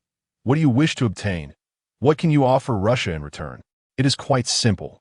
I wish to establish a solid alliance with Russia. Your nation's decision to advance eastward necessitates a strategic contraction in Europe. I hope your country will support Bulgaria's expansion in the Balkans. In return, your interests in the region will also be augmented. Should conditions permit in the future, we could divide Romania, and should your nation seek to seize Constantinople, we will be able to provide support." Ferdinand spoke with utmost seriousness, leaving Nicholas utterly astonished. The extent of Ferdinand's ambition surpassed his wildest imaginings. The notion that a mere Bulgaria could disrupt the balance of the Balkans was undeniably a formidable challenge. Yet the rewards were undeniably tempting. The expansion of interests within the Balkans was not enough to sway Nicholas. The prospect of partitioning Romania certainly presented a lucrative opportunity, but the crux of the matter lay in Constantinople, a dream cherished by generations of Russians. Countless wars, large and small, had been fought in pursuit of this goal. Each endeavor had ended in failure, primarily due to the absence of allies in this regard. The great powers of Europe and the nations of the Balkans were all adversaries. Now, to Nicholas's disbelief, Ferdinand was proposing that Russia align with him on the issue of Constantinople. He could scarcely believe his ears. "Are you certain?" he inquired. "Absolutely," Ferdinand replied with conviction. Were it not for Ferdinand's status as a time traveler, he would not dare make such a solemn promise. With Bulgaria's full support, could the bear of the North seize Constantinople? The answer was a resounding yes. The proximity of their forces meant that with Bulgaria as a rearguard, the bear would strategically gain the upper hand, significantly increasing its chances of success. Once the bear established a foothold in the Mediterranean, the Balkans would essentially be theirs for the taking. Should such a scenario unfold, even if Ferdinand were to unify the Balkans, he would be powerless to resist. The entirety of Europe would find itself subservient to the shadow of the bear. This could be likened to the Soviet Union at its zenith in later years. Very well, Russia may support Bulgaria's expansion in the Balkans, but only to counterbalance other great powers. We shall not deploy troops directly. Nicholas had regained his composure. Despite the allure of Ferdinand's promises, the likelihood of success was minimal, and he had no intention of making substantial investments. Although Ferdinand was aware of Nicholas's intentions, he remained unfazed. His true objective had already been achieved. For the sake of confidentiality, the secret alliance with Russia would undoubtedly be a clandestine agreement, minimizing its diplomatic ramifications. Bulgaria could acquire ample mining resources and manpower from Russia, enabling rapid industrialization in the short term, as for the future international landscape. The bear had suffered a devastating defeat in the Russo-Japanese War and had only just begun to recover when it was thrust into the maelstrom of a world war. The bear would have no opportunity to realize this strategic vision. Plans would remain mere aspirations. Historically, Bulgaria had faced isolation during the Balkan Wars, a fate that would now be a thing of the past. Of course, the current situation was not yet apparent. Although pro-Russian factions had ascended in Serbia, they remained subservient to Austria-Hungary, and Russia had little room to choose allies at this juncture. Note: in 1891, Greece was under British influence, and Romania had already signed agreements with Germany and Austria-Hungary. Having reached a preliminary agreement with Nicholas, Ferdinand breathed a deep sigh of relief. The most significant hurdle to Bulgaria's development had been surmounted, and the next step was to focus entirely on progress. Time was of the essence. Bulgaria must quickly outpace its Balkan neighbors in terms of national strength. Henceforth, Ferdinand need not personally engage in negotiations. Bulgaria's diplomatic endeavors would be led by a distinguished team including Constantine and Chekhov, while Russia's delegation would be headed by Duke Atomsky. This was potentially good news for Bulgaria. Duke Atomsky was a familiar figure. Known for his activities in St. Petersburg, Beijing, Shanghai, and Vladivostok as a people's diplomat, he was a prominent representative of the Russian Eastern faction, advocating for a strategic withdrawal in Europe while pushing for expansion into the Far East to establish a Yellow Russia. As Ferdinand and Nicholas had already laid their cards on the table, there were no significant discrepancies on fundamental issues, allowing negotiations to progress smoothly, albeit with some specific details still to be ironed out. Nicholas had been in Bulgaria for over a month, and seeing that negotiations were still a standstill, he was growing impatient. Atomsky, being a key figure among the aides, could not be retained, as this would severely disrupt his Easter travel plans. Mr. Atomsky, could we expedite the process? It has already been over a month, and we have only completed half, Nicholas urged. Your Highness, our progress has been quite swift. We are merely caught up on some detailed matters. Atomsky explained. Upon hearing this, Nicholas's expression shifted, and he replied with irritation. Caught up? Is it possible that Bulgaria has encountered some unforeseen changes and seeks to take advantage? Oh, not at all. We are merely engaged in ordinary commercial negotiations. And the usual haggling is to be expected.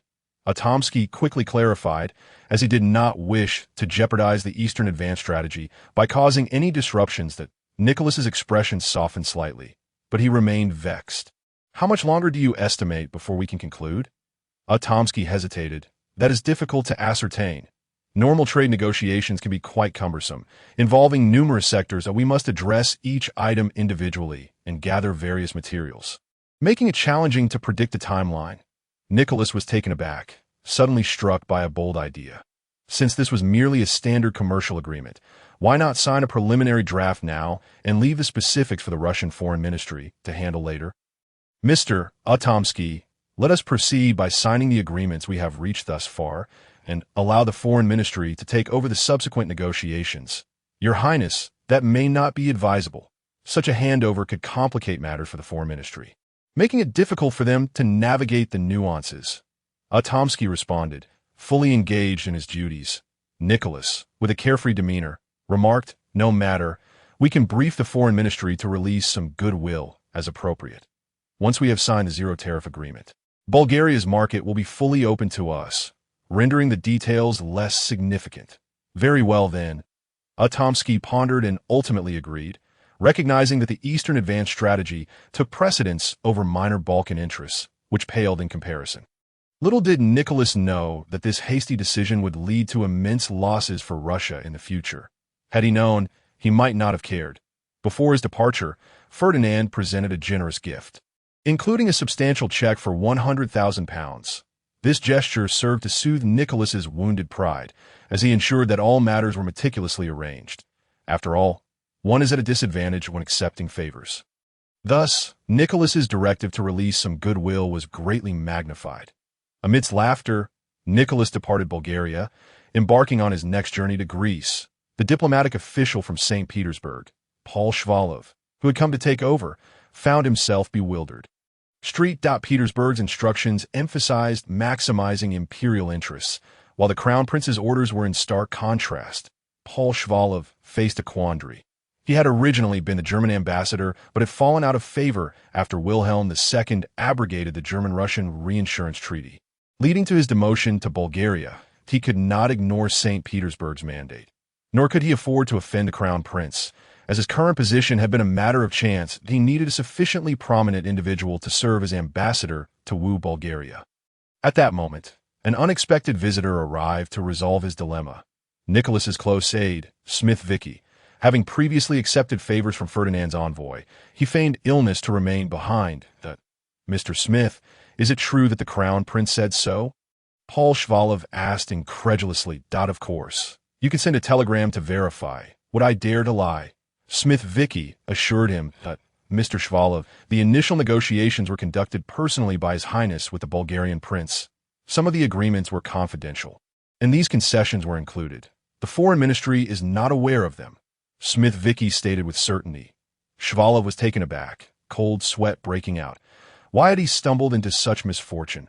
Confidential matters that even the foreign ministry was unaware of could hardly be inquired about. As for the veracity of the information, he had no doubts. Nicholas's telegram had explicitly requested the release of goodwill, leaving no room for misinterpretation, yet he had not anticipated such a significant concession. After some consideration, Paul Shvalov ultimately decided to comply. Having just been outmaneuvered by the Germans, he was now wary. After all, the worst outcome would be to damage national interests, and he could use Nicholas's telegram to justify his actions to the foreign ministry. Yes, I understand what I must do, Mr. Smith. Thank you for your guidance. Otherwise, I would have created chaos in the crown prince's plans. In June, Bulgaria was adorned with blooming roses, their blossoms resembling small chalices, petals elegantly spiraling open. They appeared stunning and enchanting. As one drew near and inhaled deeply, a delicate fragrance wafted through the air. Truly, it was a garden of the divine, gazing at the vast expanses of blooming roses. Ferdinand marveled. A brilliant idea struck him. Rose oil, rose tea, rose tea. Suddenly, Ferdinand burst into hearty laughter, realizing he was sitting atop a treasure trove without even realizing it. Roses belong to the Rosaceae family, specifically the genus Rosa, characterized as deciduous shrubs with thorny stems. They feature odd pinnate compound leaves, with 5 to 9 leaflets that are oval in shape, edged with thorns, and often wrinkled on the surface.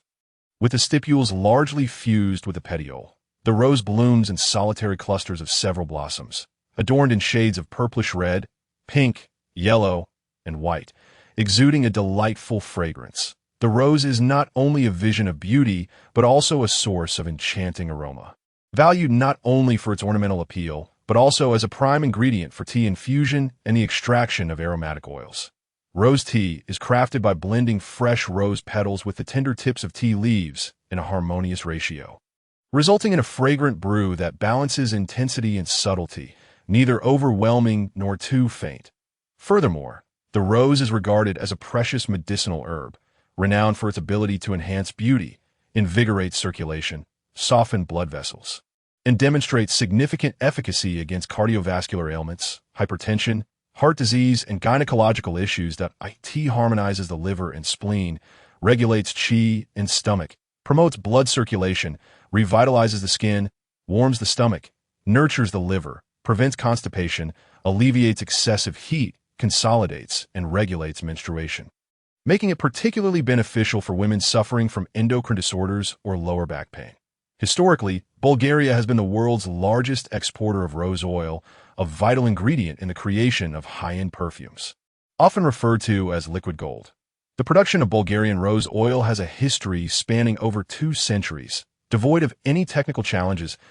As early as the 16th century, Bulgarians began extracting rose water, with the production of rose essential oil commencing in 1680 WY. The mid-18th century, rose oil from Bulgaria was exported to Europe via maritime routes from Istanbul or overland routes through Bucharest in Romania and Vienna in Austria. Throughout the 19th century, rose oil production in Bulgaria remained predominantly in the form of family-run workshops. By the early 20th century, Bulgaria had emerged as the world's leading producer of rose oil, with major cultivation areas including Kazanlak, Karlovo, Chepan, Stara, and Nova Zagora. In the 20th century, Bulgaria's peak annual production reached as high as 6,000 kilograms, employing around 200,000 workers in the rose production industry, supplying more than half of the global demand for rose oil. Bulgarian roses, including varieties such as the Bulgarian rose, Damascus rose, purple branch rose, and the abundant flowered rose, are diverse and of exceptional quality, widely cherished. Before his time traveling, Limu, while navigating the realm of online commerce, had diligently acquired knowledge about this subject to sell inferior perfumes at inflated prices.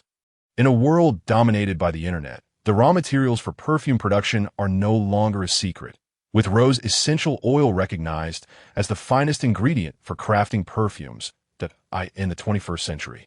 Urban white-collar workers, suffering the repercussions of pesticides and chemical fertilizers, have begun to advocate for green, environmentally friendly, and purely natural products, with some even taking it to extremes. They believe that traditional, primitive techniques are the most environmentally sustainable, prompting Limu to delve into the production processes of rose essential oil. The rose petals contain a substantial amount of oil, and the stamens also harbor some oil that can be extracted alongside the petals. Methods for extracting rose oil include solvent extraction, steam distillation, and carbon dioxide extraction.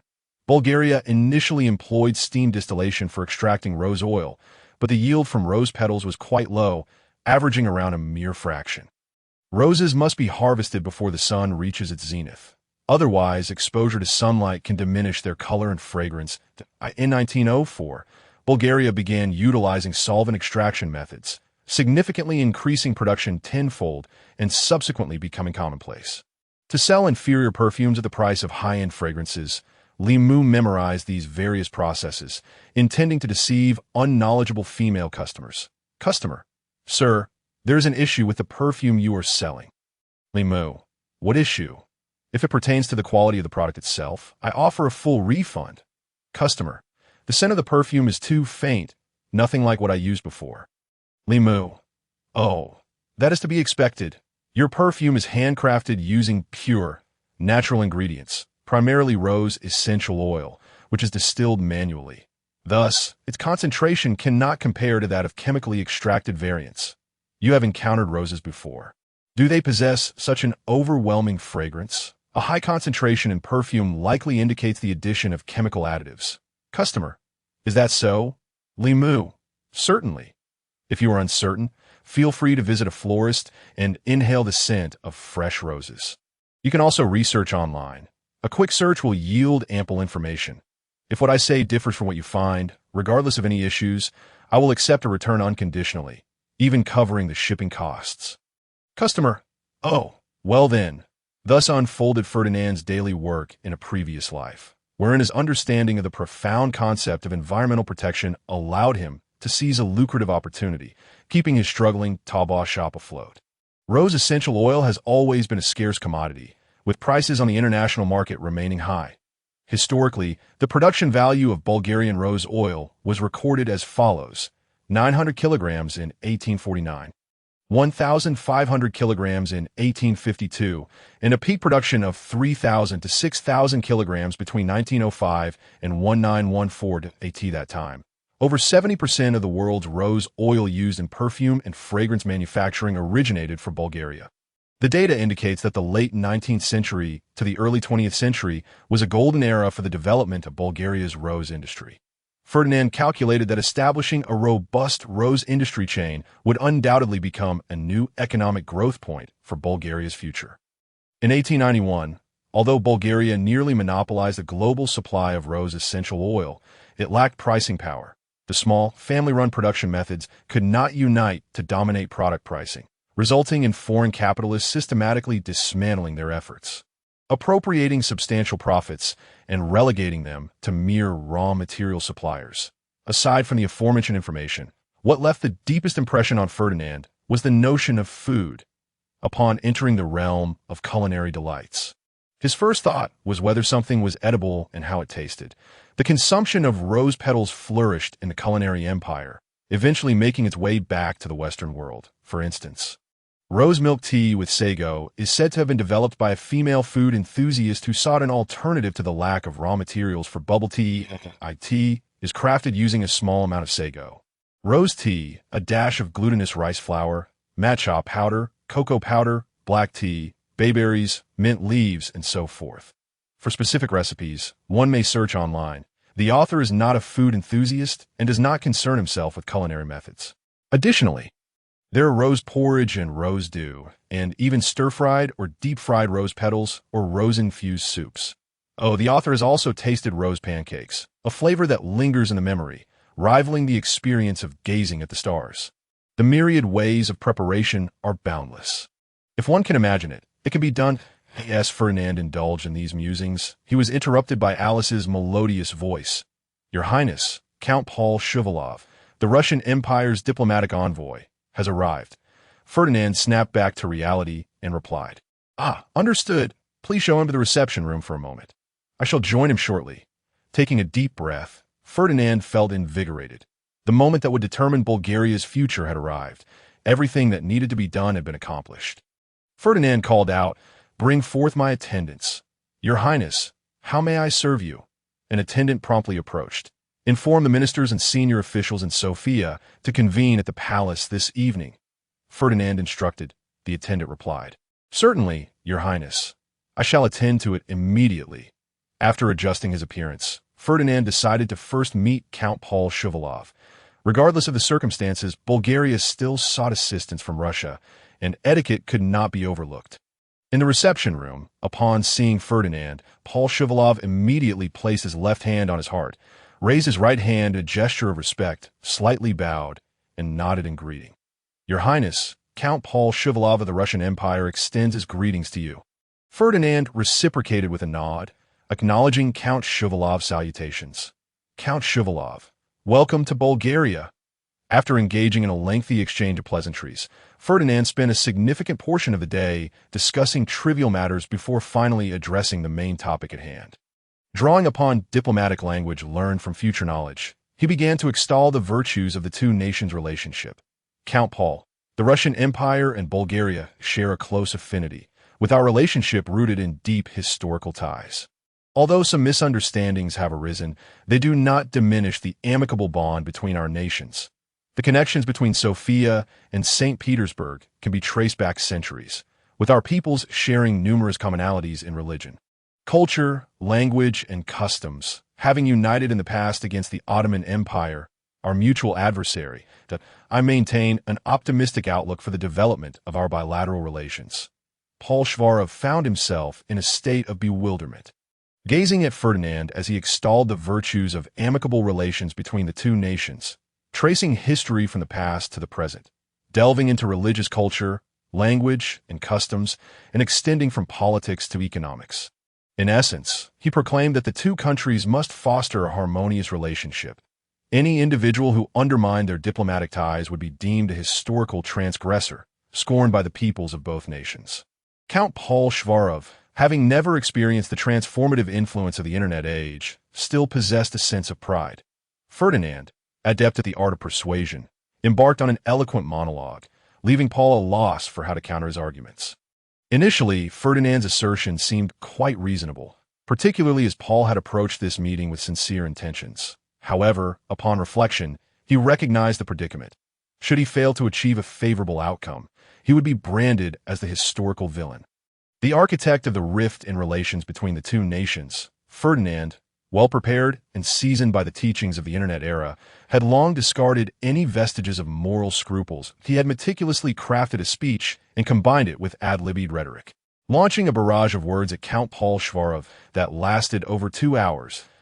By the time Paul emerged from the palace, he was utterly disoriented, his earlier thoughts thoroughly disrupted. With the added pressure of a telegram from Nikolai, he now firmly believed that a cordial relationship between Russia and Bulgaria was not only desirable but imperative. Those familiar with the machinations of brainwashing would recognize Ferdinand's tactics. Indeed, he was engaging in a form of mental conditioning. In a later age, he might have been publicly lambasted for such behavior. Yet in the 19th century, it proved quite effective. In an era when the aristocracy had not yet declined, the influence of the grandees surpassed all imagination.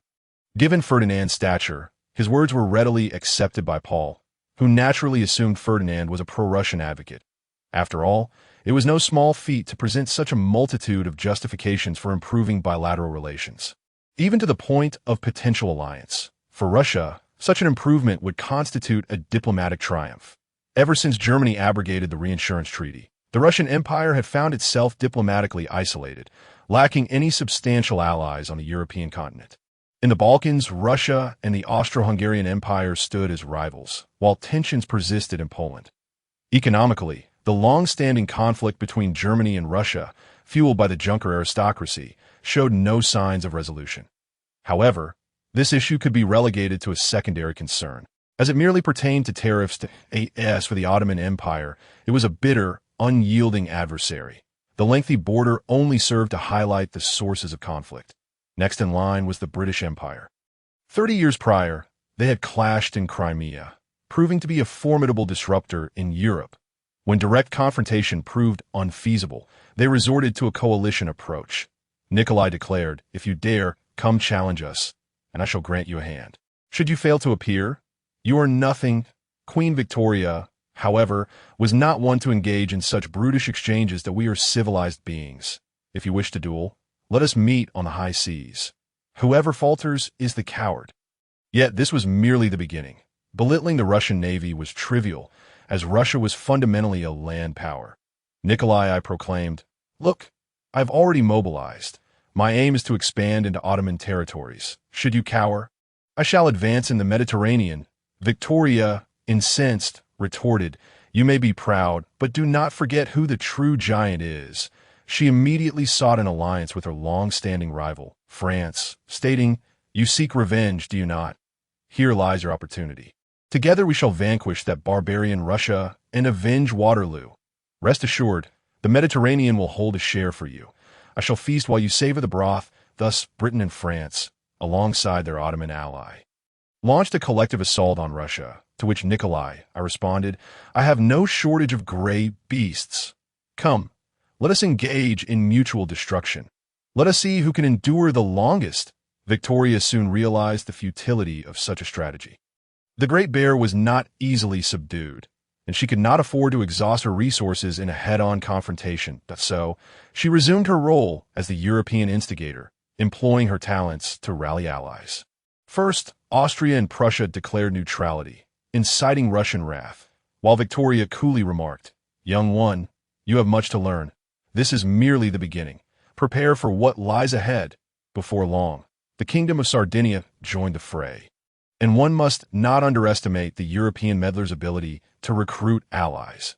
As for the smaller nations, their contributions were merely symbolic. There were plenty of banners waving across Europe.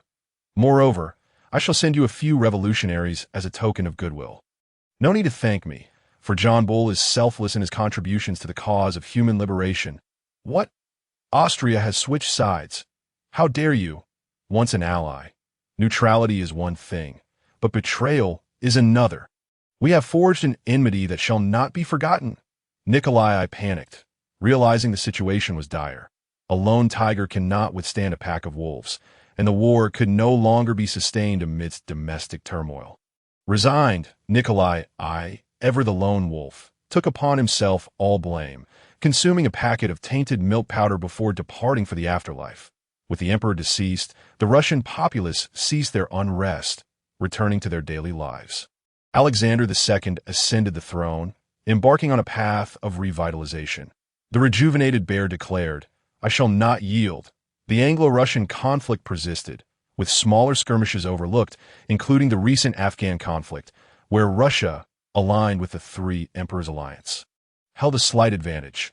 John Bull dismissed this alliance as inconsequential, declaring, "We are the European instigator. We cannot allow our reputation to be tarnished. Let us sow discord among the Three Emperors Alliance." What? The reinsurance treaty with Germany. A mere trifle. Utilizing cunning deception, I shall dissolve the German-Russian alliance. But this was not the end. The conflicts between Britain and Russia were not solely historical. The clashes persisted well into the present, culminating in the catastrophic defeat of Russia in the Russo-Japanese War of 1907, when the Great Bear remained the primary adversary of the British. Since the late 1870s, tensions between Britain and Russia in the Persian Gulf had never waned, intensifying as the two nations vied for dominance over this strategically significant region. The Persian Gulf served as a crucial land route for British access to India and an ideal launching point for expansion into the Ottoman Empire. Britain was resolute in its pursuit of control. Conversely, the ambitious bear had its sights set on both India and the Ottoman Empire, unwilling to cede the Persian Gulf to Britain in the Persian Gulf. The two nations engaged in fierce competition over railways, loans, trade, and telegraph communications. Do not be misled by mythological narratives.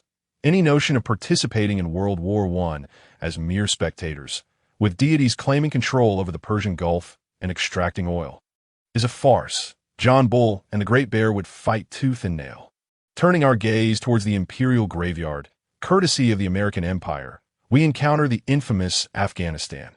Beginning in the latter half of the 19th century, the bear embarked on a frenzied expansion into Central Asia, swiftly encroaching upon Afghanistan. The British, unwilling to allow this, recognized that beyond lay British India, thus commenced their intervention, yet the bear was no pushover. Why should it heed John Bull's commands? Even a mightiest navy could not reach the shores. Subsequently, Afghanistan, caught in the crossfire of two brigands, met a dire fate, becoming a victim of division. Nevertheless, conflicts in this region continued unabated. By 1891, scrutinizing the world map, the bear found itself surrounded by adversaries, its capacity for fostering hatred evident as it faced diplomatic isolation from the great powers. It was compelled to draw closer to its former foe, France, forging a warming relationship. Once deemed insignificant, Bulgaria now garnered the attention of the St. Petersburg government. As the strategic focus of the Russian Empire shifted eastward, St. Petersburg resolved to adopt a conservative strategy in Europe, aiming for a limited strategic contraction in the Balkans, with the cultivation of allies representing a prudent choice. In this international context, Ferdinand employed a pro-Russian diplomatic strategy, swiftly advancing towards mutual interests. Ferdinand aimed to cut through the chaos with alacrity, hoping to expedite the signing of a treaty while Count Paul Shvarov remained in a state of confusion to avoid the perils of prolonged deliberation. Ferdinand, lacking his usual composure, spoke with urgency. Today, I have summoned you not for discussion. We have already deliberated extensively in previous meetings that I shall spare you the platitudes. You are here to address matters concerning negotiations with Russia. The international landscape is ever-changing, and Russia finds itself in a diplomatic impasse. This is our optimal opportunity. Miss it, and it shall be lost forever. You must strive to finalize the agreement promptly, seeking to secure the utmost benefits for Bulgaria. In summary, the Russian Empire's sincerity is unparalleled. Despite the lion's fierce roar, we must engage. The details are yours to manage. I shall personally oversee the main negotiations. If there are no objections, this meeting is adjourned. With that, Ferdinand paid no heed to the lingering thoughts of the attendees and retreated to rest. Today had been exhausting. Persuading others was no light endeavor. As for the author of this persuasion, one is more often the persuaded.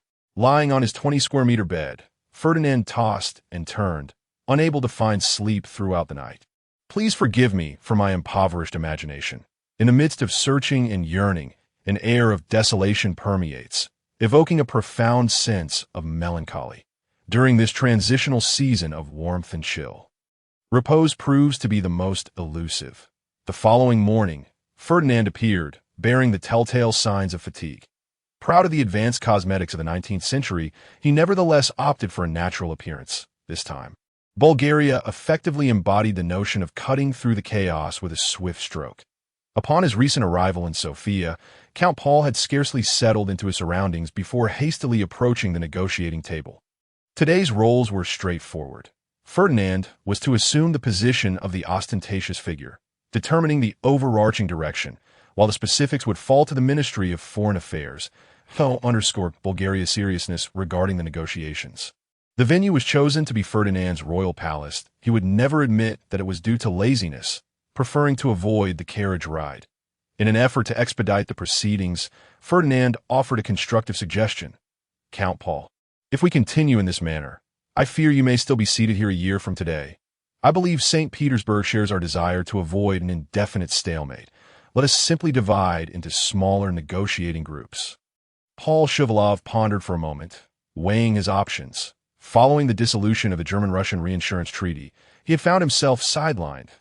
If he failed to deliver results, the Tsar might deem him ineffectual.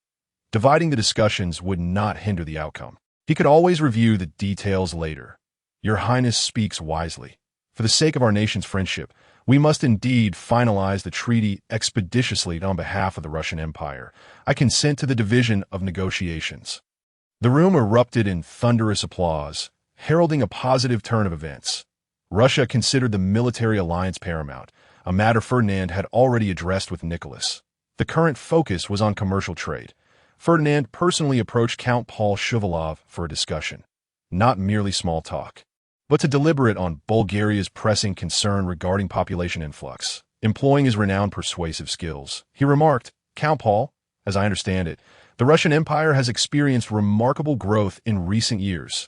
By the late 19th century, Russia was in its glory days, wielding influence that spanned from Europe to Asia and challenging the dominance of global powers. The Russian bear was brimming with confidence. Upon mentioning the Russian Empire, Count Paul Shuvalov's enthusiasm surged, and he animatedly replied, "Indeed, Your Highness, under the protection of God, the great Russian Empire is advancing at an unprecedented pace, and we can anticipate that in the near future, we shall surpass that detestable John Bull."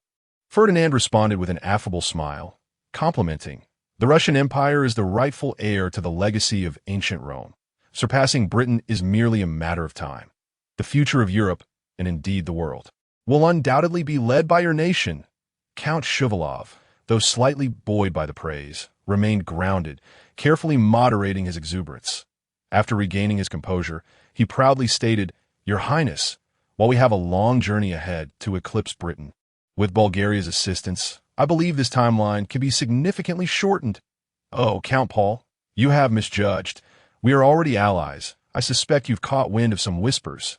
Ferdinand revealed a self-satisfied expression. Count Shuvalov was taken aback, realizing that a clandestine agreement must indeed exist. Cursed be the foreign ministry for failing to disclose the specifics. Did they think he would leak sensitive information? By the way, I have heard that in recent years, the number of Russian immigrants to America has surged. What is the reason behind this? Ferdinand shifted the conversation. Count Shuvalov's expression darkened slightly. He was well aware of the situation, the discord between the nobility and the peasantry. Land consolidation driving farmers to bankruptcy, compelling them to seek livelihoods elsewhere. However, he could not disclose this without tarnishing his country's reputation. After a brief pause, he smiled and asserted, "Your Highness may be unaware, but the Russian Empire's population has now exceeded 120 million, but a minor fluctuation in population is entirely normal." The implication being, there was no cause for alarm. A mere few tens of thousands were inconsequential to the Russian Empire. "We, unlike Bulgaria, perceive this as a trivial matter."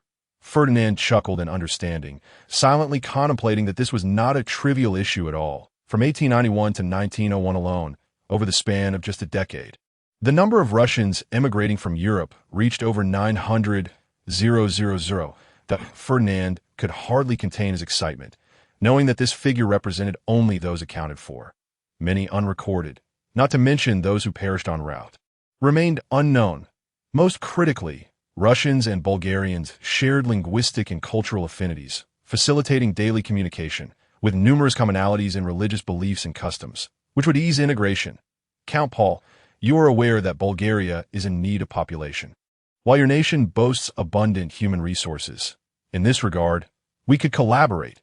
Ferdinand feigned difficulty in broaching the subject. Count Shuvalov grasped Ferdinand's intentions and did not decline. He perceived this as a minor issue, merely a few commoners. Inconsequential, yet, accustomed to diplomatic decorum, he paused again, feigning reluctance.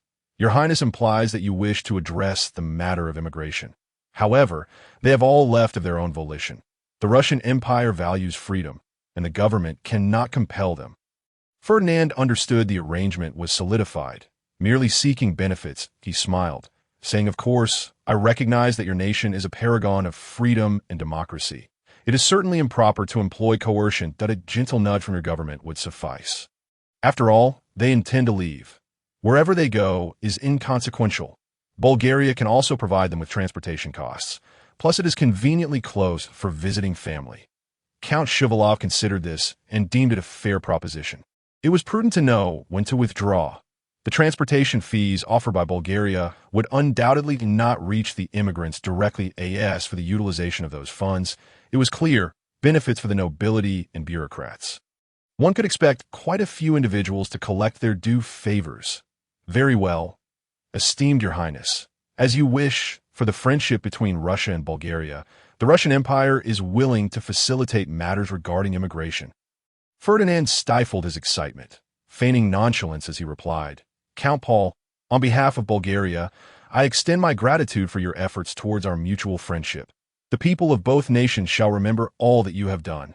Indeed, they would remember, much to the ire of Stalin, who would later vociferously condemn him. The Soviet government classified Count Shuvalov as the greatest traitor. He had forged a powerful Bulgaria, effectively obstructing Soviet access to the Mediterranean. It remains uncertain whether Count Shuvalov would find joy in this revelation that on July 18, 1891, Ferdinand and Count Paul Shuvalov signed the agreement concerning Russian immigration to Bulgaria at the Vienna Palace, which would be historically recognized as the Russo-Bulgarian Immigration Alliance. The primary tenets of the treaty included 1. All immigration activities between the Russian Empire and Bulgaria shall adhere to the principle of voluntary participation without restrictions. 2. The Russian government shall provide necessary assistance to immigrants heading to Bulgaria, with Bulgaria compensating the Russian government 100 rubles for each young adult immigrant and 50 rubles for the elderly and children. The signing of this agreement regarding immigration matters between the Russian Empire and Bulgaria is considered by historians as the establishment of the Russo-Bulgarian alliance. Following the treaty signing, relations between the two nations rapidly intensified, enhancing civil exchanges, commercial trade, and political cooperation. The year 1891 is regarded by historians as a pivotal year for Bulgaria, often referred to as the Year of Ascendancy, with the establishment of the Russo-Bulgarian Immigration Alliance. A significant number of bankrupt Russian peasants were compelled to emigrate to Bulgaria, laying the groundwork for the nation's development. Subsequently, the Russian Empire witnessed an annual influx of populations into Bulgaria reaching into the hundreds of thousands. Naturally, this migration was accompanied by its share of tribulations. Renowned Russian director Stanislavski later produced a film chronicling the harrowing experiences of Russian immigrants, exposing the harsh realities of Tsarist rule that are in contrast.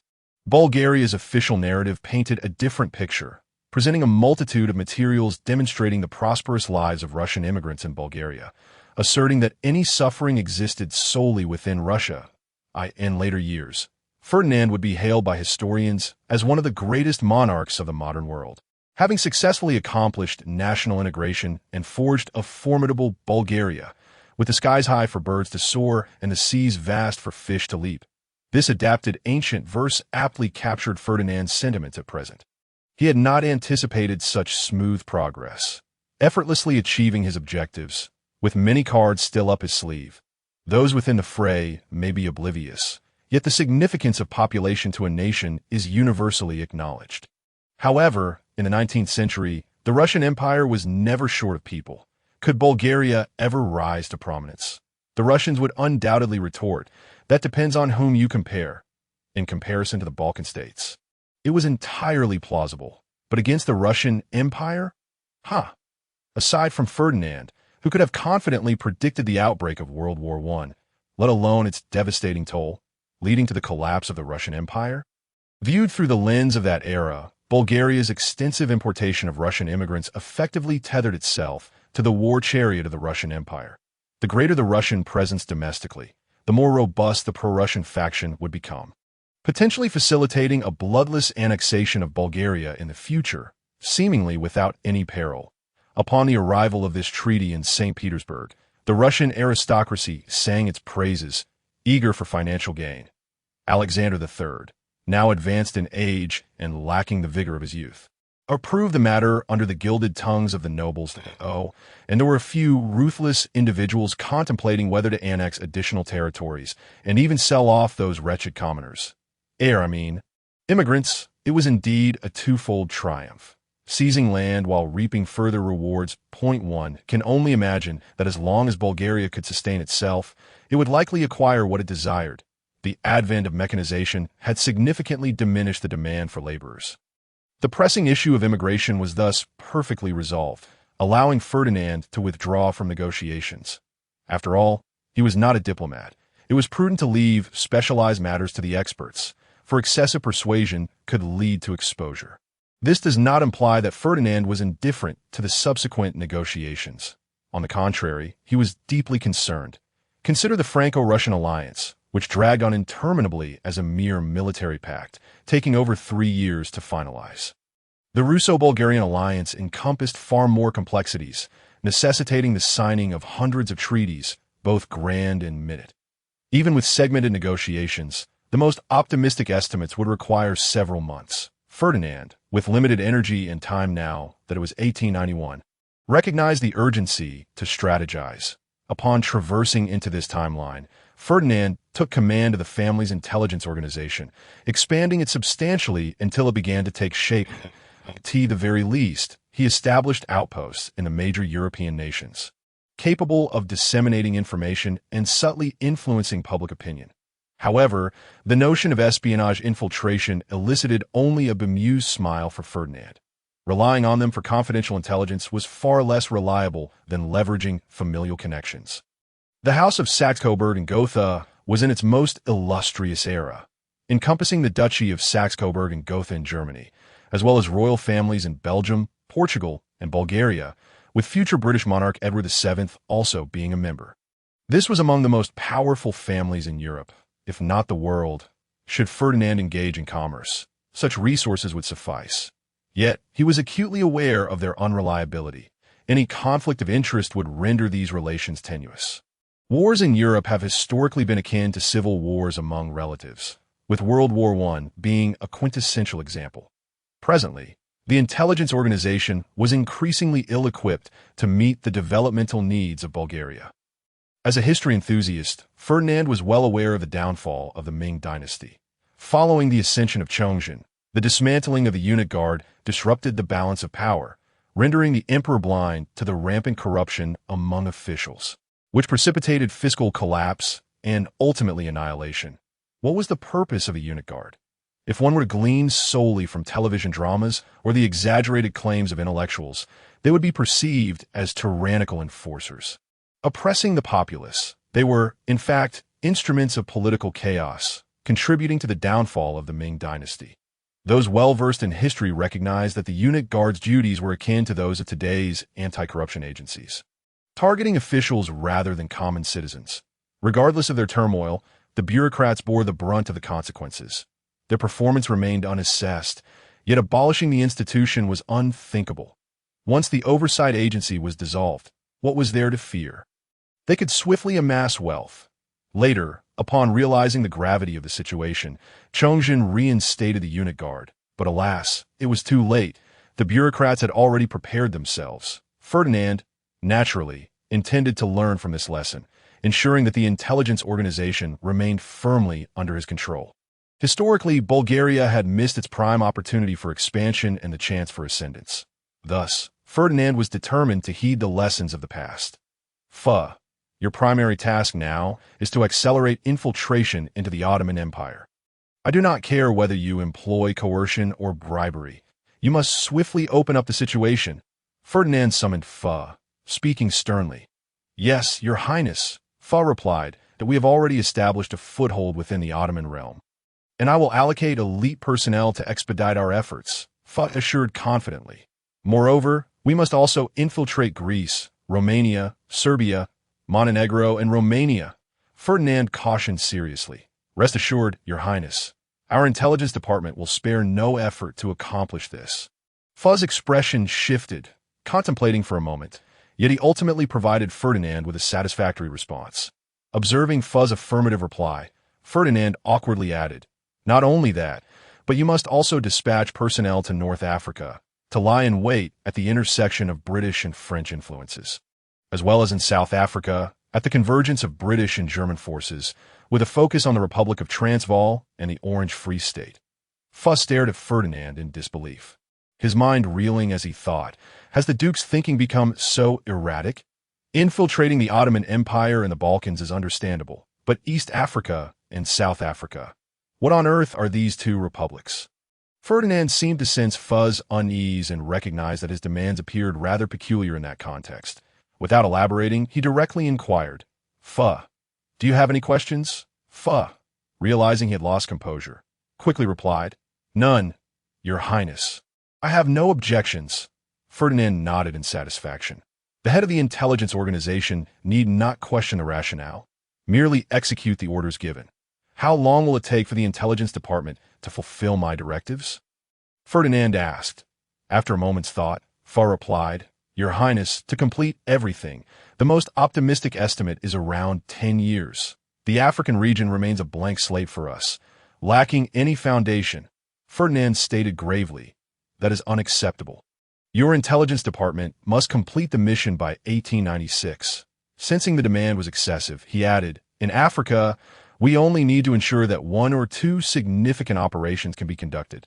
Long-term infiltration is unnecessary. For the European portion of the Ottoman Empire, we require detailed information, including insights on anti-government forces, while we can relax the requirements for the Asian part. For the Balkan nations, we only need to plan a few major operations. Rest assured, Your Highness, our intelligence department guarantees the completion of the mission." F reasoned, considering that with lowered standards and some effort, it could still be accomplished. "Good. Furthermore, your budget for the intelligence department will be doubled. Reach out to me for any needs. However, this task must be completed," Ferdinand declared solemnly. "Yes," F affirmed confidently. Ferdinand had already established regulations categorizing the intelligence organization into basic infiltration, responsible solely for gathering public intelligence or guiding a wave of public opinion; intermediate infiltration, capable of executing a few significant operations such as assassinations or terror attacks; and comprehensive infiltration, involving long-term embedding in local areas. Currently, only in Bulgaria had they achieved the highest level of infiltration, while other regions primarily consisted of basic and a few intermediate levels. After dismissing F, Ferdinand redirected his focus inward, understanding that national strength fundamentally rests upon oneself, with other aspects serving as support. At this moment, only Ferdinand was aware that the Balkans would soon undergo a major upheaval in 1897. The Ottoman Empire was on the brink of turmoil, and Ferdinand knew he must seize this opportunity. In an alternate timeline, the Ottoman Empire had already decayed, with ethnic tensions intensifying. Under the brutal oppression of the Turkish government, the Armenians began to resist the Sultan's rule. Between 1894 and 1897, a series of massacres against Armenians occurred within Turkey, resulting in over 100,000 casualties.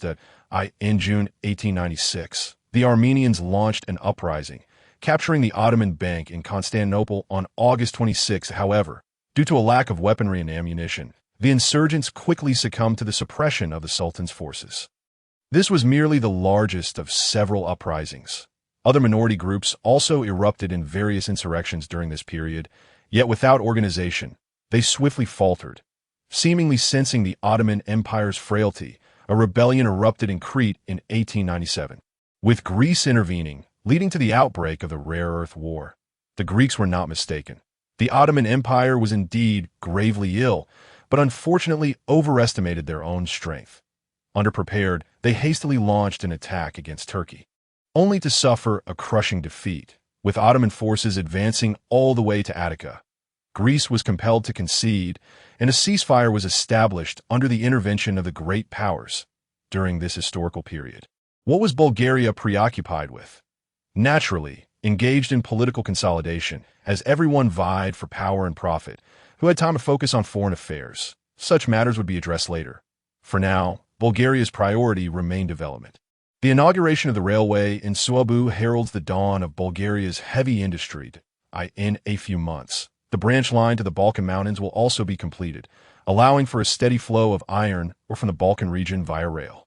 What troubles Ferdinand is Bulgaria's lack of coking coal for steel production, necessitating imports from Russia, which could render the nation vulnerable in the future.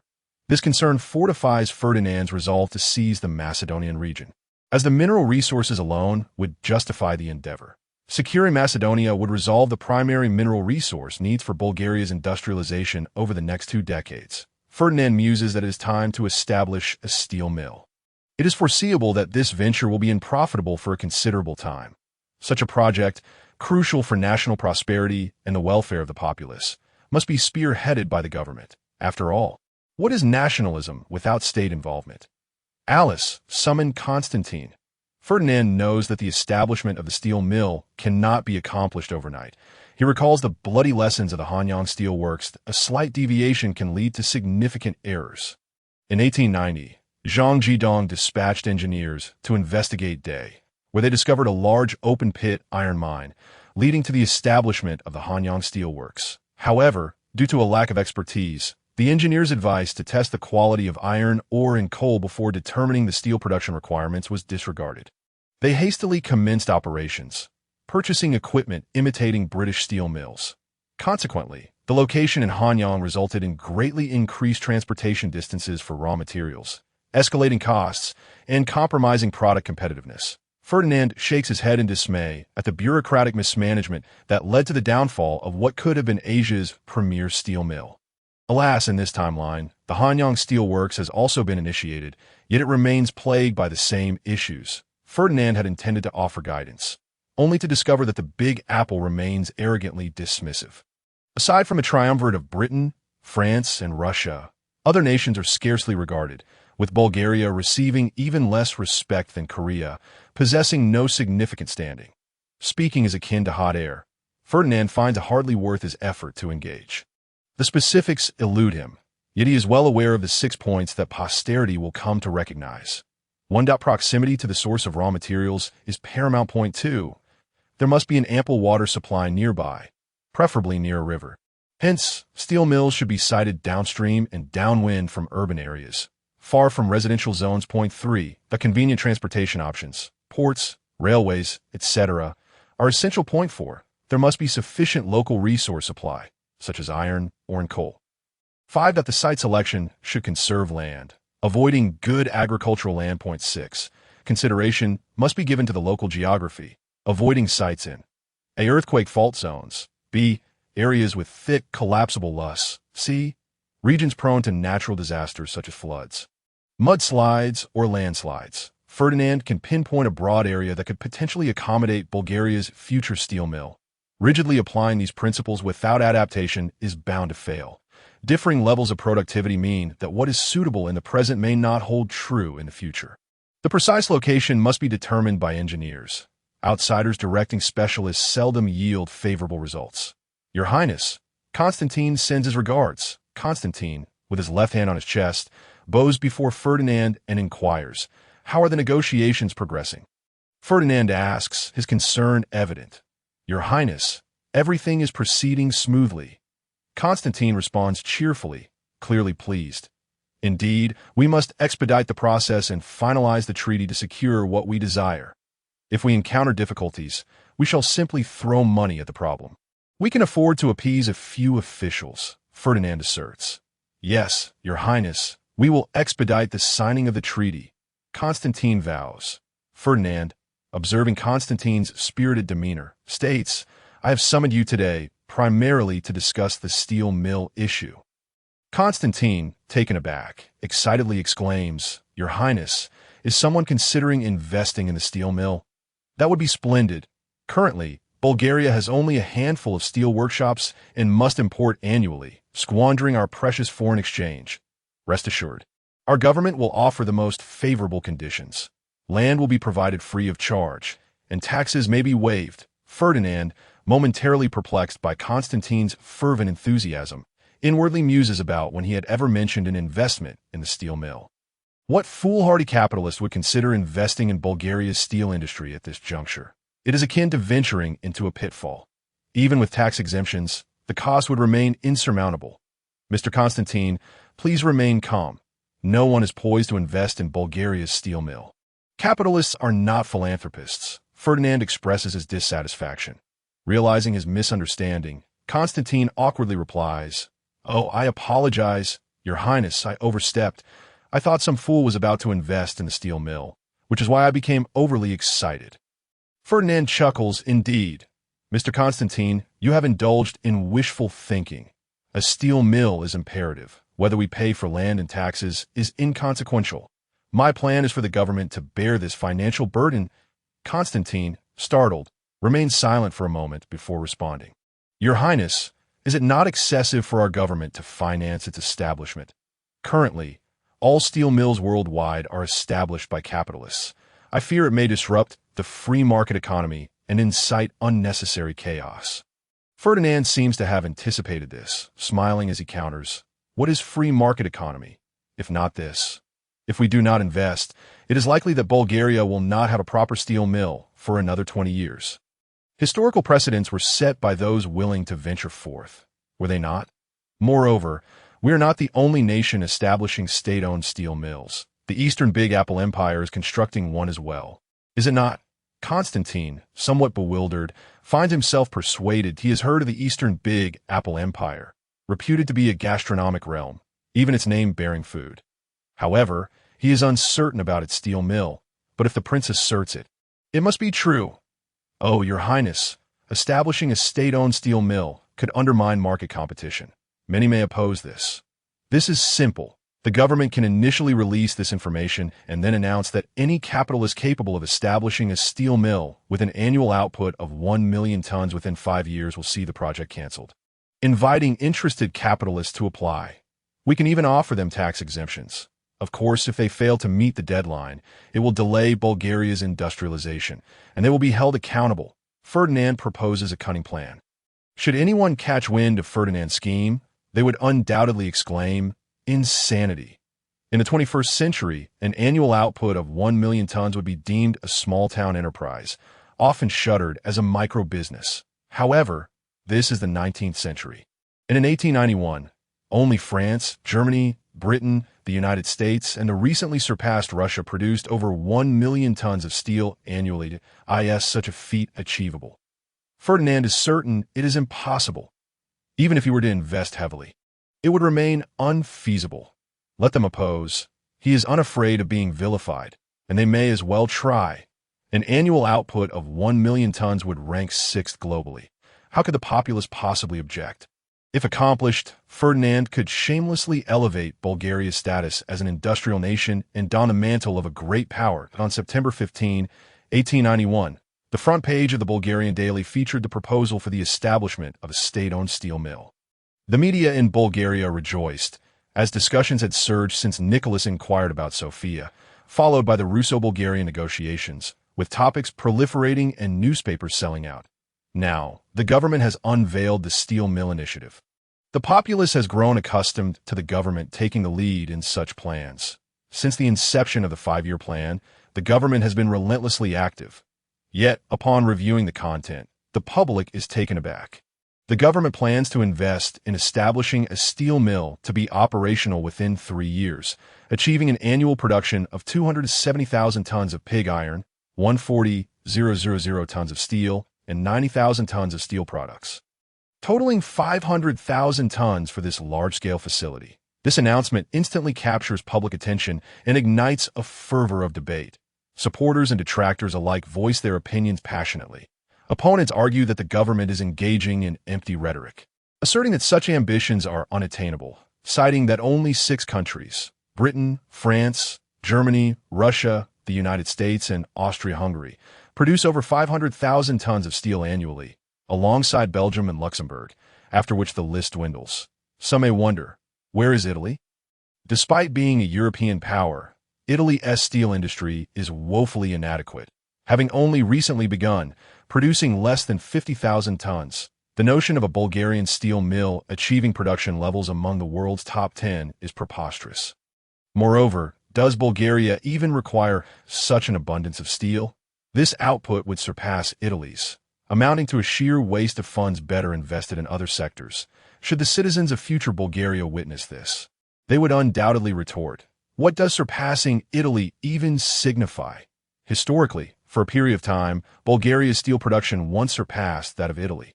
Proponents argue that regardless of the feasibility of the endeavor, it is essential to pursue it. As steel is the foundation of a strong nation, dreams ought to be cherished. Who knows when they might materialize? Oh, Constantine's concerns about undermining free market competition are of little consequence to anyone. The capitalists assert, We are not foolish enough to engage in a venture that is destined for loss. Only a fool would seize it. If the government chooses to proceed, so be it. We are patriots and shall not oppose the nation's quest for strength." Amidst the clamor, time passed without anyone taking to the streets in protest. Perhaps it is simply that no one dares. The last group to protest is still busy working on the roads. They violated Bulgaria's public order regulations and disrupted the daily lives of citizens. Although Bulgarian law permits protests, it stipulates that they must not interfere with the lives of others, essentially suggesting that demonstrations should occur in deserted places. Whether the steel plant can be established, Ferdinand can assert with certainty that it is absolutely feasible. As for the production capacity, has it not been stated that it will commence within 3 years? As for when it will reach 500,000 tons, that is a matter of patience. It is inevitable. As for Mr. Constantine, he is currently in a rather dismal mood, as troubles have arisen. An influx of experts and scholars have approached him, inquiring about the progress of the steel plant and offering their assistance free of charge.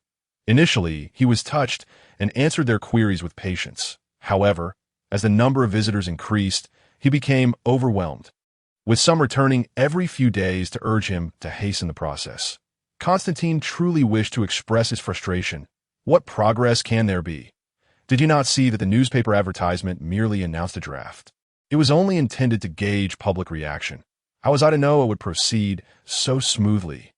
Oh, why is it that all of you have come? Scholars in chemistry and physics, I can understand your presence. It is relevant. Mechanical engineers, your interest is appreciated. But what of you, an art student? Ah, thank you, but we have no use for your skills. And are you jesting? You represent a linseed oil equipment manufacturing company. But what does that have to do with us? You were established just yesterday. You may find the door is over there. I bid you farewell. A motley crew of individuals sought his attention, prompting Constantine to close his doors to visitors. If they were genuinely willing to assist, it would be reasonable to register their names. Should they be needed, he would reach out. Yet, those seeking to seize the opportunity to peddle their equipment could leave. He was unaware of Bulgaria's impressive machinery manufacturers. These are mere trivialities. The critical issue remains what to do about the management personnel and skilled workers for the steel plant. The small workshops in Bulgaria would be of little use if they were drained of their talent. Observing the government's reckless actions, Ferdinand decisively called for a halt. What to do? A lack of good options, but one foolish solution emerged. To learn from the Hanyang steel plant, he decided to send personnel for training, initially inviting British engineering experts. After all, who could deny that during this era, British steel industry was the most advanced? The Hanyang steel plant cost Zhang Jidong 5.8 million taels of silver, at a time when silver had not yet depreciated significantly. Regrettably, due to the reckless actions of bureaucrats, it never achieved its full production capacity, yet remains the foremost steel plant in Asia. The steel plant currently being established in Bulgaria has a total investment nearing 7 million lev, but its production capacity far exceeds that. Regardless, the Stambolov government had previously signed a loan agreement with the British that mandated the purchase of British goods. The loan of over 50 million lev is now available for use. The plight of a small nation is dire. Despite agreements on loans, cash remains elusive, and interest must still be paid. The loan agreement signed by the Stambolov government bears no fundamental difference from borrowing foreign debt from the Great Apple. The only advantage lies in their greater familiarity, resulting in a slightly lower cost. With the manpower issue resolved, the next step is to procure equipment. Ferdinand initially planned to take matters into his own hands. But considering the diplomatic ramifications and ongoing negotiations with Russia, he had to relinquish that idea. This procurement would not only involve equipment for the steel plant, but also the industrial machinery needed across other sectors in Bulgaria. The rapid technological advancements spurred by the Industrial Revolution necessitated the upgrading of many factory facilities. Ferdinand decided to let the government take the lead, organizing domestic capitalists to collectively procure needed items, thereby facilitating negotiations. Given the substantial procurement amount, the government must dispatch a prominent figure. Ferdinand could not attend. Thus, this honorable yet arduous task fell upon Chekhov's shoulders that a super team, led by a cabinet member and comprising the majority of Bulgaria's industry elites, was assembled. Their first destination was London, followed by Vienna. The notion that the debtor is the master applies only to later generations, Bulgaria lacks such confidence at present. The situation is even graver, as the funds are disbursed in installments, with interest accruing from the outset. The loan of over 100 million lev means Bulgaria has only received a fraction thus far. Unfortunately, the great powers of the late 19th century are notoriously domineering. Mr. Chikov, your mission is of great importance. Beyond procuring equipment, you must also strive to recruit a few engineers. Ferdinand expressed with concern. Your Highness, rest assured, I swear by the name of God that I will accomplish this task. Chikov assured. After sending off the delegation, Ferdinand turned his attention back to domestic matters. It was time to prepare, as parliamentary elections were to be held next year. This was a commitment he had made, and he could not renege on it. Currently, in Bulgaria, Constantine lacks the title of prime minister, but performs the duties of one. Barring unforeseen circumstances, after next year's parliamentary elections, he will ascend to the position of the new prime minister. Ferdinand does not wish for the emergence of a power minister. Checks and balances are imperative. Chikov has been ruled out. He is a straightforward individual. One can trust him to carry out tasks. But dabbling in politics is another matter. Without Ferdinand's backing, the government would hardly regard him with any seriousness. Ferdinand recalled a certain individual, Weizhing Ivanov, the current governor of Ratset. He, too, harbors considerable ambition, although that is not the crux of the matter. The key point is his capability. Previously, Ferdinand had considered appointing him to the Ministry of Agriculture, succeeding James Fedunov. However, due to Nikolai's visit, the Russo-Bulgarian alliance was expedited, and Ferdinand's schedule became too congested, causing the delay. Now, it was time to proceed with this plan. Observing Bulgaria's political landscape, astute individuals recognize that the interim cabinet is merely a fade, entirely under Ferdinand's control. 3 cabinet members. James has ceased to involve himself. Having turned to research, Skillement is a religious figure who has never held any real responsibilities and is thus dispensable. The only one remaining who seems somewhat functional is Chikov, who is Ferdinand's subordinate. As an interim measure, the cabinet merely needs to obey. Their lack of capability is inconsequential, as it facilitates Ferdinand's consolidation of power and promotion of loyalists. For instance, when appointing high-ranking officials, Ferdinand can make unilateral decisions without checks. Ferdinand previously promoted Constantine. Now he intends to elevate Weizhing Ivanov, and one opposes this. Such a notion would have been unimaginable during the Stambolov cabinet's tenure. There is no longer a need for such concerns. Over the past few years, Ferdinand has firmly established his position. The forthcoming cabinet must operate independently. Once the 5-year plan commences, the workload will become overwhelming. Ferdinand neither wishes to exhaust himself nor intends to provide a fertile ground for power brokers.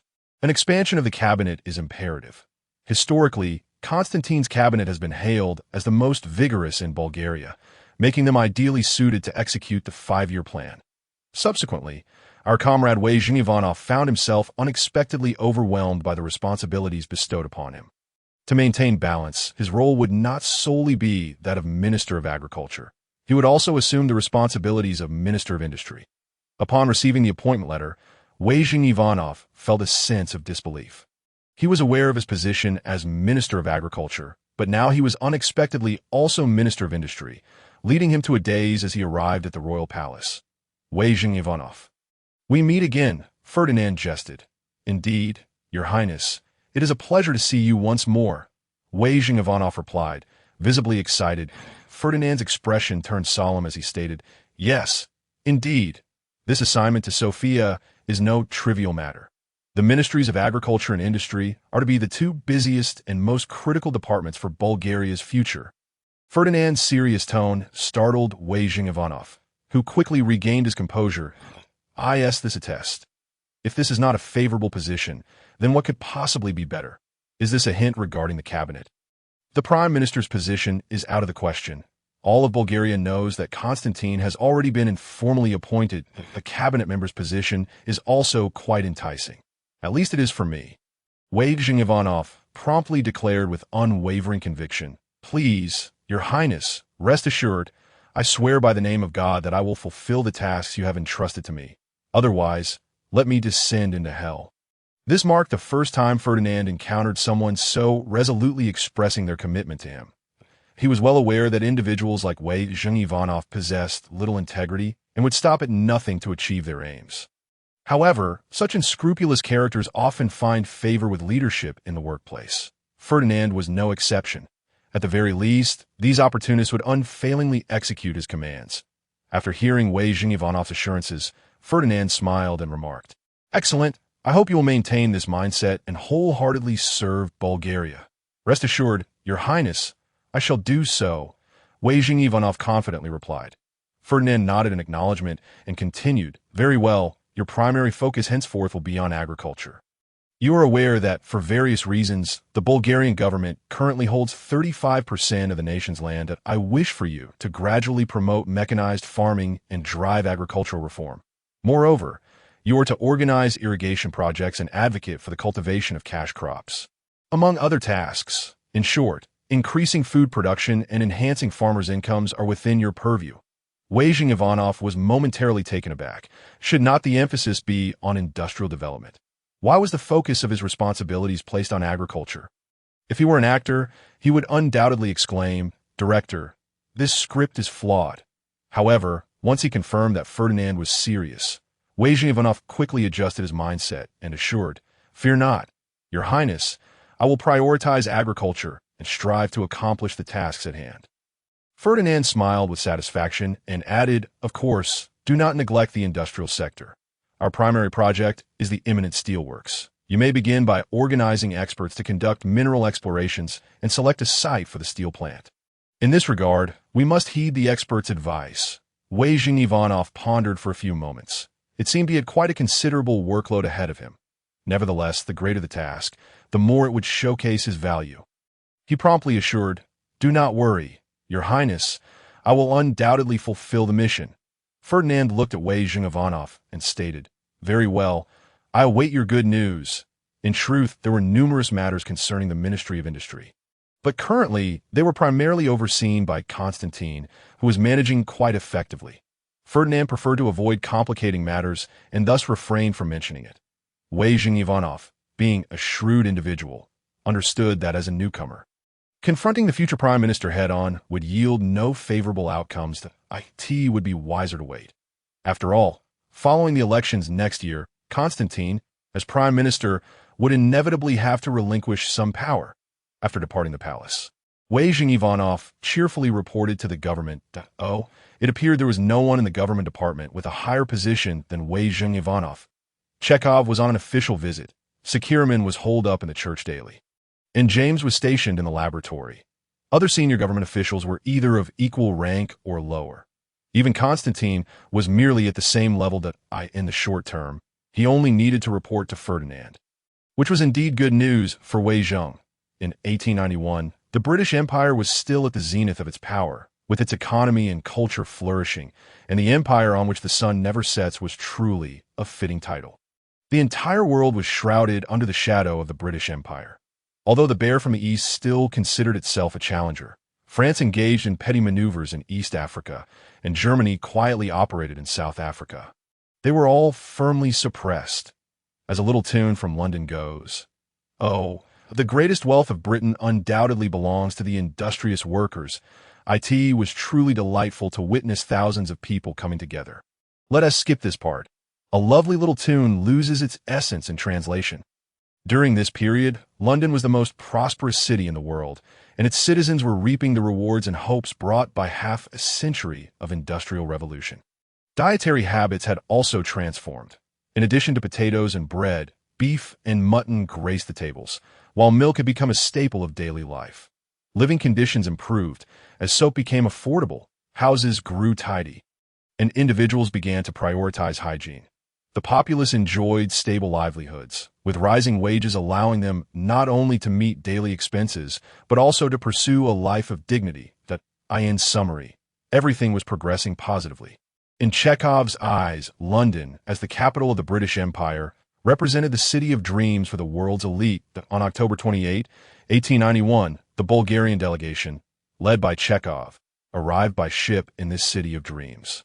A thick fog enveloped the city, lending it an ethereal quality. Alas, a strange odor mingled with the air, marring the picturesque scene. Thanks to the amicable relations between the two nations, Chekhov's delegation was in London for substantial procurement, thus receiving favorable treatment. The British Foreign Secretary, Robert Arthur Gascoigne Cecil, hosted a welcome banquet for them many attendees from the British industrial and commercial sectors were present. Chekhov soon realized his earlier assumptions had been overly optimistic. He did not receive the attention he had anticipated. Although many individuals had gathered, most were capitalists with a singular focus on securing orders. The allure of money was boundless, amidst the glitz and glamour. This lifestyle was utterly unsuitable for Chekhov and his delegation. They had never encountered such scenes and could only tread cautiously, fearful of saying something amiss and inviting ridicule that a group of Bulgarian elites found themselves transformed into unsophisticated bumpkins at the banquet. While gentlemanly decorum prevented anyone from speaking out, the underlying disdain was inadvertently evident in their gazes. The earnest Chekhov endured until the conclusion of the dinner before returning to the hotel. Utterly exhausted and unable to sleep through the night, in the morning, the fog was white and damp, soon transforming into something resembling smoke. The air was thick with tiny particles and ash, rendering each breath a dry, stinging ordeal that teased certain intersections. Traffic was completely gridlocked, forcing people to abandon some buses and trucks. Chekhov's dreams of London lay shattered. Neither the opulent high society nor the dismal air was something he could accept. The smog not only jeopardized human health but also posed a threat to buildings. The soot from the fog could blacken structures, while the high sulfur content, when combined with moisture, formed acidic fog that could gradually erode buildings. In response to the smog, the British even developed anti-corrosive building materials in fact, London's smog persisted until after World War II, before effective measures were implemented. The peculiar cause was Germany's blockade, leading to a fuel shortage in London. The British government enforced strict rationing, controlling coal usage and promoting electricity. The disillusionment extended far beyond Chekhov. Anyone who had visited London in the 19th century found it difficult to harbor any fondness for the city. Regardless of the weather, work must continue in a bid to leave London as swiftly as possible. The delegation exerted every ounce of energy to negotiate with the capitalists. Alas, Robert Arthur Gascoigne Cecil, the prominent figure, had only made a brief appearance at the welcome banquet and subsequently ignored Chekhov and his companions. There was little they could do, as Bulgaria's presence was too insignificant. The Bulgarian cabinet ministers lacked the stature to warrant personal attention from the Foreign Secretary of the British Empire. Had it been ministers from Germany, France, or Russia, the treatment would have been markedly different. Since the 1850s, when the British inventor Bessemer developed the low-cost converter steelmaking process, Britain had gradually emerged as the world's steel center. With the steel industry becoming a significant contributor to the British economy, Chekhov's objective was to conduct an on-site inspection of British steel plants. The assay results for Bulgaria's iron ore had already been completed, and he needed to tailor a full set of equipment based on actual conditions although the government slogan boasted an annual steel production of 500,000 tons, the equipment Chekhov aimed to order had a much smaller capacity of only 100,000 tons. Mr. Victor Thomas, we have thoroughly examined your company's equipment, and the quality is commendable. However, it is regrettable that it is unsuitable for our needs, Chekhov expressed with a hint of disappointment. Mr. Chekhov, you must understand that our factory produces the best machines in the world. Victor Thomas persisted in his enthusiastic introduction. But they're also the most expensive in the world. While your company's products boast the highest output rates, the maintenance costs are equally the highest. We must consider the overall cost-effectiveness, and using your machines demands too high a standard for Coke. Chekhov unveiled the reality, revealing that the Bulgarian delegation was being treated as mere cash cows. The integrity of capitalists need not be considered. Exploiting a naive fool, Victor Thomas bears no psychological burden. Were it not for the presence of a professional companion, it is likely that Chekhov would have already fallen victim to Victor Thomas's schemes. Like all passionate intellectuals, Chekhov is inclined to pursue the finest and most advanced options, often overlooking cost-effectiveness, superficial grandeur. This is the assessment from peers regarding Victor Thomas's equipment, which finds no buyers in Britain. Of course, Victor Thomas is acutely aware that this apparatus is merely a prototype, with many technical challenges yet to be overcome. to circumvent the patents of the Bessemer converter and the Siemens Martin open hearth. Victor Thomas's factory embarked on an ambitious quest to develop more advanced technology, only to discover its unfeasibility. The experimental product from the initial research and development could not be wasted. Thus, they were all put to use, resulting in the addition of a hoisting machine to elevate materials to the top of the blast furnace, alongside belt conveyors, trains, and hand-operated railcars employed to maneuver the furnace and main rolling spans. These technological advancements significantly enhanced the furnace's output, yet due to the immaturity of the technology, maintenance costs soared dramatically. Victor Thomas seems to have grown accustomed to rejection, continuing to plead, "Mr. Chekhov, I am quite sincere. We can negotiate on price that it is merely slightly higher than comparable options, yet the production capacity has also increased dramatically." Chekhov, however, remains unmoved, obstinately retorting, "And what are the maintenance costs? As it stands, the augmented production capacity nearly balances out the increased costs. And over time, these may continue to rise, but we offer immediate availability. Mr. Chekhov, should you wish to order the equipment, it will not be ready until late next year at the earliest, and with commissioning time, you would have to wait at least 3 years before commencing production." Victor Thomas's desperation is not misplaced. Had it not been for the immediate availability, Chekhov would have ceased negotiations long ago. Bulgaria lacks experience in establishing large steel mills, and many aspects, including equipment procurement, are likely underestimated. Unless Chekhov were to emulate Zhang Jidong, blindly proceeding without regard for compatibility. However, he now understands that factory equipment must take into account the quality of the ore. Otherwise, the product qualification rate could plunge to despairing lows. Victor Thomas's equipment may not be the optimal choice, yet is undoubtedly the most suitable for Bulgaria at present, with the cards laid on the table. The natural course is to engage in haggling. The details of the price negotiations, amounting to hundreds of thousands of words, are omitted to spare the author from reproach. Ultimately, Chekhov procured the entire set of equipment for £2 million, which included 6 large factories, a pig iron plant, a wrought iron plant, a steel plant, a rail plant, a foundry, and a wrought iron mill, as well as various smaller facilities such as a machine shop, foundry, blacksmith shop, and a factory for producing fish hooks. The procurement of ancillary facilities for the steel mill was merely a minor episode in the larger narrative.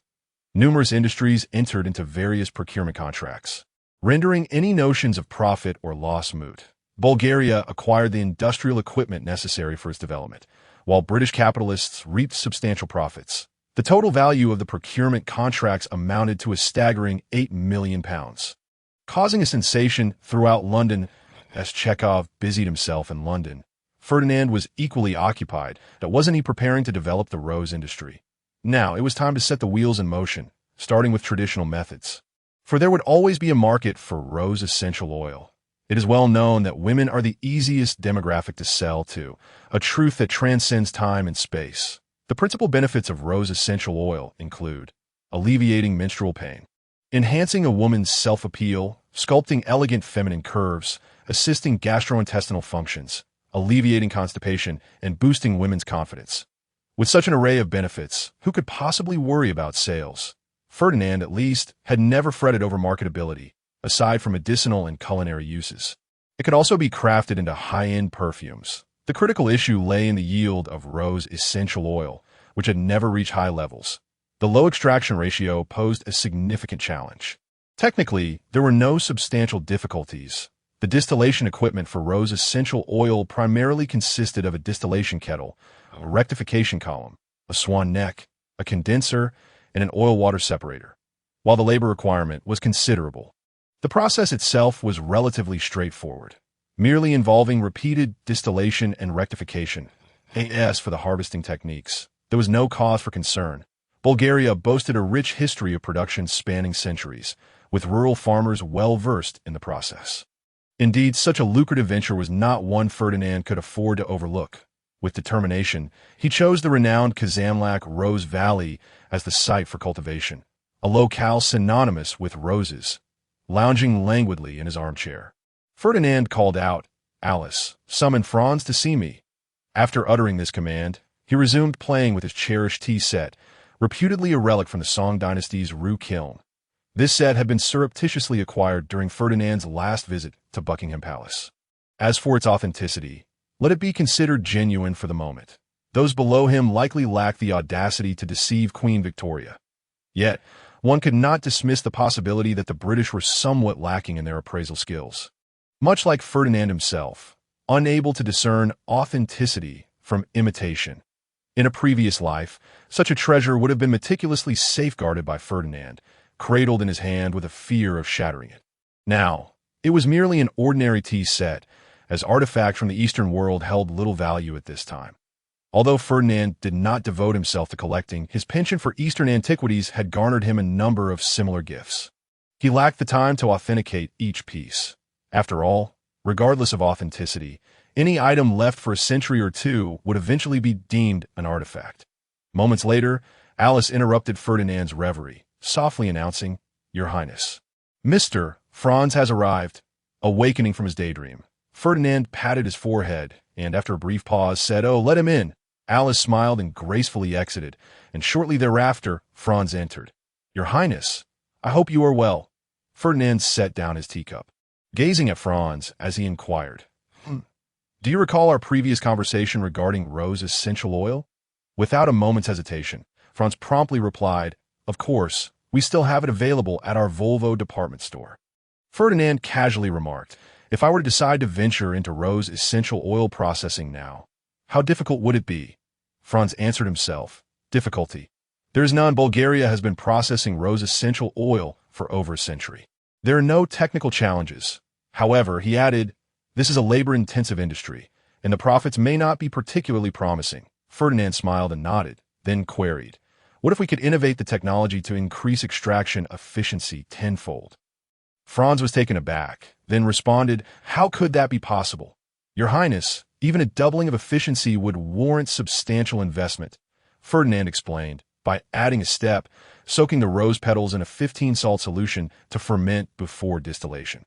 This method not only prevents the roses from rotting, but also encourages the oil to diffuse from the petals, thereby increasing the yield of essential oil. Of course, the quality of the extracted rose essential oil will diminish somewhat.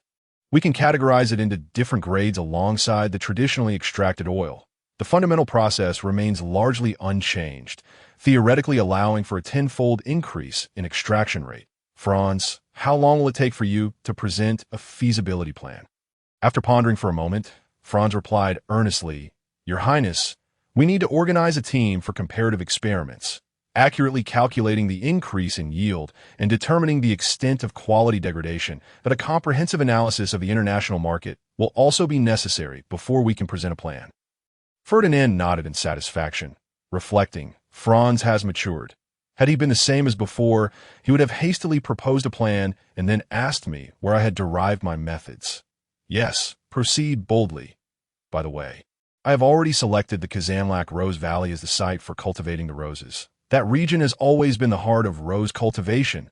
Franz, slightly surprised, immediately responded, "Understood, Your Highness, I know what steps to take." Ferdinand affirmed, and continued, "Moreover, Bulgaria is currently awash with roses. We can also explore peripheral developments. For instance, we could produce tea from the petals, or process them into beverages, or even create rose-flavored biscuits by incorporating the petals into flour. There are myriad possibilities to experiment with." Even though Franz was accustomed to Ferdinand's astonishing ideas, he was momentarily left speechless to the average individual. Roses were merely suited for oil extraction or as gifts between lovers. Yet, Ferdinand had conjured a plethora of creative concepts, all theoretically feasible, and intriguingly, they all seemed to pertain to food. Forgive him, the essence of the gluttonous empire remains unchanged, even after traversing time. Observing Franz's astonished expression, Ferdinand could only shrug in exasperation. With a sigh of exasperation, he remarked, "Franz, you are still far too young. You need more experience. Such a trivial matter has left you utterly flustered." Ignoring Ferdinand's ostentatious behavior, Franz dazedly exited the palace. As he walked, he pondered, can roses truly be consumed? Has His Highness ever tasted them? Otherwise, why propose such a plethora of suggestions, all related to consumption?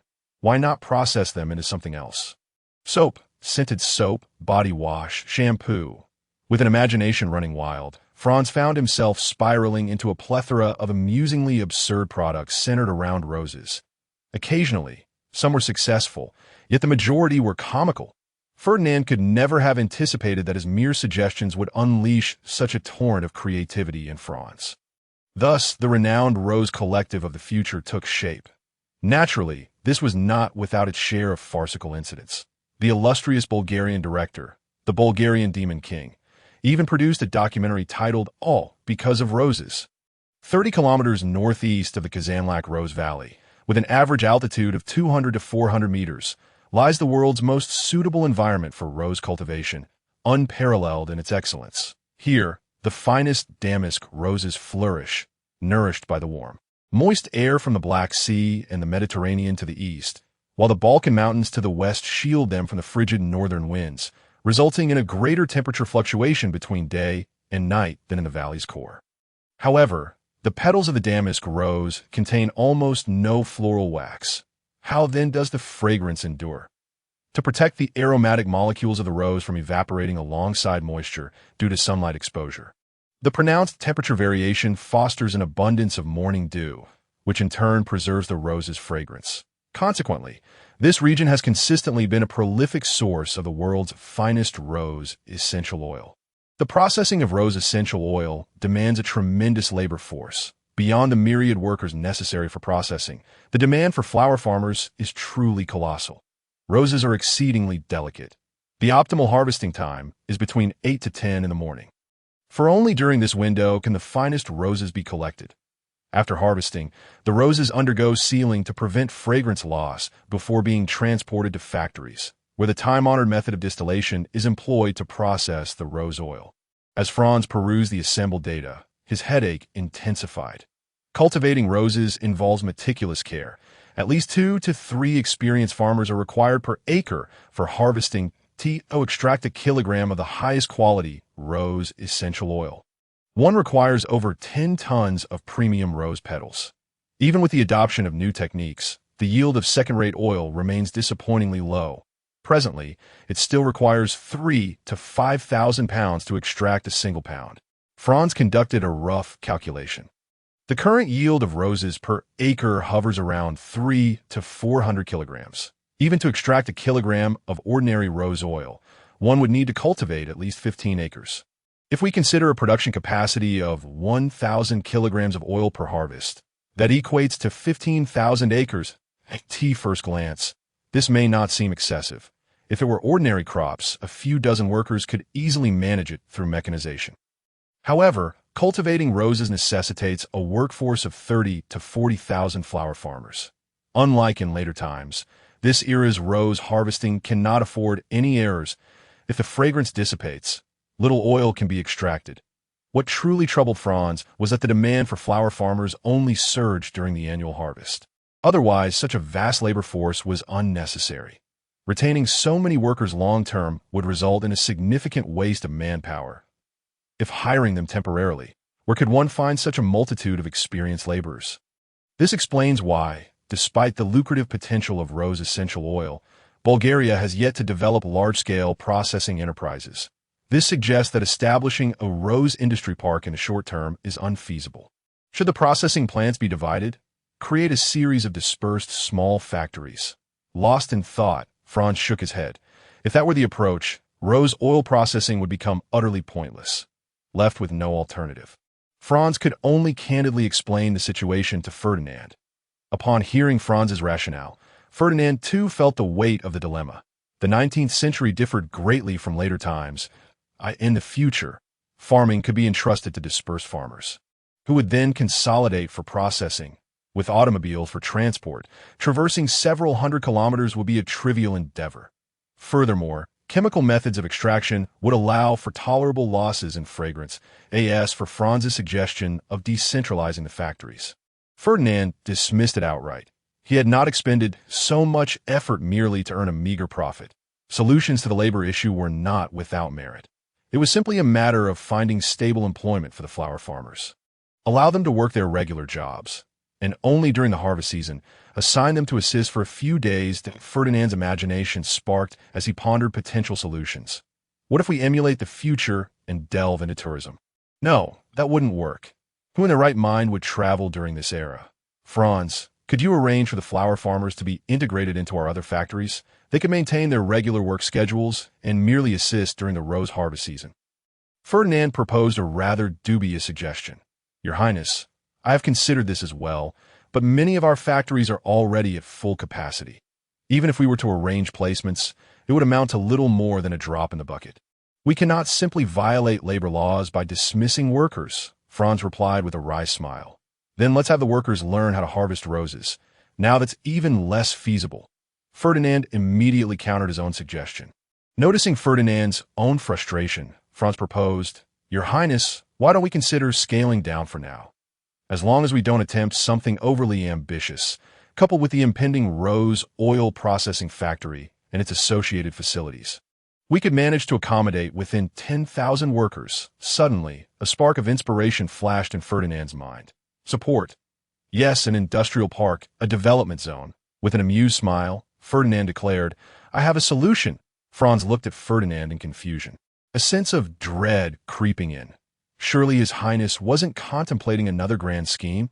Noting Franz's bewilderment, Ferdinand wasted no time in revealing, Franz, I plan to establish an industrial park. We will designate a directly governed development zone, encouraging the concentration of dispersed domestic enterprises. Upon hearing Ferdinand's words, Franz's expression soured further. It was indeed as he feared. He mused inwardly. So this is a plan to relocate the factories. Presently, most of Bulgaria's large-scale factories were Ferdinand's ventures. Encouragement? Once you give the order, who would dare refuse to relocate? Observing Franz's drastic change in demeanor, Ferdinand recognized that this proposal was somewhat ahead of its time, that if even Franz struggled to comprehend it, one could only imagine how others would react. Regardless of others' understanding, Ferdinand was determined to promote this initiative in Bulgaria. History has shown that industrial concentration fosters industrial upgrading. Moreover, the birth of each development zone stimulates local economic growth and generates numerous job opportunities. Franz queried, Your Highness, our factories are currently dispersed to minimize costs and facilitate transportation. That if we consolidate, costs will inevitably rise. Can this truly resolve our challenges? Ferdinand asserted with unwavering confidence. Absolutely. Once the development zone is initiated, it will be akin to establishing a new city. The infrastructure alone will provide tens of thousands of jobs. You can now freely recruit, and by forming a construction company, we can accommodate a substantial workforce. Enlightened by Ferdinand's notion, Franz was momentarily rendered speechless. Such an approach was indeed novel. His entire worldview was upended. To facilitate rose oil processing, they were essentially creating a new city. Was this not the pinnacle of exploiting power for personal gain? As Franz prepared to depart, Ferdinand added, Oh, and Franz, when you conduct your on-site assessment, please take note of suitable locations for establishing the development zone. With the labor issue resolved, Ferdinand found himself grappling with another concern: how to establish the development zone. What industry should serve as its core? The late 19th century, unlike the 21st century, lacked many of the industries that would later emerge. Additionally, Bulgaria, with a population of around 3.5 million, resembled a single city's demographic from the future. Concepts such as real estate, internet economies, high-tech parks, and tourism services bore no relevance to Bulgaria. Thus, Ferdinand could only focus on the processing and manufacturing sector, considering Bulgaria's industrial landscape, with light industry predominating and heavy industry still in its infancy. The emphasis would naturally fall on food processing enterprises. That a cluster of food processing factories together would paint a vivid picture in Ferdinand's mind. With proper guidance, Bulgaria's inaugural development zone could become a haven for food enthusiasts, evolving into a culinary hub. This is merely the beginning. Establishing a development zone is a straightforward task. Ferdinand could easily make a decision with a mere snap of his fingers. However, to truly harness the potential of such a zone, one must contemplate the issues in a more comprehensive manner. Firstly, transportation must be sufficiently convenient to meet logistical demands. Secondly, safety must also be taken into account, for the Balkans have long been known as the powder keg of Europe. where even a minor spark can ignite conflict, necessitating consideration of the threat of war. Furthermore, cultural geography, water resources, industrial raw materials, and other factors are equally indispensable. Upon surveying the landscape, Ferdinand discovered that there were scarcely any locations in Bulgaria that met these criteria. Consequently, Ferdinand found himself busier than ever, poring over relevant materials while attempting to persuade high-ranking government officials. After several days of exertion, Ferdinand remained indecisive regarding the selection of a development zone and ultimately resolved to relinquish the burden to the government. The Constantine government was not exactly the most vigorous administration in Bulgaria's history, was it? Thus, entrusting them with the establishment of a development zone should not pose a problem. Ferdinand, thoughtlessly, envisioned Constantine, who was currently in his office reviewing the progress of the 5-year plan. Suddenly sneezing, Achuk, an assistant, knocked and entered, striding forward to say, "Minister, the palace just called. The Grand Duke requests your immediate presence." Hearing that it was Ferdinand's request, Constantine set down the documents, rising while instructing his assistant. "Very well. Inform them that I shall depart at once." In the reception hall, Constantine met Ferdinand and, after the customary greetings, inquired with curiosity, "Your Highness, what urgent matter requires my attention?" Ferdinand smiled and replied, "Please, have a seat." "Alice, please pour Constantine a cup of coffee." As Constantine slowly took his seat, a chill swept over him, leading him to think the Grand Duke's excessive politeness can only signify trouble.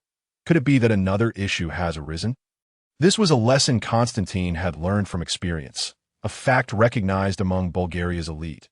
Whenever Ferdinand engaged in cordial discussions, it invariably indicated that the ensuing matters would be quite troublesome.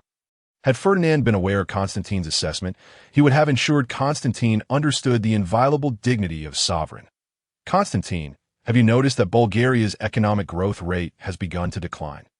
Ferdinand inquired with certainty, startling Constantine, who felt cold sweat trickling down his back, inwardly lamenting, "What do you mean by declining economic growth? Bulgaria's economic expansion has never been normal. It has solely relied on government investments in infrastructure, artificially stimulated.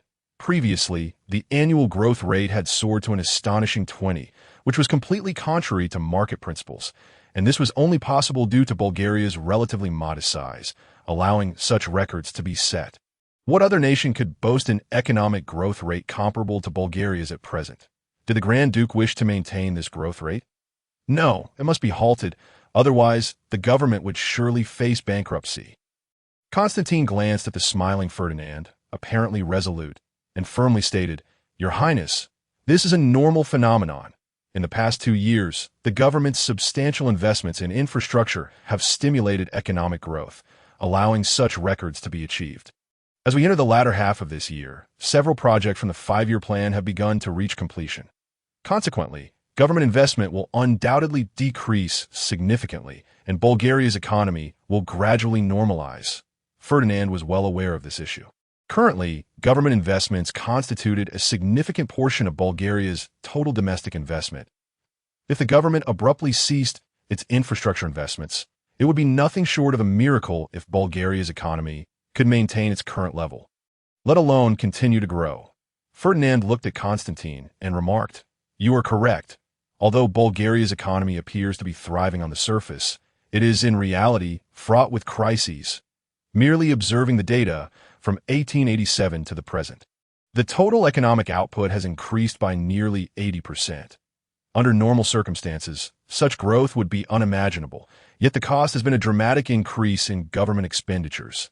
If we do not identify new avenues for economic growth before the government concludes its infrastructure investments, an economic crisis will undoubtedly ensue.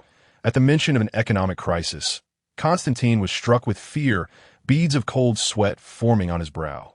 Indeed, once government infrastructure projects come to an end, various industries will be adversely affected, leaving over 100,000 road construction workers without employment. Contemplating this, Constantine began to regret the government's investments. While they had accelerated Bulgaria's industrialization, he had not anticipated the severe repercussions. Observing Constantine's distracted demeanor, Ferdinand internally scoffed. "Oh dear, perhaps I've gone too far. I hope this doesn't lead to any mishaps." How peculiar that he is so easily frightened.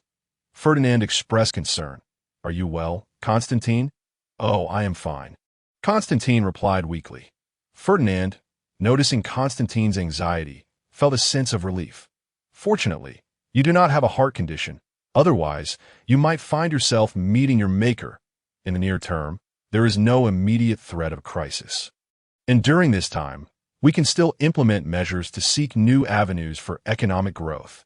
Upon observing Ferdinand's apparent confidence, Constantine eagerly inquired, Your Highness, do you have any viable solutions to avert the economic crisis? Ferdinand thought to himself, of course, there are solutions, but I cannot disclose them. If I were to mention that instigating a war could resolve the issue, it would surely terrify you. My plan is to establish a development zone to stimulate economic growth. Constantine looked at Ferdinand with curiosity and asked, Your Highness, what exactly do you mean by a development zone? Ferdinand replied slowly, I intend for the government to introduce preferential policies to encourage domestic enterprises to cluster together, forming a vast industrial park that will catalyze a new wave of domestic economic development. Constantine, still perplexed, asked, Your Highness, this essentially amounts to artificially constructing a city, but will it truly be effective? The enterprises are dispersed across the nation, and clustering them together does not change the overall volume. Moreover, the transportation of raw materials may increase costs for many businesses. Ferdinand patiently explained that is merely the surface. When a large population congregates, it will inevitably spur the growth of the dining and entertainment industries, thereby creating new job opportunities. Additionally, one of the greatest advantages is that having similar industries congregated will facilitate technological innovation among enterprises. After much effort, Ferdinand finally managed to persuade Constantine, albeit only to tentatively consider the development zone. He did not even express a willingness to invest government resources. Ferdinand pondered for a moment and decided not to press the issue. If the government refrained from investing, he could simply fund it himself. Regardless of the situation, it was undoubtedly a lucrative venture, particularly in real estate development. After all, one could not ignore the many merchants in the future who would flock to development zones with cash in hand. Managing a city was not a particularly daunting task for him, as he had already successfully operated a city within his Hungarian domain. While Ferdinand felt a sense of relief, Constantine was troubled.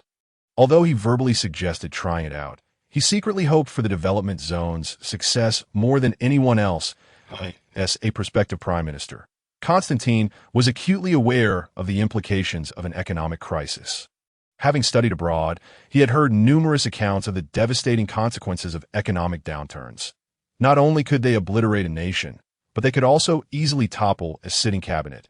Consulting a map of Bulgaria, Constantine convened a meeting with government officials to deliberate on the matter.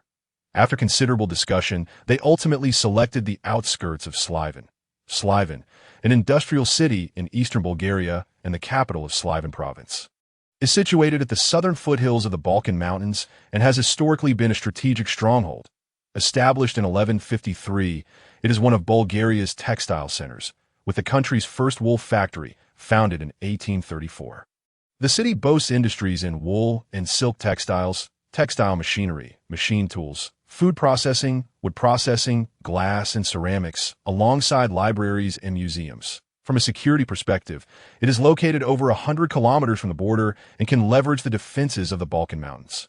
In terms of transportation, the railway system is already established, and it is not far from the port of Burgas, facilitating logistics. Overall, Sliven appears to be an excellent choice. Ferdinand was also quite pleased, as in the future, Sliven would become renowned for its abundant rose oil production. Moreover, there was an unspoken reason for Ferdinand's preference for industrial development to be distanced from Sofia during the years of rapid economic growth in Bulgaria. Sofia, as the capital, had experienced unprecedented development, which inevitably led to environmental pollution. The air quality in Sofia had noticeably declined. Given the era, it was not feasible to enact environmental protection laws, and Ferdinand could only limit the approval of new factories in Sofia. The existing factories are rendered powerless. Now that the opportunity has arisen, it is just right to pack them up and send them away. Ferdinand desires to live a few more years. The future Sofia could transform into the political nucleus of Bulgaria. as well as a cultural and economic center, but it must not become an industrial hub. The Bulgarian government has established new development zones, which, due to the absence of results, hold a low administrative rank, merely classified as municipal entities under the central government. With the introduction of favorable policies, the official media shamelessly sings praises. Unfortunately, the opposition media remains regrettably non-mainstream. The Bulgarian press law explicitly mandates financial transparency for media practitioners, holding newspapers jointly liable for advertising content. Several newspapers have already paid a heavy price for this, with closures and imprisonment of owners and editors. Consequently, newspapers now exhibit a lack of enthusiasm for advertisements, relying solely on reader subscriptions to survive. Regrettably, the Bulgarian market is too small, forcing many newspapers to shut down. By the end of 1891, the total number of newspapers nationwide was fewer than 10, a mere third of their peak. The public opinion landscape in Bulgaria has become increasingly homogeneous, making it nearly impossible for chaotic ideologies to disseminate through newspapers. Ferdinand has ordered the intelligence department to closely monitor the Social Workers' Party, which currently shows no signs of life. The primary reason for this is that, between 1888 and 1891, the average wage for Bulgarian workers increased by 20% within a mere 3 years. Additionally, the introduction of labor laws and the emergence of overtime pay have left everyone preoccupied with earning money, rendering them uninterested in social movements, thus creating an inhospitable environment for political parties to thrive. The previous brutal struggles between the liberal and conservative parties have thoroughly disgusted the Bulgarian populace. Under Ferdinand's guidance, a wave of anti-party sentiment has emerged in Bulgaria, with the younger generation of scholars serving as the main force behind it. Bulgaria's first development zone has quietly been established amidst this tranquility. The inaugural director of the development zone, concurrently the former mayor of Sliven, has seen little change in the administrative personnel, who remain predominantly local officials. The delineation of the Sliven development zone from the city of Sliven seems to revert to the original system. It is evident from the above that the newly established development zone is not particularly favored within the government. Aside from a change in name and the addition of some favorable policies, there has been virtually no alteration in personnel.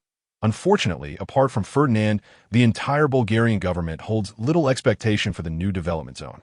Everyone is attempting to minimize its influence to avoid a disastrous outcome. After reviewing the reports sent by Constantine, Ferdinand contemplated but ultimately approved it.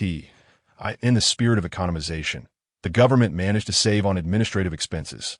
After all, the entire infrastructure construction project for the development zone has already been contracted to the newly formed development company by France. According to the agreement, the Sliven Development Zone government has packaged 10 square kilometers of land at a friendly price of 100,000 leva to the new development company. This encompasses the initial investment and construction, municipal service management, and subsequent investment attraction, all of which fall under the purview of the new development company. Moreover, the agreement stipulates that the new development company must ensure that within 5 years, the total asset scale of enterprises in the zone exceeds 100 million leva and that the population surpasses 50,000 for it to be deemed successful. Should they fail, the development company must pay a penalty of 300,000 leva, and the zone government has the right to purchase the properties of the development zone at a reduced price. This is akin to a masterstroke of opportunism, as the government has transferred all risks to the development company. If successful, the government can continue to expand the zone, developing outward. If it fails, the financial burden falls on the development company, along with the penalty. Fortunately, the development company belongs to Ferdinand. Otherwise, it is unlikely anyone would dare to sign this contract. Despite the substantial profits post-success, any disruption in the process could lead to a futile endeavor. Tonight, he will work overnight, with a new chapter to be released tomorrow. The story must begin half a month prior, when Franz, who was inspecting Bulgaria, had his itinerary interrupted by a telegram from Ferdinand. The message was straightforward. Mr. Franz, the development zone has been established in Sliven. You are to proceed to Sliven immediately to discuss cooperation matters. Consequently, Franz hastily concluded his trip and began assembling a negotiation team. Accustomed to the sluggish efficiency of the Austro-Hungarian government, Franz had always expressed admiration for Bulgaria's current high efficiency. However, This time was somewhat of an exception. According to Franz's estimation, even if the Bulgarian government intended to establish a development zone, considering various factors such as administrative staffing and personnel adjustments, it would take at least a year and a half to accomplish. Yet, merely 3 days after receiving Ferdinand's telegram, Franz received an invitation for the establishment of the Sliven Development Zone. Leaving him no time for preparation, it was alarmingly swift, so much so that the Bulgarian business community had no time to react. From a media hype to the establishment of the development zone, it all transpired in less than a month. Like others in the business community, Franz hurried to Sliven as Ferdinand's representative. Franz had become a well-known figure in the Bulgarian business realm, garnering respect from all sides. The mayor of Sliven and the director of the development zone, Javier Ivanov, personally came to welcome him. Upon seeing Franz, Javier cheerfully exclaimed, "Mr. Franz, it is a pleasure to meet you. Welcome to the Sliven New Zone." Franz's resonant voice replied, "Director Javier, I too am delighted to meet you, and I believe the Sliven New Zone will offer me a unique experience." Most of the prominent figures in the Bulgarian business community attended in person. Those who were delayed sent representatives. Upon his arrival, Franz became the centerpiece of attention. As the head of Volvo, the largest retail company in Europe, he commanded significant respect. Immediately upon arriving in Sliven, he was inundated with visits. What complicated matters for Franz was that most of the visitors were his peers, whom he could not afford to ignore to avoid becoming a target of scrutiny. Many of Ferdinand's enterprises operated under pseudonyms, appearing to be independent entities. The circle of Bulgarian industry and commerce is not large, and there are few influential figures. Those invited are primarily individuals who have made notable achievements in their respective fields. A closer examination would reveal that half of the attendees were linked to Ferdinand. The Bulgarian economy is now firmly under his control. Although the Sliven Development Zone does not attract significant attention from various sectors in Bulgaria, the atmosphere remains vibrant, primarily because Ferdinand is set to attend the inauguration ceremony. On November 12, 1891, it seemed as if the heavens were especially gracious, with the golden sun hanging high in the azure sky. Dispelling the chill of winter, a temporary hall was hastily constructed for the Sliven Development Zone. The number of attendees was modest. Aside from government officials, there were around 30 representatives from the business community, along with a few media outlets, such as the Bulgarian Daily. Following an elaborate series of ceremonies, Ferdinand commenced a passionate speech.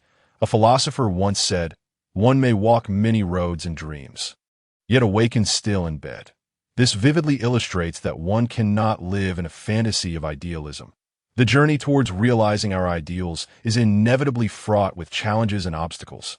We must possess determination, confidence, and an indomitable spirit to face adversity. We cannot shrink back in fear the sight of setbacks. We must muster the courage to overcome difficulties and strive relentlessly. For the great Bulgaria endows us with passion and strength. We have no reason to exhibit even a trace of complacency that would squander our potential. We must paint the colors of our lives through continuous pursuit and effort, allowing our ideals to soar. What is patriotism? It is the profound emotion that has been solidified over millennia towards one's homeland. This is our patriotism. 30,000 words omitted. For the rise of Bulgaria, let us strive together. Amidst thunderous applause, he concluded his speech that Ferdinand's address was a resounding success. It had to be, for he had meticulously plagiarized excerpts from numerous renowned patriotic speeches throughout history, amalgamating their essence and tailoring the core message to Bulgaria. Aided by others in refining the content, the aim was to impress, no, to instill a patriotic fervor among the business elite. Upon completion of his speech, Ferdinand exited the stage, leaving Javier to manage the aftermath. How should the development zone progress? This poses a conundrum, as there are currently no global precedents to reference. The new zone government's officials are in a state of distress. Javier Ivanov now finds himself regretting his ambition for this position. Why pursue it in the first place? If successful, it would undoubtedly yield results and garner recognition from above. However, the pressing question remains, how to achieve success? Utterly at a loss, unable to conceive a solution, Howells sought guidance, sending a telegram to higher authorities. Regrettably, the central government of Bulgaria was equally at a loss. Constantine promptly replied, encouraging them to act boldly. Expressing his confidence in their endeavor, he even suggested consulting with business leaders. However, no further developments ensued. The Slavian Development Zone could be described as the most impoverished municipal unit in Bulgaria. Currently, apart from the 10 square kilometers of land allocated from the city of Slavian, there exists nothing else. It is utterly destitute, lacking even a single government office. All previous expenditures were covered by the Slavian municipal government to attract enterprises. There must be at least some infrastructure, right? Presently, the Slavian Development Zone remains a barren expanse, interspersed with a few agricultural fields characterized by relatively flat terrain. The initial investment alone is no trifling sum. The central government is evidently skeptical about the development of a new area, showing no intention of providing funding. The tax incentives are fairly appealing, with 3 years of tax exemption followed by 5 years of half tax. Bulgarian capitalists are indeed intrigued. However, after calculating the initial investment, they realize that without several million levs, returns are unlikely. Such a considerable investment.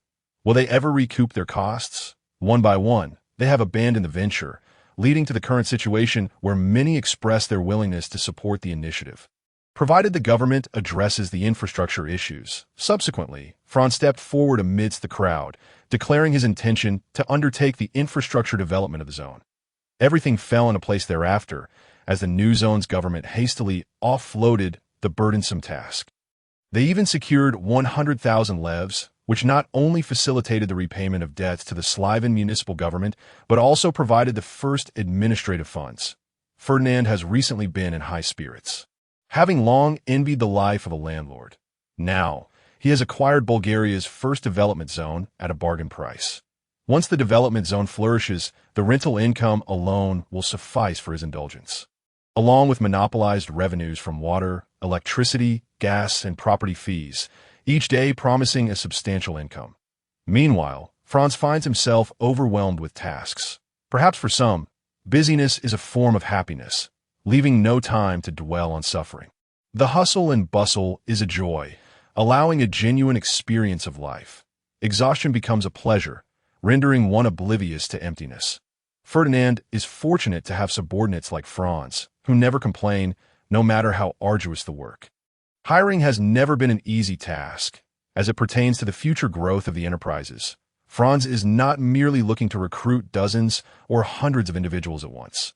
He is tasked with hiring over 20,000 people in a single sweep.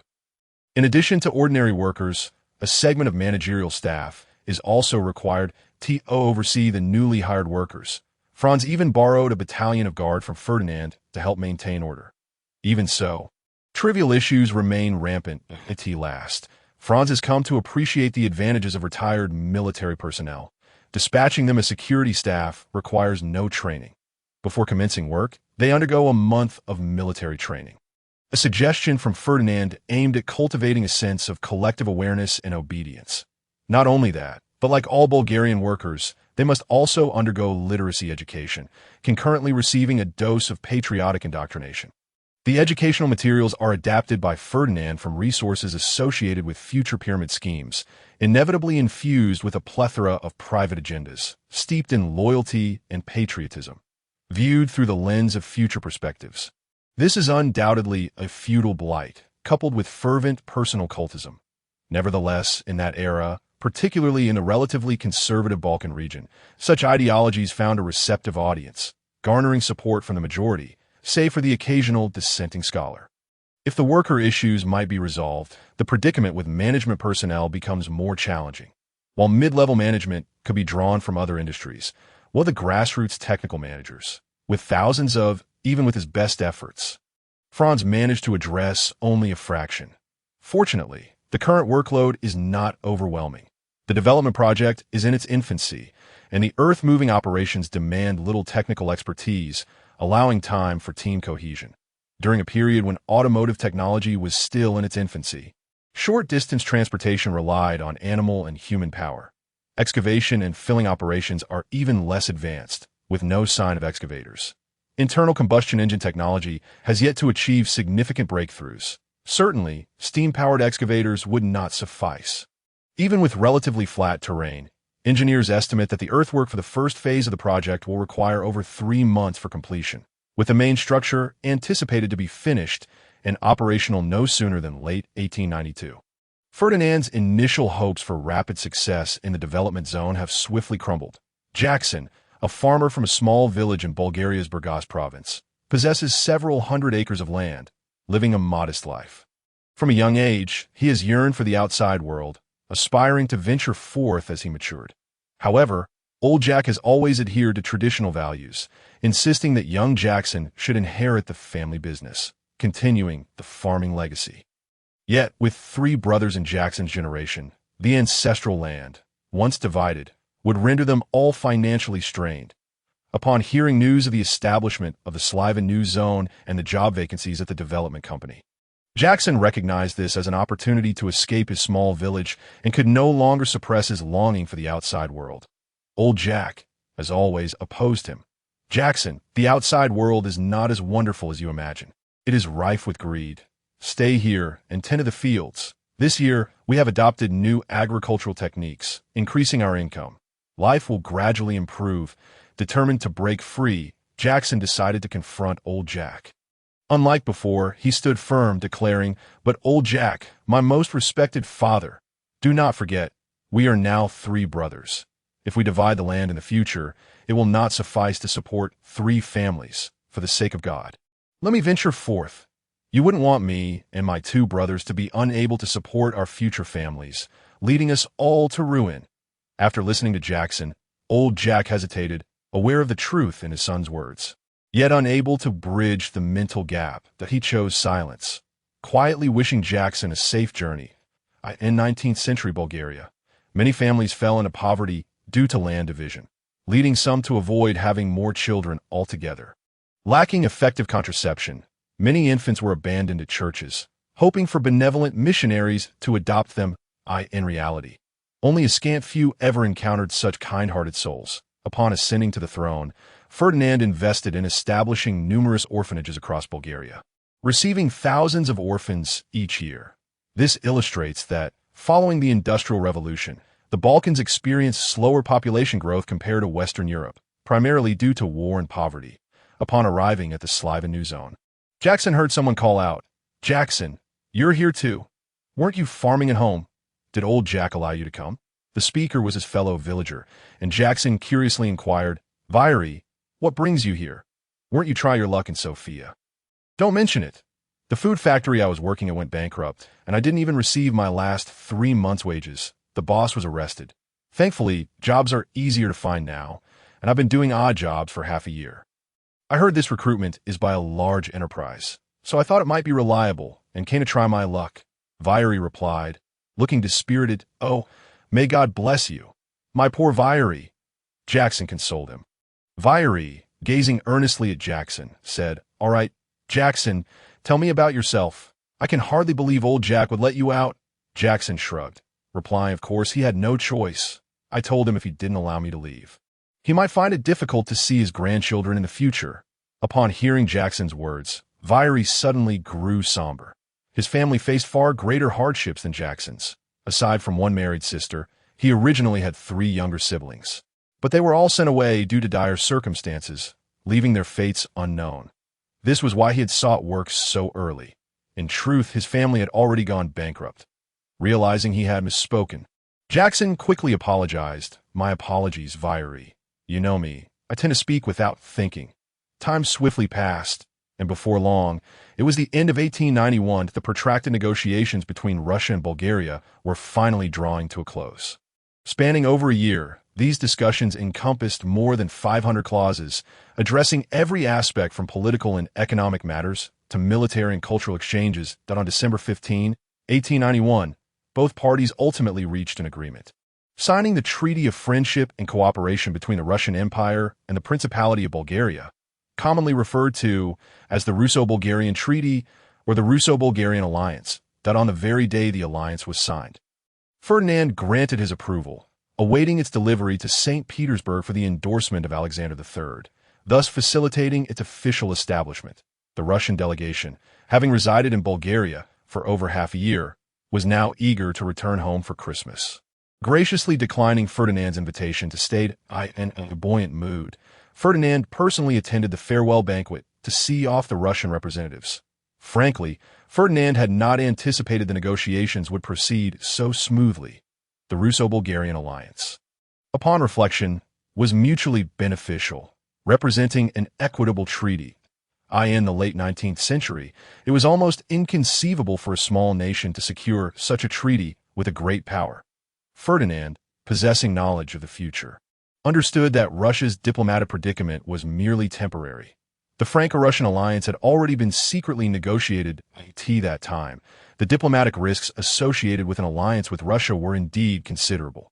Historically, Bulgaria had aligned itself with Russia only by 1894, when the Franco-Russian alliance had already been established, rendering Bulgaria's need for Russia somewhat redundant and naturally disinclined to incur significant costs to cultivate that relationship. In Ferdinand's view, the establishment of the Russo-Bulgarian alliance provided Bulgaria with essential raw materials for industrial development, as well as access to vast markets, forming an indispensable component in Bulgaria's industrialization process at that time. Only the Russian Empire could furnish Bulgaria with these two critical needs, as no other nation possessed such resources. In the late 19th century, aside from Russia, the only other resource-rich nations were Britain and France, who had vast colonies. However, Britain and France were industrially self-sufficient, needing little to no imports of industrial products. As for other nations, Germany, despite its industrial prowess, still required external resources and sought new markets. The Austro-Hungarian Empire, with its robust industrial sector closely tied to Germany, would hardly be inclined to assist Bulgaria. Italy was not a contender either, still grappling with its own poverty and industrial backwardness, lacking the confidence to extend its reach into the Balkans. The United States had not yet emerged as the global policeman of the future, its influence not yet reaching the Mediterranean. Even trade between the two nations would incur transportation costs exceeding the value of the raw materials themselves. Thus, Russia emerged as Bulgaria's sole option, rich in resources and conveniently located near Bulgaria. With the Black Sea facilitating swift transport, it was the only nation capable of satisfying Bulgaria's needs for industrial goods.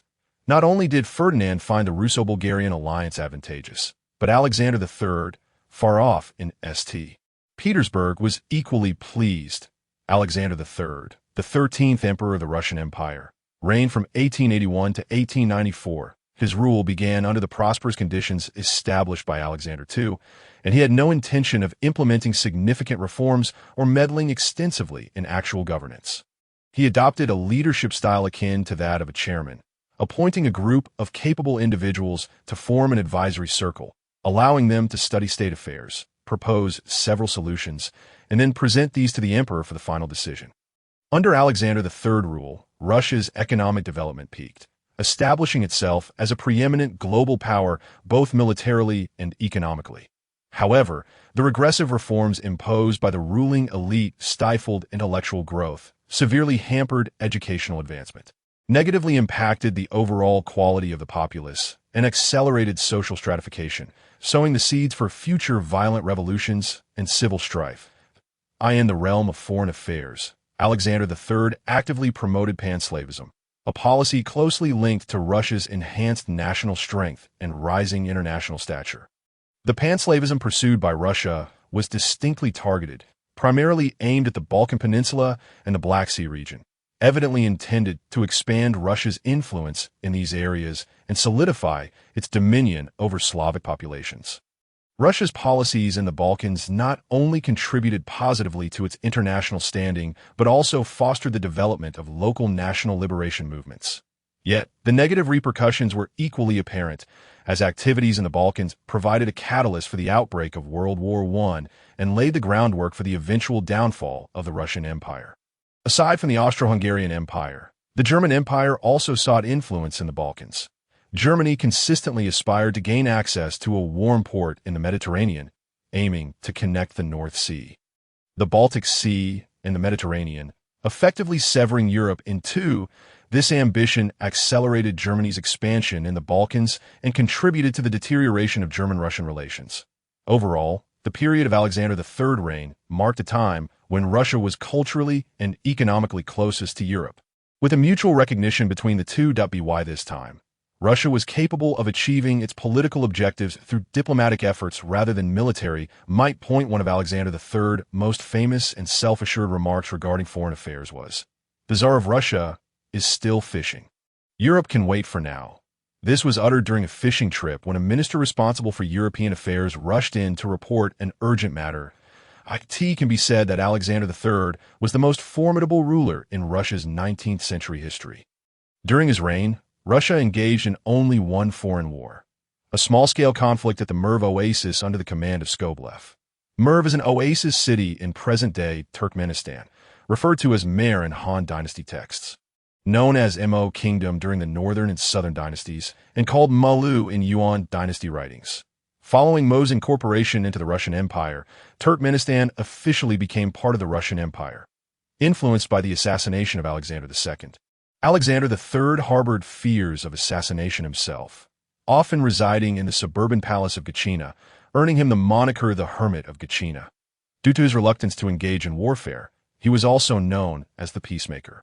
Upon reviewing the treaty's contents, Alexander III regarded Paul Shuvalov with renewed favor, smiling as he remarked, "Count Paul, you have managed the negotiations with Bulgaria splendidly. We have incurred only a modest cost to firmly secure Bulgaria to Russia's chariot."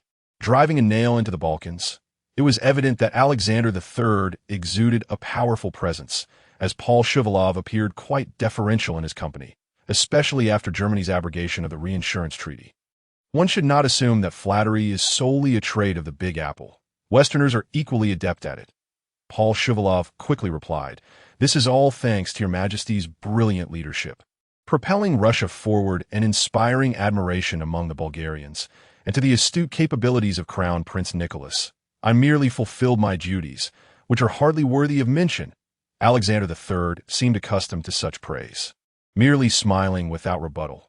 After Paul concluded, Alexander III interjected, "Well, let us dispense with such flattery. There will be a meeting regarding Bulgaria shortly, and I would like you to remain and participate." Count Paul immediately expressed heartfelt gratitude. For this was a sincere gesture. Since the deterioration of German-Russian relations, he had been marginalized and had not attended any high-level meetings. The Tsar's invitation to join this meeting was a clear positive sign, indicating a potential return to the center of power in the Gachina Palace on the outskirts of St. Petersburg. A meeting of great consequence for Bulgaria's fate commenced, without the formality of elaborate ceremonies. Alexander III directly addressed the matter at hand, stating, "You're all aware of the treaty I wish to establish with Bulgaria. I have called you here today to solidify our diplomatic policy towards Bulgaria for the foreseeable future." As soon as Alexander III concluded his remarks, the Minister of Finance interjected, stating, "Your Majesty, having resolved to shift our strategic focus eastward, it suffices to maintain a sufficient influence in the Balkans. There is no need to expend excessive energy on this front. However, this is merely a temporary stance, for Europe remains the center of the world, and we shall eventually return. We cannot relax our infiltration of the Balkan region." The Minister of the Army immediately opposed the Finance Minister, shaking his head, and retorted, "But our resources are not limitless, are they? The empire's finances cannot simultaneously support operations on two fronts. The construction of the Siberian Railway has already consumed a significant portion of our funds. A temporary contraction in Europe is necessary to redirect our efforts towards the east, and once the Russian plan is realized, we can return to Europe, by which time our national strength will be greatly enhanced. The Balkans will not be able to impede the empire's progress." At this point, major political figures of the Russian Empire became embroiled in a heated debate, while Count Paul stood silently to one side. The chaos below caught the attention of Alexander III, who noticed the onlooker Paul Shuvalov. Alexander III had begun to lose interest in politics, observing that the discussions had strayed far from the day's agenda. Clearing his throat, he declared, "Enough, gentlemen, quiet down. Count Paul has just returned from Sofia and is well acquainted with the situation there.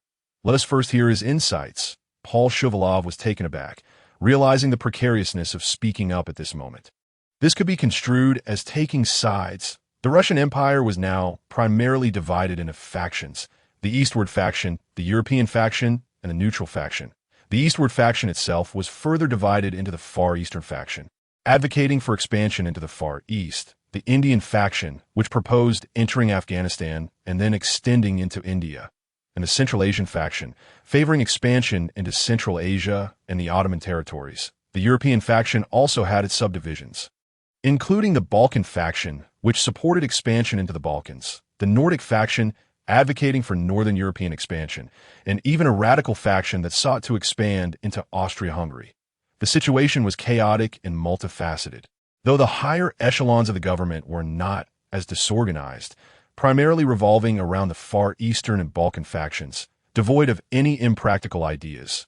Due to setbacks in European expansion, the eastward faction was currently in the ascendancy, bolstered by the support of Crown Prince Nicholas. Upon hearing Alexander III's inquiry, Paul Shuvalov promptly responded, "Your Majesty, from my observations, the majority of Bulgarians currently lean pro-Russian, indicating that our long-term infiltration in the Balkans has been successful.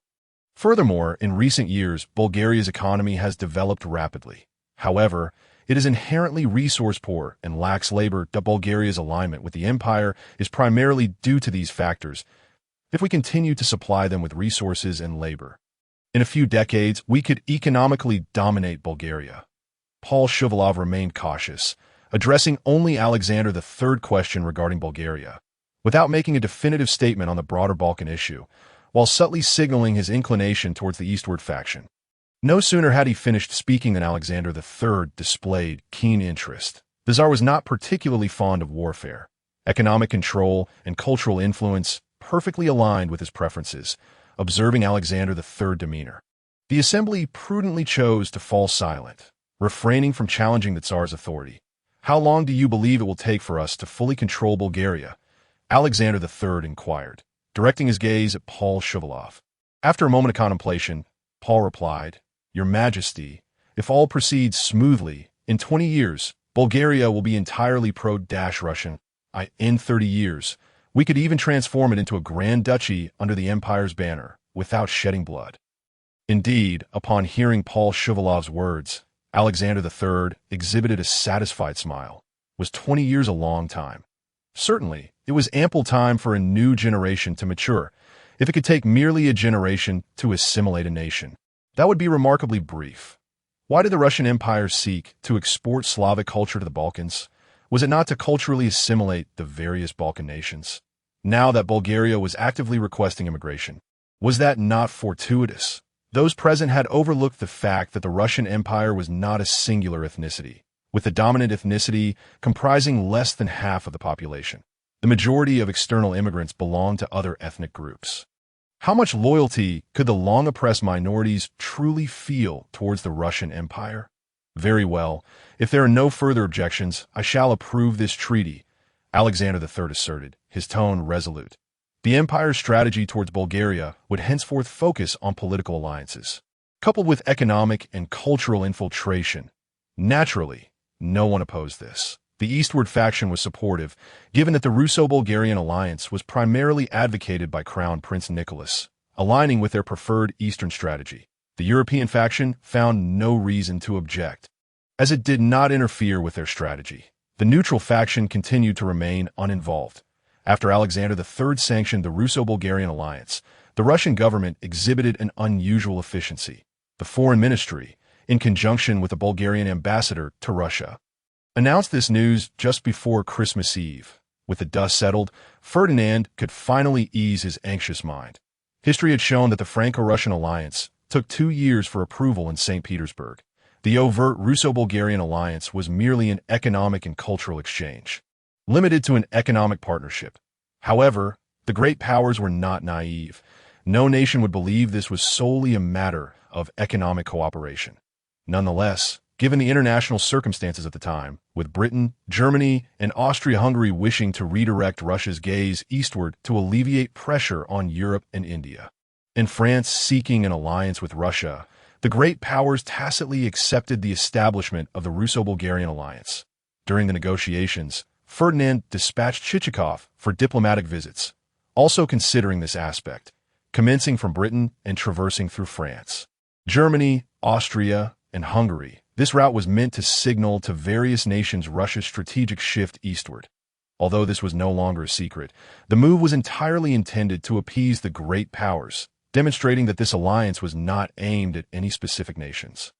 A butterfly flapping its wings in the tropical rainforests along the Amazon River in South America could potentially trigger a tornado in America 2 weeks later.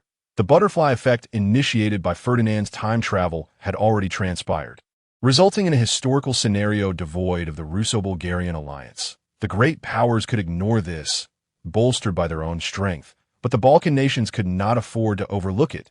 The first nation to be impacted was Romania.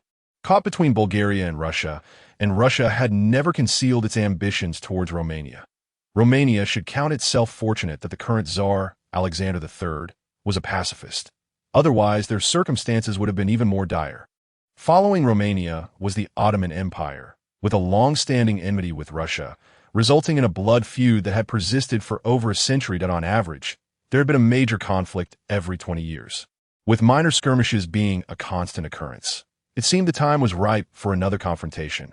Next was Serbia, which had only recently emerged from the Serbian-Bulgarian War, had it not been for the intervention of Austria-Hungary in 1886.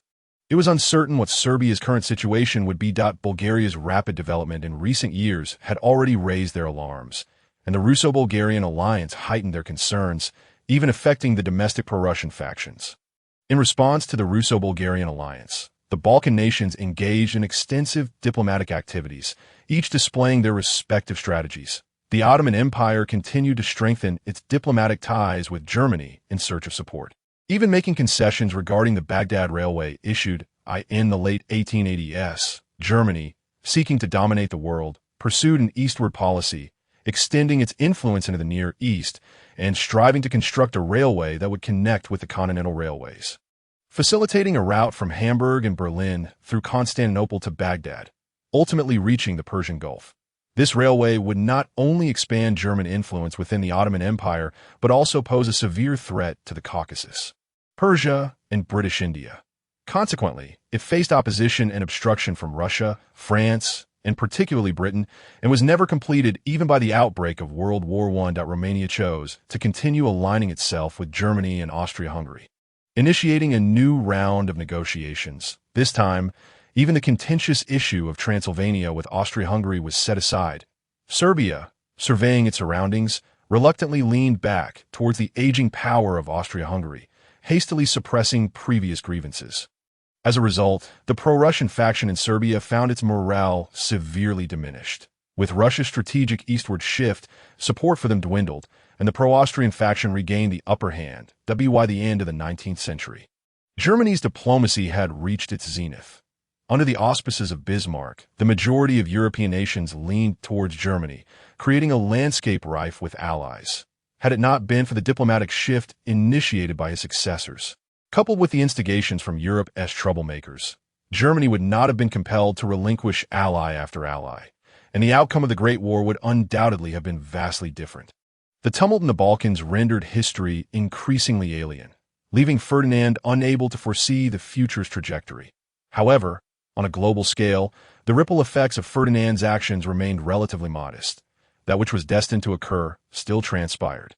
By the end of 1891, a delegation led by Chekhov visited England, France, Germany, and Austria, returning to Bulgaria just in time to celebrate Christmas in Sofia.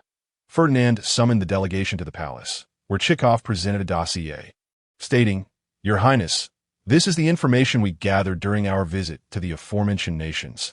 Upon receiving Ferdinand's nod, Chekhov continued, "These are merely our observations, as our limited time precluded a thorough investigation. From our understanding, it seems that the industrialization levels in England, France, Germany, and Austria are quite advanced, particularly in the British Empire. Both the scale of industry and the innovations in science and technology far surpass those of other nations." Ferdinand listened to Chekhov's report in silence, aware that much of the content was skewed, yet deemed it sufficient for Bulgaria's reference. The delegation had overly exalted Britain, and Ferdinand recognized that in a few years, the United States would surpass Britain in total output, with Germany following suit in over a decade. In terms of the promotion of new technologies, Britain had already begun to lag, as vast colonies dulled the capitalist pursuit of technological innovation. The Second Industrial Revolution had commenced. It was this delay in the adoption of new technologies that had allowed the United States and Germany to surpass Britain industrially in a short span. Of course, none of this bore relevance to Bulgaria at present. While the promotion of new technologies could enhance productivity, the process was fraught with complications. Bulgaria currently required an industrial foundation and lacked the capital necessary for technological advancements. Such sacred endeavors were best left to the great powers. At the turn of the 19th century, a plethora of ideologies surged forth. Influenced by chaotic currents of thought, many individuals veered towards extremes, pursuing perfection in a one-dimensional manner while overlooking other crucial factors. From the perspective of future generations, Ferdinand understood that industrial development could not merely chase quality nor solely pursue quantity. A comprehensive consideration of cost-effectiveness was essential. Quality, no matter how exceptional, would remain confined to laboratories if it could not be mass-produced, resulting in a classic case of high input yielding low output. Conversely, an abundance of poor quality goods would render one incapable of competing internationally. Fortunately for Bulgaria, the populace held relatively conservative views, free from excessive contemplation. Ferdinand seemed to have timed his endeavors well. Had he traversed through the World Wars or the Balkan Wars, even a most intrepid time traveler would have found it impossible to alter fate. By 1892, with the strategic eastward shift of the Russian Bear, the overall situation in Europe stabilized. Internationally, only two minor occurrences warranted attention. First, the Austrians successfully manufactured the world's first automatic pistol.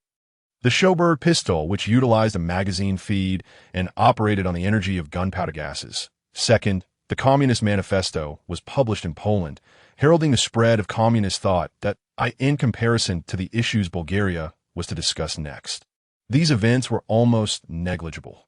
The five-year plan established during the Stam era was largely inherited by the new government.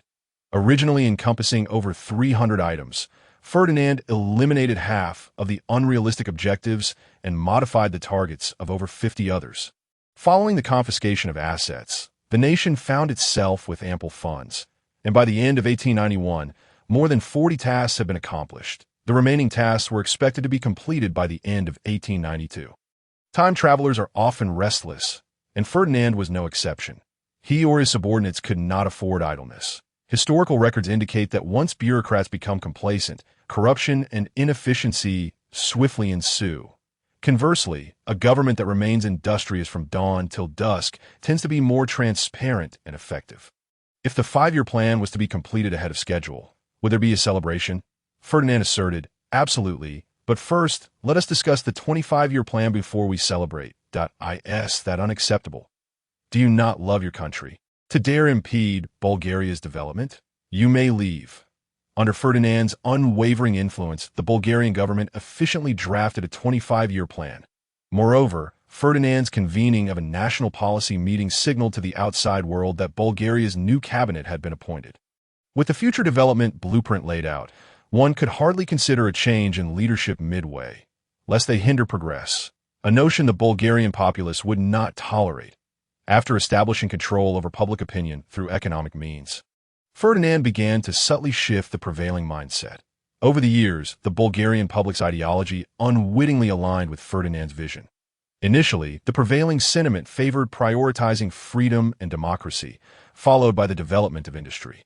This had now morphed into a focus on enhancing productivity and advancing national industrialization before achieving freedom and democracy. Media slogans transformed into "We want bread, not freedom," and coupled with the recent rise in living standards. This perspective was swiftly embraced by the Bulgarian people. The government's achievements in the past 2 years are evident, and I extend my gratitude on behalf of Bulgaria for everyone's efforts, as Ferdinand's words resonated. Thunderous applause erupted. This was genuine. Ferdinand was certain of it, as it was a moment of recognition, worthy of applause. Among those present, Mr. Constantine stood out for his diligent stewardship of government affairs, yielding notable results. I hereby announce the appointment of Konstantin Idilov as the Prime Minister of Bulgaria. Prior to the national policy meeting, Ferdinand had dropped a bombshell. The crowd was momentarily stunned before erupting into another round of thunderous applause. Konstantin's appointment had been anticipated, as previous whispers had circulated. Few in the Bulgarian government could rival him for this position. The most formidable contender, Chikov, lacked political ambition and thus withdrew. Former Minister of Agriculture James, although qualified, was more engrossed in scientific research than politics, often found in the laboratory. The remaining candidates were hardly worth mentioning, as none posed a threat to Constantine's standing. There was also the former Prime Minister Stamborov, recuperating in Vienna, but it was unlikely anyone in Bulgaria would welcome his return. Despite this, Constantine was elated, having ascended to the pinnacle of power. Gratefully gazing at Ferdinand, he found himself at a loss for words. Ferdinand chuckled, providing an escape for him. Now, let our Prime Minister present the achievements of the 5-year plan and the status of the unfinished projects. With Ferdinand's diversion, Constantine collected himself, adjusting his demeanor, and confidently declared, on January 5, 1888, the Bulgarian National Assembly approved the 5-year plan. History shall remember this moment as it heralded the dawn of Bulgaria's industrialization. From 1888 to the present, a span of 4 years, through the collective efforts of the Bulgarian people, we have achieved significant milestones. Firstly, in education by 1890, we had already fulfilled our objectives that we established Bulgaria's first university from scratch, boasting over 1,500 enrolled students, with the first cohort of graduates soon to enter society. We founded 8 vocational colleges, with enrollment exceeding 13,000. 36 new secondary schools were built, accommodating over 50,000 students nationwide, and 83 new primary schools were established, serving over 100,000 primary school students across the nation. In terms of transportation, by the end of 1891, we had constructed 987 kilometers of railway and 8,658 kilometers of road. Thus, under normal circumstances, we have already achieved our goal of 1,000 kilometers of railway today. Constantine spoke passionately for a considerable time, providing only a cursory overview of the 5-year plan achievements. This was, of course, Ferdinand's abridged version of the 5-year plan, and from the results, Bulgaria was now poised to announce its success to the world. With many sectors having completed their tasks ahead of schedule and beyond expectations, the audience was already aware of these figures, yet could not suppress their excitement. Ferdinand, however, remained an exception, perhaps due to his extensive experience. He felt little sensitivity toward these statistics and did not find them particularly remarkable. In comparison to the 5-year plan, the 25-year plan posed the true challenge ahead.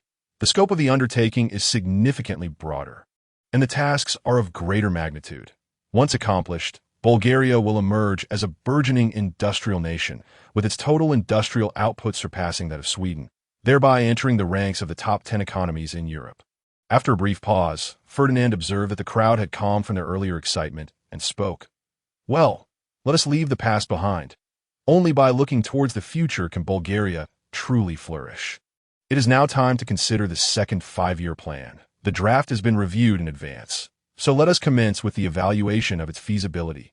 Firstly, with regards to military reform, we had mentioned this in the first 5-year plan, but unforeseen circumstances delayed its progress. A collective of experts from various sectors of Bulgaria engaged in discussions for a duration of 2 weeks, culminating in the finalization of the second 5-year plan. This plan, while still centered on economic development, also encompasses military, education, healthcare, and agricultural sectors. The most significant distinction from the first 5-year plan is that the second 5-year plan places equal emphasis on both heavy and light industries, with the government prioritizing support for the manufacturing sector. The second 5-year plan encompasses a total of 283 projects, both large and small. Among its core objectives are the following. 1. Major railway initiative, to construct 3,400 kilometers of new railways within 5 years, thereby establishing connections between the principal cities of the nation. 2. Major highway initiative, to build 20,000 kilometers of new roads within 5 years, ensuring that these roads penetrate every small town and connect half of the villages across the country. 3. Major steel initiative, to establish production facilities within 5 years, achieving an annual output of 56,000 tons of refined steel and 124,000 tons of pig iron, thus adequately meeting Bulgaria's domestic needs. 4. Military reform, to learn from the German army by establishing a general staff, along with an internal affairs division responsible for soldiers' daily lives and ideological education. essentially indoctrination. The large reserve recruitment plan will commence in 1892, with an annual enlistment of 60,000 reservists for a service period of 1 year. The standing army will remain unchanged at 65,000 personnel, with vacancies filled by selecting the best from the reserves. 5. Agricultural reform. To further promote mechanized farming, disseminate new agricultural technologies, and increase fertilizer production capacity by 200,000 tons, primarily focusing on phosphate and urea fertilizers, as synthetic ammonia has yet to be developed. Only these two simpler technologies are available. Farmers will be organized to undertake irrigation projects, achieving the goal of drought and flood protection in major grain-producing regions. 6. Education. The government will prioritize investment in technical colleges within the second five-year plan, encouraging secondary schools to transition towards vocational education. 7. Healthcare reform.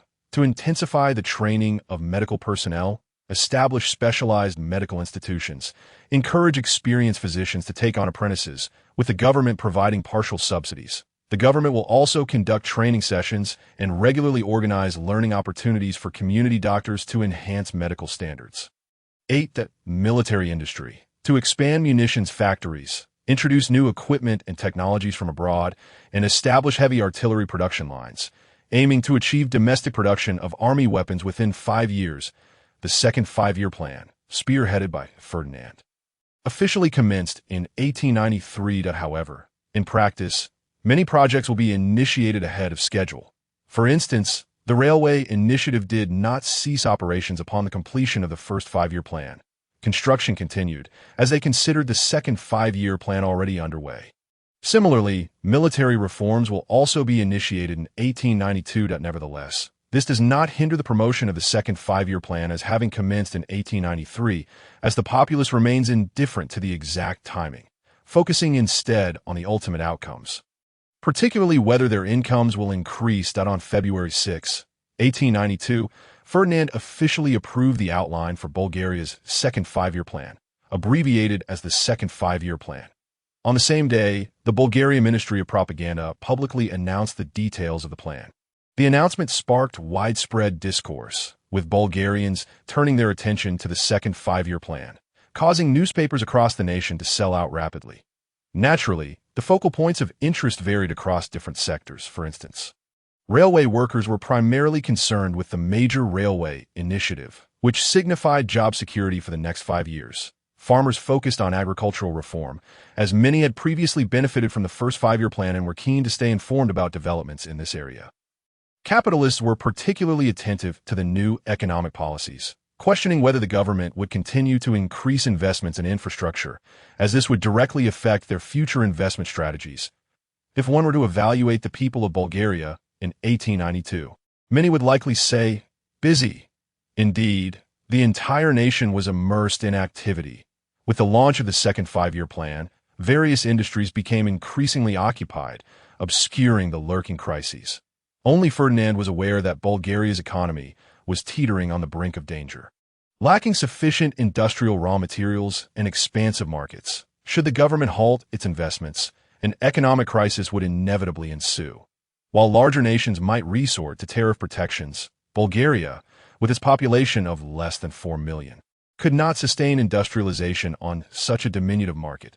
Forming an alliance with Russia became Ferdinand's most effective strategy for diverting the impending crisis, the 14th economic crisis of the capitalist world. Or the third major economic crisis had already erupted in March 1890. The German stock market experienced a catastrophic decline, with stock prices continuously falling for over 2 years. From 1890 to 1891, approximately 15,000 bankruptcies occurred, leading to a 60% reduction in railway construction. Compounded by poor agricultural yields, the crisis grew more severe. Had history not diverged, this economic crisis would have further spread across the globe, and Bulgaria, incapable of self-preservation, would be swept along. As 1893 dawned, the economic crisis erupted fully. From January to August, the average market price of industrial stocks in the United States plummeted by nearly half, with metal and metal product price indices falling by 44%. And textile price indices declining by 26%. Notably, this economic crisis did not significantly impact Russia, which, due to its delayed industrial development and substantial internal market, navigated the crisis relatively smoothly. Although the Bulgarian populace was aware of the economic crisis, they remained oblivious to its implications for the Balkans and the future regional dynamics. Ferdinand lacked a comprehensive understanding of this historical context. Nevertheless, he was cognizant that the economic crisis would inevitably affect the Ottoman Empire, triggering a new wave of revolutionary fervor. There was undoubtedly a connection. Ferdinand was prepared. Upon confirming the economic crisis's encroachment on Bulgaria, he would begin to offload goods to various Balkan nations, having already prepared various disguises for the enterprises from England, France, Germany, Austria, and Russia. As long as he acted swiftly, in an era devoid of the internet, he could exploit the time lag to offload the crisis. The consequences of such actions were of little concern. In truth, Bulgaria's second five-year plan had already attracted the attention of discerning individuals. Even though Ferdinand handled the military reform aspects discreetly, the expansion of the military could not be concealed. Even the reserves stirred considerable unease among many. Discussions among the Bulgarian populace flourished, rife with speculation about imminent conflict. "Surely a war is on the horizon," exclaimed one. "Who do you think they'll target?" Another replied, "It must be Serbia. The score from years ago remains unsettled. The government is bound to retaliate." Interjected a third. "I doubt it." Countered another. "A few years back, Serbia launched a sneak attack on us, only to be soundly defeated. Why would we need to expand our military to confront them? It's more likely the Ottoman Empire. The government aims to rescue our compatriots in Macedonia." "I disagree. It must be Serbia. The Ottomans are not to be trifled with." "Why fear them? The Ottomans are in decline. The so-called sick man of Europe poses little threat. If you're afraid, just don't enlist. I'll take on the task of confronting the Ottomans." "Humph, that's impossible. I've long harbored grievances against Serbia. This time, I will seek vengeance." "Stop. This bickering leads nowhere. How about a wager? The loser must assist the other." The public's reaction left Ferdinand feeling quite vexed. The Bulgarian citizens displayed a nonchalant demeanor, as if they were merely spectators, accustomed to the prospect of war and exhibiting no signs of concern. Was it not said that ordinary people despise war? Could it be that my approach is flawed? Why does it seem that everyone is eagerly preparing for a grand endeavor? This is also related to the cultural traditions of the Balkans, which, due to geographical factors, has long been a strategic battleground for Europe's great powers. War has become an integral part of the lives of the Balkan populace, having been ruled successively by empires such as Rome, Byzantium, the Avars, and the Ottoman Turks since the 2nd century BC. Subsequently, the Huns, Avars, Lombards, Romans, Slavs, and later the Ottomans vied for control over this region. War is ever present. The prolonged conflicts have fostered a martial spirit among the people, as those who fear war cannot survive. Today, the Balkans can be described as a melting pot of various ethnicities, with pure-blooded nations nearly non-existent, yet the spirit of militarism remains unchanged. Reflecting on history, Bulgaria mobilized 1.26 million troops to participate in the World War, sustaining its efforts for 2 years, which reveals the populace's attitude towards war. After enduring long-standing oppression from the Ottomans, the Balkan nations, upon gaining independence, placed great emphasis on military development, remaining acutely sensitive to regional developments. Bulgaria's military expansion incited turmoil in neighboring territories. The great powers merely took note of the situation. A mere Bulgaria was not sufficient to provoke their concern. The dynamics among the Balkan nations became intriguing, as the Ottoman Empire, despite its decline, still considered itself a great power, with a decaying government preoccupied with the struggle for power. Upon receiving this news, Foreign Minister Halim Pasha chuckled dismissively and passed it on to the government without much concern. Whether this information eventually reached Abdul Hamid II, reigning from 1876 to 1909, remains uncertain. In any case, aside from dispatching diplomats to express concern, no further action was taken, a stark contrast to the prior attitude towards the Russo-Bulgarian alliance. Serbia was far more sensitive. The young Alexander Obrenović, reigning from 1889 to 1903, expressed strong interest in the matter. Although he had not yet fully assumed power, the 16-year-old king summoned his cabinet without delay. "Gentlemen, what are your thoughts on Bulgaria's military expansion?" It was evident that Bulgaria was preparing for war.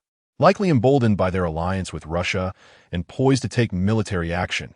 The Minister of Internal Affairs concurred, stating, "Indeed, I believe Serbia should also prepare early. Bulgaria's strategic objectives remain uncertain, and with Russian support, the likelihood of aggression against us is substantial. We must expand our military immediately and not give them any opportunity." The Minister of War countered, "No, I disagree. Let's not forget that Bulgaria's desire to expand into Serbia also depends on the ascent of the Austro-Hungarian Empire. They held the advantage in 1886, and when the Austro-Hungarians intervened, did they not return empty-handed? I do not believe they will attempt that again. Moreover, our finances are not robust.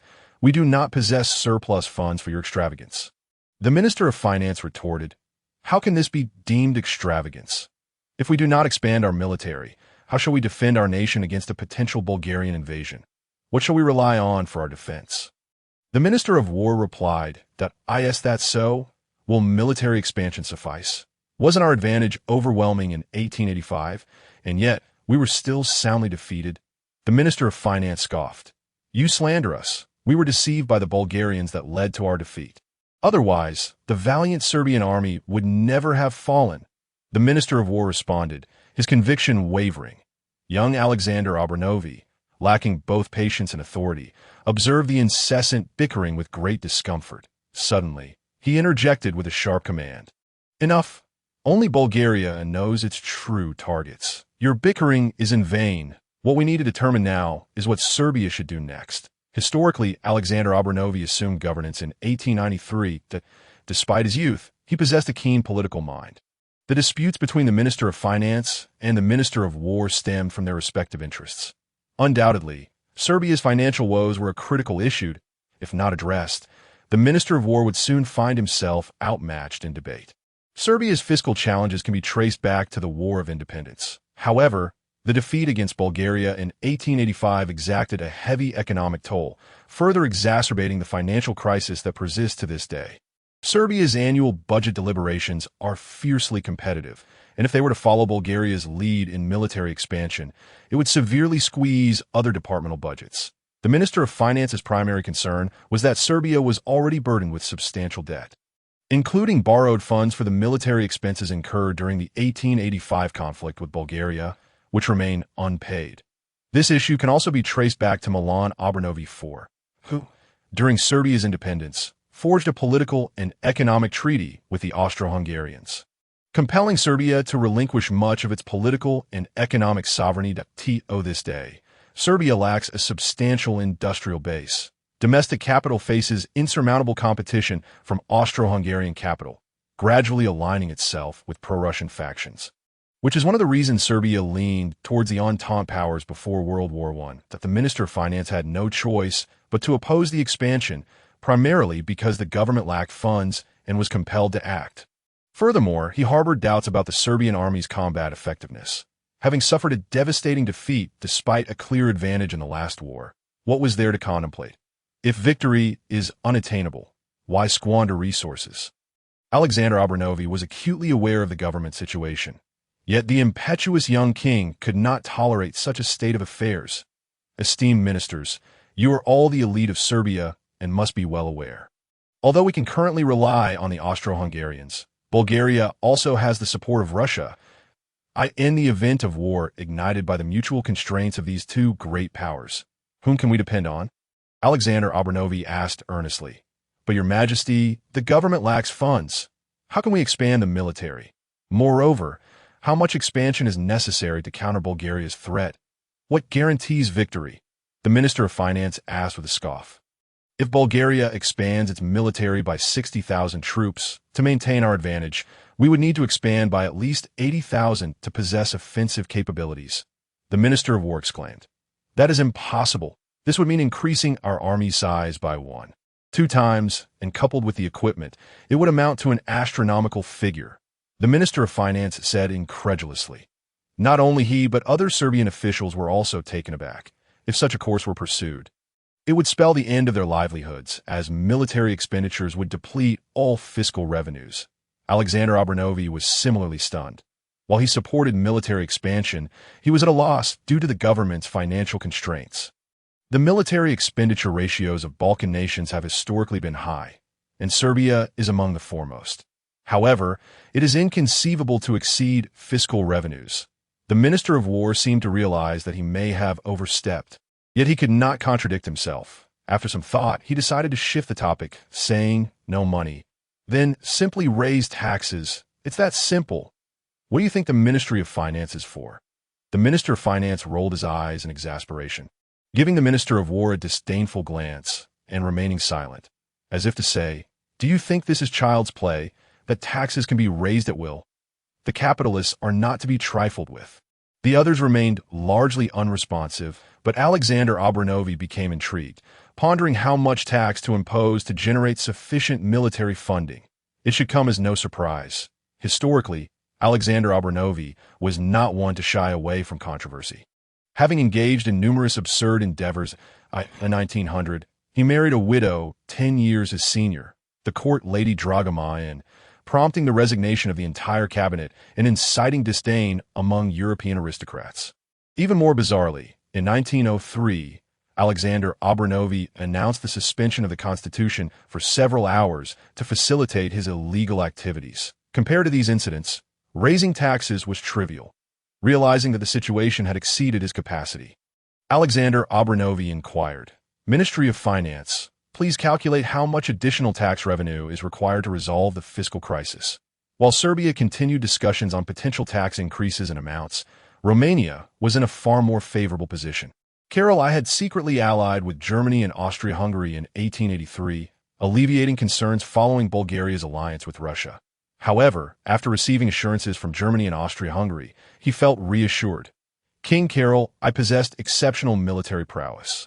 Having commanded his troops to victory in the Battle of Plevna during the 10th Russo-Turkish War, he had always held a deep affection for the military, and upon hearing of Bulgaria's military expansion, he resolved not to lag behind, subsequently augmenting his forces by 60,000. Romania was undoubtedly far wealthier than Serbia.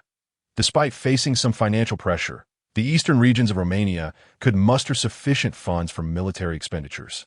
Had it not been for King Karol I's limited political acumen and his excessive domestic exactions, which alienated the populace, the situation might have been different. In 1888, tensions escalated, leading to a peasant uprising in Romania that severely weakened the nation's vitality, leaving Ferdinand with a considerable headache.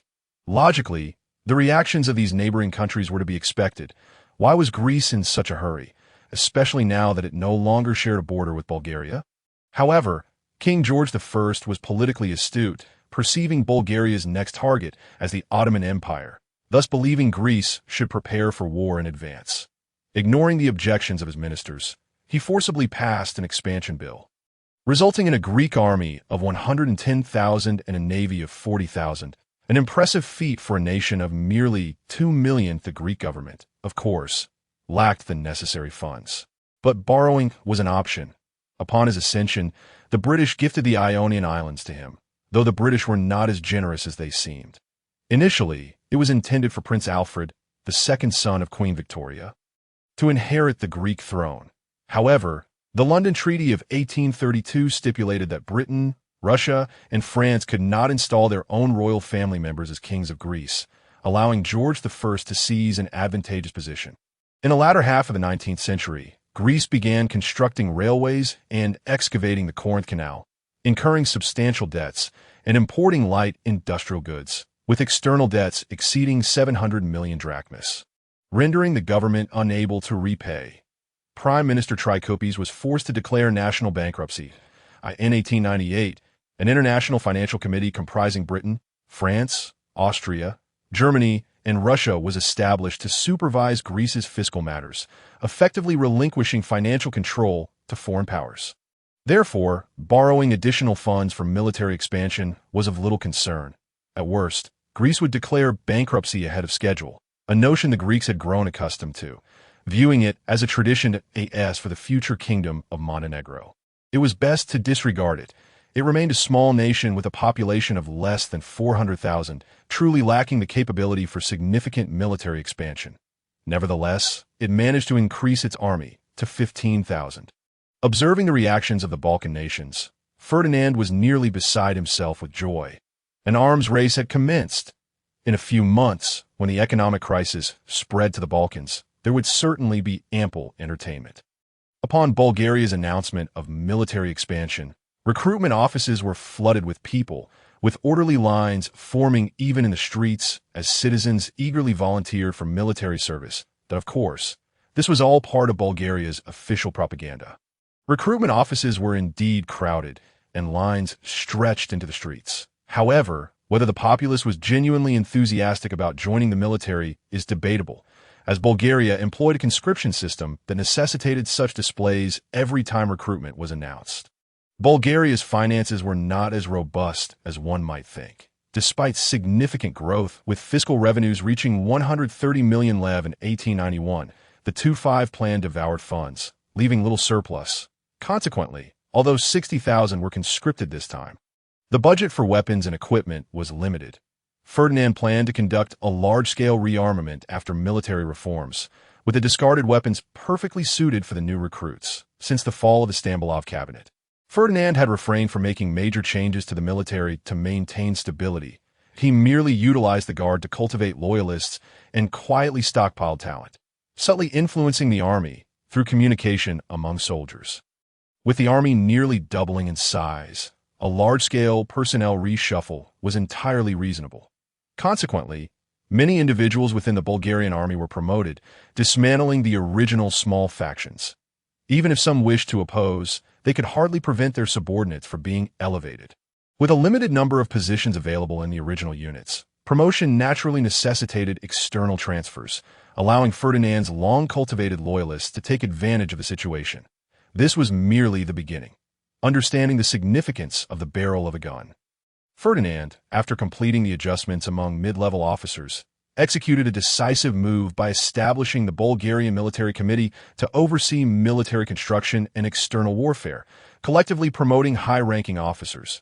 Following Ferdinand's strategic maneuvers, the former high-ranking military officials were suddenly distanced from frontline duties, nominally elevating their status while rendering them accountable solely to the king, transforming into a parallel institution to the cabinet. Savamatkarov was recently in a foul mood. Initially hesitant to align with Ferdinand when courted, he ultimately chose to support him. However, he was unaware that the Stambulov government would collapse so swiftly, and he had little opportunity to exert influence. After the new government was formed, Savamatkarov was still retained in a position of importance to stabilize affairs, eventually being promoted to Minister of War, basking in the glory of success. Nonetheless, Savamatkarov's political acumen was lacking. He recently committed a foolish act by opposing military reforms. Following this misstep, the situation did not improve. The military committee established by Ferdinand overlapped significantly with the authority of the Minister of War. More critically, Savamatkarov was merely an ordinary member of the military committee, lacking the position of chairman. Eventually realizing that he had been sidelined, Savamatkarov recognized that the committee's members were all prominent figures within the Bulgarian military, with everyone now holding equal authority, who would heed his words. This reform left many, including Savamatkarov, feeling discontented.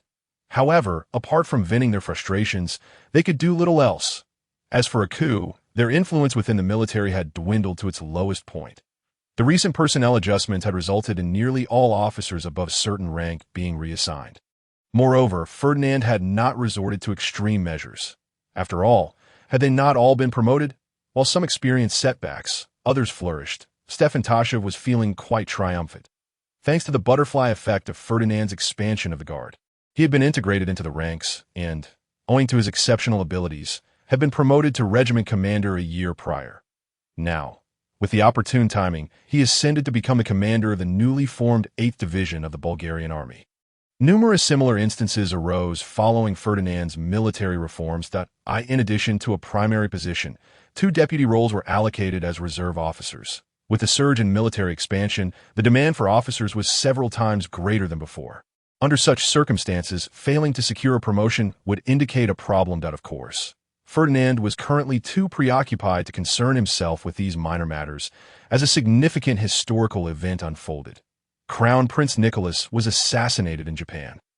Initially, it was believed that Nicholas's visit to Bulgaria would delay his trip to Japan, thus preventing any assassination attempts, leading Ferdinand to pay it little mind. Unexpectedly, Nicholas II departed for Japan over a month later than in history.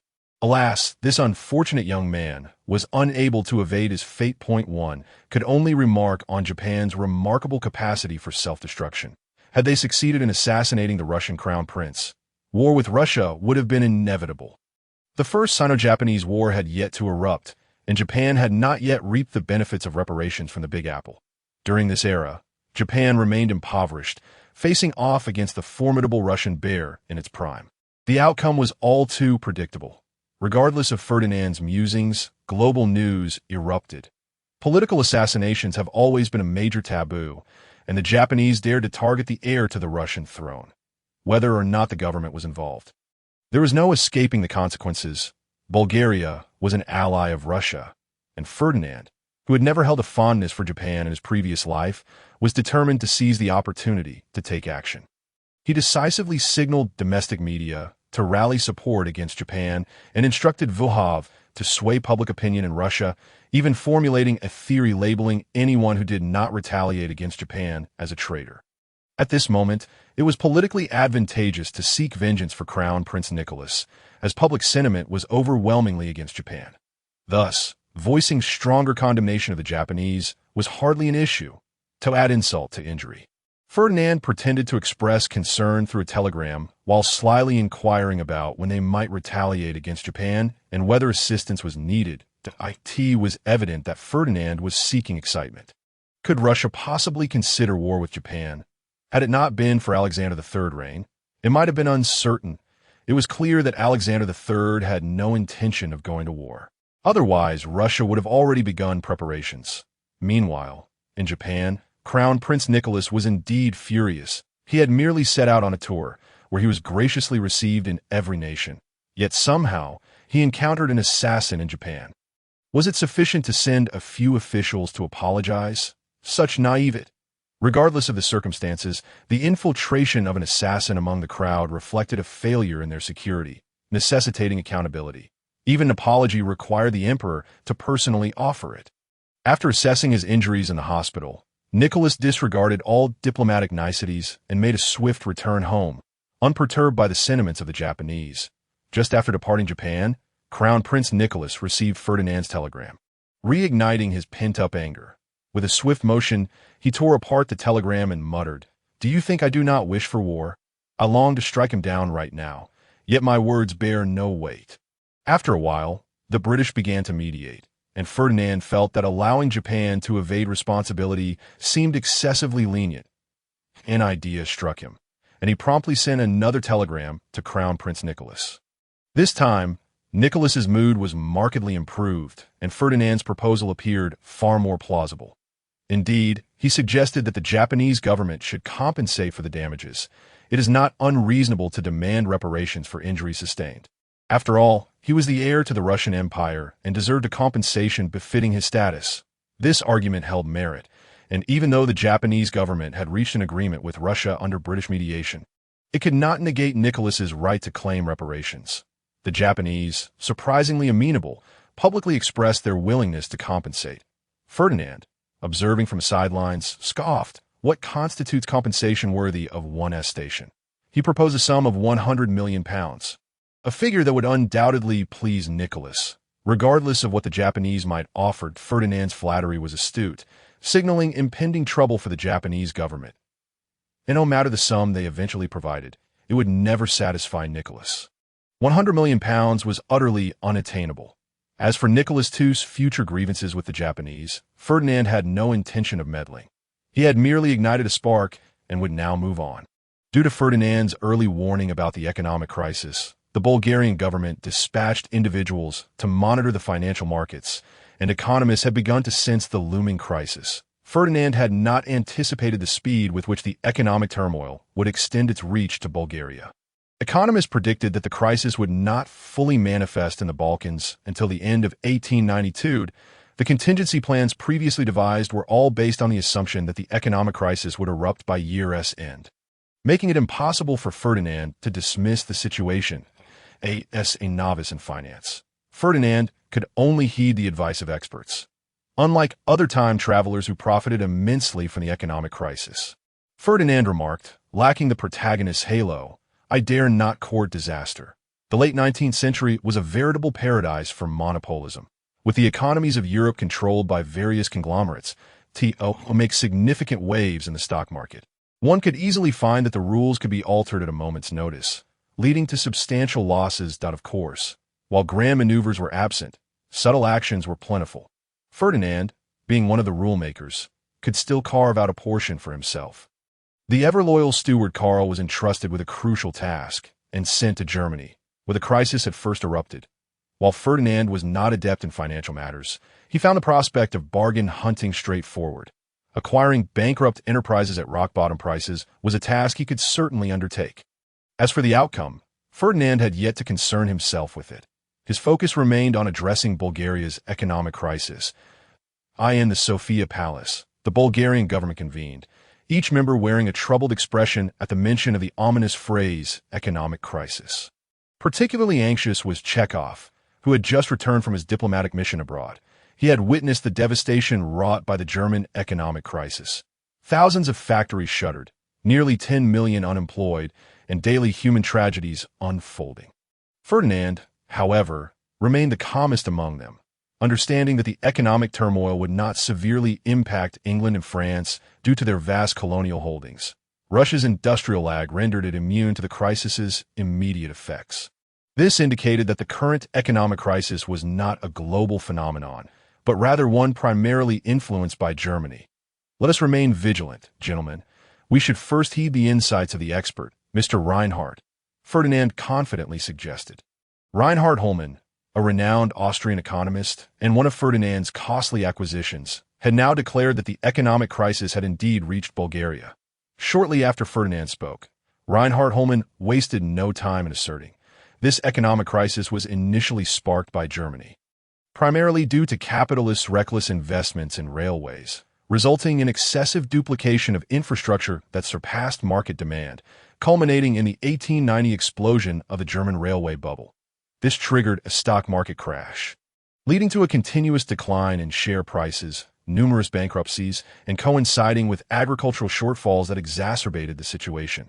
Following the outbreak of the crisis, German enterprises, desperate for survival, urgently sought external markets. There are now indications that they have set their sights on Bulgaria.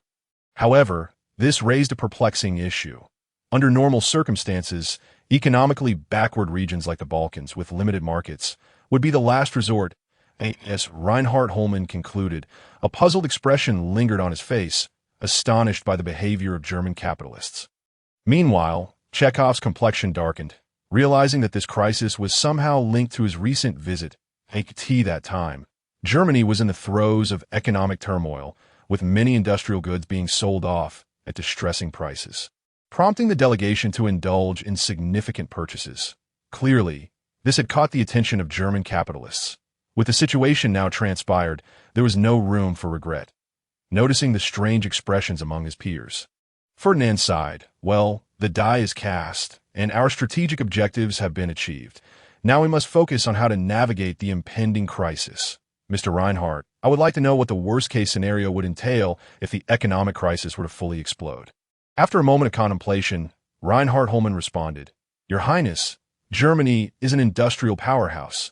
If we do not take action, our domestic manufacturing sector will face ruthless competition. Furthermore, the interconnectedness of financial markets means that this crisis will undoubtedly affect other countries as well. With the worst-case scenario being that we face dumping by larger nations. Reinhardt refrained from detailing the outcome, but his analysis clarified the situation for all present. Bulgaria's manufacturing sector was in for a rough time. What can we do now? Should the government allocate funds to stabilize the market? Prime Minister Constantine inquired uncertainly that we must issue an economic crisis warning to prepare capitalists for production cuts, but layoffs must be strictly prohibited. Should a company need to downsize, it must first file for bankruptcy, and all shareholders will be barred from engaging in that industry henceforth. Ferdinand coldly declared, prompting a collective gasp from the assembly, as this strategy threatened to cut into the capitalist profits. However, it was arguably the best course of action to maintain social stability. it was likely that only the Bulgarian government would dare to implement such measures. In other nations, capitalists would have revolted long ago. In fact, Constantine and his colleagues were perplexed as to why Bulgaria's wealthy capitalists adhered so strictly to regulations, consistently cooperating with government laws, while most offenders were smaller capitalists. Unlike their counterparts in other nations, who were solely profit-driven, Bulgaria's capitalists seemed to embody a different ethos. Unable to comprehend this, they attributed it to a pure-hearted national spirit and a strong sense of patriotism, understanding the greater good. Only Ferdinand recognized that it was his own fate at play, and thus there would be no opposition from within. Your Highness, in addition to these measures, should we also consider implementing financial controls to restrict capital flight? Constantine seized upon Ferdinand's suggestion. Indeed, we can also expedite certain government projects to absorb the unemployed. Moreover, during this economic crisis, we could explore the possibility of recruiting engineers from abroad, Ferdinand contemplated. After just a few hours of discussion, the Bulgarian government devised a temporary economic policy ready for implementation. Ferdinand, possessing some self-awareness, realized that although many measures were directly borrowed from future strategies, he remained uncertain about their immediate applicability. He inquired, "Mr. Reinhardt, as an economic expert, how feasible do you believe our strategy is?" Having listened to the discussions, Reinhard Holman was taken aback. These proposals were audacious indeed. Did the Bulgarian capitalists truly intend to adopt such self-sacrificial measures?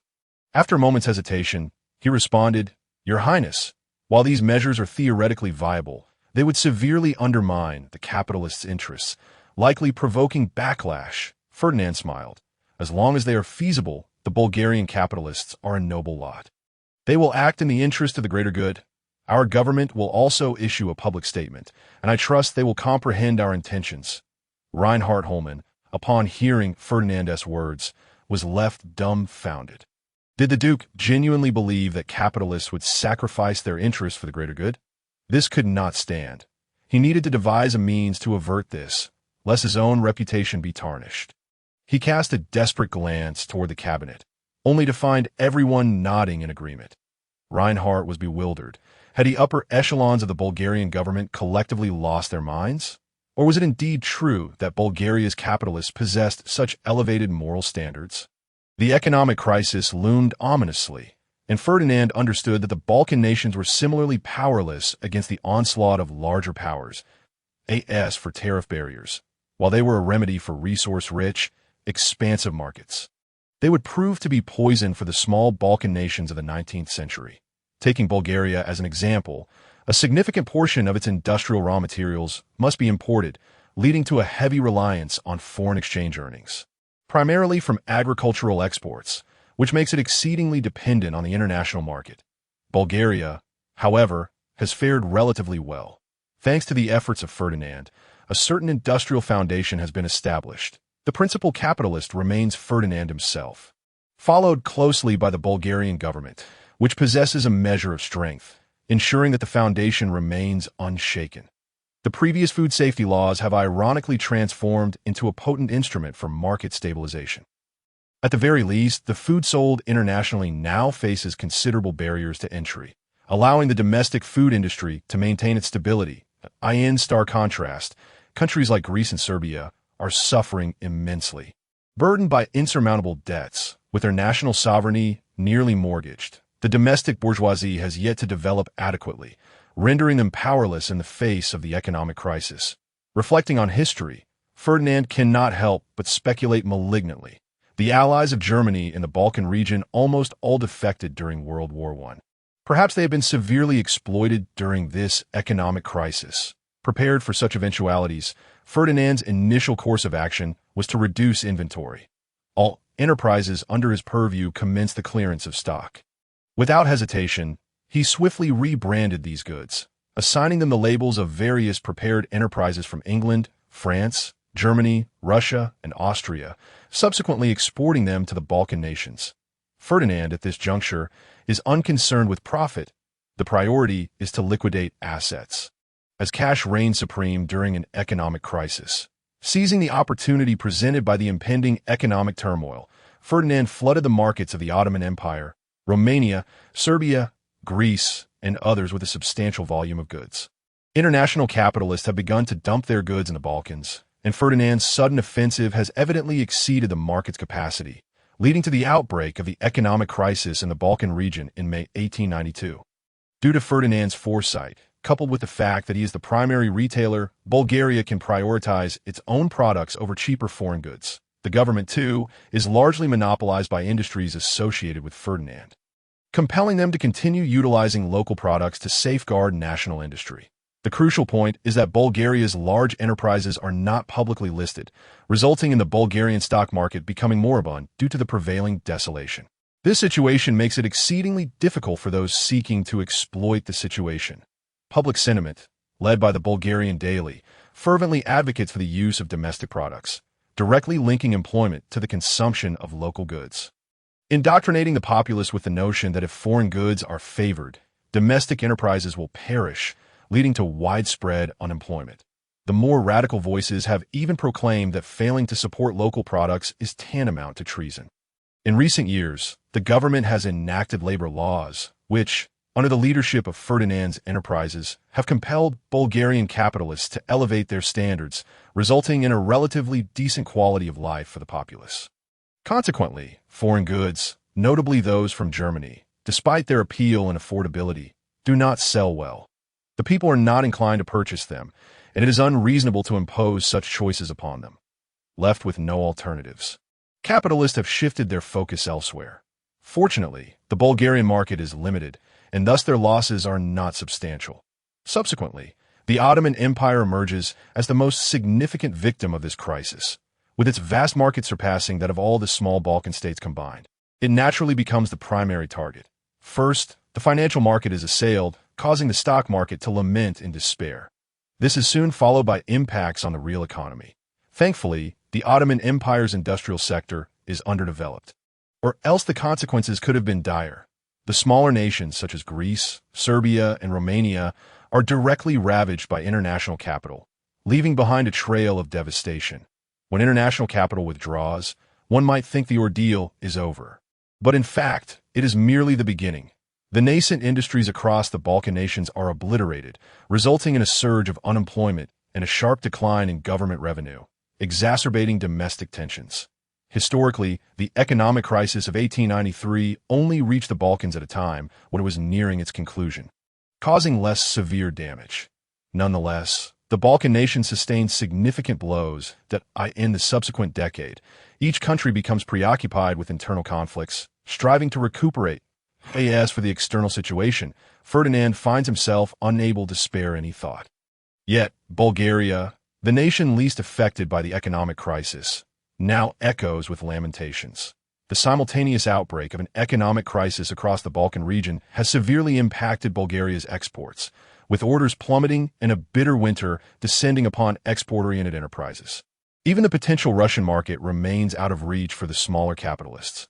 The Ministry of Industry estimates that if the economic crisis were to conclude by the end of 1892, Bulgaria's enterprise count would diminish by 1/5. Should the crisis persist until the end of 1893, the number of enterprises could be halved. On a positive note, the majority of the businesses that face elimination are small family-run workshops with outdated management practices. Even if they constitute half in terms of quantity, they contribute to less than 5% of the overall economic output. According to the Ministry of Finance, Bulgaria's fiscal revenue for the latter half of 1892 is projected to decrease by 1/3 compared to the same period the previous year. This implies that Bulgaria will confront a significant fiscal deficit in 1892. The 2-5 plan has already been initiated, with government loans and confiscated assets entirely allocated to it. Yet this is insufficient. Bulgaria's fiscal revenue had been growing rapidly, and the anticipated revenues for the coming years have been factored in, barely allowing for a semblance of stability. Now that the economic crisis has erupted, exports are languishing, and fiscal revenues are plummeting. The nation faces impending financial turmoil in the coming years. More critically, the 2-5 plan cannot be halted. Any cessation would result in a surge of unemployment, striking another blow to the recovering Bulgaria. However, Ferdinand finds himself in a state of bittersweet agony. On one hand, Bulgaria suffers immensely, grappling with a fiscal crisis that troubles him deeply. On the other, he has profited handsomely from this economic upheaval. As for the stock market, it is best left unmentioned, merely reaping some meager leftovers. Nonetheless, during the bottoming out phase, he has made substantial gains by acquiring a number of promising enterprises, the exact value of which is difficult to ascertain. While Ferdinand frets over Bulgaria's financial predicament, Franz hastily arrives with a suggestion. Your Highness, we could establish a bank in Bulgaria. Following the outbreak of this economic crisis, the Windstone Bank in Hungary has faced a run, and the risks associated with other banks are alarmingly high. Moreover, having our own bank would facilitate currency exchange. Ferdinand's eyes light up. How could he have overlooked such a crucial matter? Currently, aside from the Bulgarian National Bank, there is no other respectable banking institution in Bulgaria, with most financial operations still conducted by foreign banks. If he does not seize this opportunity, how can he justify his status as an interloper? Is it truly that difficult to establish a bank? Undoubtedly, it is quite challenging, requiring not only capital but also a plethora of financial talent. Yet for Ferdinand, these obstacles appear surmountable. Numerous banks have declared bankruptcy during the economic crisis, making talent acquisition relatively straightforward. Alternatively, acquiring a small bank for restructuring poses no significant challenge. Establishing a bank would not only facilitate his own operations, but also address Bulgaria's fiscal crisis. In the future, he could discreetly manipulate loans to the government while simultaneously reaping substantial profits. The more Ferdinand contemplates this, the more appealing it becomes. However, his pleasant reverie is abruptly interrupted by Alice's arrival, an imposing figure he cannot avoid, yet wishes to evade. His mother, Princess Clemence, has come from Vienna. Since Ferdinand ascended to the position of Grand Duke of Bulgaria, Princess Clemence has predominantly resided in Vienna, leading to significantly less interaction between them. They may meet only a few times a year. But this does not grant Ferdinand the liberty to disregard her. In truth, Ferdinand holds Princess Clemence in high regard and generally refrains from opposing her. Nevertheless, there exists one notable exception, the matter of his lifelong partnership. While he met several noble women in Vienna, Ferdinand found little interest in them. At that time, he was still young, and European nobility often favored late marriages, alleviating any pressure on him. However, upon becoming the king of Bulgaria, the prospect of marriage became far more complex, intertwining with political ramifications. Consequently, the matter was postponed, causing considerable distress for Princess Clemence, who has introduced several candidates to Ferdinand, all of whom he has dismissed on the grounds of political incompatibility. With Princess Clemence's visit, Ferdinand feels a twinge of guilt and contemplates. Perhaps it would be best to simply acquiesce and select someone to satisfy the requirements. It would save him from this endless struggle. For in his position, escaping a politically motivated marriage is an impossibility, and he cannot expect to discover true love. After a moment of contemplation, observing that Franz is still present, Ferdinand gathers his thoughts. He is not in the mood to attend to state affairs and states. Mr. Franz, I entrust the banking matter to you. Whether through acquisition or establishment, either option is viable, but it is preferable to complete it within the year. Very well, Your Grace. I shall attend to it post-haste, Franz said nonchalantly, and Ferdinand nodded in agreement. There was no doubt regarding Franz's capabilities. After years of rigorous training under his guidance, his potential had been thoroughly awakened, making him one of the most exceptional talents of this era. His loyalty was assured, having passed Ferdinand's tests, and with his entire family reliant on the Hackney family for their livelihood, the likelihood of betrayal was virtually non-existent. Ferdinand felt fortunate to have been born into a prominent family, rich in connections and human resources, providing a solid foundation. Had he started from scratch, he would likely still be troubled by concerns over his sustenance. Time flew swiftly, and Princess Elmentine had already arrived in Bulgaria. Although she did not seem in haste to seek out Ferdinand's misfortune, Bulgaria truly deserved its reputation as God's backyard. It was the season of blooming roses. With a splendid display of vibrant colors, as Princess Elmentine strolled, she took in the scenery, her mood evidently buoyant, showing no signs of urgency, in stark contrast to the urgency conveyed in the telegram. Normally, upon entering Bulgaria, it would take less than a day by train to reach Sofia. Yet Princess Elmentine had deliberately prolonged her journey by 5 days. Observing her demeanor, Ferdinand sensed trouble. It seemed he could not evade this encounter. Now he could only hope that this noble lady would not be too daunting. In truth, ever since Ferdinand ascended as the Duke of Bulgaria, Princess Clementine had largely ceased to involve herself in his affairs. Save for his marital prospects, such as the plight of parents, it appeared that each of Princess Clementine's visits was solely to address this matter. The more satisfied she was, the more leisurely her departure. She had already endured a myriad of encounters, yet she remained undeterred. From her behavior, Ferdinand had already concluded which royal family she hailed from if she were merely the daughter of an ordinary noble. There would typically be a telegram followed by a stack of documents. Upon Ferdinand's refusal, she would arrive promptly thereafter. As Princess Clementine matured, she increasingly exhibited a mischievous spirit, and it seemed that teasing Ferdinand had become a delightful pastime for her. This occasion was no exception, as she stealthily entered the palace, intercepting a maid who intended to deliver news, and suddenly appeared before Ferdinand. Engrossed in official matters, Ferdinand was taken aback. Before he could speak, Princess Clementine interjected, "Why does Ferdinand not welcome me? Poor thing, I have journeyed day and night for Vienna to see you." And yet, Ferdinand's mind was a flurry of chaotic thoughts. Was this truly an appropriate way to act towards your own son? Did women, upon reaching a certain age and entering menopause, begin to think differently? In his past life, he had never encountered such behavior during menopause. Admittedly, Ferdinand recognized that, as an orphan in his previous existence. He had not been particularly concerned with such matters. He quickly replied, "How could that be? Clementine, you are my most esteemed mother. How could I not welcome you? Is that so? How delightful. By the way, I forgot to ask, how many mothers do you have?"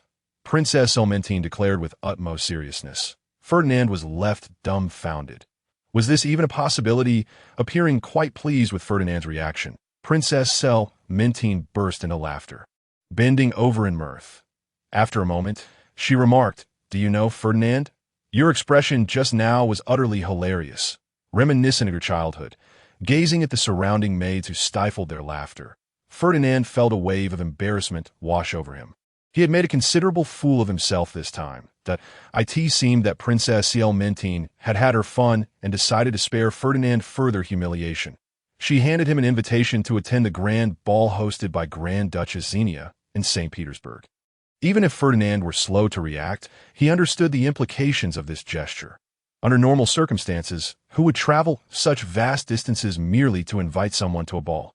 The 19th century was hardly akin to the 21st. The journey from Bulgaria to St. Petersburg would take weeks by carriage and train.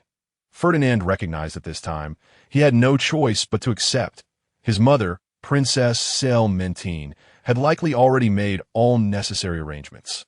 As he rifled through his memories for impressions of the Grand Duchess, he recalled that he had encountered her as a charming young girl more than a decade ago. Historical records concerning Grand Duchess Xenia were sparse, and as a fervent history enthusiast, Ferdinand had little knowledge of her, save for her being the daughter of Alexander III. This unexpected union was both unforeseen and yet somehow expected. Noble marriages in Europe emphasized social standing and held bloodlines in high regard. Consequently, the range of available choices had become quite limited. When considering political factors, the selection narrowed even further. Historically, Ferdinand had not wed until 1893, when he married Princess Maria Luisa of Bourbon-Parma, the daughter of Duke Roberto I of Parma and Maria Pia of the Two Sicilies. Grand Duchess Xenia, in 1894, hastily married her cousin, Duke Alexander, to preserve the integrity of noble bloodlines. There was also a less credible speculation that Alexander III, gravely ill at the time, urgently married off his daughter. In this world, Ferdinand's marital prospects had similarly been delayed. Despite Princess Clementine's previous efforts, she ultimately relented. Unwilling to compromise the prestige of the Saxon-Coburg-Gotha-Kohaly family, Ferdinand's marriage was not merely a personal affair. It also entailed the honor of the family, and without a suitable candidate, they would have to wait. Many of Europe's esteemed noble families had navigated similar paths. It was not that they were unwilling to marry early. Rather, the narrow selection was compounded by the weight of bloodline considerations. Grand Duchess Xenia's situation was not dissimilar. Due to the poor diplomatic relations between Bulgaria and Russia at the time, she had not been considered a viable option. However, since Ferdinand's arrival, the butterfly effect had improved relations, bringing both nations into mutual consideration. The intricate web of relationships among European nobility was such that almost every major noble family was interconnected through marriage. For instance, Ferdinand's cousin, Edward VII, was the brother-in-law of Maria Fedorovna, the queen consort of Alexander III. Moreover, Princess Clémentine, a French princess, was also a cousin to Queen Maria Fedorovna, and their relationship was amicable enough to foster connections. Apologies, dear author, for the confusion surrounding lineage calculations. Various interpretations abound, with some yielding several different outcomes. Given that both families were of suitable standing and were allies politically, it would be customary for Ferdinand's visit to St. Petersburg to finalize arrangements. However, these matters could wait. Ferdinand needed to address domestic issues first. Bulgaria was facing a multitude of challenges, with an economic crisis having been prematurely ignited, although the government's measures had mitigated the damage. The aftermath required significant attention. Compared to other Balkan nations, Ferdinand felt a sense of relief. Prior to 1886, Bulgaria had been firmly within Russia's sphere of influence, dominated by Russian capital. However, during the Stam government, relations with Russia deteriorated, even severing diplomatic ties, leading to a significant influx of British, Austro-Hungarian, and German capital, which aggressively suppressed Russian interests, culminating in a competitive landscape by Ferdinand's time. This situation in Bulgaria was indeed exaggerated. This small nation hardly attracted the gaze of capital magnates. Merely hosting a handful of banking offices and a cadre of intermediaries, Ferdinand had already dealt with the intermediaries effectively. Alas, some remnants were still attempting to overturn their fates. Unfortunately, Bulgaria was now a society governed by law. Unless one could provide evidence of wrongful accusation, overturning a case was impossible. Since Ferdinand announced the redress of past grievances, the deceased had been beyond reach. While those truly exonerated were few and far between as for the restoration of assets, one could only produce evidence. The records of past confiscations had long been lost to unforeseen events. To date. Aside from a few properties being returned, any further claims would need to be substantiated against the Stam government, who would expect to rise again without funds. Did they truly believe that the emerging capitalists, having faced Ferdinand's scrutiny, were so easily thwarted, unable to handle a few minor adversaries? However, the banks presented a more insidious challenge. Previous governments had encumbered their loans, leading to substantial loss of sovereignty. Now, with the economic crisis unfolding, banks were tightening their funds, bracing for potential domestic runs. Ferdinand knew he must seize this opportunity to assert control, lest his journey through time prove fruitless. The great powers had long been the focus of intelligence operations. And now it was Ferdinand's turn to take center stage, that he firmly believed that progress must be made step by step. Due to geopolitical circumstances, Bulgaria's financial capital currently finds its leadership in the United Kingdom and Austria. With Russia trailing behind, forgive them. Given Russia's dire financial conditions, maintaining any influence is commendable, especially since they're grappling with their own monetary shortages. Germany has only recently entered the fray, during the tenure of the Stam government. Bulgaria's customs duties were mortgaged to the British, while its mineral resources were largely pledged to Austria-Hungary. This multiple-choice scenario is rather straightforward. One typically seeks the easiest target. The financial system of the British Empire is not easily shaken by a mere economic crisis. In contrast, the financial architecture of Austria-Hungary is considerably weaker, lacking sufficient colonies to absorb shocks, and is tightly intertwined with the German economy, making it more susceptible to economic downturns. Well, this time the opponent is significantly smaller. Merely the Austro-Hungarian Bank. The name alone suggests that this institution is formidable. The Austro-Hungarian Bank originated from the Austrian National Bank established in 1816, which was restructured into the Austro-Hungarian Bank in 1878. Do not be mistaken. It remains a private bank, only becoming a state-owned institution after the dissolution of Austria-Hungary. That in a secluded chamber in Vienna, who convened several intelligence heads for a meeting, which could also be seen as a task assignment. Your mission is quite simple. Disseminate the news of the impending bankruptcy of the Austro-Hungarian Bank. Here is the information, a mix of truth and falsehood. Treat it as genuine and announce it accordingly. Soon, A street newspaper in Vienna published a report that 3 months prior, the Austro-Hungarian Bank had extended a loan of 50 million kronen to the Serbian government, which was indeed true.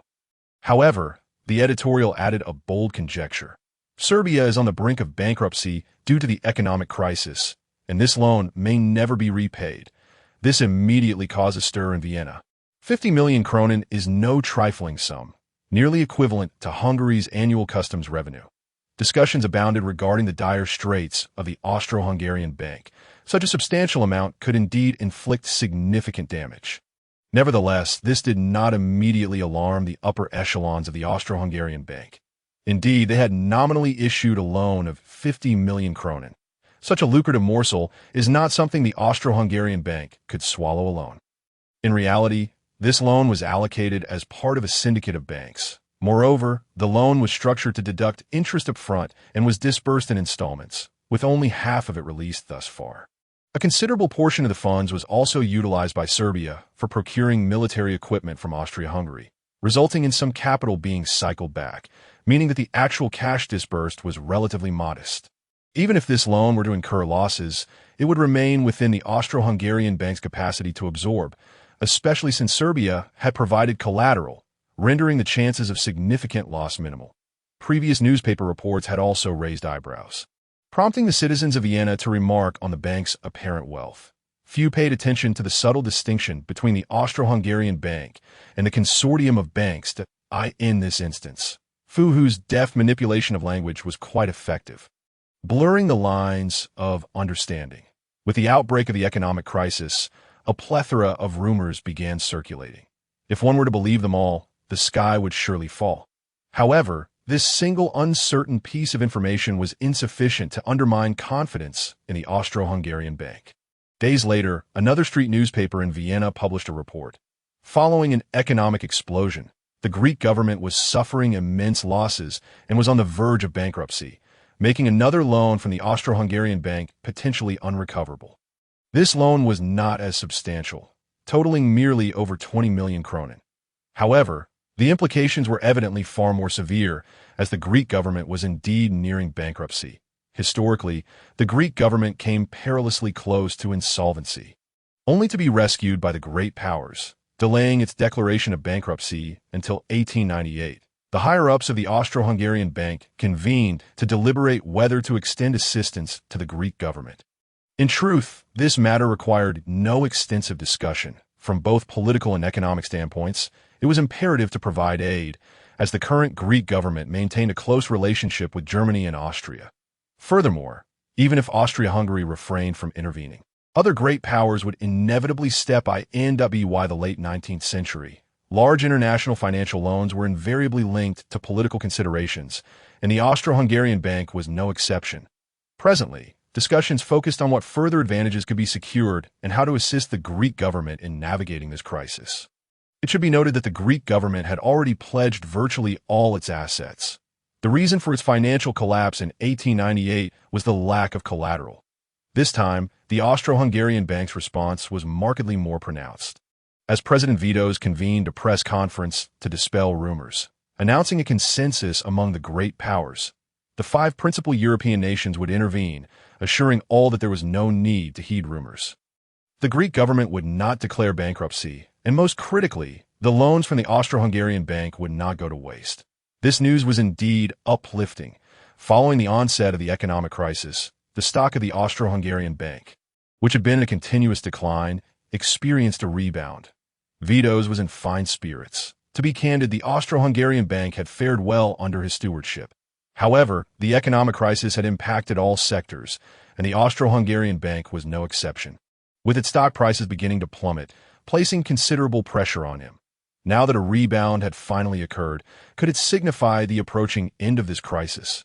Yet, Fuhu did not allow his good mood to linger for long, as the Vienna Daily published another piece of bad news. The Ottoman Empire was in turmoil once again. However, it was hardly a significant event.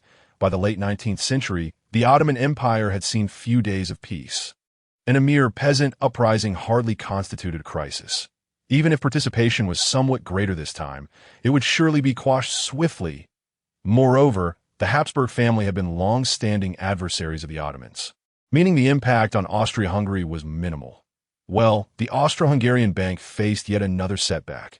Amidst the chaos, a few employees were inadvertently harmed, resulting in minor property damage amounting to mere thousands of kronen, a trivial matter.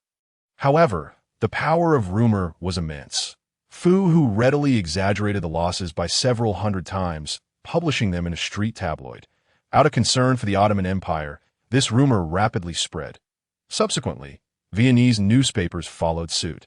And intelligence personnel adeptly orchestrated the narrative, prompting speculation regarding the extent of the Austro-Hungarian bank's losses. Estimates range from several million to tens of millions, with opinions diverging widely. Some newspapers, in a bid to capture attention, boldly conjectured that the Austro-Hungarian bank had incurred losses in the billions. Well, such billion-dollar estimates were likely to be believed only by fools. President Vix promptly convened a press conference to disclose the actual losses in an attempt to assuage public concern. He openly acknowledged that the Austro-Hungarian bank had indeed encountered difficulties in the Ottoman Empire, yet the losses amounted to a mere 80,000 kronen. This clearly backfired. The citizens of Vienna collectively declared, "To believe that is to be a fool." After all, the Austro-Hungarian bank had sought to project an image of strength, giving the impression of substantial financial resources to be by ordinary standards. It seemed reasonable to assume that the Austro-Hungarian bank would have sustained losses in the millions in the Ottoman Empire. If there had been theft and violence, how could they possibly escape without incurring a loss of at least 100 or 80,000? Had Vixen aware of public sentiment, he would have surely spat in their direction. The Austro-Hungarian bank was indeed wealthy, but it was not so extravagant as to risk placing millions in a single branch. The headquarters in Vienna might be another matter. The public, however, was indifferent to such nuances. They merely sought what they deemed rational. The Austro-Hungarian bank must have suffered grievously. Otherwise, why would they conceal their losses? The human psyche is treacherous, and the more one contemplates, the more ominous it becomes. At this juncture, intelligence personnel resumed their role in shaping public perception that on the streets of Vienna, Ratty was an ordinary intelligence operative under Ferdinand, blissfully unaware of the identity of his employer. He was quite content with his part-time job. Typically, he would work normal hours, occasionally spreading a few rumors and reaping generous rewards. Easy and devoid of risk, as for the identity of his employer, he could scarcely be bothered to inquire. After all, he merely needed to speak and could earn money. The higher-ups had even organized training to minimize exposure risks, advising that rumors should be presented as mere speculation. In his view, this was all rather superfluous. Who would pay attention to someone as insignificant as himself? Thus far, based on the tasks he had received, Ratty believed this was merely capitalists engaging in dog-eat-dog competition, a spectacle he found rather amusing. "Hey, Carlo, have you deposited any money in the Austro-Hungarian bank?" A middle-aged man, somewhat portly and around 40, approached, and Ratty took the initiative to greet him. "Of course, Ratty. You know the current economic climate is quite dire.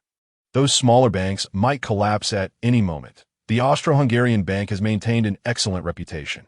Although the interest rates are a tad low, it is a secure place for your funds," Carlo replied with a smile. "Good heavens, haven't you seen the news? The Austro-Hungarian bank's foreign investments have repeatedly failed. They are on the verge of bankruptcy." Ratty feigned astonishment. "How could that be? The Austro-Hungarian bank is a well-known global institution, remarkably robust. How could it possibly go bankrupt?" Carlo responded incredulously. "Whether it goes bankrupt or not, how would I know? Regardless, the Austro-Hungarian bank has recently suffered considerable losses, as reported in the newspapers. You are well aware of the current situation within the country. Factories are closing down with alarming frequency, and who can ascertain the extent of bad debts held by the Austro-Hungarian bank? Even the mightiest of enterprises cannot withstand such turmoil," Roddy remarked nonchalantly. "You have a point. Indeed, the economy is in a dire state. The mechanical factory where that Bologna fellow once worked has gone bankrupt, and I hear it owes the bank a substantial sum.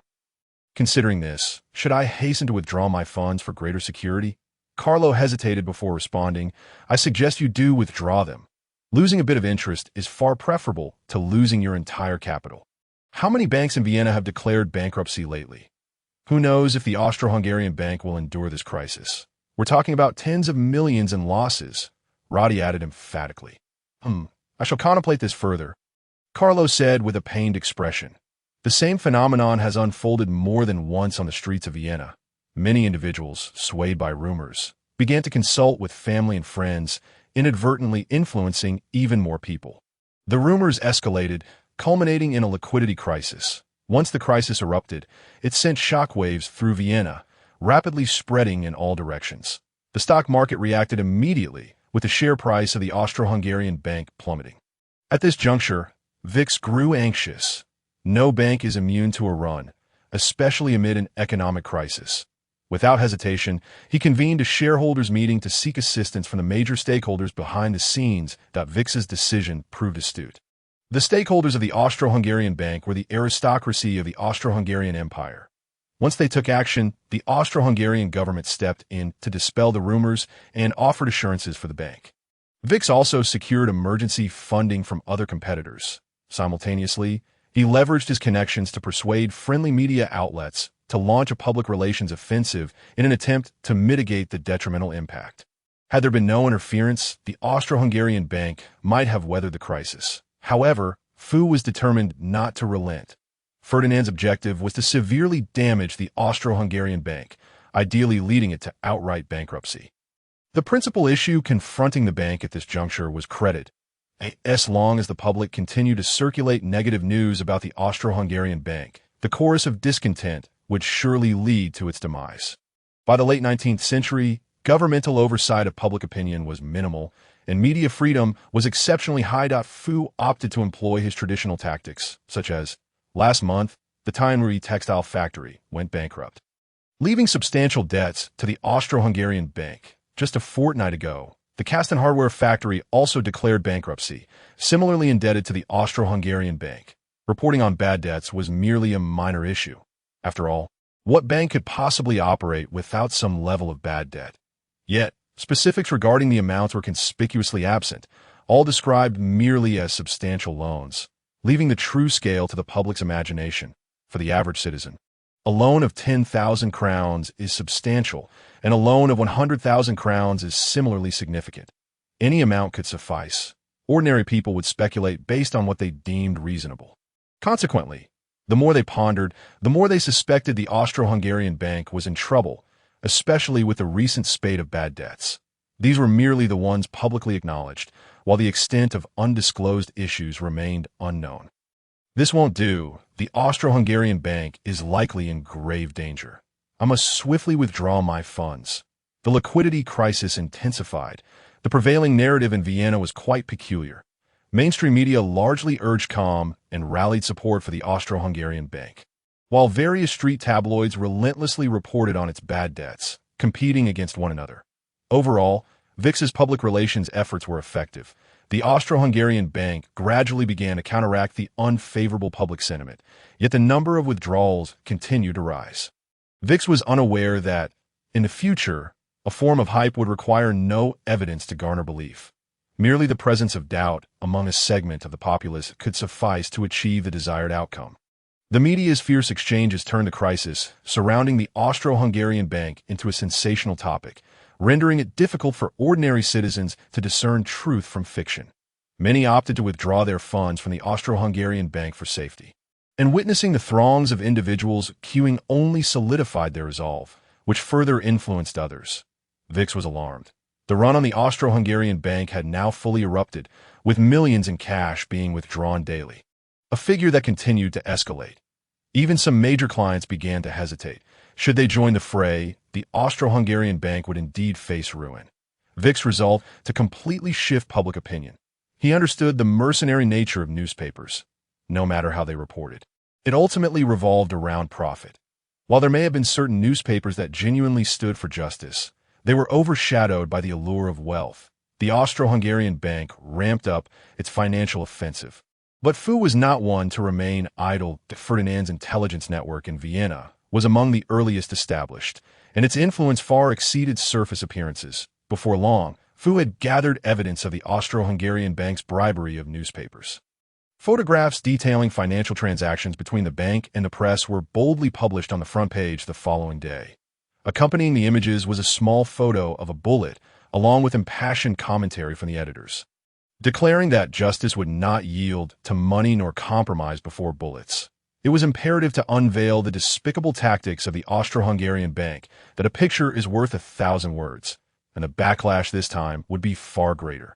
The populace of the Austro-Hungarian Empire erupted in outrage, joining the chorus of condemnation against the bank. Those with deposits were compelled to act immediately, fearing for their funds that at this point, it was too late for VIX. The public had already concluded that the Austro-Hungarian Bank was in trouble. After all, why would they spend money to bribe newspapers and issue threats? VIX found himself at a loss for words. Indeed, he had engaged in bribery, an all-too-common practice, but perhaps he had gone a step too far.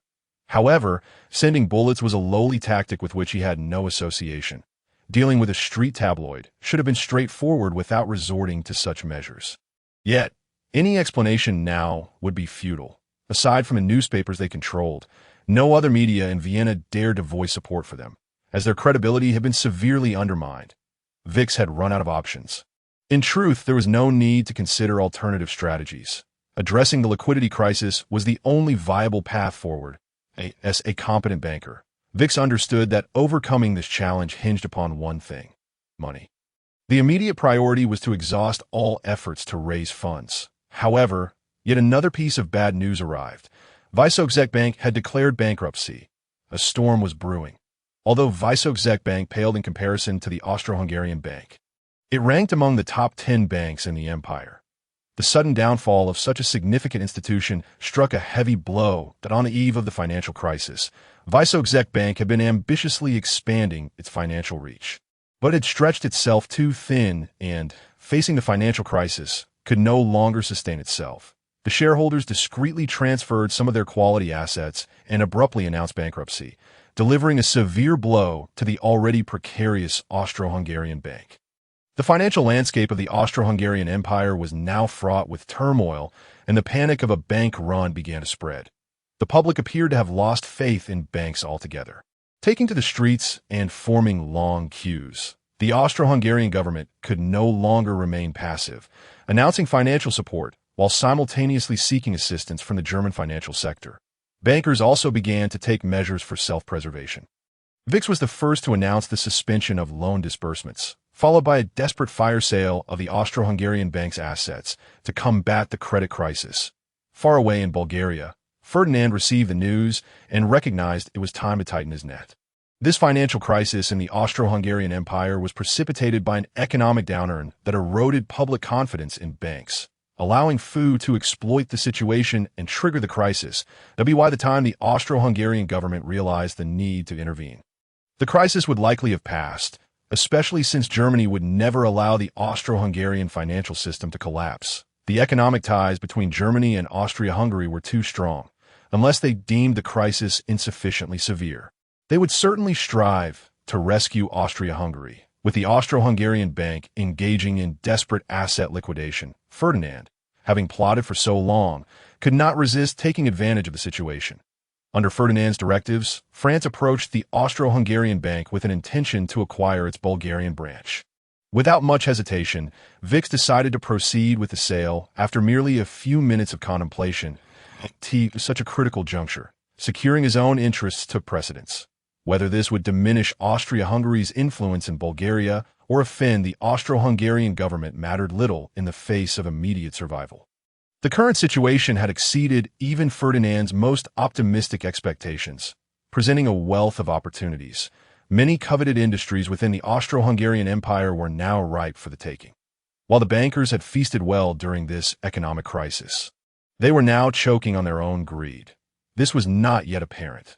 During economic turmoil, many assets depreciated, but once normalcy returned, the landscape would shift dramatically.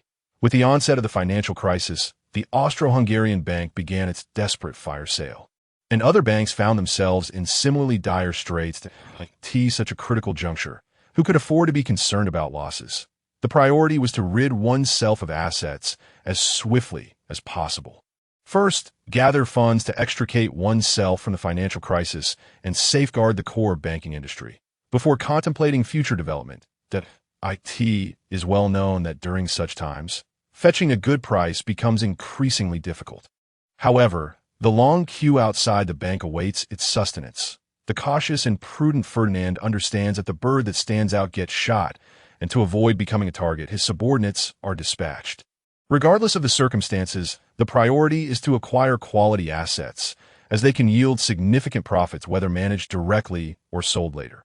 Presently, the Austro-Hungarian bank is in dire need of cash, and with Vic's approval, Franz's negotiations are progressing smoothly, concluding in less than 3 days. Despite a substantial disparity in the valuation of the Austro-Hungarian bank's Bulgarian branch, with the bank estimating it at 150 million leva and Franz placing it at a mere 50 million leva, the offer remains at 50 million with a firm refusal to negotiate. Such terms are quite excessive, yet the Austro-Hungarian bank cannot afford to delay. Outside the Bulgarian branch, a long line of customers awaits to withdraw their funds, and the branch's reserves can only support operations for 2 days at most. Point one cannot blame Ferdinand for resorting to unscrupulous tactics.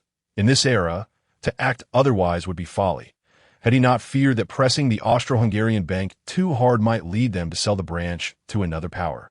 Ferdinand would not have offered the 50 million. He would have let the bank collapse under the strain of the run.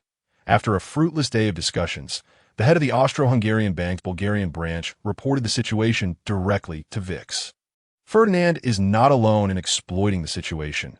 The Austro-Hungarian bank's assets have been undervalued in many places, and regardless of prior amicable relations, this is a time for ruthless dealings, showing no mercy. In recent days, Vix has undoubtedly smashed numerous items in frustration, having changed his office several times. Gritting his teeth and cursing Ferdinand and his entire lineage, he reluctantly decides to proceed with the sale. It is not that Vix cannot find a buyer. Both German and British banks have expressed interest in the assets. However, the Bulgarian branch of the Austro-Hungarian bank is on the brink of collapse. And to ensure a smooth acquisition, several foreign banks with Bulgarian branches are also embroiled in varying degrees of run, making all parties hesitant to act rashly. Undoubtedly, the only one audacious enough to stir up trouble in Bulgaria is Ferdinand. Should the Austro-Hungarian bank's Bulgarian branch succumb to a run and declare bankruptcy, one can be certain that the Bulgarian government would facilitate a direct liquidation, leaving the Austro-Hungarian bank in dire straits. Previously, Vix could have leveraged pressure from the Austro-Hungarian Empire to deter Bulgaria from rash actions, but after the Russo-Bulgarian alliance, everything changed. Given the deteriorating relations between Austria-Hungary and Russia, there is no need to elaborate further. In this current international climate, Ferdinand has prudently decided to purchase assets. Had it been 20 years hence, with the 2 major blocs already in opposition, he could have simply absorbed them. The subsequent proceedings were straightforward. Ferdinand was acutely aware of the Austro-Hungarian bank's holdings in Bulgaria. Once the contract was signed, he promptly transferred the funds and dispatched personnel to take possession of the Austro-Hungarian bank's assets in Bulgaria. In fact, to facilitate this acquisition, Ferdinand had begun raising capital even before the onset of the economic crisis. 50 million leva, approximately £200,000, was indeed a substantial sum at that time. Even with Ferdinand's efforts to amass wealth post-transmigration, he could only manage to gather a little over half of the required amount without jeopardizing his other ventures. Naturally, he resorted to loans. Ferdinand possessed ample collateral, and his repayment capacity was evident, marking him as a prime client. Thus, he began to borrowing from various leading European banks, accumulating over £5 million in total. Clearly, Ferdinand intended to orchestrate a significant move, and one wonders how Vix would react upon discovering this news. Consequently, Ferdinand now finds himself repaying over £200,000 in annual interest. Nonetheless, this venture is proving immensely profitable. Merely transferring the Bulgarian government's debt from the Austro-Hungarian bank suffices to recoup his investment. Previously, the Bulgarian government owed the Austro-Hungarian bank over 78 million leva in loans, with annual interest exceeding 4 million leva, equivalent to over £300,000 in the blink of an eye. Ferdinand gains nearly £100,000 in additional income each year, not to mention the other assets held by the Austro-Hungarian bank in Bulgaria, collectively amounting to an astronomical figure. In truth, the Austro-Hungarian bank's initial valuation of 150 million leva was not without merit. Besides government loans, it held more than half of Bulgaria's national mineral resources, although Bulgaria's mineral wealth is not abundant. The total is still significant. Reviewing the compiled statistics, Ferdinand mused. Indeed, exploiting the crisis is a swift path to wealth. The Austro-Hungarian Bank has proven formidable. Such a vast loan has been entirely absorbed by them. And it is no wonder they find themselves in dire straits. Such extensive overseas investments are bound to encounter issues sooner or later. Had Vix been privy to Ferdinand's thoughts, he would undoubtedly decry the injustice. The Austro-Hungarian Bank had been operating quite well. Had it not been for your meddling, it would not have faced such misfortune. Following the completion of this monumental acquisition, a triumphant Ferdinand made another decision: the establishment of the Royal Bank of Bulgaria. The recently acquired Austro-Hungarian Bulgarian branch was incorporated into this new institution, with the venerable Karl the Steward taking the helm as its inaugural president amidst widespread acclaim.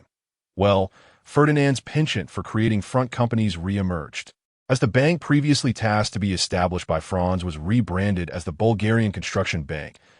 A thousand-mile dike collapses due to an ant-hole. The economic crisis of 1890-1893, under Ferdinand's butterfly effect, culminated in a commercial conspiracy against the Austro-Hungarian Bank, ultimately igniting the Austro-Hungarian financial crisis. History began to shift. Initially, the greatest losses in this economic crisis were borne by the United States and Germany. But now, the unfortunate Austro-Hungarian Empire was drawn into the fray, rendering the future trajectory of the world increasingly uncertain. Presently, the economic crisis is brewing in the United States, yet has not fully erupted. The financial crisis in the Austro-Hungarian Empire sent shockwaves throughout Europe. At this juncture, the British Empire's dominance remains robust, with tensions among the powers yet to escalate, and the two military blocs not yet formally established. In the spirit of fostering amicable relations and advancing human society, international capital has extended a helping hand to assist the Austro-Hungarian Empire in overcoming its economic turmoil. Naturally, the noble capitalists, having invested so much in the Austro-Hungarian Empire, would not consider the meager returns they receive worth mentioning. Indeed, the Austro-Hungarian Empire's resources remain considerable, ranking alongside Britain, France, Germany, and Russia as one of Europe's traditional great powers, and also one of the world's 5 major powers. Its vast territorial expanse ranks third in Europe, surpassed only by the Russian Empire and the Ottoman Empire. Its population, while slightly less than that of Russia and the German Empire, places it third in Europe. In the realm of heavy industry, the flourishing machinery manufacturing sector and robust steel and arms industry position it fourth globally, trailing only Germany, Britain, and the United States, with the Skoda Works producing the world's top heavy artillery before the Great War. In agriculture, the diverse array and abundance of agricultural products surpass even Russia, placing it at the forefront of Europe. With such a substantial foundation, the Austro-Hungarian Empire's financial system continues to struggle, awaiting the arrival of international allies like Ferdinand to offer salvation. The Balkans are the first to bear the brunt of the financial crisis. With the Austro-Hungarian Empire preoccupied with its own troubles, it naturally cannot extend support to its smaller allies. Following the Austro-Hungarian Bank's announcement to cease lending, other financial institutions followed suit. The small Balkan nations, still dependent on loans to weather the economic crisis, find themselves in dire straits.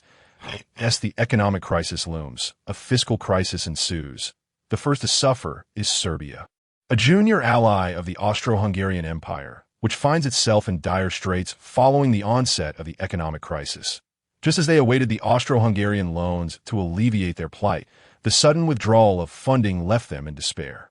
The 16-year-old Alexander is furious. This is an intolerable affront. Contracts were signed, half of the loan disbursed, and now, abruptly, it is gone. In a fit of rage, he ravaged the palace gardens, only to gather his composure and convene an emergency meeting. The Austro-Hungarians have suddenly halted our loans. What shall we do now? Alexander Obrenovic exclaimed in indignation. We must lodge the most vehement protest against the Austro-Hungarian Empire. This is a complete disregard for Serbia. The foreign minister replied, his face a mask of fury. The Austro-Hungarian Empire is currently embroiled in an economic crisis, preoccupied with its own affairs. Protests will be of no avail. We have been abandoned. It seems we must fend for ourselves, the finance minister remarked, his expression a mix of resignation and concern. How much money does the government still have? Alexander demanded in a stern voice, a total of 213,218 dinars. This is hardly sufficient to cover the government's monthly expenses. The Minister of Finance pondered for a moment before responding. Well then, what solutions does your ministry propose? Alexander inquired expectantly. In the short term, we must curtail expenditures. All government employees will henceforth receive only half of their salaries. The military expansion will be postponed, and defense spending will be reduced by 2/3, coupled with the forthcoming tax revenues. This should sustain us for 3 months. During this period, we can seek loans externally, the Minister of Finance asserted confidently. Absolutely not. I oppose this. The Minister of War exclaimed loudly that, "Oh, what insights does our Minister of War possess?" The Minister of Finance sneered disdainfully. Given the severity of the fiscal crisis, a halt to military expansion is acceptable. However, on what grounds do you justify a 2/3 reduction in military funding? Are you not concerned about a potential mutiny? The Minister of War retorted angrily. Upon hearing the word mutiny, the Minister of Finance's expression shifted slightly, but he quickly regained his composure, coldly remarking, "Mutiny? Are you attempting to threaten me? In this time of financial crisis, we should all stand united to weather the storm. Should the military not make sacrifices for the nation? Furthermore, based on our precise calculations regarding troop numbers, even with a 2/3 reduction in military funding, we would still barely manage to pay the soldiers. What reason do they have to mutiny? Is there someone?" The Minister of Finance's voice trailed off abruptly as he fixed an intense gaze upon the Minister of War, as if searching for something. Not slander. Does the military not require training? Must equipment not be updated? You fool! The Minister of War, feeling unnerved under the Minister of Finance's scrutinizing stare, erupted in anger. "Imbecile! There are priorities in every situation. Do you not know how to find an excuse to conduct low-cost training for the soldiers? Can the equipment updates not be delayed for a few days?" The Minister of Finance disdainfully replied, But the Minister of War was rendered speechless with fury. Just as the Minister of Finance began to display a victorious smile, Alexander interjected, "Enough? No more bickering. The situation in Serbia is dire. You must prioritize the greater good and refrain from squabbling over trivial matters."